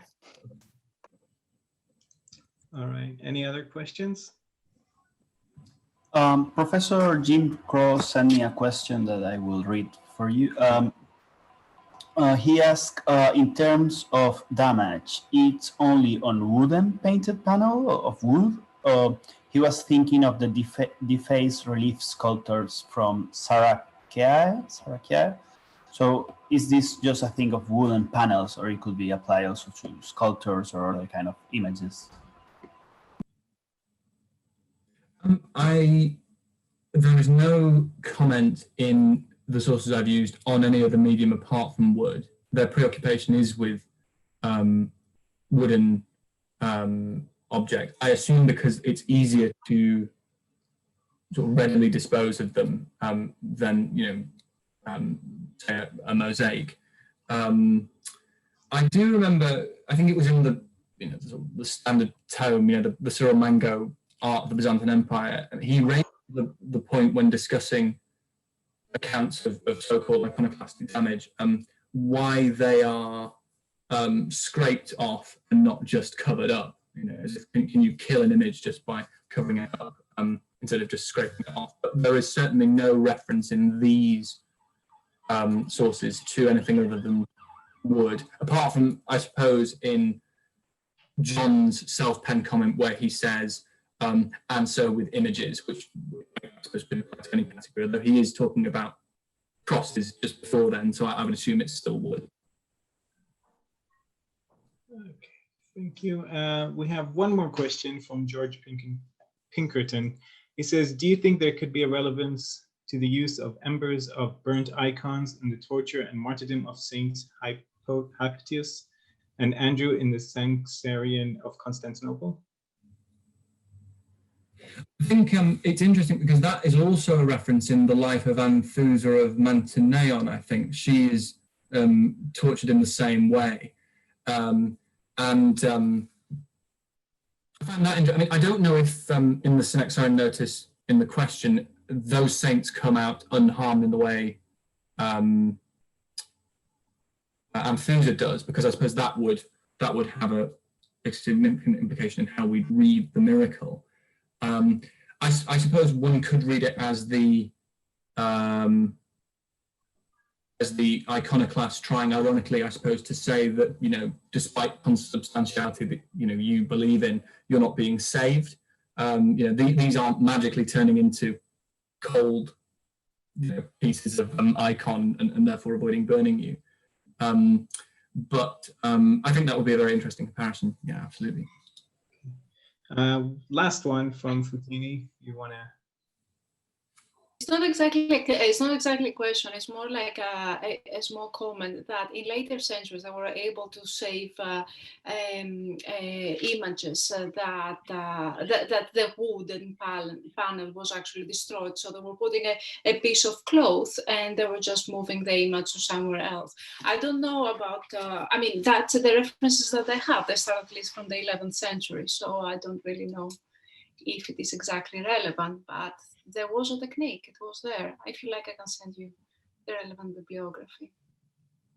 I've never seen that before. The only two references I've ever found to other uses of the destroyed pieces are one reference to the potential Coptic use of icon fragments as material to make, I think, Myron, and also there's a reference in the Travels of Novgorod. I think he describes also pieces of icon being boiled down, although I think the passage itself is a slightly corrupted one. I'm still having a conversation with people about that. But thank you for that. I didn't know that. I can send you like some bibliography if you like on that. Well, that'd be lovely. Thank you. Okay. I'll put your email if you don't mind, and anyone who would have further questions can contact you. This would be the end of our day 2 conference. We have one more day to go. I would like to thank everyone very much for attending. As soon as you close this page, this conference, yes, you will have the survey that we really do hope you can answer. It will really help us for next year. I know it's very weird circumstances that we did online and everything, but it will be very helpful to get your feedback. Once again, thank you very much. Tomorrow we'll be starting at 2 p.m. Hopefully. And yes, hope to see you all then. Thank you very much and have a lovely evening. Take care. Thank you. Thank you. Thank you. Bye-bye. Bye-bye.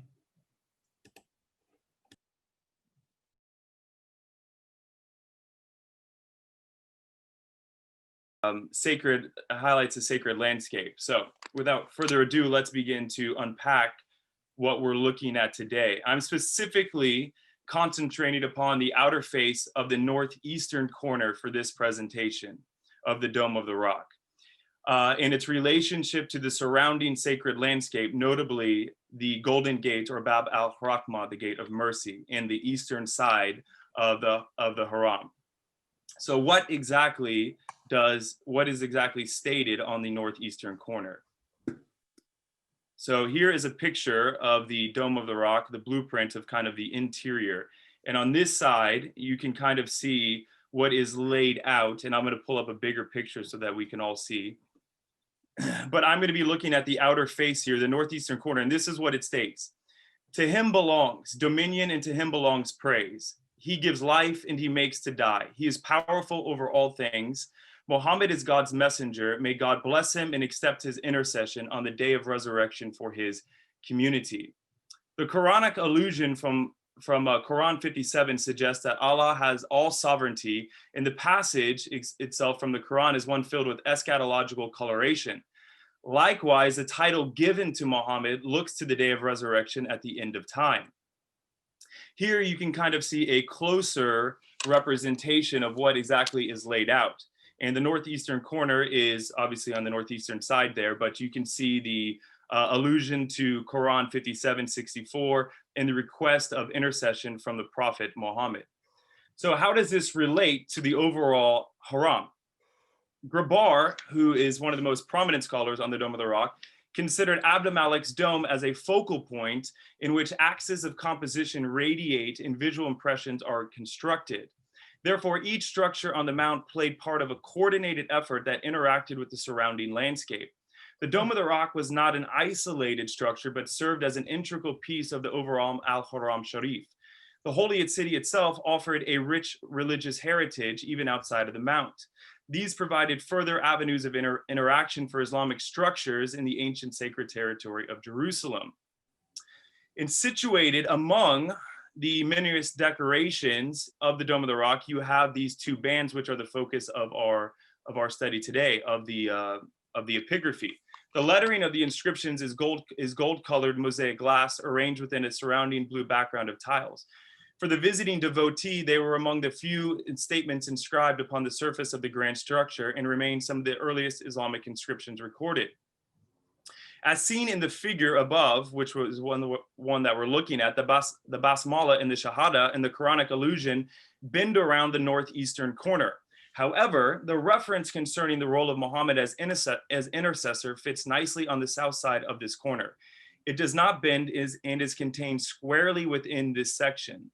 The placement appears to be perfectly attuned to that of the Golden Gate. And if you look at this map here, you can see kind of the northeastern corner, and figure 11 would be the Golden Gate. And the inscription of Muhammad as intercessor is on the south side of the northeastern corner, which seems to be speaking directly in that direction, which falls in line with what Grabar has stated, that Abd al-Malik's dome is a focal point in which axis radiate out and speak to the surrounding landscape, as well as other scholars have highlighted this interaction too, such as Gulru and Millwright. In knowing that much attention was placed upon each detail with the construction of the dome, the orientation of the script is most likely not accidental. Though this is not the first time that the placement of this section of wording has been addressed. Gulru points out in a very general fashion, as does Millwright, that the East and the Dome of the Rock plays an important dialogue. The passage alluding to Jesus's return, coupled with a reference to the prophet's intercession, were placed on the eastern side of the dome, which is clearly connected with the day of judgment and resurrection. So what is a further connection? Let us briefly look at the Golden Gate and some of its religious traditions. To understand this, there is a rich literary tradition both within Jewish and Christian sources. These then influence the later Islamic stories that develop concerning the Islamic traditions of Jerusalem and the Dome. Jerusalem, in particular, the eastern area around the Temple Mount where the Golden Gate or Bab al-Rahman is situated, remain focal points for all three monotheistic religions and play prominent roles in their eschatological narratives pregnant with messianic expectations. As Sharon so aptly put it, Jerusalem breathes messianism, which is one of my favorite quotes. I just feel like it captures it so well. For the Jewish faith, the gate, to a certain extent, represents a conduit for the presence of God. According to the visions from the prophet Ezekiel, the glory of God, the Shekinah, left the Temple Mount centuries prior and headed east, exiting through an eastern gate. Furthermore, an importance resides also in the expected return of this former glory as a catalyst for the restoration of all things. The later Midrash, Eser Maseot, makes clear that the glory waits to return from that place. Again, the prophetic tradition in the Jewish line of thought conveys that an eastern gate is connected with the end of days and will provide the future entrance for the return of the Messiah, who will bring about the restoration of a worldwide Jewish kingdom, or at least a Jewish kingdom in that locale. In like manner, the Christian eschatological sentiment regarding the Golden Gate and that of the East also provided a redoubtable framework for further Islamic development. The Gospel of Matthew, containing the famous Olivet Discourse, which details the signs of the second coming, relates, "For as lightning comes from the east and flashes to the west, so also will the coming of the Son of Man be." Again, the emphasis is placed upon the east. The passage describes Jesus as coming from the east and heading westward. The 4th century Bishop Jerome, also in his commentary on Zephaniah, wrote about the Mount of Olives and the coming of the Messiah from the east. What happens then is in the Islamic traditions, when they take over this area, they incorporate these into their own hadiths and their own lore. Regarding the eschatological motifs surrounding Jerusalem in the east, several stories abound. The earliest historical sources relating the conquest of Jerusalem make clear that the city was taken by an unknown commander, Tahib al-Fahmi. However, this particular tale became superseded by later traditions that attribute the conquest of the holy city to Umar in messianic fashion. According to these legendary accounts, Umar approached the city. Sorry, my screen went blank. Umar approached Jerusalem from the east, over the Mount of Olives, dressed in worn-out clothes symbolizing humility and riding on a camel. Muqaddasi even has the revered caliph waiting upon the Mount of Olives for the duration of the siege, in expectation for his prophetic entrance. Following his prophetic entrance, Umar is then accounted as walking through the city, praying at David's Mithrab, and eventually making his way to the Temple Mount where the sacred stone is uncovered. Here again, the religious traditions emphasize the importance of the Eastern direction, the holiness of the deliverer, as Umar is portrayed as a pious caliph who prays at the holy sites in the city, and eventually makes his way to the holiest place in Jerusalem, the Temple Mount. Moving onward, Muḥammad, in like manner, identifies Jerusalem and the rock as a place where God will place his seat on the day of resurrection. Israfil, the angelic herald for the resurrection of the dead, will also blow his trumpet from the eastern gate of the Dome of the Rock. This gate is not to be confused with the Golden Gate, but is the eastern entrance of the structure connecting the rock with the sovereignty of Allah, his throne, judgment in the end. As Muslim literature suggests, Jerusalem became associated with the end of days and the resurrection of the dead. One tradition found in the merits of Muraja relates that the Jewish convert Abd Allah Salam questioned Prophet Muhammad about the location of the middle of the world, and he answered, "It is Jerusalem, because it is a place of the gathering for the resurrection, and the resurrection will take place in it, and the Sirat is in it." According to one other tradition already mentioned, Muawiyah, or not in this case mentioned, but Muawiyah, the first of the Umayyad caliphs, is recorded as referring to the Holy Land as a land of the gathering for the resurrection. Furthermore, the rock upon the dome, the rock upon which the dome is built has been identified in eschatological terms and is associated with the resurrection of the dead in Islam. Al-Wasiti, in his Fadal, affirms this Muslim understanding of the rock and its relationship to the sacred landscape. In his merit, the end time event is described by Ibn Abbas. "This is a day in which God will order Israel, who will stand on the rock of Jerusalem, say to him, 'Blow the trumpet,' and he will lengthen it and spread it, and he will call, and the call will be heard to a distance of 1,000 years. And that is his saying, from a near place, and concerning what you ask, O you, the rotten bones and skins torn to pieces and the cut hair, arise to your Lord." What this seems to be is partially an allusion to Ezekiel 37, where the prophet speaks to the dry bones in the valley and calls them to life again, an eschatological motif. The dead will then come forth and hurry to the Dome of the Rock. Again, the Islamic traditions are building upon Jewish and Christian motifs. Accentuating these themes of resurrection and judgment even further on the eastern side, the valley located on the eastern side of the Temple Mount, just outside of the Golden Gate, is associated with the Valley of Hell. The cosmological location of hell in Islamic tradition is beside Jerusalem in paradise, Al-Jannah. This conception was birthed out of a conflation with the Hebrew name for the Valley of Jehoshaphat, which is the Valley of Hinnom. In the Arabic translation, the Valley of Jehoshaphat is Wadi Gahannam, which is the Valley of Hell. Furthermore, the wall that is mentioned in the Quran, which Allah established to separate hell and mercy, is identified as the eastern wall of the Mosque of Jerusalem, which is where the gate is located in. The mosque associated with the reference is Al-Aqsa Mosque on the Temple Mount. On the outside of the wall, chastisement is reserved for the hypocrites, and on the inside, mercy for the faithful. One account relates that when Umar conquered Jerusalem, he stopped to pray in the valley at the Mihrab of Mary, and later on repented of his actions, and he said, "This is because of a saying of the prophet, may peace be upon him. This valley is from the valley of hells." In his discourse on pilgrimage, Ibn Muraga related a story identifying the location of hell within the eastern side of Jerusalem. According to the narrative, Ubadah al-Samit was seen standing upon the eastern wall of the holy city and weeping. When asked why he mourned, he stated that the messenger of God brought to our knowledge that he saw hell from here. And in a related tradition, it was recorded that he saw an angel turning over burning coals. Ibn Abd Rabi, in his book, moreover, refers to the eastern gate located in the wall as the Gate of Mercy, where pilgrims were encouraged to ask Allah to spare them from hellfire. And it was also at this location that on the day of resurrection, paradise will be brought down to Jerusalem and presented as a bride.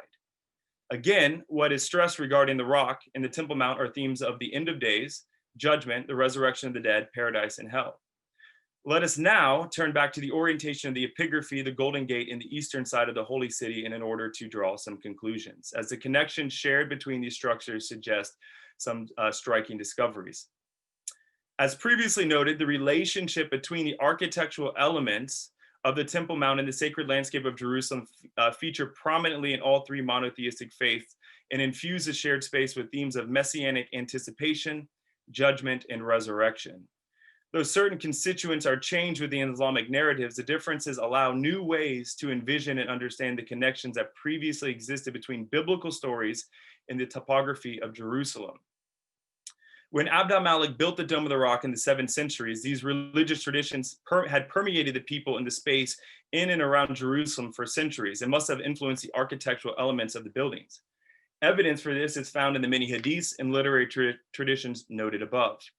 Considering the veneration Jerusalem received early on from Muslims and the profuse religious traditions associated with the city, it cannot be mere coincidence that the reference to Quran 64:57 and Muḥammad as intercessor on the northeastern side of the dome point to the Bab al-Rahmah.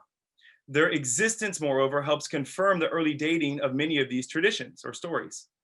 As shown, the architectural elements testify to the fact that the artisans carefully placed the mosaics around the dome. One of the most prominent placements is the space reserved for the title of intercessor that Muhammad received. This is perfectly inscribed on the southern portion of the space where the corner directly points to the gate. This should come as no surprise considering the deep religious traditions. The gate, which served as a physical entrance for the pilgrims coming from the east to the Temple Mount, also served as an eschatological entrance for the Messiah and the glory of God in the biblical traditions. The wall in which the gate was located carried eschatological significance too, as it separated chastisement and mercy in the Islamic tradition. Muslim visitors at the gate were encouraged to pray to Allah, who maintained the image of absolute sovereignty for mercy, and next to the Quranic allusion, the reference to Muhammad as intercessor for the faithful offered the pilgrim hope that the mediator prayed for their soul, meaning Muhammad. Despite the apparent reference to intercession, intercession is a controversial subject within the doctrine of Islam to a certain extent. The Quran initially prohibits the action of intercession or holds that God alone retains the ability to perform it. However, as a religion quickly evolved, this understanding of intercession expanded within the hadiths. According to later Islamic traditions, Muhammad alone receives the ability to intercede. Bukhari relates the story of Anas bin Malik, who said that the people on Judgment Day will be looking for one worthy to intercede for them. Approaching several biblical figures, they will ask for their intercessions. These include Adam, Noah, and Moses, all of whom will reply that they are not worthy. Finally, it will be announced that the great privilege of intercession on the day of judgment will be bestowed upon Muhammad. The concept of Muhammad as intercessor also fits nicely into the notion that the epigraphy as a whole served as a polemic against Christianity. As shown, the symbolism represented by the Dome of the Rock was not just a perpetuation of older biblical stories, but a reinterpretation of them, and moreover, a declaration that Muslims, backed by the recent conquest, preserved the correct beliefs. The idea of intercession was also not limited to Jesus in the New Testament, but developed through the early stages of Christianity and evolved to include the intercession of dead saints and angels as key agents of mediation during the period of late antiquity. The title of intercessor given to Muhammad on the dome sought to establish the prophet, like the Christian saint, as one holy enough to pray for the believer. Because Christ in the Islamic tradition was removed from his Christian place beside the Father and replaced by Muhammad on the dome of the rock as intercessor, the prophet himself was elevated above Jesus and the saint and identified as the final seal of all prophets who came before him. And last, what the epigraphy and its relationship also correlate is the construction of the Golden Gate as well. The orientation of the epigraphy on the northeastern corner also suggests that the Marwanid structures, meaning those of Abd al-Malik and Walid, on the Temple Mount were part of a coherent plan. This has been contested by scholars for centuries, really, from even the 19th century, over when the gate is dated, when the construction of the gate is dated, whether it was Byzantine earlier or Umayyad. The fact that the gate and the epigraphy are linked reveals that they most likely were constructed by the same people. Before the Islamic conquest of Jerusalem, the Temple Mount remained a vacant pile of rubble. Even after Heraclius managed to retake the city from the Sasanians, nothing was done to restore the structures on the mount or the gates around it, as there was little need to access the area. Only when the Muslims conquered the city did the restoration process begin, obviously tied into Jewish lore, specifically with the rock. Their desire to build was at least partially influenced by the Jewish traditions linked to the mountain, the sacred rock atop it, and Christian descriptions of Jesus and of the end. Furthermore, the initial house of prayer, most likely built by Umar, proved inadequate, and large-scale construction began during the reign of Abd al-Malik.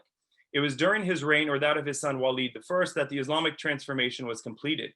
Walls and gates were built around the Dome of the Rock and the Al-Aqsa Mosque, and placed accordingly. What the epigraphy reveals is that the builders were keenly aware of the significance of the Bab al-Rahma's location in Islamic tradition and in the Quran. This is evident regarding the orientation of the epigraphy on the northeastern side of the dome, which seems to directly speak to the gate in the religious traditions regarding the eschatologically imbued area. And that is it. Here's just another picture of the gate, and you can see the northeastern side of the Dome of the Rock pointing towards the gate. Also a bit of a closer picture there, even though the image quality is not great. But it shows the relationship between the two structures. And that concludes my presentation. Thank you, Blake. If you stop sharing your screen, actually, it will be better. Yes, sorry. I think I was just nervously going through it. Thank you very much. So if you have any questions from our panelists, and in case attendees ask questions, they should write it in question and answer box. Foteini is raising her hand first. Well, there are hands now, but Foteini, let's start with you. Sorry. So a very quick question, especially because I don't really know your material, but one of the standard questions will be, what is the audience of this of these inscriptions? And you might have addressed that, but I was 3 minutes late to be connected. So hope you don't mind to repeat it. Well, the audience primarily would have been Muslims, though the Christians and Jewish would have been aware of what would have been written on the dome. But for a period of time, the Christians and Jews were not allowed on the Temple Mount unless they were serving in some sort of capacity. So the audience primarily was geared towards a Muslim audience who were participating most likely in rituals, though it's hard to ascertain what exactly was happening, especially during the 7th century. But what the merits suggest is that a lot of these rituals were going early on from the earliest, from when it was constructed, where pilgrims would come and visit the Al-Haram Sharif, and they would participate in entering the Dome of the Rock from various locations. But when they entered the dome itself, it was most likely from the south, and they would proceed in different manners around the rock. And it was clockwise in the outer octagonal and counterclockwise in the inner octagonal, keeping the rock on their right-hand side. Then they would exit and go to the Dome of the Chain, and then from there to other locations, including the Gate of Mercy, and pray there. Hence, I believe the connection between Muhammad as intercessor, and considering that Grabar and everybody in the scholarship seems to agree that the epigraphy, the messaging itself, is a polemic, it would fit nicely that now the Muslim conquerors are now elevating their prophet as the final seal and as the intercessor, and reinforcing that to Muslims who are now moving to Jerusalem, and primarily to Jewish converts and Christian converts to Islam, which we know were happening due to the sources that relate, specifically one famous Jewish convert called Kabar al-Akhbar, who informed Umar, legendarily, according to the legend, informed Umar of the sacred location of the rock, and informed him of the Jewish traditions associated with the rock, which were to anoint the rock in the Jewish traditions with oil, and then to pray there as well. So it seems like what the Muslim traditions were doing was they were superseding what had been placed before, if that makes sense. But Bilal, can I follow up very quickly? My question was a little bit more practical. Were they able to read? What is the expected literacy at that time? Well, as you probably know, we don't know, and as Leslie Brubaker mentioned even yesterday or the day before, that literacy rates, they're hard to tell, especially in the 7th century. And even though we probably think they're probably low, they most likely could read a little bit more than we anticipated, meaning that they could probably read simple stuff, but we don't really know the literacy rates. Especially in the 7th century, it's extremely hard to, due to the few sources, ascertain some of those detailed questions that we would so much like to know. Thank you. Antoine, please. Thank you. Thanks for your paper. I mean, well, literacy rates, I'm not sure it's the best way to think about this, because specialists of pre-Islamic Arabia, like Michael MacDonald, have shown that in an oral context, you have to rethink literacy entirely. So I don't think we can really think in terms of literacy rates. But moreover, in the Dome of the Rock, you have another problem, which is a lot of those inscriptions are impossible to read from the ground. They are placed in such high places sometimes that it's very, very difficult. And you need to factor in the question of light. Without artificial lighting, it's also very difficult. So, that's a separate problem.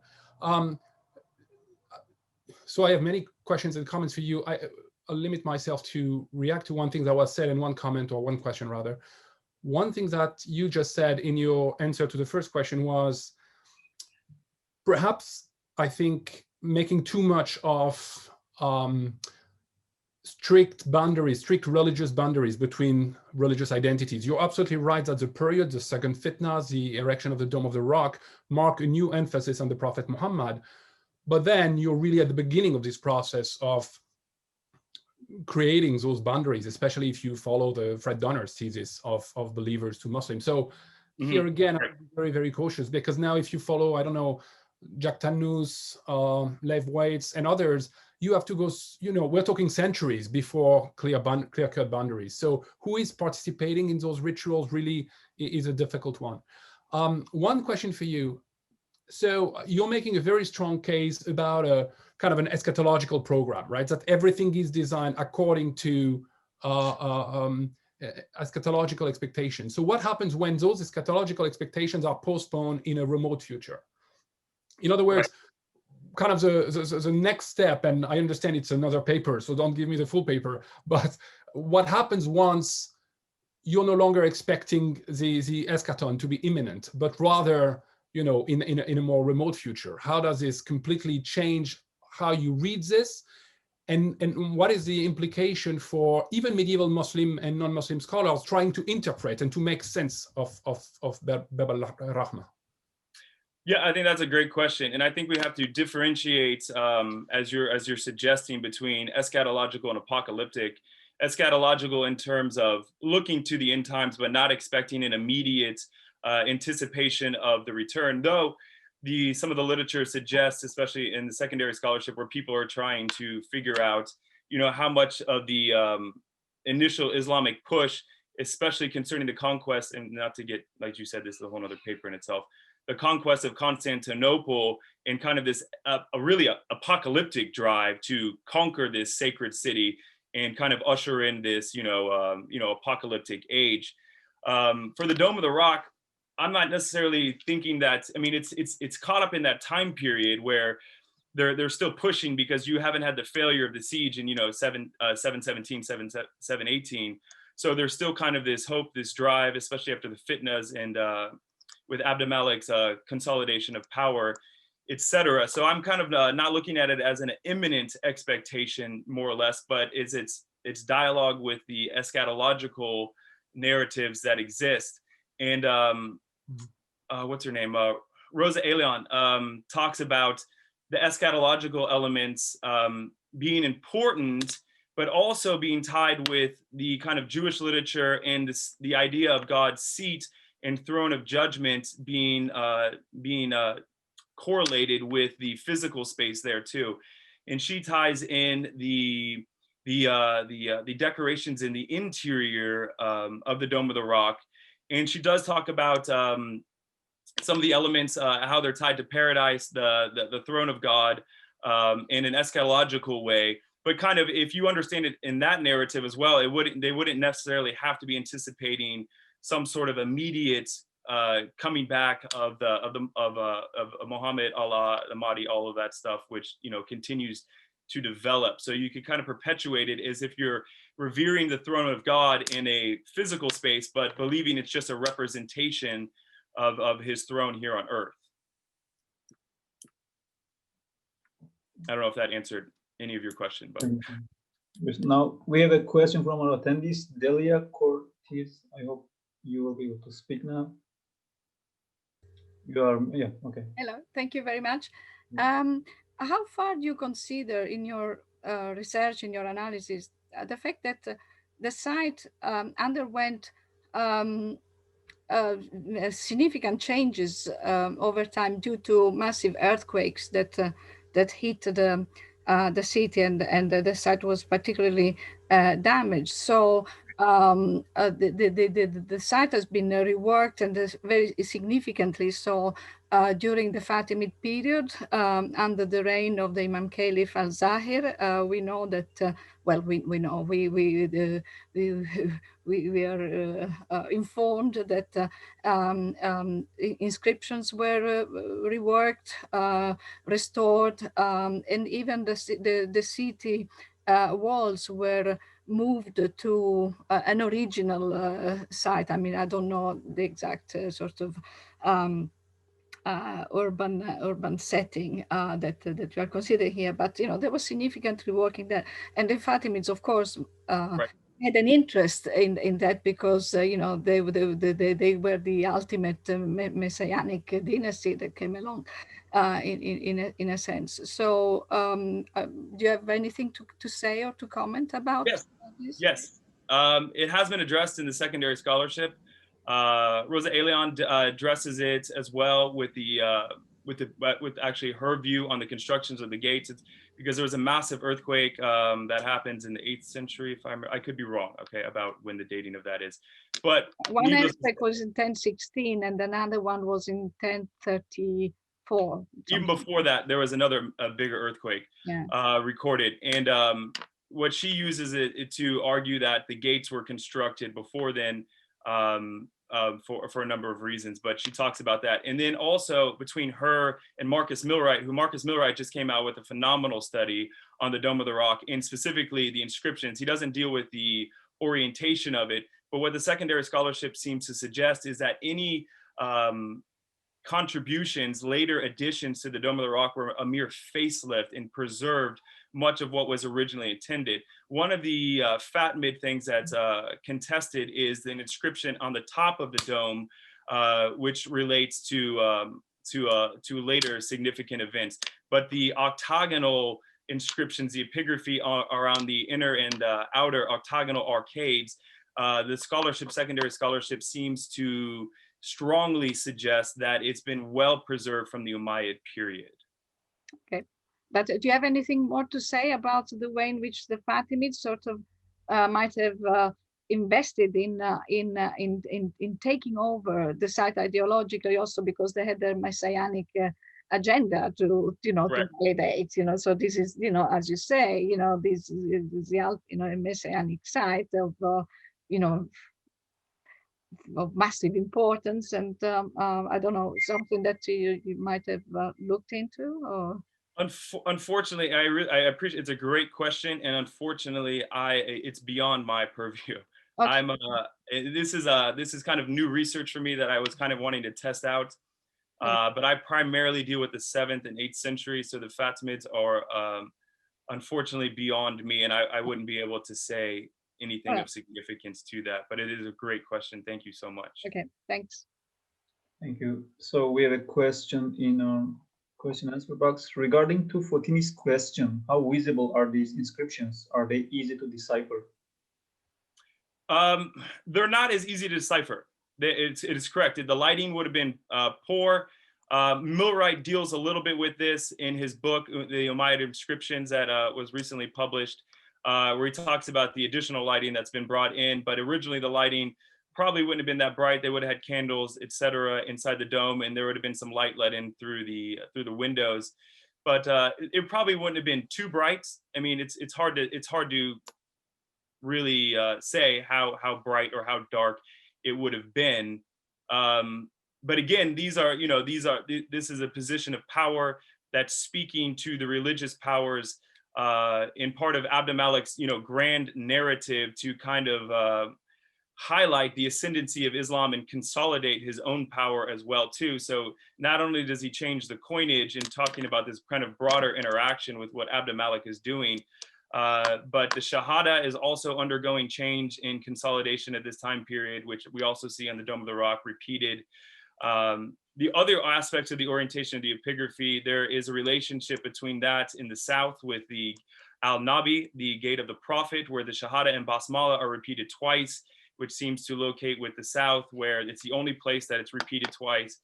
And some of the strongest polemics for the against who Jesus is and him not being, God, but, just being a prophet are what I would say pointed towards the northwestern corner, which faces the Church of the Holy Sepulchre, which we know from Grabar's study that they contain, the architectural elements are very similar in size, scope, etc. So that's part of a greater understanding of just the epigraphy in itself. Thank you. I could only focus on the northeastern corner for this short presentation. Okay, now we have another question from Bilal. I'm allowing you to talk. You are muted now. Okay. All right. Thank you very much. Yeah, I just wanted to follow up on the point that Delio Cortese raised, because I'm curious, since you're focusing very much on the meaning of the inscription and the possible agency of artisans in the placement of those inscriptions and thinking about what this means.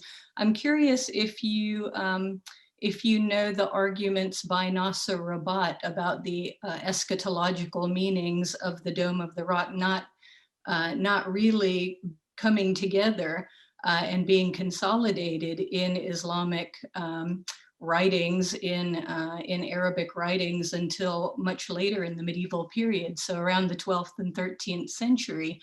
And also just thinking about that complex building history of the Haram al-Sharif. If you have anything to say about the what the archaeology tells us about the gate, the rebuilding, and I'm thinking specifically of Mahmoud al-Hawari's archaeological work. So just a question for you, if you know those arguments and how how your interpretation fits with those works. Yeah, great questions. Let me speak to the construction first. So there are archaeological digs that have come out more recently. One of the most significant ones is Shin's work that was done several decades ago, but he correlates the construction of the gates with the measurements of the little domes that are on the gates to that of the Dome of the Rock, where he links the two buildings together and says they're of Umayyad construction because the circumferences of the domes match that of the Dome of the Rock, obviously in a smaller capacity, where he lays that out. Marcus Milwright also follows this step.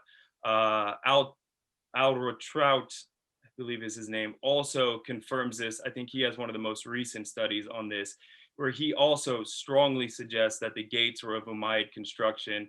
Rosa Elion talks about the architectural elements on the facade of the gates where they match up with the 7th century. Not only do they share the similar elements there on the facades, but they also match with other 7th century churches and buildings in the greater Levant area, Syria area. One of the things that was interesting in the archaeological digs was this finding of what was thought to be an arch beneath the Al-Rahma gate, the Gate of Mercy, which they're always trying to figure out where the Shushan gate was, the old Jewish gate, which is possibly where what Ezekiel saw in his visions of the glory exiting the Temple Mount. It would have exited through that gate and then waited on the Mount of Olives for it to return through that gate. So one of the archaeological elements is they're always trying to find that gate, and what they thought, and this is still contested, so it's not exactly clear, but was that they found an arch beneath the Gate of Mercy, which they thought was the top of the arch of the Shushan gate.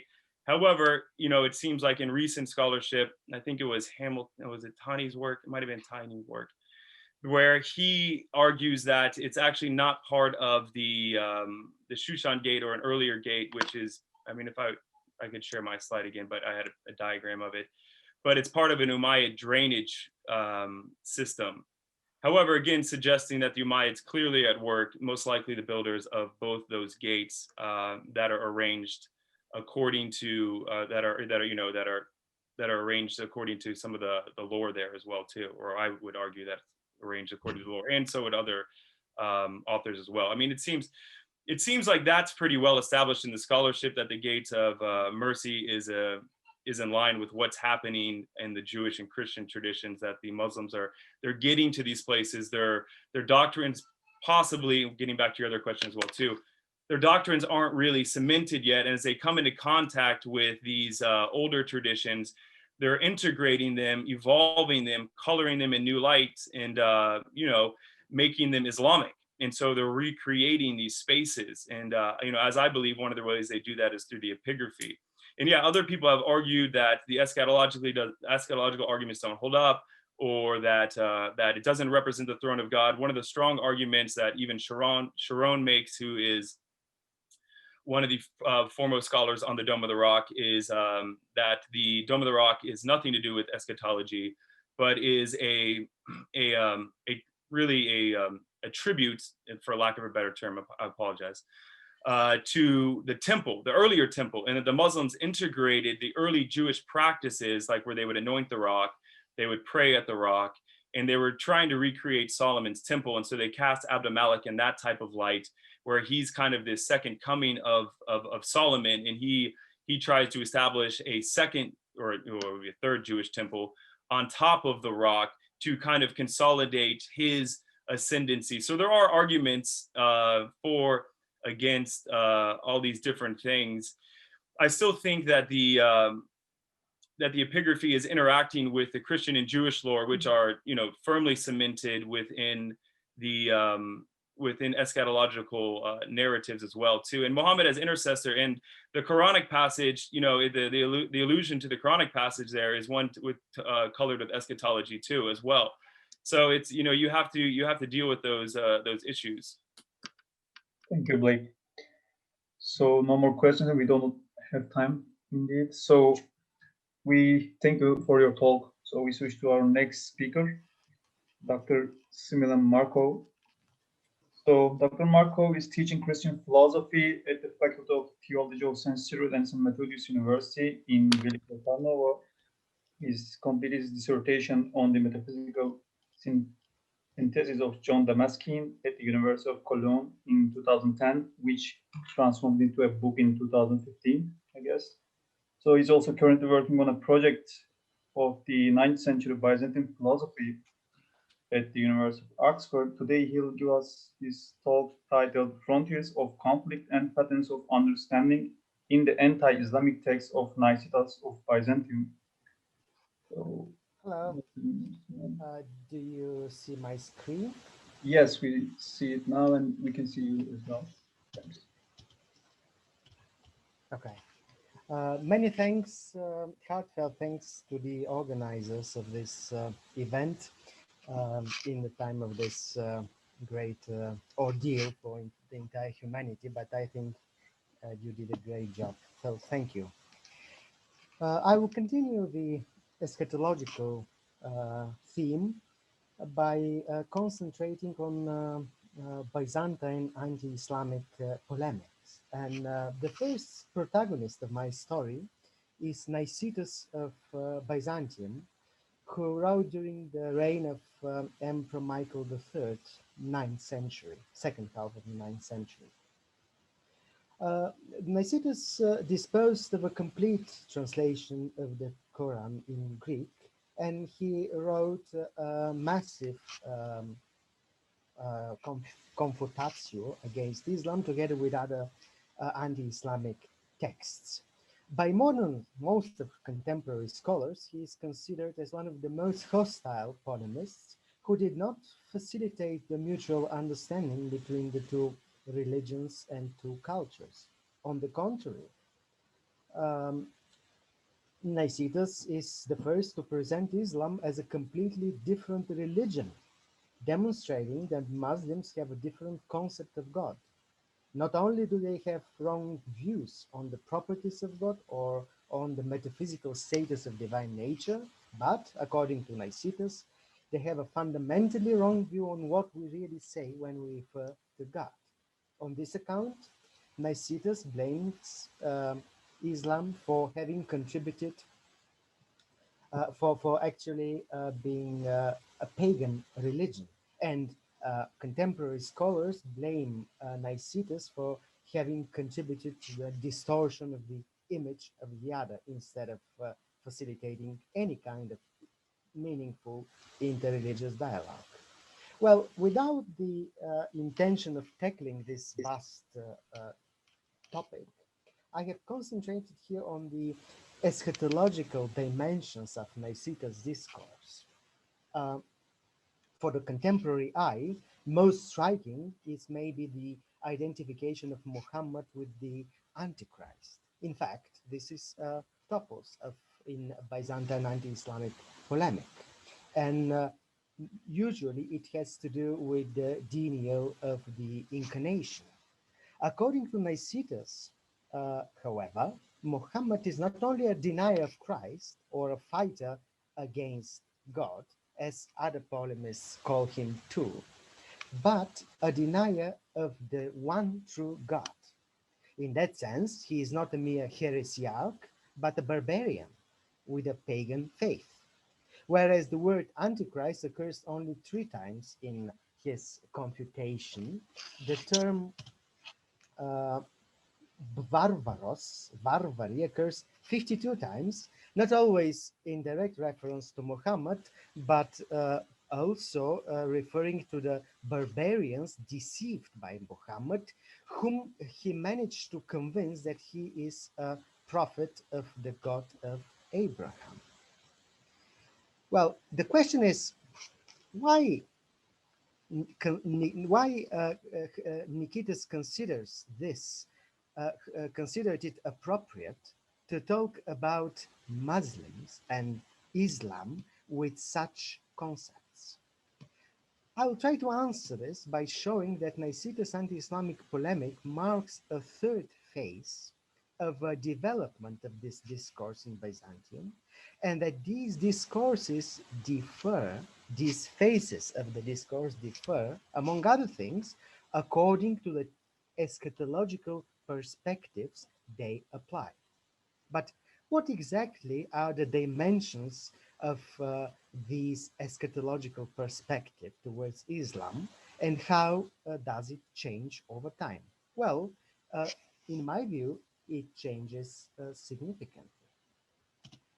The first allusion to the apocalyptic perspective in the anti-Islamic polemics in Byzantine space, so say, dates as early as the 30s of the 7th century, which is more than 300 years before Nicetas. After the Battle of Yarmouk in 633, the Byzantine Empire withdrew once and for all from Syria. Later, during that year, Jerusalem was besieged and eventually lost, and so on. The Doctrina Jacobi Nupter Baptizati, written in the 30s of the 7th century, is a kind of protocol, partly fictional, between Jews from Carthage who were forcibly converted to Christianity. It reflects the catastrophe inflicted by the armies of the Prophet Muhammad and associates it with the subjugation of the 4th beast from the book of Daniel, and this 4th beast is an allegory of the kingdom of the 4th worldly kingdom before the coming of the kingdom of God. And Christians try to fit the new religions and the events happening into this apocalyptic pattern. And there are different, of course, versions of this fitting. Some are more optimistic, some are more pessimistic. The change of political reality, accompanied by suffering and oppression of Christians, adopts the connotation of an apocalyptic catastrophe. And this catastrophe is embedded in the cultural memory of Byzantium through various forms, various means, such as liturgical poetry, or, for example, in Photius' Bibliotheca, the text, the Doctrina Jacobi, is mentioned. No doubt, this model of rationalization of the catastrophe, namely as an apocalyptic event, is an expression of imperial ideology. But why did it work? Well, the answer is because of a specific type of apocalyptic attitude which combines the narrative of the Book of Daniel and the Book of Revelation. Whereas the Book of Daniel pitches a fourfold sequence of kingdoms, which will lapse before the advent of the kingdom of God, the Apocalypse of John introduces a complication by stating that there will be 100 years period of peace before the abode of the Antichrist, after whom the kingdom of God will come. So many Christian authors try to fit the rising of Islam into this scheme. And the Doctrina Jacobi is just one example. Another famous example is the Apocalypse of Pseudo-Methodius, which was of Syrian origin, but was influential also among Byzantine Christians. Of course, even during this first phase, the messianic discourse, which is at stake here, was not uncontested. On the contrary, there was a reaction among different circles of clergymen, theologians, etc. For instance, Sophronius of Jerusalem, who was patriarch of the city between 634 until his death in 648, commenting on the dire situation of the Palestinian Christians who were not allowed by the Muslim conquerors to visit Bethlehem during the time of the Nativity Feast, says, I quote, "Unwillingly indeed, contrary to our wishes, we are required to stay at home, not bound by bodily bonds, but bound by the fear of the Saracens. Yet these vile ones would not have accomplished this, nor see such a degree of power as to do and utter lawlessly all these things, unless we had first insulted the gift of baptism and first defiled the purification, and in this way grieved Christ, the giver of gifts, and prompted him to be angry with us, good though he is." Here Sophronius turns the focus from the messianic topology to the sins of Christians and the fatality and the consequences of these sins. He refers to the Arabs as God fighters, theomachi, and godless, but he doesn't see them as he doesn't see any apocalyptic meaning of the invasion. No, it's just one of many such events. Another vocal critic of this imperial ideology of the messianic interpretation of the invasion is Maximus the Confessor, who is a friend of Sophronius. He, of course, sees the sins again of Christians as the reason for the catastrophe. He notes that the actions of the Saracens make the Antichrist present, thus warding off any direct messianic identifications of kingdoms and political topoi. But he notes that such actions, which are provoked by the erroneous policy of the emperor, in this case Heraclius, and which make the enemies of the empire rejoice, might well appear as the clear and sure sign of the famous end of all things. This was a quotation. So anyway, we see here an attempt to transform the messianic apocalyptic in a more, let's say, pedagogical and moralistic perspective. These voices become even more strong in the second phase of the what I call a second phase in the polemic.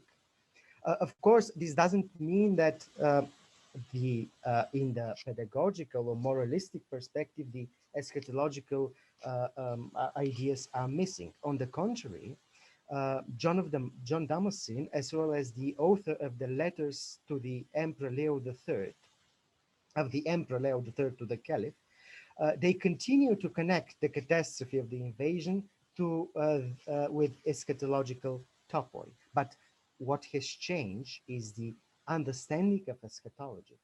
The last phase of history is not associated anymore with a political topos, a kingdom, but with the changed relations between the community of Christians and God. So at stake is a moral pedagogy.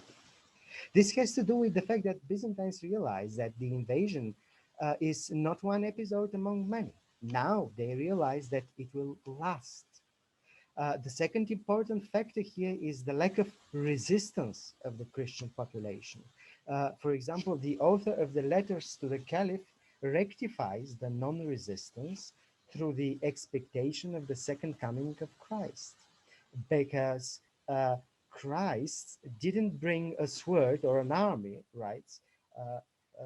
Says the letter, and he commanded us to forgive the ones who do evil and trespass against us. So the Christians' lack of resistance is actually a preparation for the promised kingdom of heaven. A third important factor is that the world, the idea that the world already belongs to Christians, so that Christians do not need to fight for it again.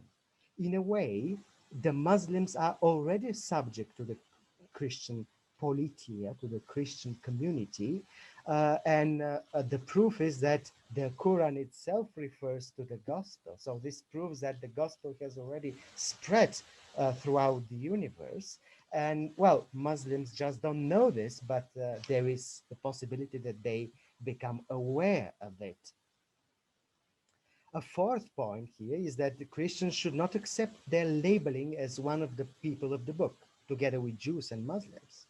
The Christian community is unique in that it is constructed not simply by the obedience of the Bible, but by the eschatological reality of the kingdom of God. All these ideas are present in the text of the letter, as well as some of them also in John Damascene and Theodore Abukura. And this brings us to the third phase from which we began. Well, eschatology is clearly for Nicetas and for the polemists of the second half of the 9th century and early 10th century, eschatology is not just an instruction or a textbook of political messianism at the slightest. Mostly it is empowering of Christians to be witnesses of the revelation. And in this scheme, the portraying of Muslims as pagans, as people who don't know God, is very convenient and very appropriate. And I want to comment this phase from the perspective of hostility and cohabitation.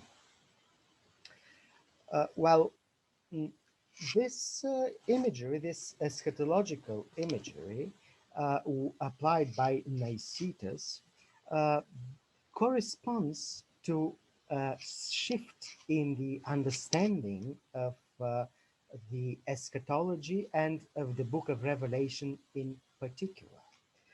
There is a commentary of the Apocalypse dating of the early 10th century and written by Aretas. He is one of the anti-Islamic writers in that period.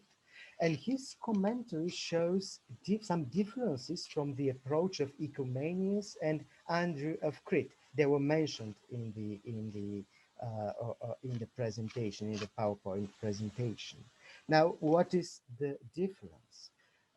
The difference is mainly in changing the optics towards the apocalyptic imagery.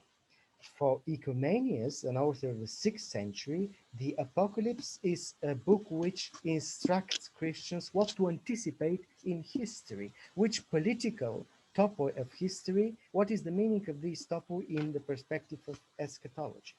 Ecumenius, to some extent, changes this perspective to the moral and ethical aspects of Christian behavior. So the Apocalypse becomes a means for testing and examining the moral status of Christians. Now, the Apocalypse is seen as a construction of a concept of history in which Christians have a very important responsibility. Instead of just awaiting a new a kingdom of God or just looking into themselves, they have to do something and to witness the kingdom of heaven. And how does this take place? Well, it takes the form of what I call recognition of the other. This sounds paradoxical because, as we saw from the beginning, Nicetas uses some really harsh words and images in relation to Muslims. He's not alone. Aretas is also not very diplomatic.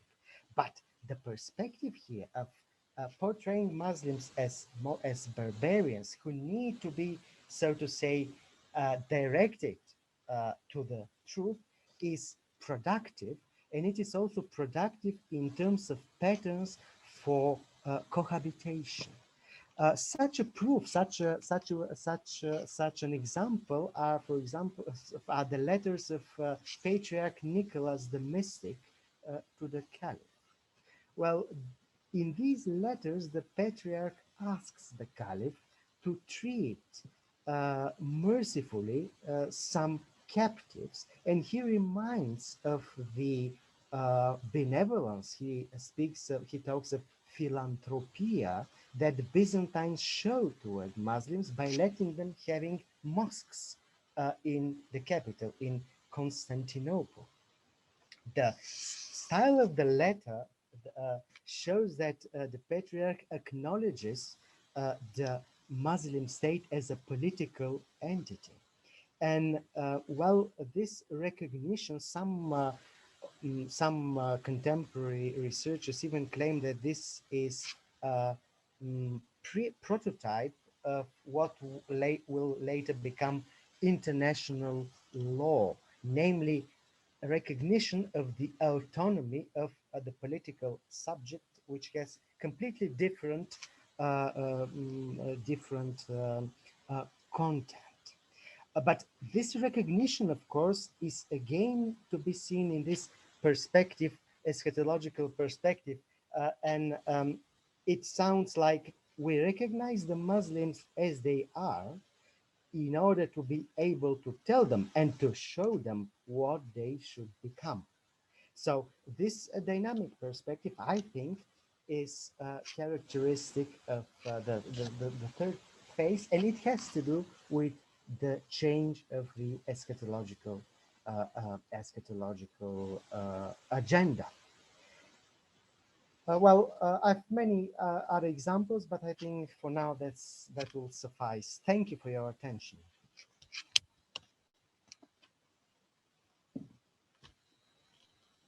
Thank you, Dr. Marco. So can you stop sharing your screen so we can see everyone?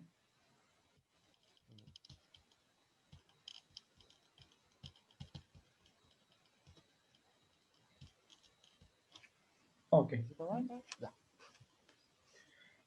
So do we have any questions?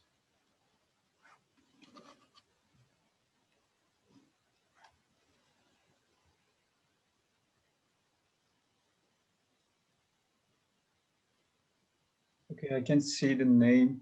There's one question in the question box. Can you shed some light on where this concept goes after the 10th century? Meaning the eschatological concept, I guess.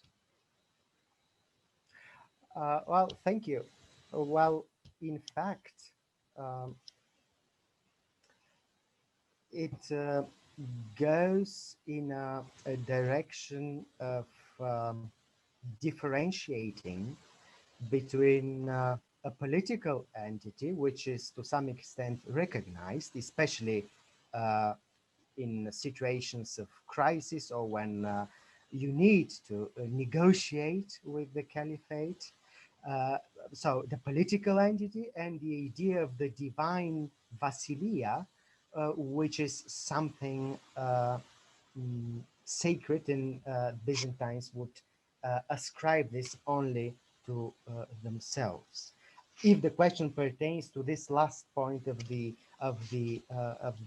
recognition, otherwise, if the question pertains to the eschatological perspective, it resurfaces this thematic resurfaces in the dialogues of Palamas during his the period of his captivity. We have some witnesses of the dialogues he had with Muslim theologians, and it is interesting to see on what they agree and on what they disagree. And of course, they disagree on most things, but there is one thing that on which they agree, and it is that each of the two sides will know the truth in the light of the eschaton and for that matter, the second coming of Christ. So it is either Christians or the Muslims that are wrong, but this will be manifest.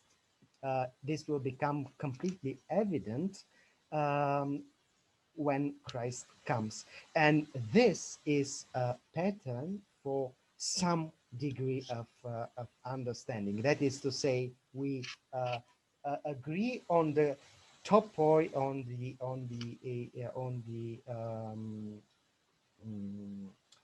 the context on which we disagree. And yeah. Thank you. Any other questions?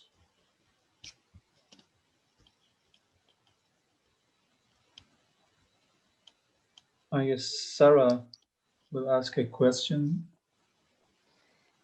Yes, thank you for this. I'm really interested, and I'm glad you just sort of mentioned this interchange between theologians, Muslim theologians, and then the Christian ones. I just was wondering if you could talk a little bit more about this rejection of the Ahl al-Kitab, the idea of we're not the people of the book. I think this is really fascinating. And does that imply that earlier there is an acceptance of that, or maybe an unawareness of that? Well, this came from the letters to the of Emperor Leo III to the Caliph. This was the second phase of my classification. Well, it is interesting indeed, because according to scholarship, these texts were written by a Melkite, so a person who lived there, although they should have been sent by the emperor, and most probably the emperor didn't send any such letters. But anyway, the real author must have been someone living under Muslim rule. And this is the time of the 8th century, which is a relatively peaceful period. We will have very interesting debates. Some of them even perhaps they're corresponding to real discussions that took place by Theodore Bukura in his Mimra and other dialogues.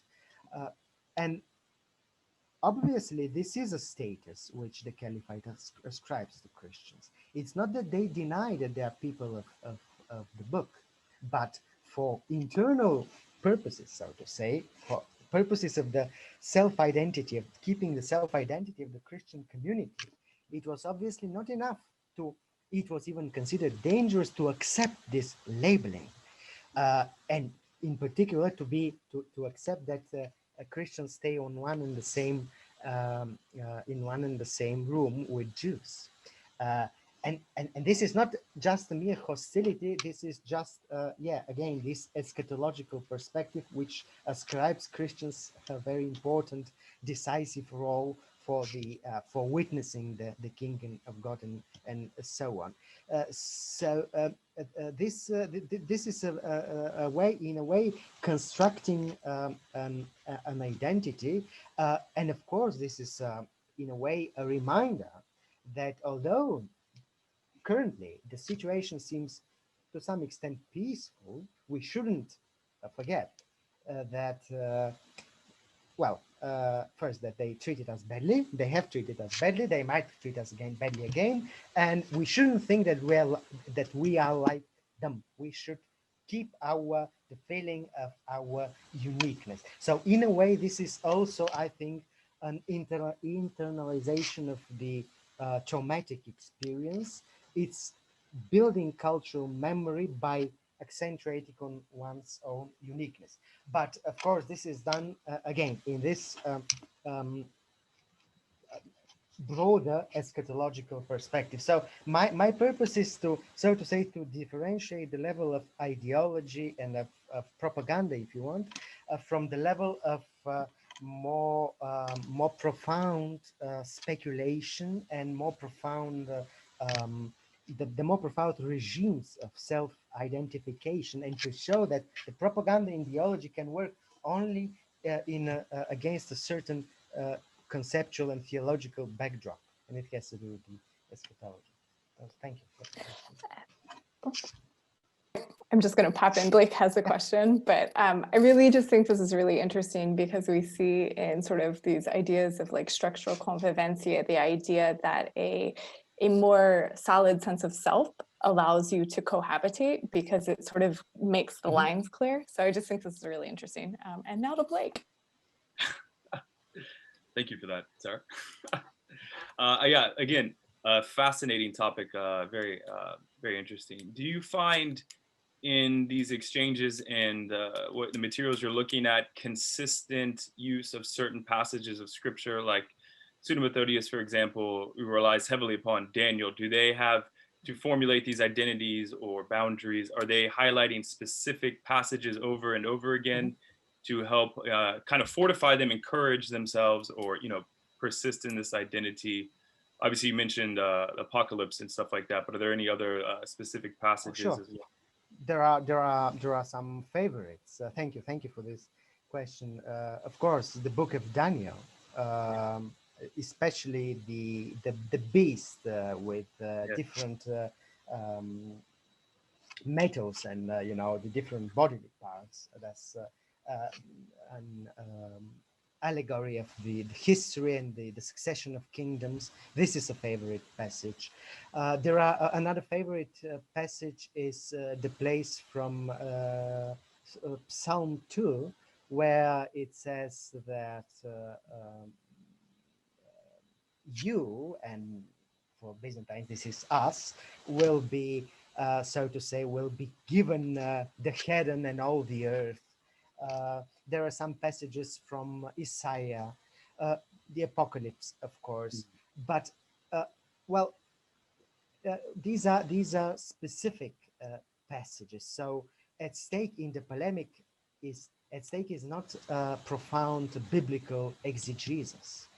The biblical exegesis is for the commentaries. I mentioned 3 different commentaries on the Apocalypse, and Pseudo-Methodius is a special case. I mean, this belongs to an earlier messianic tradition. The commentaries already digress from this messianic approach, especially Andrew of Crete. Andrew of Crete, mind you, is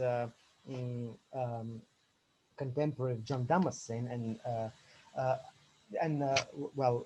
so this new perspective influenced. But as I said, in the polemics, they do not delve into deep biblical exegesis. They just use what is convenient, what is fitting, what is rhetorically appropriate. But I think because this polemic was mostly addressed to internal audience, it was not really a means for debate or for understanding. It was mainly for strengthening the self-identity.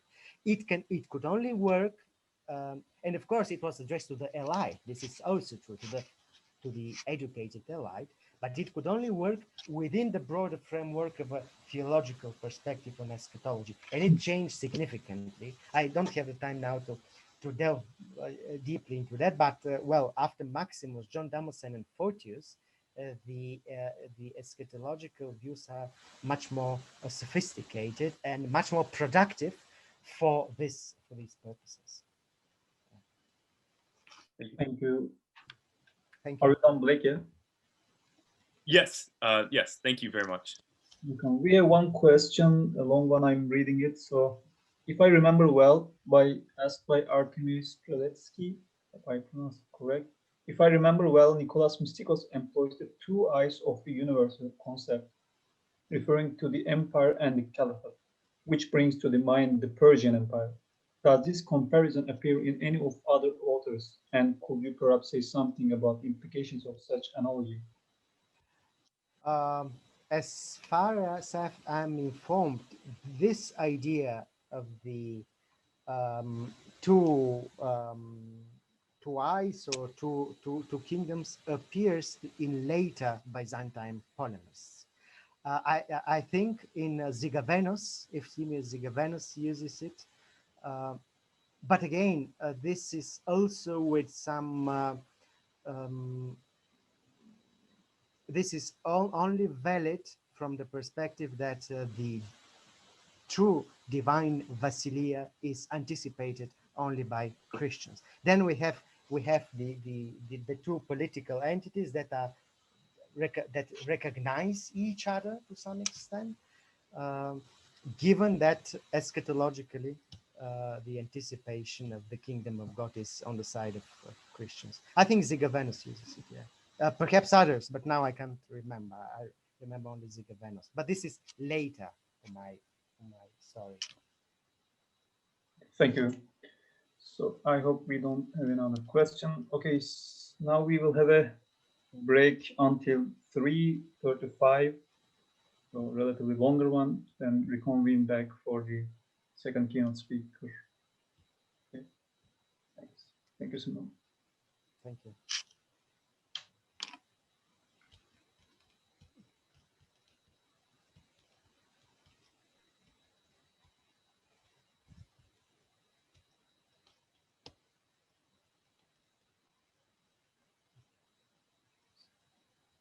Малко почивка ще има сега за втори.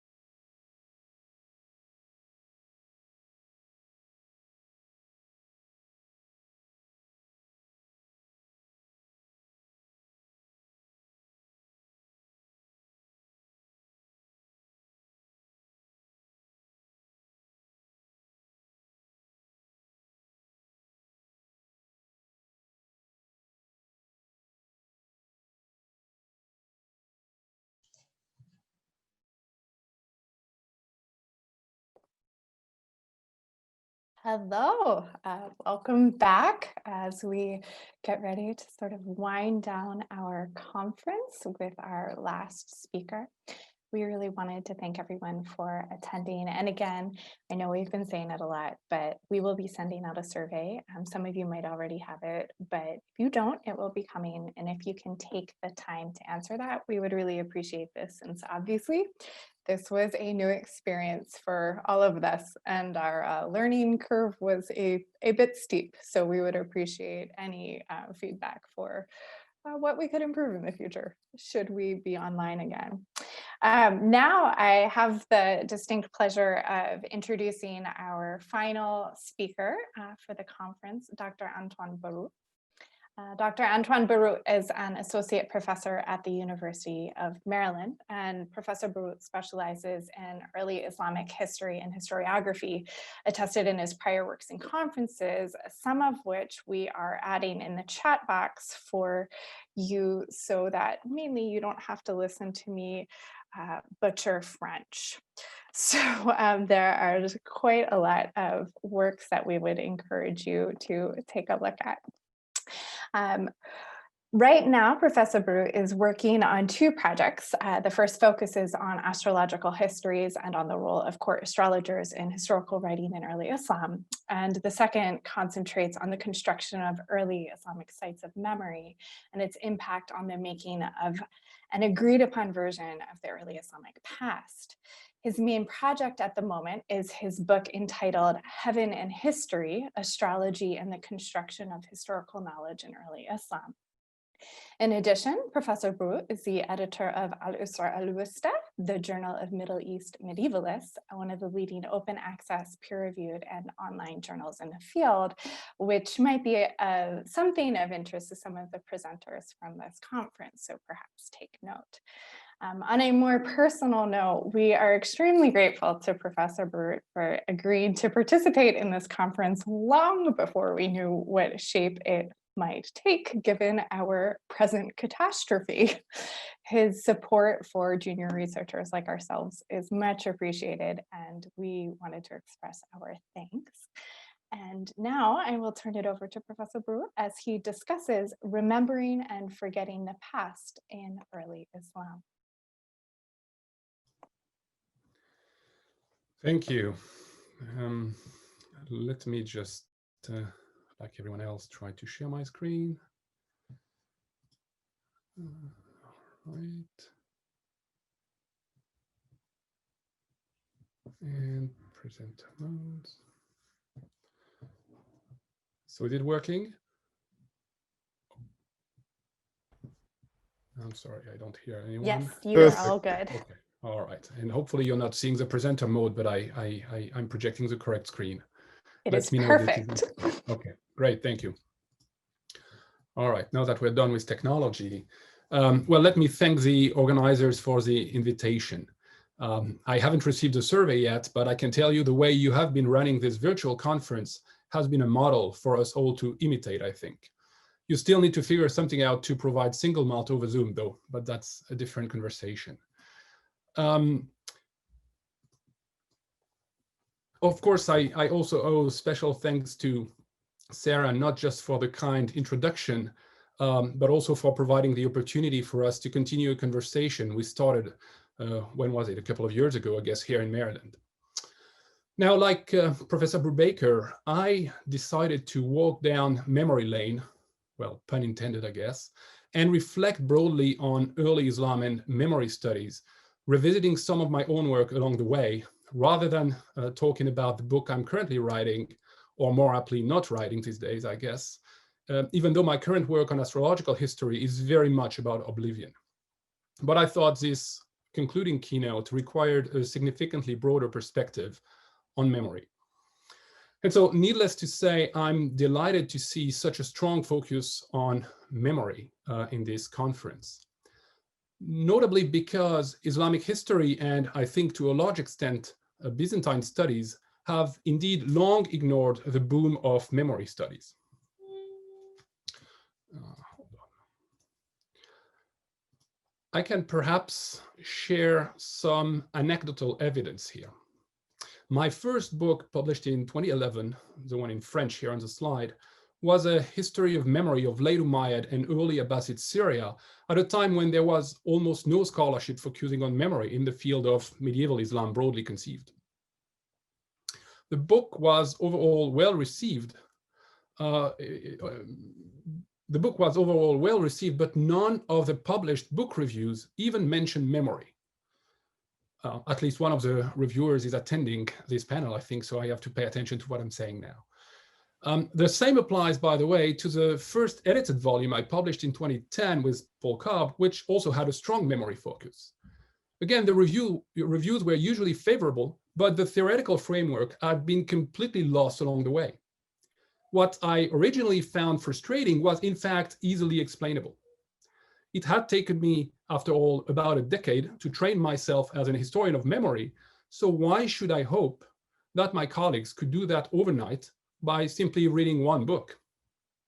Things obviously have been changing quite a bit in the field with the publication of major contributions embracing a history of memory approach, such as the two shown on this slide, the book of Sarah Savant and the one by Alison Vacca. Now, talking to colleagues in adjacent fields over the years, I realized that the issue was also a much broader one. We still operate in a largely theory-poor field, partly because the bar is so high in terms of the skill sets you need in our fields. Once you have mastered philology, paleography, codicology, I could go on, there is not always much room left for theory. Our fields are also less densely populated than other subfields, for instance.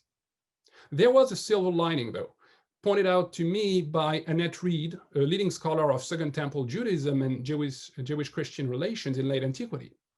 She initially experienced the exact same phenomenon with her first book, but about 10 years later, the book seemed to have a second life, and its theoretical framework gained much traction.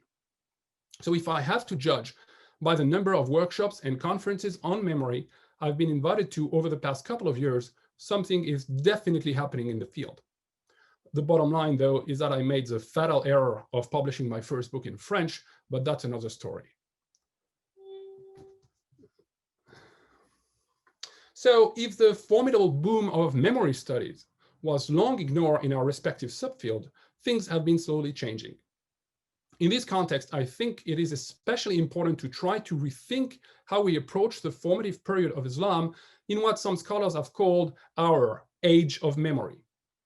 And perhaps in particular to discuss whether memory studies can help us to address some of the most significant historiographical and methodological dead ends in the field. Much has been made, for instance, about the alleged gap of narrative sources for early Islam, and this has generated endless scholarly debates. It seems to me that the notion of cultural memory offers one way, not the only one, not always the best one, but one way to overcome some of these vexing issues.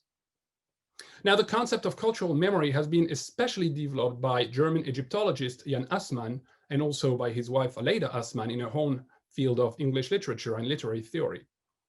According to Jan Assmann's definition, the concept of cultural memory comprises that body of reusable texts, images, and rituals specific to each society in each epoch, whose cultivation serves to stabilize and convey that society's self-image. In so doing, a society constructs its own cultural time, that's Aleida Assmann, and forms its collective identity or political imagination. To cite Jan Assmann again, we need a term to describe these processes of collective remembering and forgetting, and to relate them to historical changes in the technology of storage systems, in the sociology of the groups concerned, in the media and in the structures of storage, tradition, and the circulation of cultural meaning. In short, to encompass all such functional concepts as tradition forming, past reference, and political identity or imagination. That term is cultural memory. End quote. More recently, Anne Rigney has argued that cultural memory can thus be described as a working memory, which is continuously performed by individuals and groups as they recollect the past selectively through various media and become involved in various forms of memorial activity, from narrating and reading to attending commemorative ceremonies or going on pilgrimages. She has insisted on the need to understand cultural memory in performative terms, as a way of recollecting the past and shaping its image using a whole range of media, rather than merely in preservative terms, as a way of transmitting unchanged something inherited from an earlier age. But enough with definitions. Such highly selective quotes can hardly do justice to such a rich field anyway, but they give you a better sense of what I have in mind when referring to cultural memory. All right.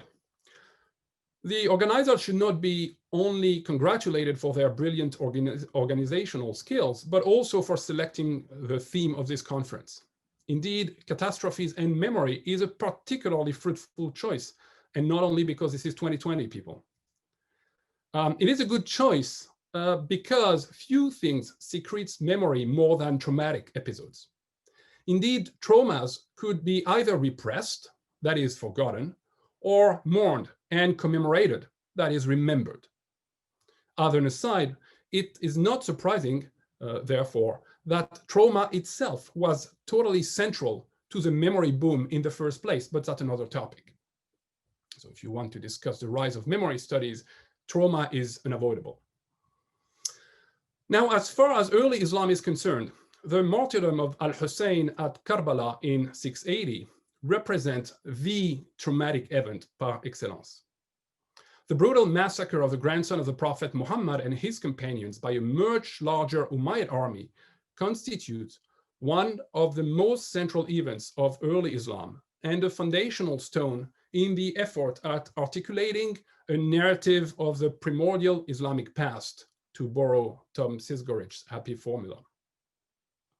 Karbala perfectly encapsulates the tension between trauma, remembrance, and oblivion. This modern representation of the battle, the picture was taken in Karbala itself by my colleague Sabrina Mervin. This modern representation offers a formidable level of details. Note, for instance, so bottom left, I guess, of your screen, the specific number of 70 or 71 soldiers plus al-Hussein in al-Hussein's army. We'll come back to those figures. What such an image demonstrates is a profound actuality of the memory of the drama. Clearly, the memory of Karbala is very much alive. It is also sometimes contested precisely because of its present-day relevance. Think of modern commemorations in the context of Ashura rituals. You see a couple of examples here. The gathering near al-Hussein's mosque in Karbala and the much debated practice of self-flagellations.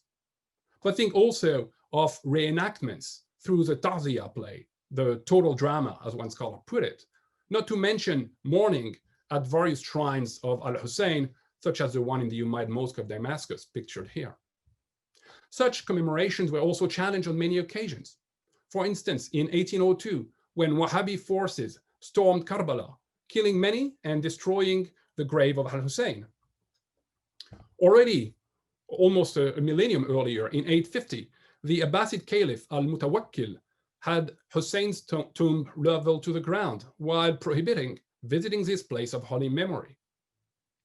Early pilgrimages to Karbala are indeed well attested, starting only a few years after the killing of al-Hussein with the famous Tawabbun, or penitents, who performed a pilgrimage to Hussein's tomb before being massacred by Umayyad forces in 685. Most of these commemorations or attempts at erasing al-Hussein's memory, are, however, the outcomes of a narrative crystallization that gave rise to a considerable literary tradition on Karbala. The paradox is that if Karbala eventually generated an industry of its own, the earliest extant Muslim and non-Muslim sources have almost nothing to say about the episode. I refer to this as a transmission of silence in an earlier article. You can see on these slides that non-Muslim sources are almost entirely silent about Karbala. By contrast, they have much more to say about what happens just before or just after. Specialists of history of memory traditionally provided two main explanations for such a scenario. One, either the event was too insignificant to be immediately registered and elaborated upon, and the narrative crystallization occurred at a much later point for reasons to be elucidated. Or two, the trauma was so violent that its memory had to be repressed, and thus oblivion was the only possible route.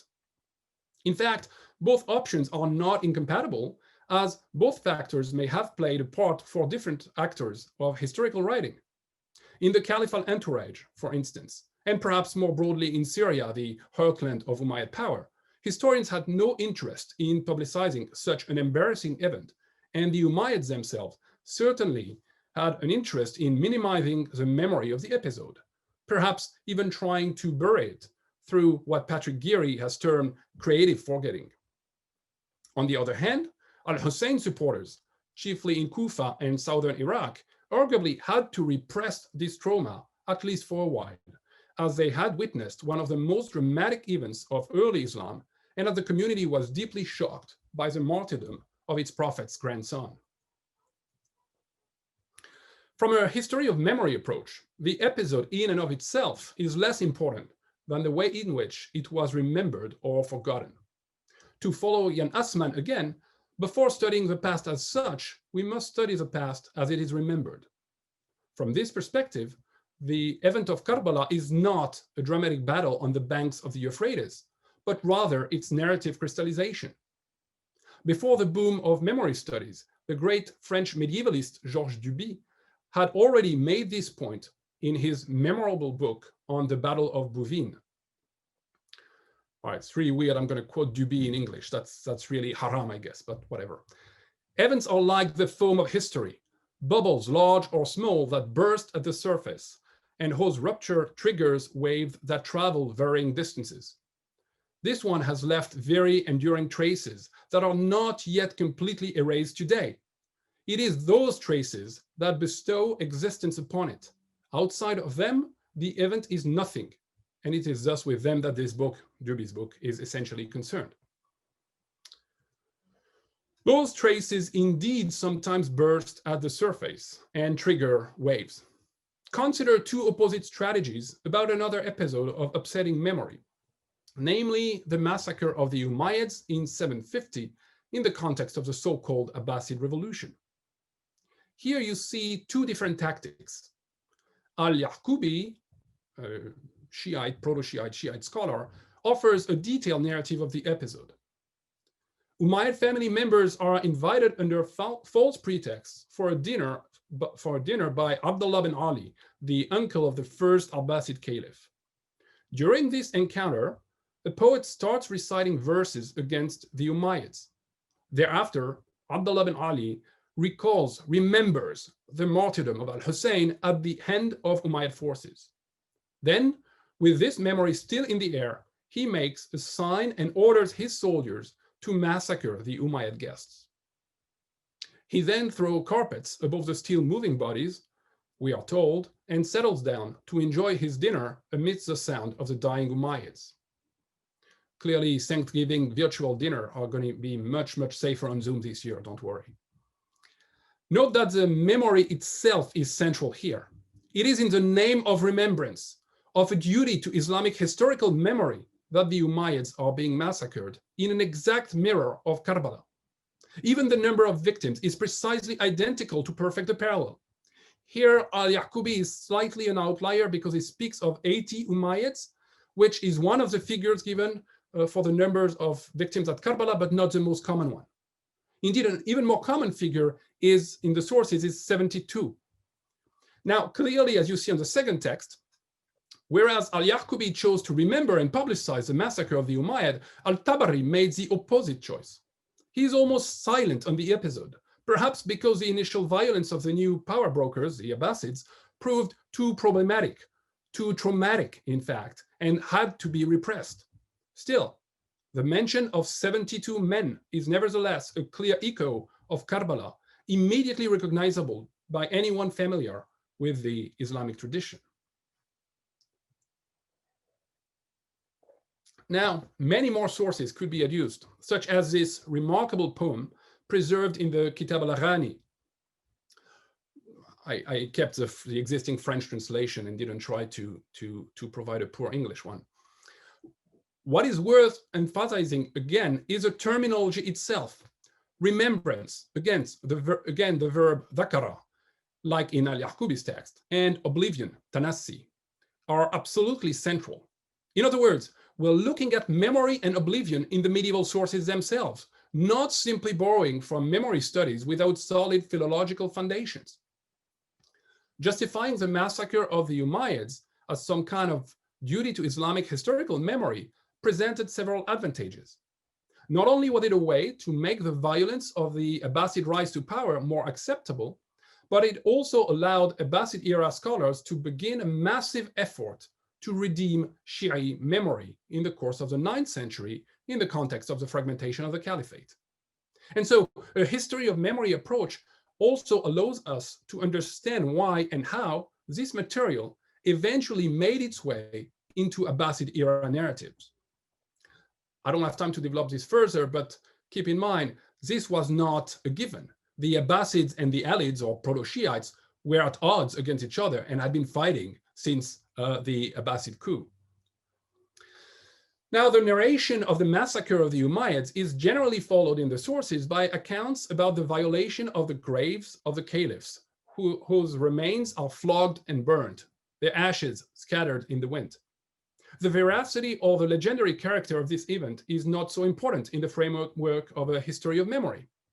The destruction of the graves, places of commemoration par excellence, shows clearly that beyond the Umayyads themselves, it is their memory that is to be fought in the name of Alid martyrs. And as a quick aside, much remains at stake with Umayyad graves. Here you see pictures of the alleged tomb of Omar bin Abd al-Aziz, Omar II, the only one that was allegedly spared by Abbasid destructions.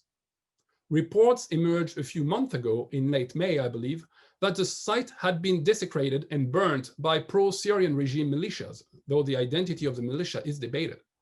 But again, you see here another obvious evidence of the actuality of early Islamic memory. All right, let's briefly change gear before wrapping up. Here is, I think, another way in which memory studies can help us. As noted at the beginning, the relevant sources for early Islam have generated much skepticism. A strong tendency has been to consider many elements presented in the narrative sources as literary motifs and topoi. Albrecht Noth was particularly influential in this regard.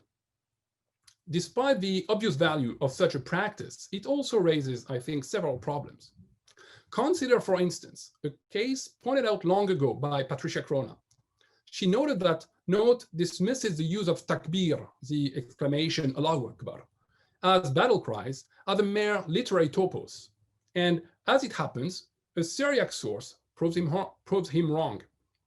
The Syriac source in question that you see on the slide is a so-called Maronite chronicle that was arguably composed in the 660s. Crona goes on to argue that this is an isolated example and that therefore most takbir mentioned in the sources and listed by Albrecht Noth should nevertheless be regarded as simple topoi. Now, from a history of memory perspective, other options are possible. I'll give you one. Another option is to see these mentions of takbir not just as literary topoi, but also as parts of a cultural repertoire associated with how battles needed to be remembered. Could you remember a battle of the Futuh, of the Conquest, without mentioning a takbir?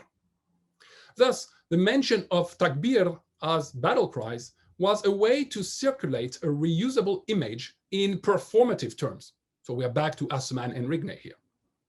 I would argue that we can even go a step further and assume that this example offers a paradigmatic illustration of what Assman has described as a shift from ritual to textual continuity, a central notion in his book on cultural memory in relation to the construction of cultural continuity. I gave you a long version of a quote on this slide that you can have a look at. In a nutshell, one could indeed wonder whether takbir were not an identity ritual in early Islamic battles. That's what you see in the Syriac text, Allahu Rabbu, which is a Syriac for Allahu Akbar. So we can wonder whether takbir were not an identity ritual in early Islamic battles turned into a literary device in later narratives. In that case, we will be dealing with a perfect example of what Jan Assmann has termed the evolution from ritual to textual continuity. Such a conclusion has much broader implications with regard to how we can approach the source material. The skepticism generated by the repetition of motifs and topoi should no longer lead us to reject the tradition. Rather, it suggests that the new text culture generated a literary canon that, in turn, produced a culture of exegesis and interpretation, what Jan Assmann calls an hermeneutic culture. Again, I realize this is a bit dense, so we can unpack that in the Q&A if you want. But I think this has quite formidable potential to rethink some of the skepticism about repetitions and motives in the source material. To paraphrase Patrick Geary in Islamic terms, sorry, I have a helicopter flying over. I mean, might even be Marine One, so I'm really sorry about that. To paraphrase Patrick Geary in Islamic terms, what we think we know about early Islam is largely determined by what people of the 9th and 10th centuries wish themselves and their contemporaries to know about the past. These people went on about remembering their past in relationship to their own present.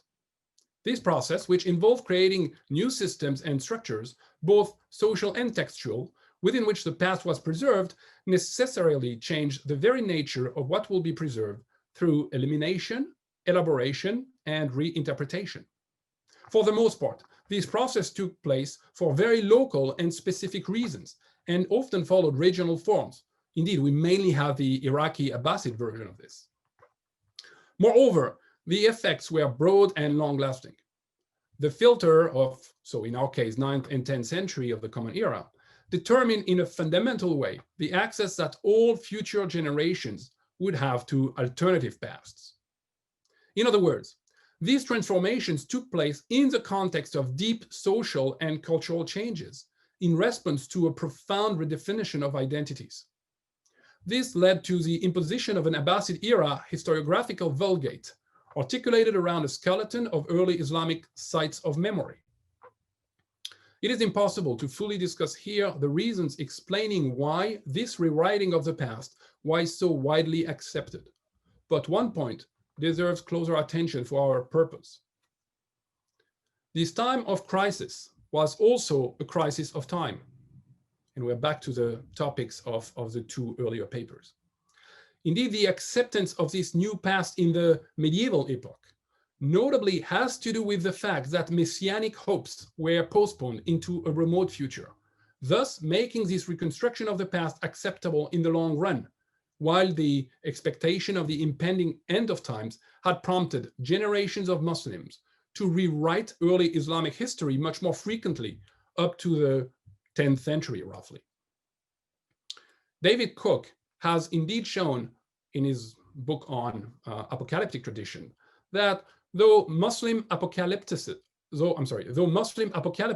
have been active throughout the history of Islam, apocalyptic traditions significantly declined from 250 of the Hijra, 864 CE, onward in Proto-Sunni circles, and about a century later, around 960 to 1000 CE, in Proto-Shiite sphere. If this is so, one could perhaps push this idea even a bit further with French historian François Hartog and argue that the moment when messianic expectations were postponed into a remote future, so between roughly the middle of the 9th century, middle of the 10th century, this century, where apocalyptic expectations are being postponed into a remote future, prompted a change of regime of historicity, régime d'historicité. The concept has been characterized by Hartog as a moment in which a society redefines its relationship to its own past in the context of a crisis of time. Once the idea of an impending end of times had been deferred, scholars could stop looking toward the future this eschatological future, and start focusing on the past to explain the present. Histories written in the future tense, such as historical apocalypses or astrological histories I'm working on these days, declined in number and were replaced by the flourishing genre of universal histories, going back to the creation and adopting an analytic framework for Islamic times. The process was, of course, not straightforward, and I'm oversimplifying here. And clearly this hypothesis will require a much broader discussion, but such a scenario is not unparalleled. It is precisely the abandonment of eschatological ideas in the Renaissance that prompted the most famous change of regime of historicity, magisterially analyzed by Reinhard Koselleck on the onset of modernity. By the way, the boom of memory studies itself and the way we are currently working on memory is deeply connected to our current regime of historicity, defined as a presentist regime by Hartog, something we can discuss further if you want. I would argue that the massive rewriting effort that took place roughly after the abandonment of Samarra and the return of the caliphate to Baghdad in the late 9th century was likewise the product of a change of regime of historicity, though again, a comprehensive discussion of this idea is for another paper. It has been argued that the boom of memory studies durably impacted the field of historical studies. This is perhaps mostly because in terms of cultural memory, history is a cultural form, exactly like, for instance, religion, literature, art, or myth, all of which contribute to the production of cultural memory. To put it differently, history writing is simply a very specific medium of cultural memory with its own rules and traditions. One of the most important for as comprehensive an understanding of the past as possible, but certainly not the only or necessarily the most influential one. Therefore, one can argue that the concept of cultural memory proves most useful in trying adequately to articulate the relations of history and memory. Thank you.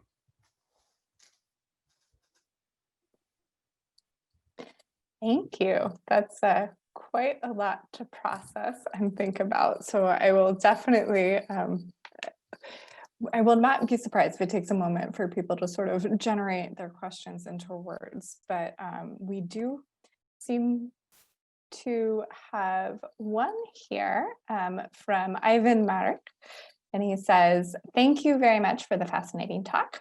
Concerning the example demonstrating what Osman assessed as the transition from ritual to textual continuity, I was wondering if you encountered some examples of the opposite in your studies of memory, i.e. the transition from textual continuity into a ritual."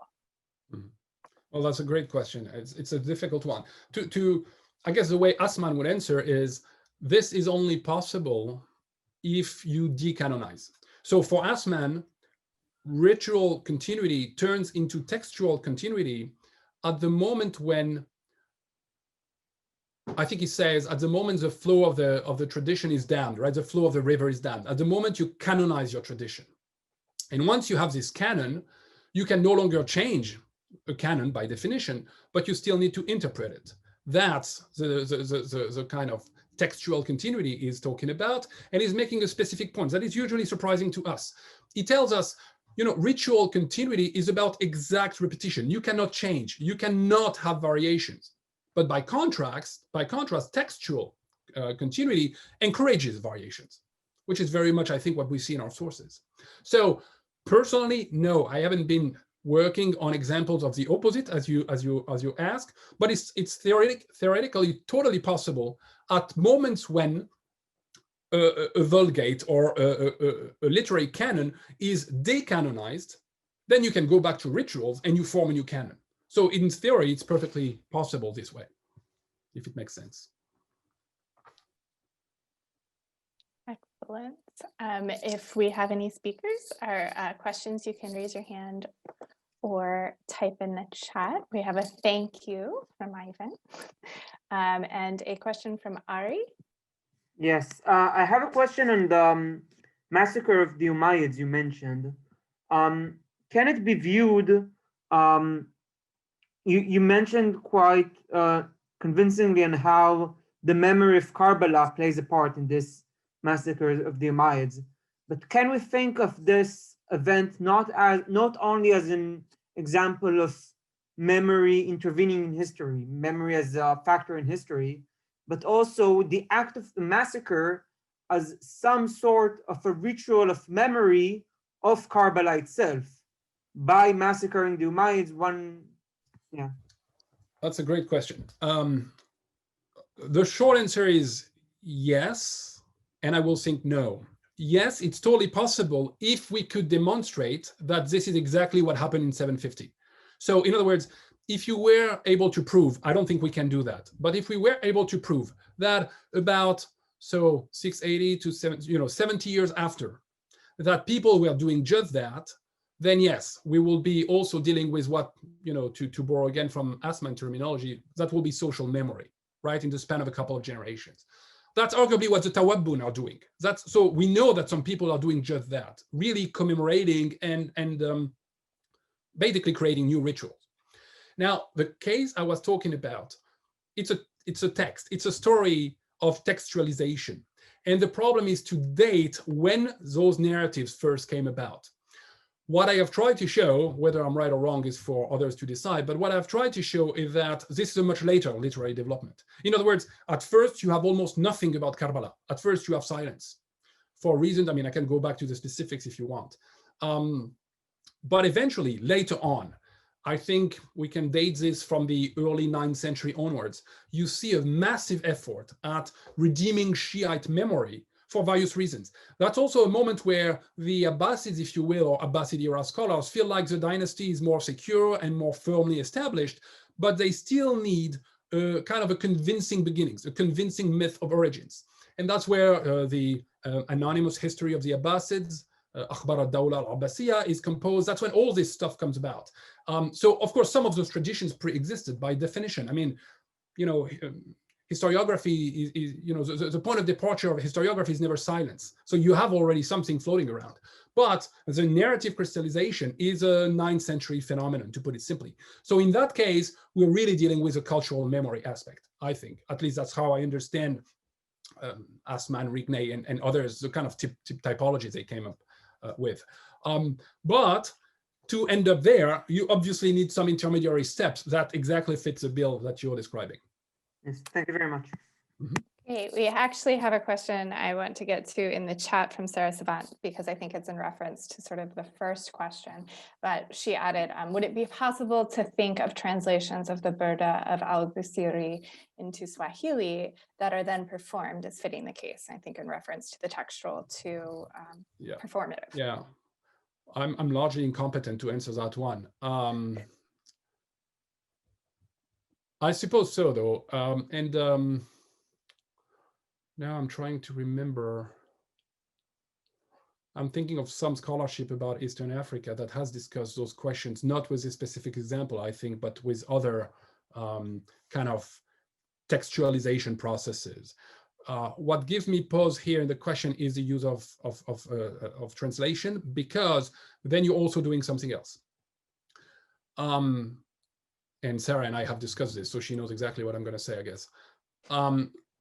Think about a slightly different example that I know best, and that she knows even better than I do. What's happening when, I don't know, I'm thinking about the work, for instance, of Ronit Ritchie on early modern Southeast Asia and South Asia, or Sarah's work on Iran, frankly. When Iran converts to Islam, so it's here. It was on the slide, but Sarah's book, right? So the new Muslims of post-conquest Iran, it's really about once Iran embraces Islam more significantly, one thing that has to happen is to produce a lot of translations. Why? Because you need what linguists have termed prior text. You need a corpus that makes sense of your new identity. In other words, a scenario where let's think in terms of modern nation states. A country converting to a new faith, you need a corpus as well. You cannot simply convert and not translate anything. This is simply not an option. That's not restricted to conversion. If you think about, let's say, Western colonization, you will have to think along the same lines. In other words, at the moment you have those major identity changes, you need the construction of a corpus of what specialists call prior text. So that's where I think those translations also fit. And so we are in between. There is a cultural memory dimension for sure, but we also need, and I'm incompetent with that example, to understand how this fits this larger picture. She's yes, she's responding to all you. right, well, we'll talk later. Great. Do we have other questions? I don't know. Ari, you have a hand up. I'm not sure if that's still up. Okay, perfect. Foteini? I'm just coming back. I mean, part of my question has already been answered, but I was wondering whether you have something else to add. So the first part of my question is, how do you understand ritual in this particular context? And the second part, which I think you have answered, is how big is the leap from ritual to textual and from textual to ritual? Right. Again, if I understand Assmann correctly, and here I've been citing the English translation of the book, which frankly is quite bad. So if your German is good enough, I suggest you read Assmann auf Deutsch. And if not, the French translation is much better. But every time I've checked the English translation against the German, I've been, extremely surprised. So I'm still using it because also it's interesting that Assmann's book published originally, so Kulturelle Gedächtnis was published, I think, in the early 1990s, but only translated into English in 2011. So, I mean, these kind of gaps are also interesting in their own, say something about memory itself. So if I understand Assmann correctly, to him, societies can choose to transmit cultural continuity either through rituals, and he provides examples, or through text, so textual continuity. So you have those two options, right? The example he finds the most is dealing with the ancient Near East. The example he finds the most, but it's not exclusive, it's an entire chapter of the book, I think it must be chapter 4 if memory serves, is that a common evolution is for a society to start with rituals and gradually transition from ritual to textual continuity. Now, where you're absolutely correct, this is not to say that there are no more rites performed after that.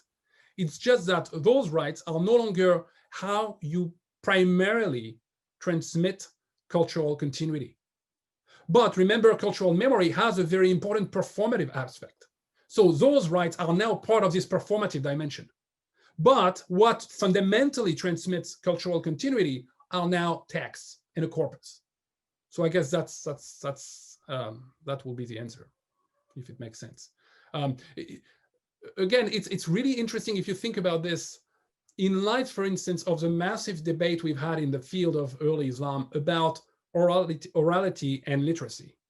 Right? I mean, I jumped into one of the comments earlier about that, and because there's so much on the back burner here, it's extremely interesting to think about how new textual contexts deeply transform a society that is predominantly oral in terms of communicating. And the bottom line is, I think Patrick Geary was attacked on this when he published in the early 1990s, in 94, I think, his Phantoms of Remembrance. He was criticized for not factoring it orality enough, and he responded in a few subsequent articles.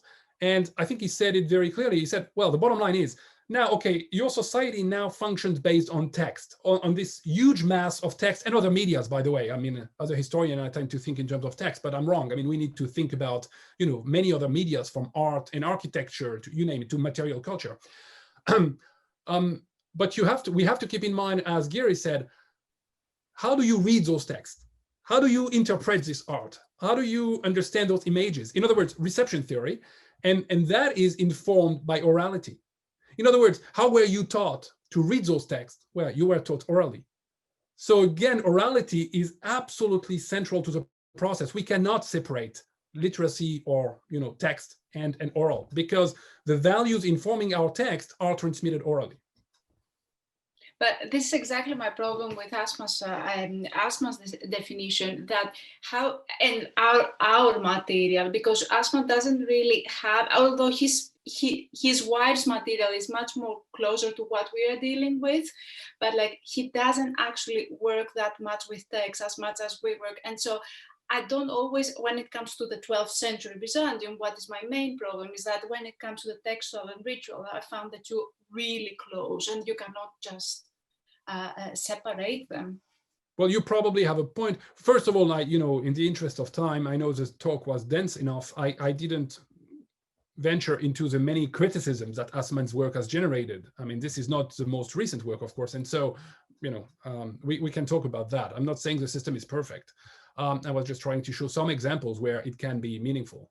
But I think, so the Assmann answer to your problem would be, then perhaps you don't yet have a canon formed. You have had maybe a process of decanonization and a new literary canon is, in the making or something like that. Another option would be, sure, maybe, as you fast forward and you move further and further away in time from ancient Near East, maybe it becomes less relevant. Though I would potentially, well, I mean, I don't know your material and I'm incompetent to judge it. So I would like to think that this kind of models, have at least the heuristic value of being potentially meaningful for any topic, even if you could, just as you did, you could conclude, well, it doesn't work for me, and that's fine. Then you have, either you have to come up with a new model, or you have to, clearly identify the limitations of whatever theoretical framework you were trying to think with.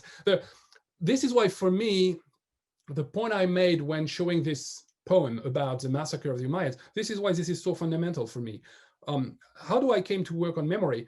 Not because I discovered memory studies. No, because I was reading memory, remembrance, oblivion in my texts. And eventually I just discovered there was a huge field about that. Like any other grad student, I was completely lost in my sources and trying to, asking myself, what the hell am I going to do with this stuff? And eventually I kind of saw a light, which largely came through Patrick Geary's book, because I was trained as a Western medievalist, so I was still reading quite a bit of stuff on the medieval West. And reading this, I was like, oh, let me put it this way.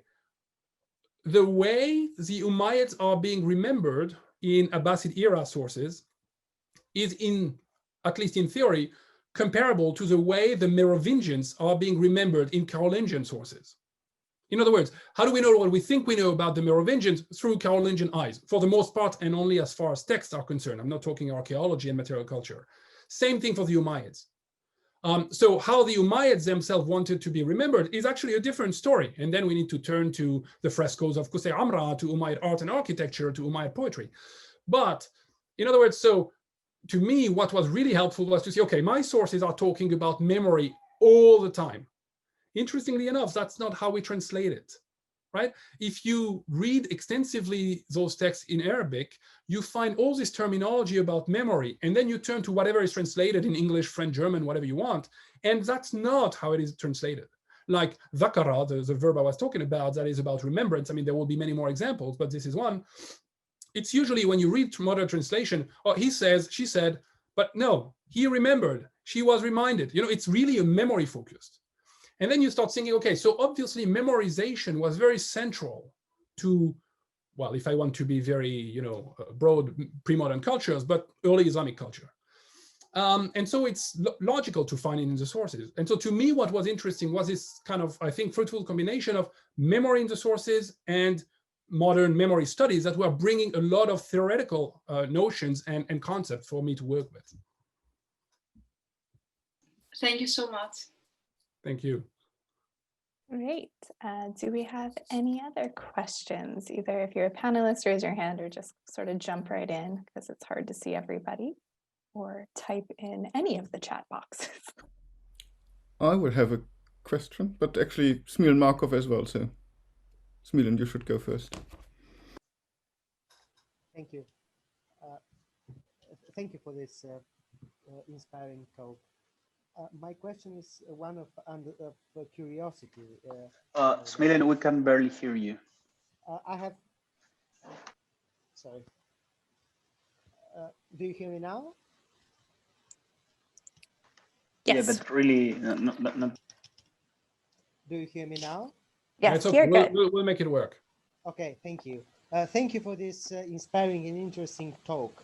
At the end, you mentioned about the change in the eschatological perspective, so to say, the fading away of eschatological memory.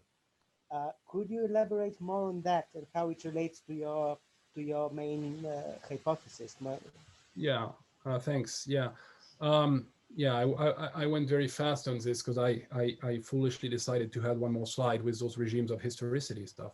That is keeping me busy now in the chapter I'm trying to write for the book I'm doing now. Long story short, we are, let's put it like this. And it really ties up nicely with your paper and the first paper today. In early Islamic times, you can document many, many moments of extremely intense messianic expectations. I've written, for instance, quite a bit about Omar II in the year 100 of the Hijra, but the same has been done by Yuchazoi, for instance, on the year 200 of the Hijra. So, in other words, I'm not saying that this is constantly happening, but we see those very, very intense moments of imminent eschatological expectations.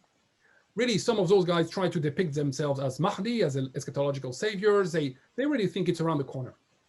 So this has implications, whether we think about the Dome of the Rock, as we did earlier, or whether we think about textual production. So the point I'm trying to make is, and it's really informed by my ongoing work on astrological histories, which is a whole different story, but still, astrological histories, like historical apocalypses, are future-oriented text. It's really about the end of times, that is. Now, I came to write this book because I was puzzled by the vanishing of one specific history, and then I realized there was a massive corpus.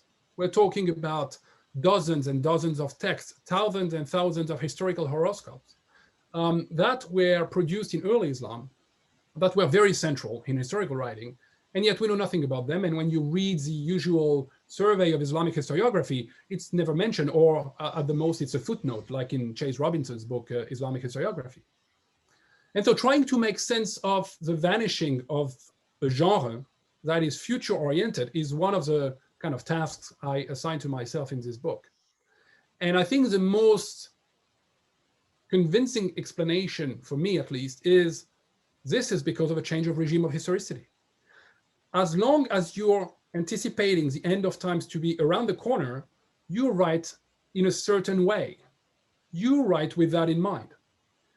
Once you defer, once you postpone those expectations into a remote future, yeah, the end of times will still come, but when it's in a while, in a long time, then you shift and you write differently. That, by the way, I think as another merit, it largely explains the gap of narrative sources we're facing, at least the gap of narrative Muslim sources, because those early Muslim sources, we know they existed, we can prove it, they were no longer fitting the bill. They were no longer fitting the new agenda. If you imagine, I'm oversimplifying, it's much more complex, and the impression I'm giving you now that you can draw a line in 900, that's not the case. You have so many local and regional variations, but still, the overarching argument will be something like this. You have a major epistemic shift in the first half of the 10th century, say, and then you no longer write history the same way. So previous texts, you don't destroy them, you don't need to, you just stop copying them, you just stop reproducing them, eventually they'll vanish, though a lot of the memory they convey is being reintegrated into the new narratives, just with a completely different philosophy of history that is supporting a new worldview, a new historical view, and that I think is informed by a new regime of historicity. So my point is, early Islam is operating under, we can debate the terminology, it's a long discussion with Hartog and others. We could say, one, it's either a prophetic regime of historicity, or it's a future-oriented eschatological regime. Might be kind of almost the same thing, in fact. But eventually, around in the 900s, you transition to a past-oriented regime of historicity, and you write those universal histories, Al-Tabari being maybe the quintessential example of that. So that's a very quick way to explain a very complex argument. So hopefully it makes some sense. Yeah, illuminating. Thank you. All right, Niels, why don't you go ahead?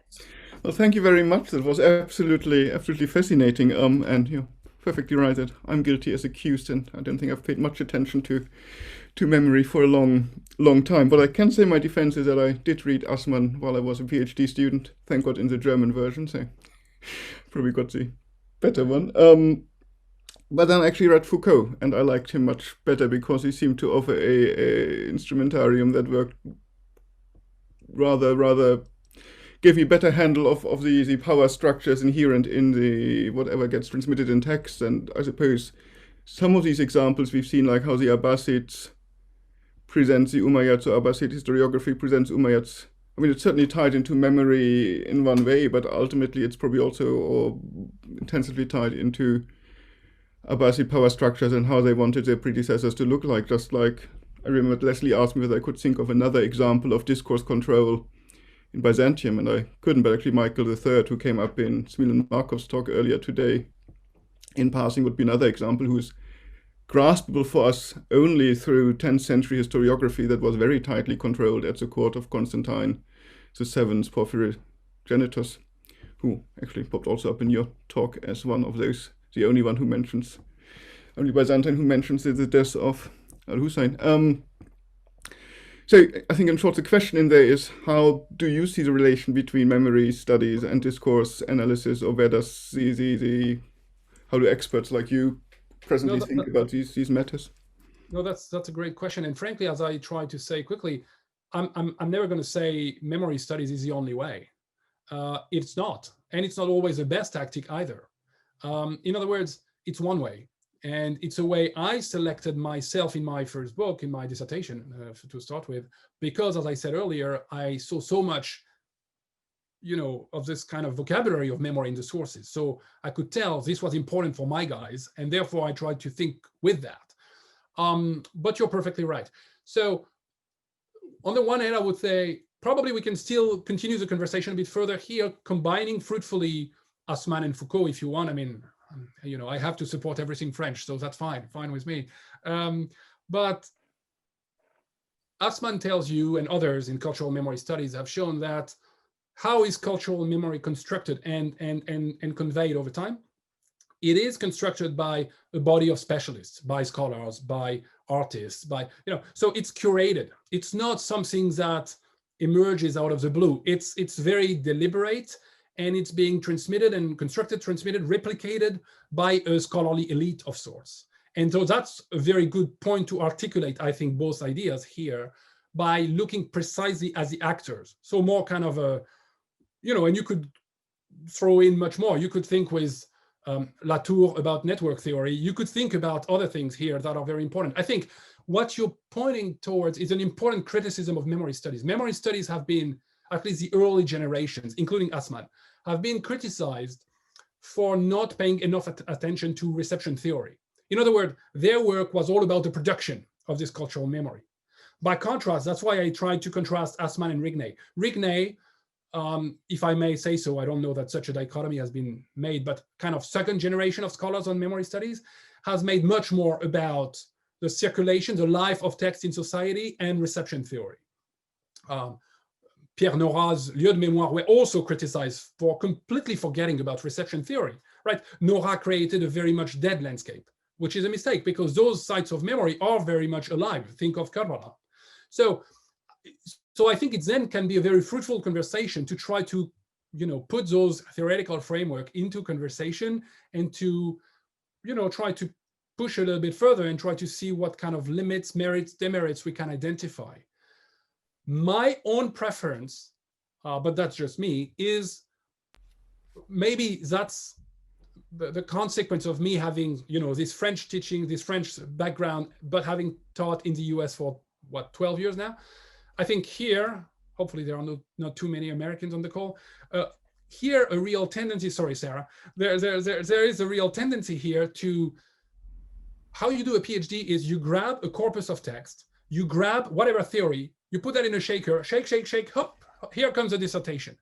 And that can be very good, but that sometimes concerns me because you still, in my opinion, you still have to demonstrate that whatever theoretical model is of interest to you is, coming from the bottom up, coming from the sources, not just being one layer applied indiscriminately. So to me, what was interesting was okay, it's so much about memory and memorization techniques. For those of you familiar with the medieval West, we desperately need America authors here. Someone working on how, you know, scholars were memorizing text, how, you know, because if you think about what makes an Islamic era scholar, you have to memorize the Quran, you have to memorize poetry, you're memorizing every single book you're learning. So, you know, here we need the work of America authors of medieval Islam, and we don't have that. So see, I mean, that's where, to me, the conversation becomes interesting, and that's where I see some potential limits. Great, thanks very much. Obviously, if we could go for dinner and drinks now, there would be lots to talk about. No, I complain about single malt, I know. I think we've got maybe one more question in the chat. Let's try to get to. It is from someone anonymous, but when linguistic ethnographers began to collect information on the Norn language of Shetland in the 19th century, an incomplete version of an epic poem was written down from the recounting of a local man. When he was asked to translate it, he said he couldn't, but only give a vague sense of its plot. Does misunderstanding or a lack of understanding have implications for ritual or textual remembering? We might compare instances of manuscript copying where errors suggest that the copyists could not understand what they were reading. Well, thank you. That's a brilliant question. Obviously, I can say absolutely nothing about Shetland, but it's exactly what we're talking about. This example suggests to me, you know, Asman's point. Remember, ritual transmission cannot allow variations. You cannot, because if we start, you know, then that's this, what do we call it in English? The telephone game, right? If I say something and we all repeat it, at the end, the message is completely distorted. So that's inevitably what's going to happen. So instead, you need this ritual oral transmission to be 100% accurate. There is no room whatsoever for deviation. That's what you're talking about here. You don't need to even understand it. As long as you've memorized it and you can recite, that's it. You know, we have very extreme examples. I mean, it came back to me thinking of Sarah's point about Swahili, but I think it's in Rwanda that those royal rituals, I mean, if you were making a mistake while reciting, you were killed. So we're not messing around here. There is too much at stake. So I think this example is a very good one of ritual continuity that has worked, you know, across a formidable amount of time and still worked. The text was transmitted, even though its meaning had been lost. So then if you, and I don't know that this is the case here, but if you were to have a textualization process, then you will be entering an age of exegesis, an age of interpretation. You no longer alter the text, but you still have to make sense of it. Again, if I come back to things I know a little bit more about, that's exactly what's happening with, you know, whether you're talking about Quranic commentaries, whether you're talking about Hadith commentaries, whether you're talking about all this exegetical literature that is meant to interpret a fixed body of, you know, a canon, to use the Asman version, even though using canon in non-Jewish Christian context is not unproblematic. Okay, great. I think we actually will end there just to be respectful of everyone's time. We wanted to thank you, especially for tuning in from America for this, and everyone from around the world who has made it to these conferences. I am going to add Professor Bru's email in the chat just in case anybody would like to continue this or get in touch. Oh, I think I've got you. Okay. Oh, we got it twice, so you can really get in contact with them. But we did want to thank you for your talk today. Thank you. It's me that thanks you. And thanks to everyone for a fascinating conference.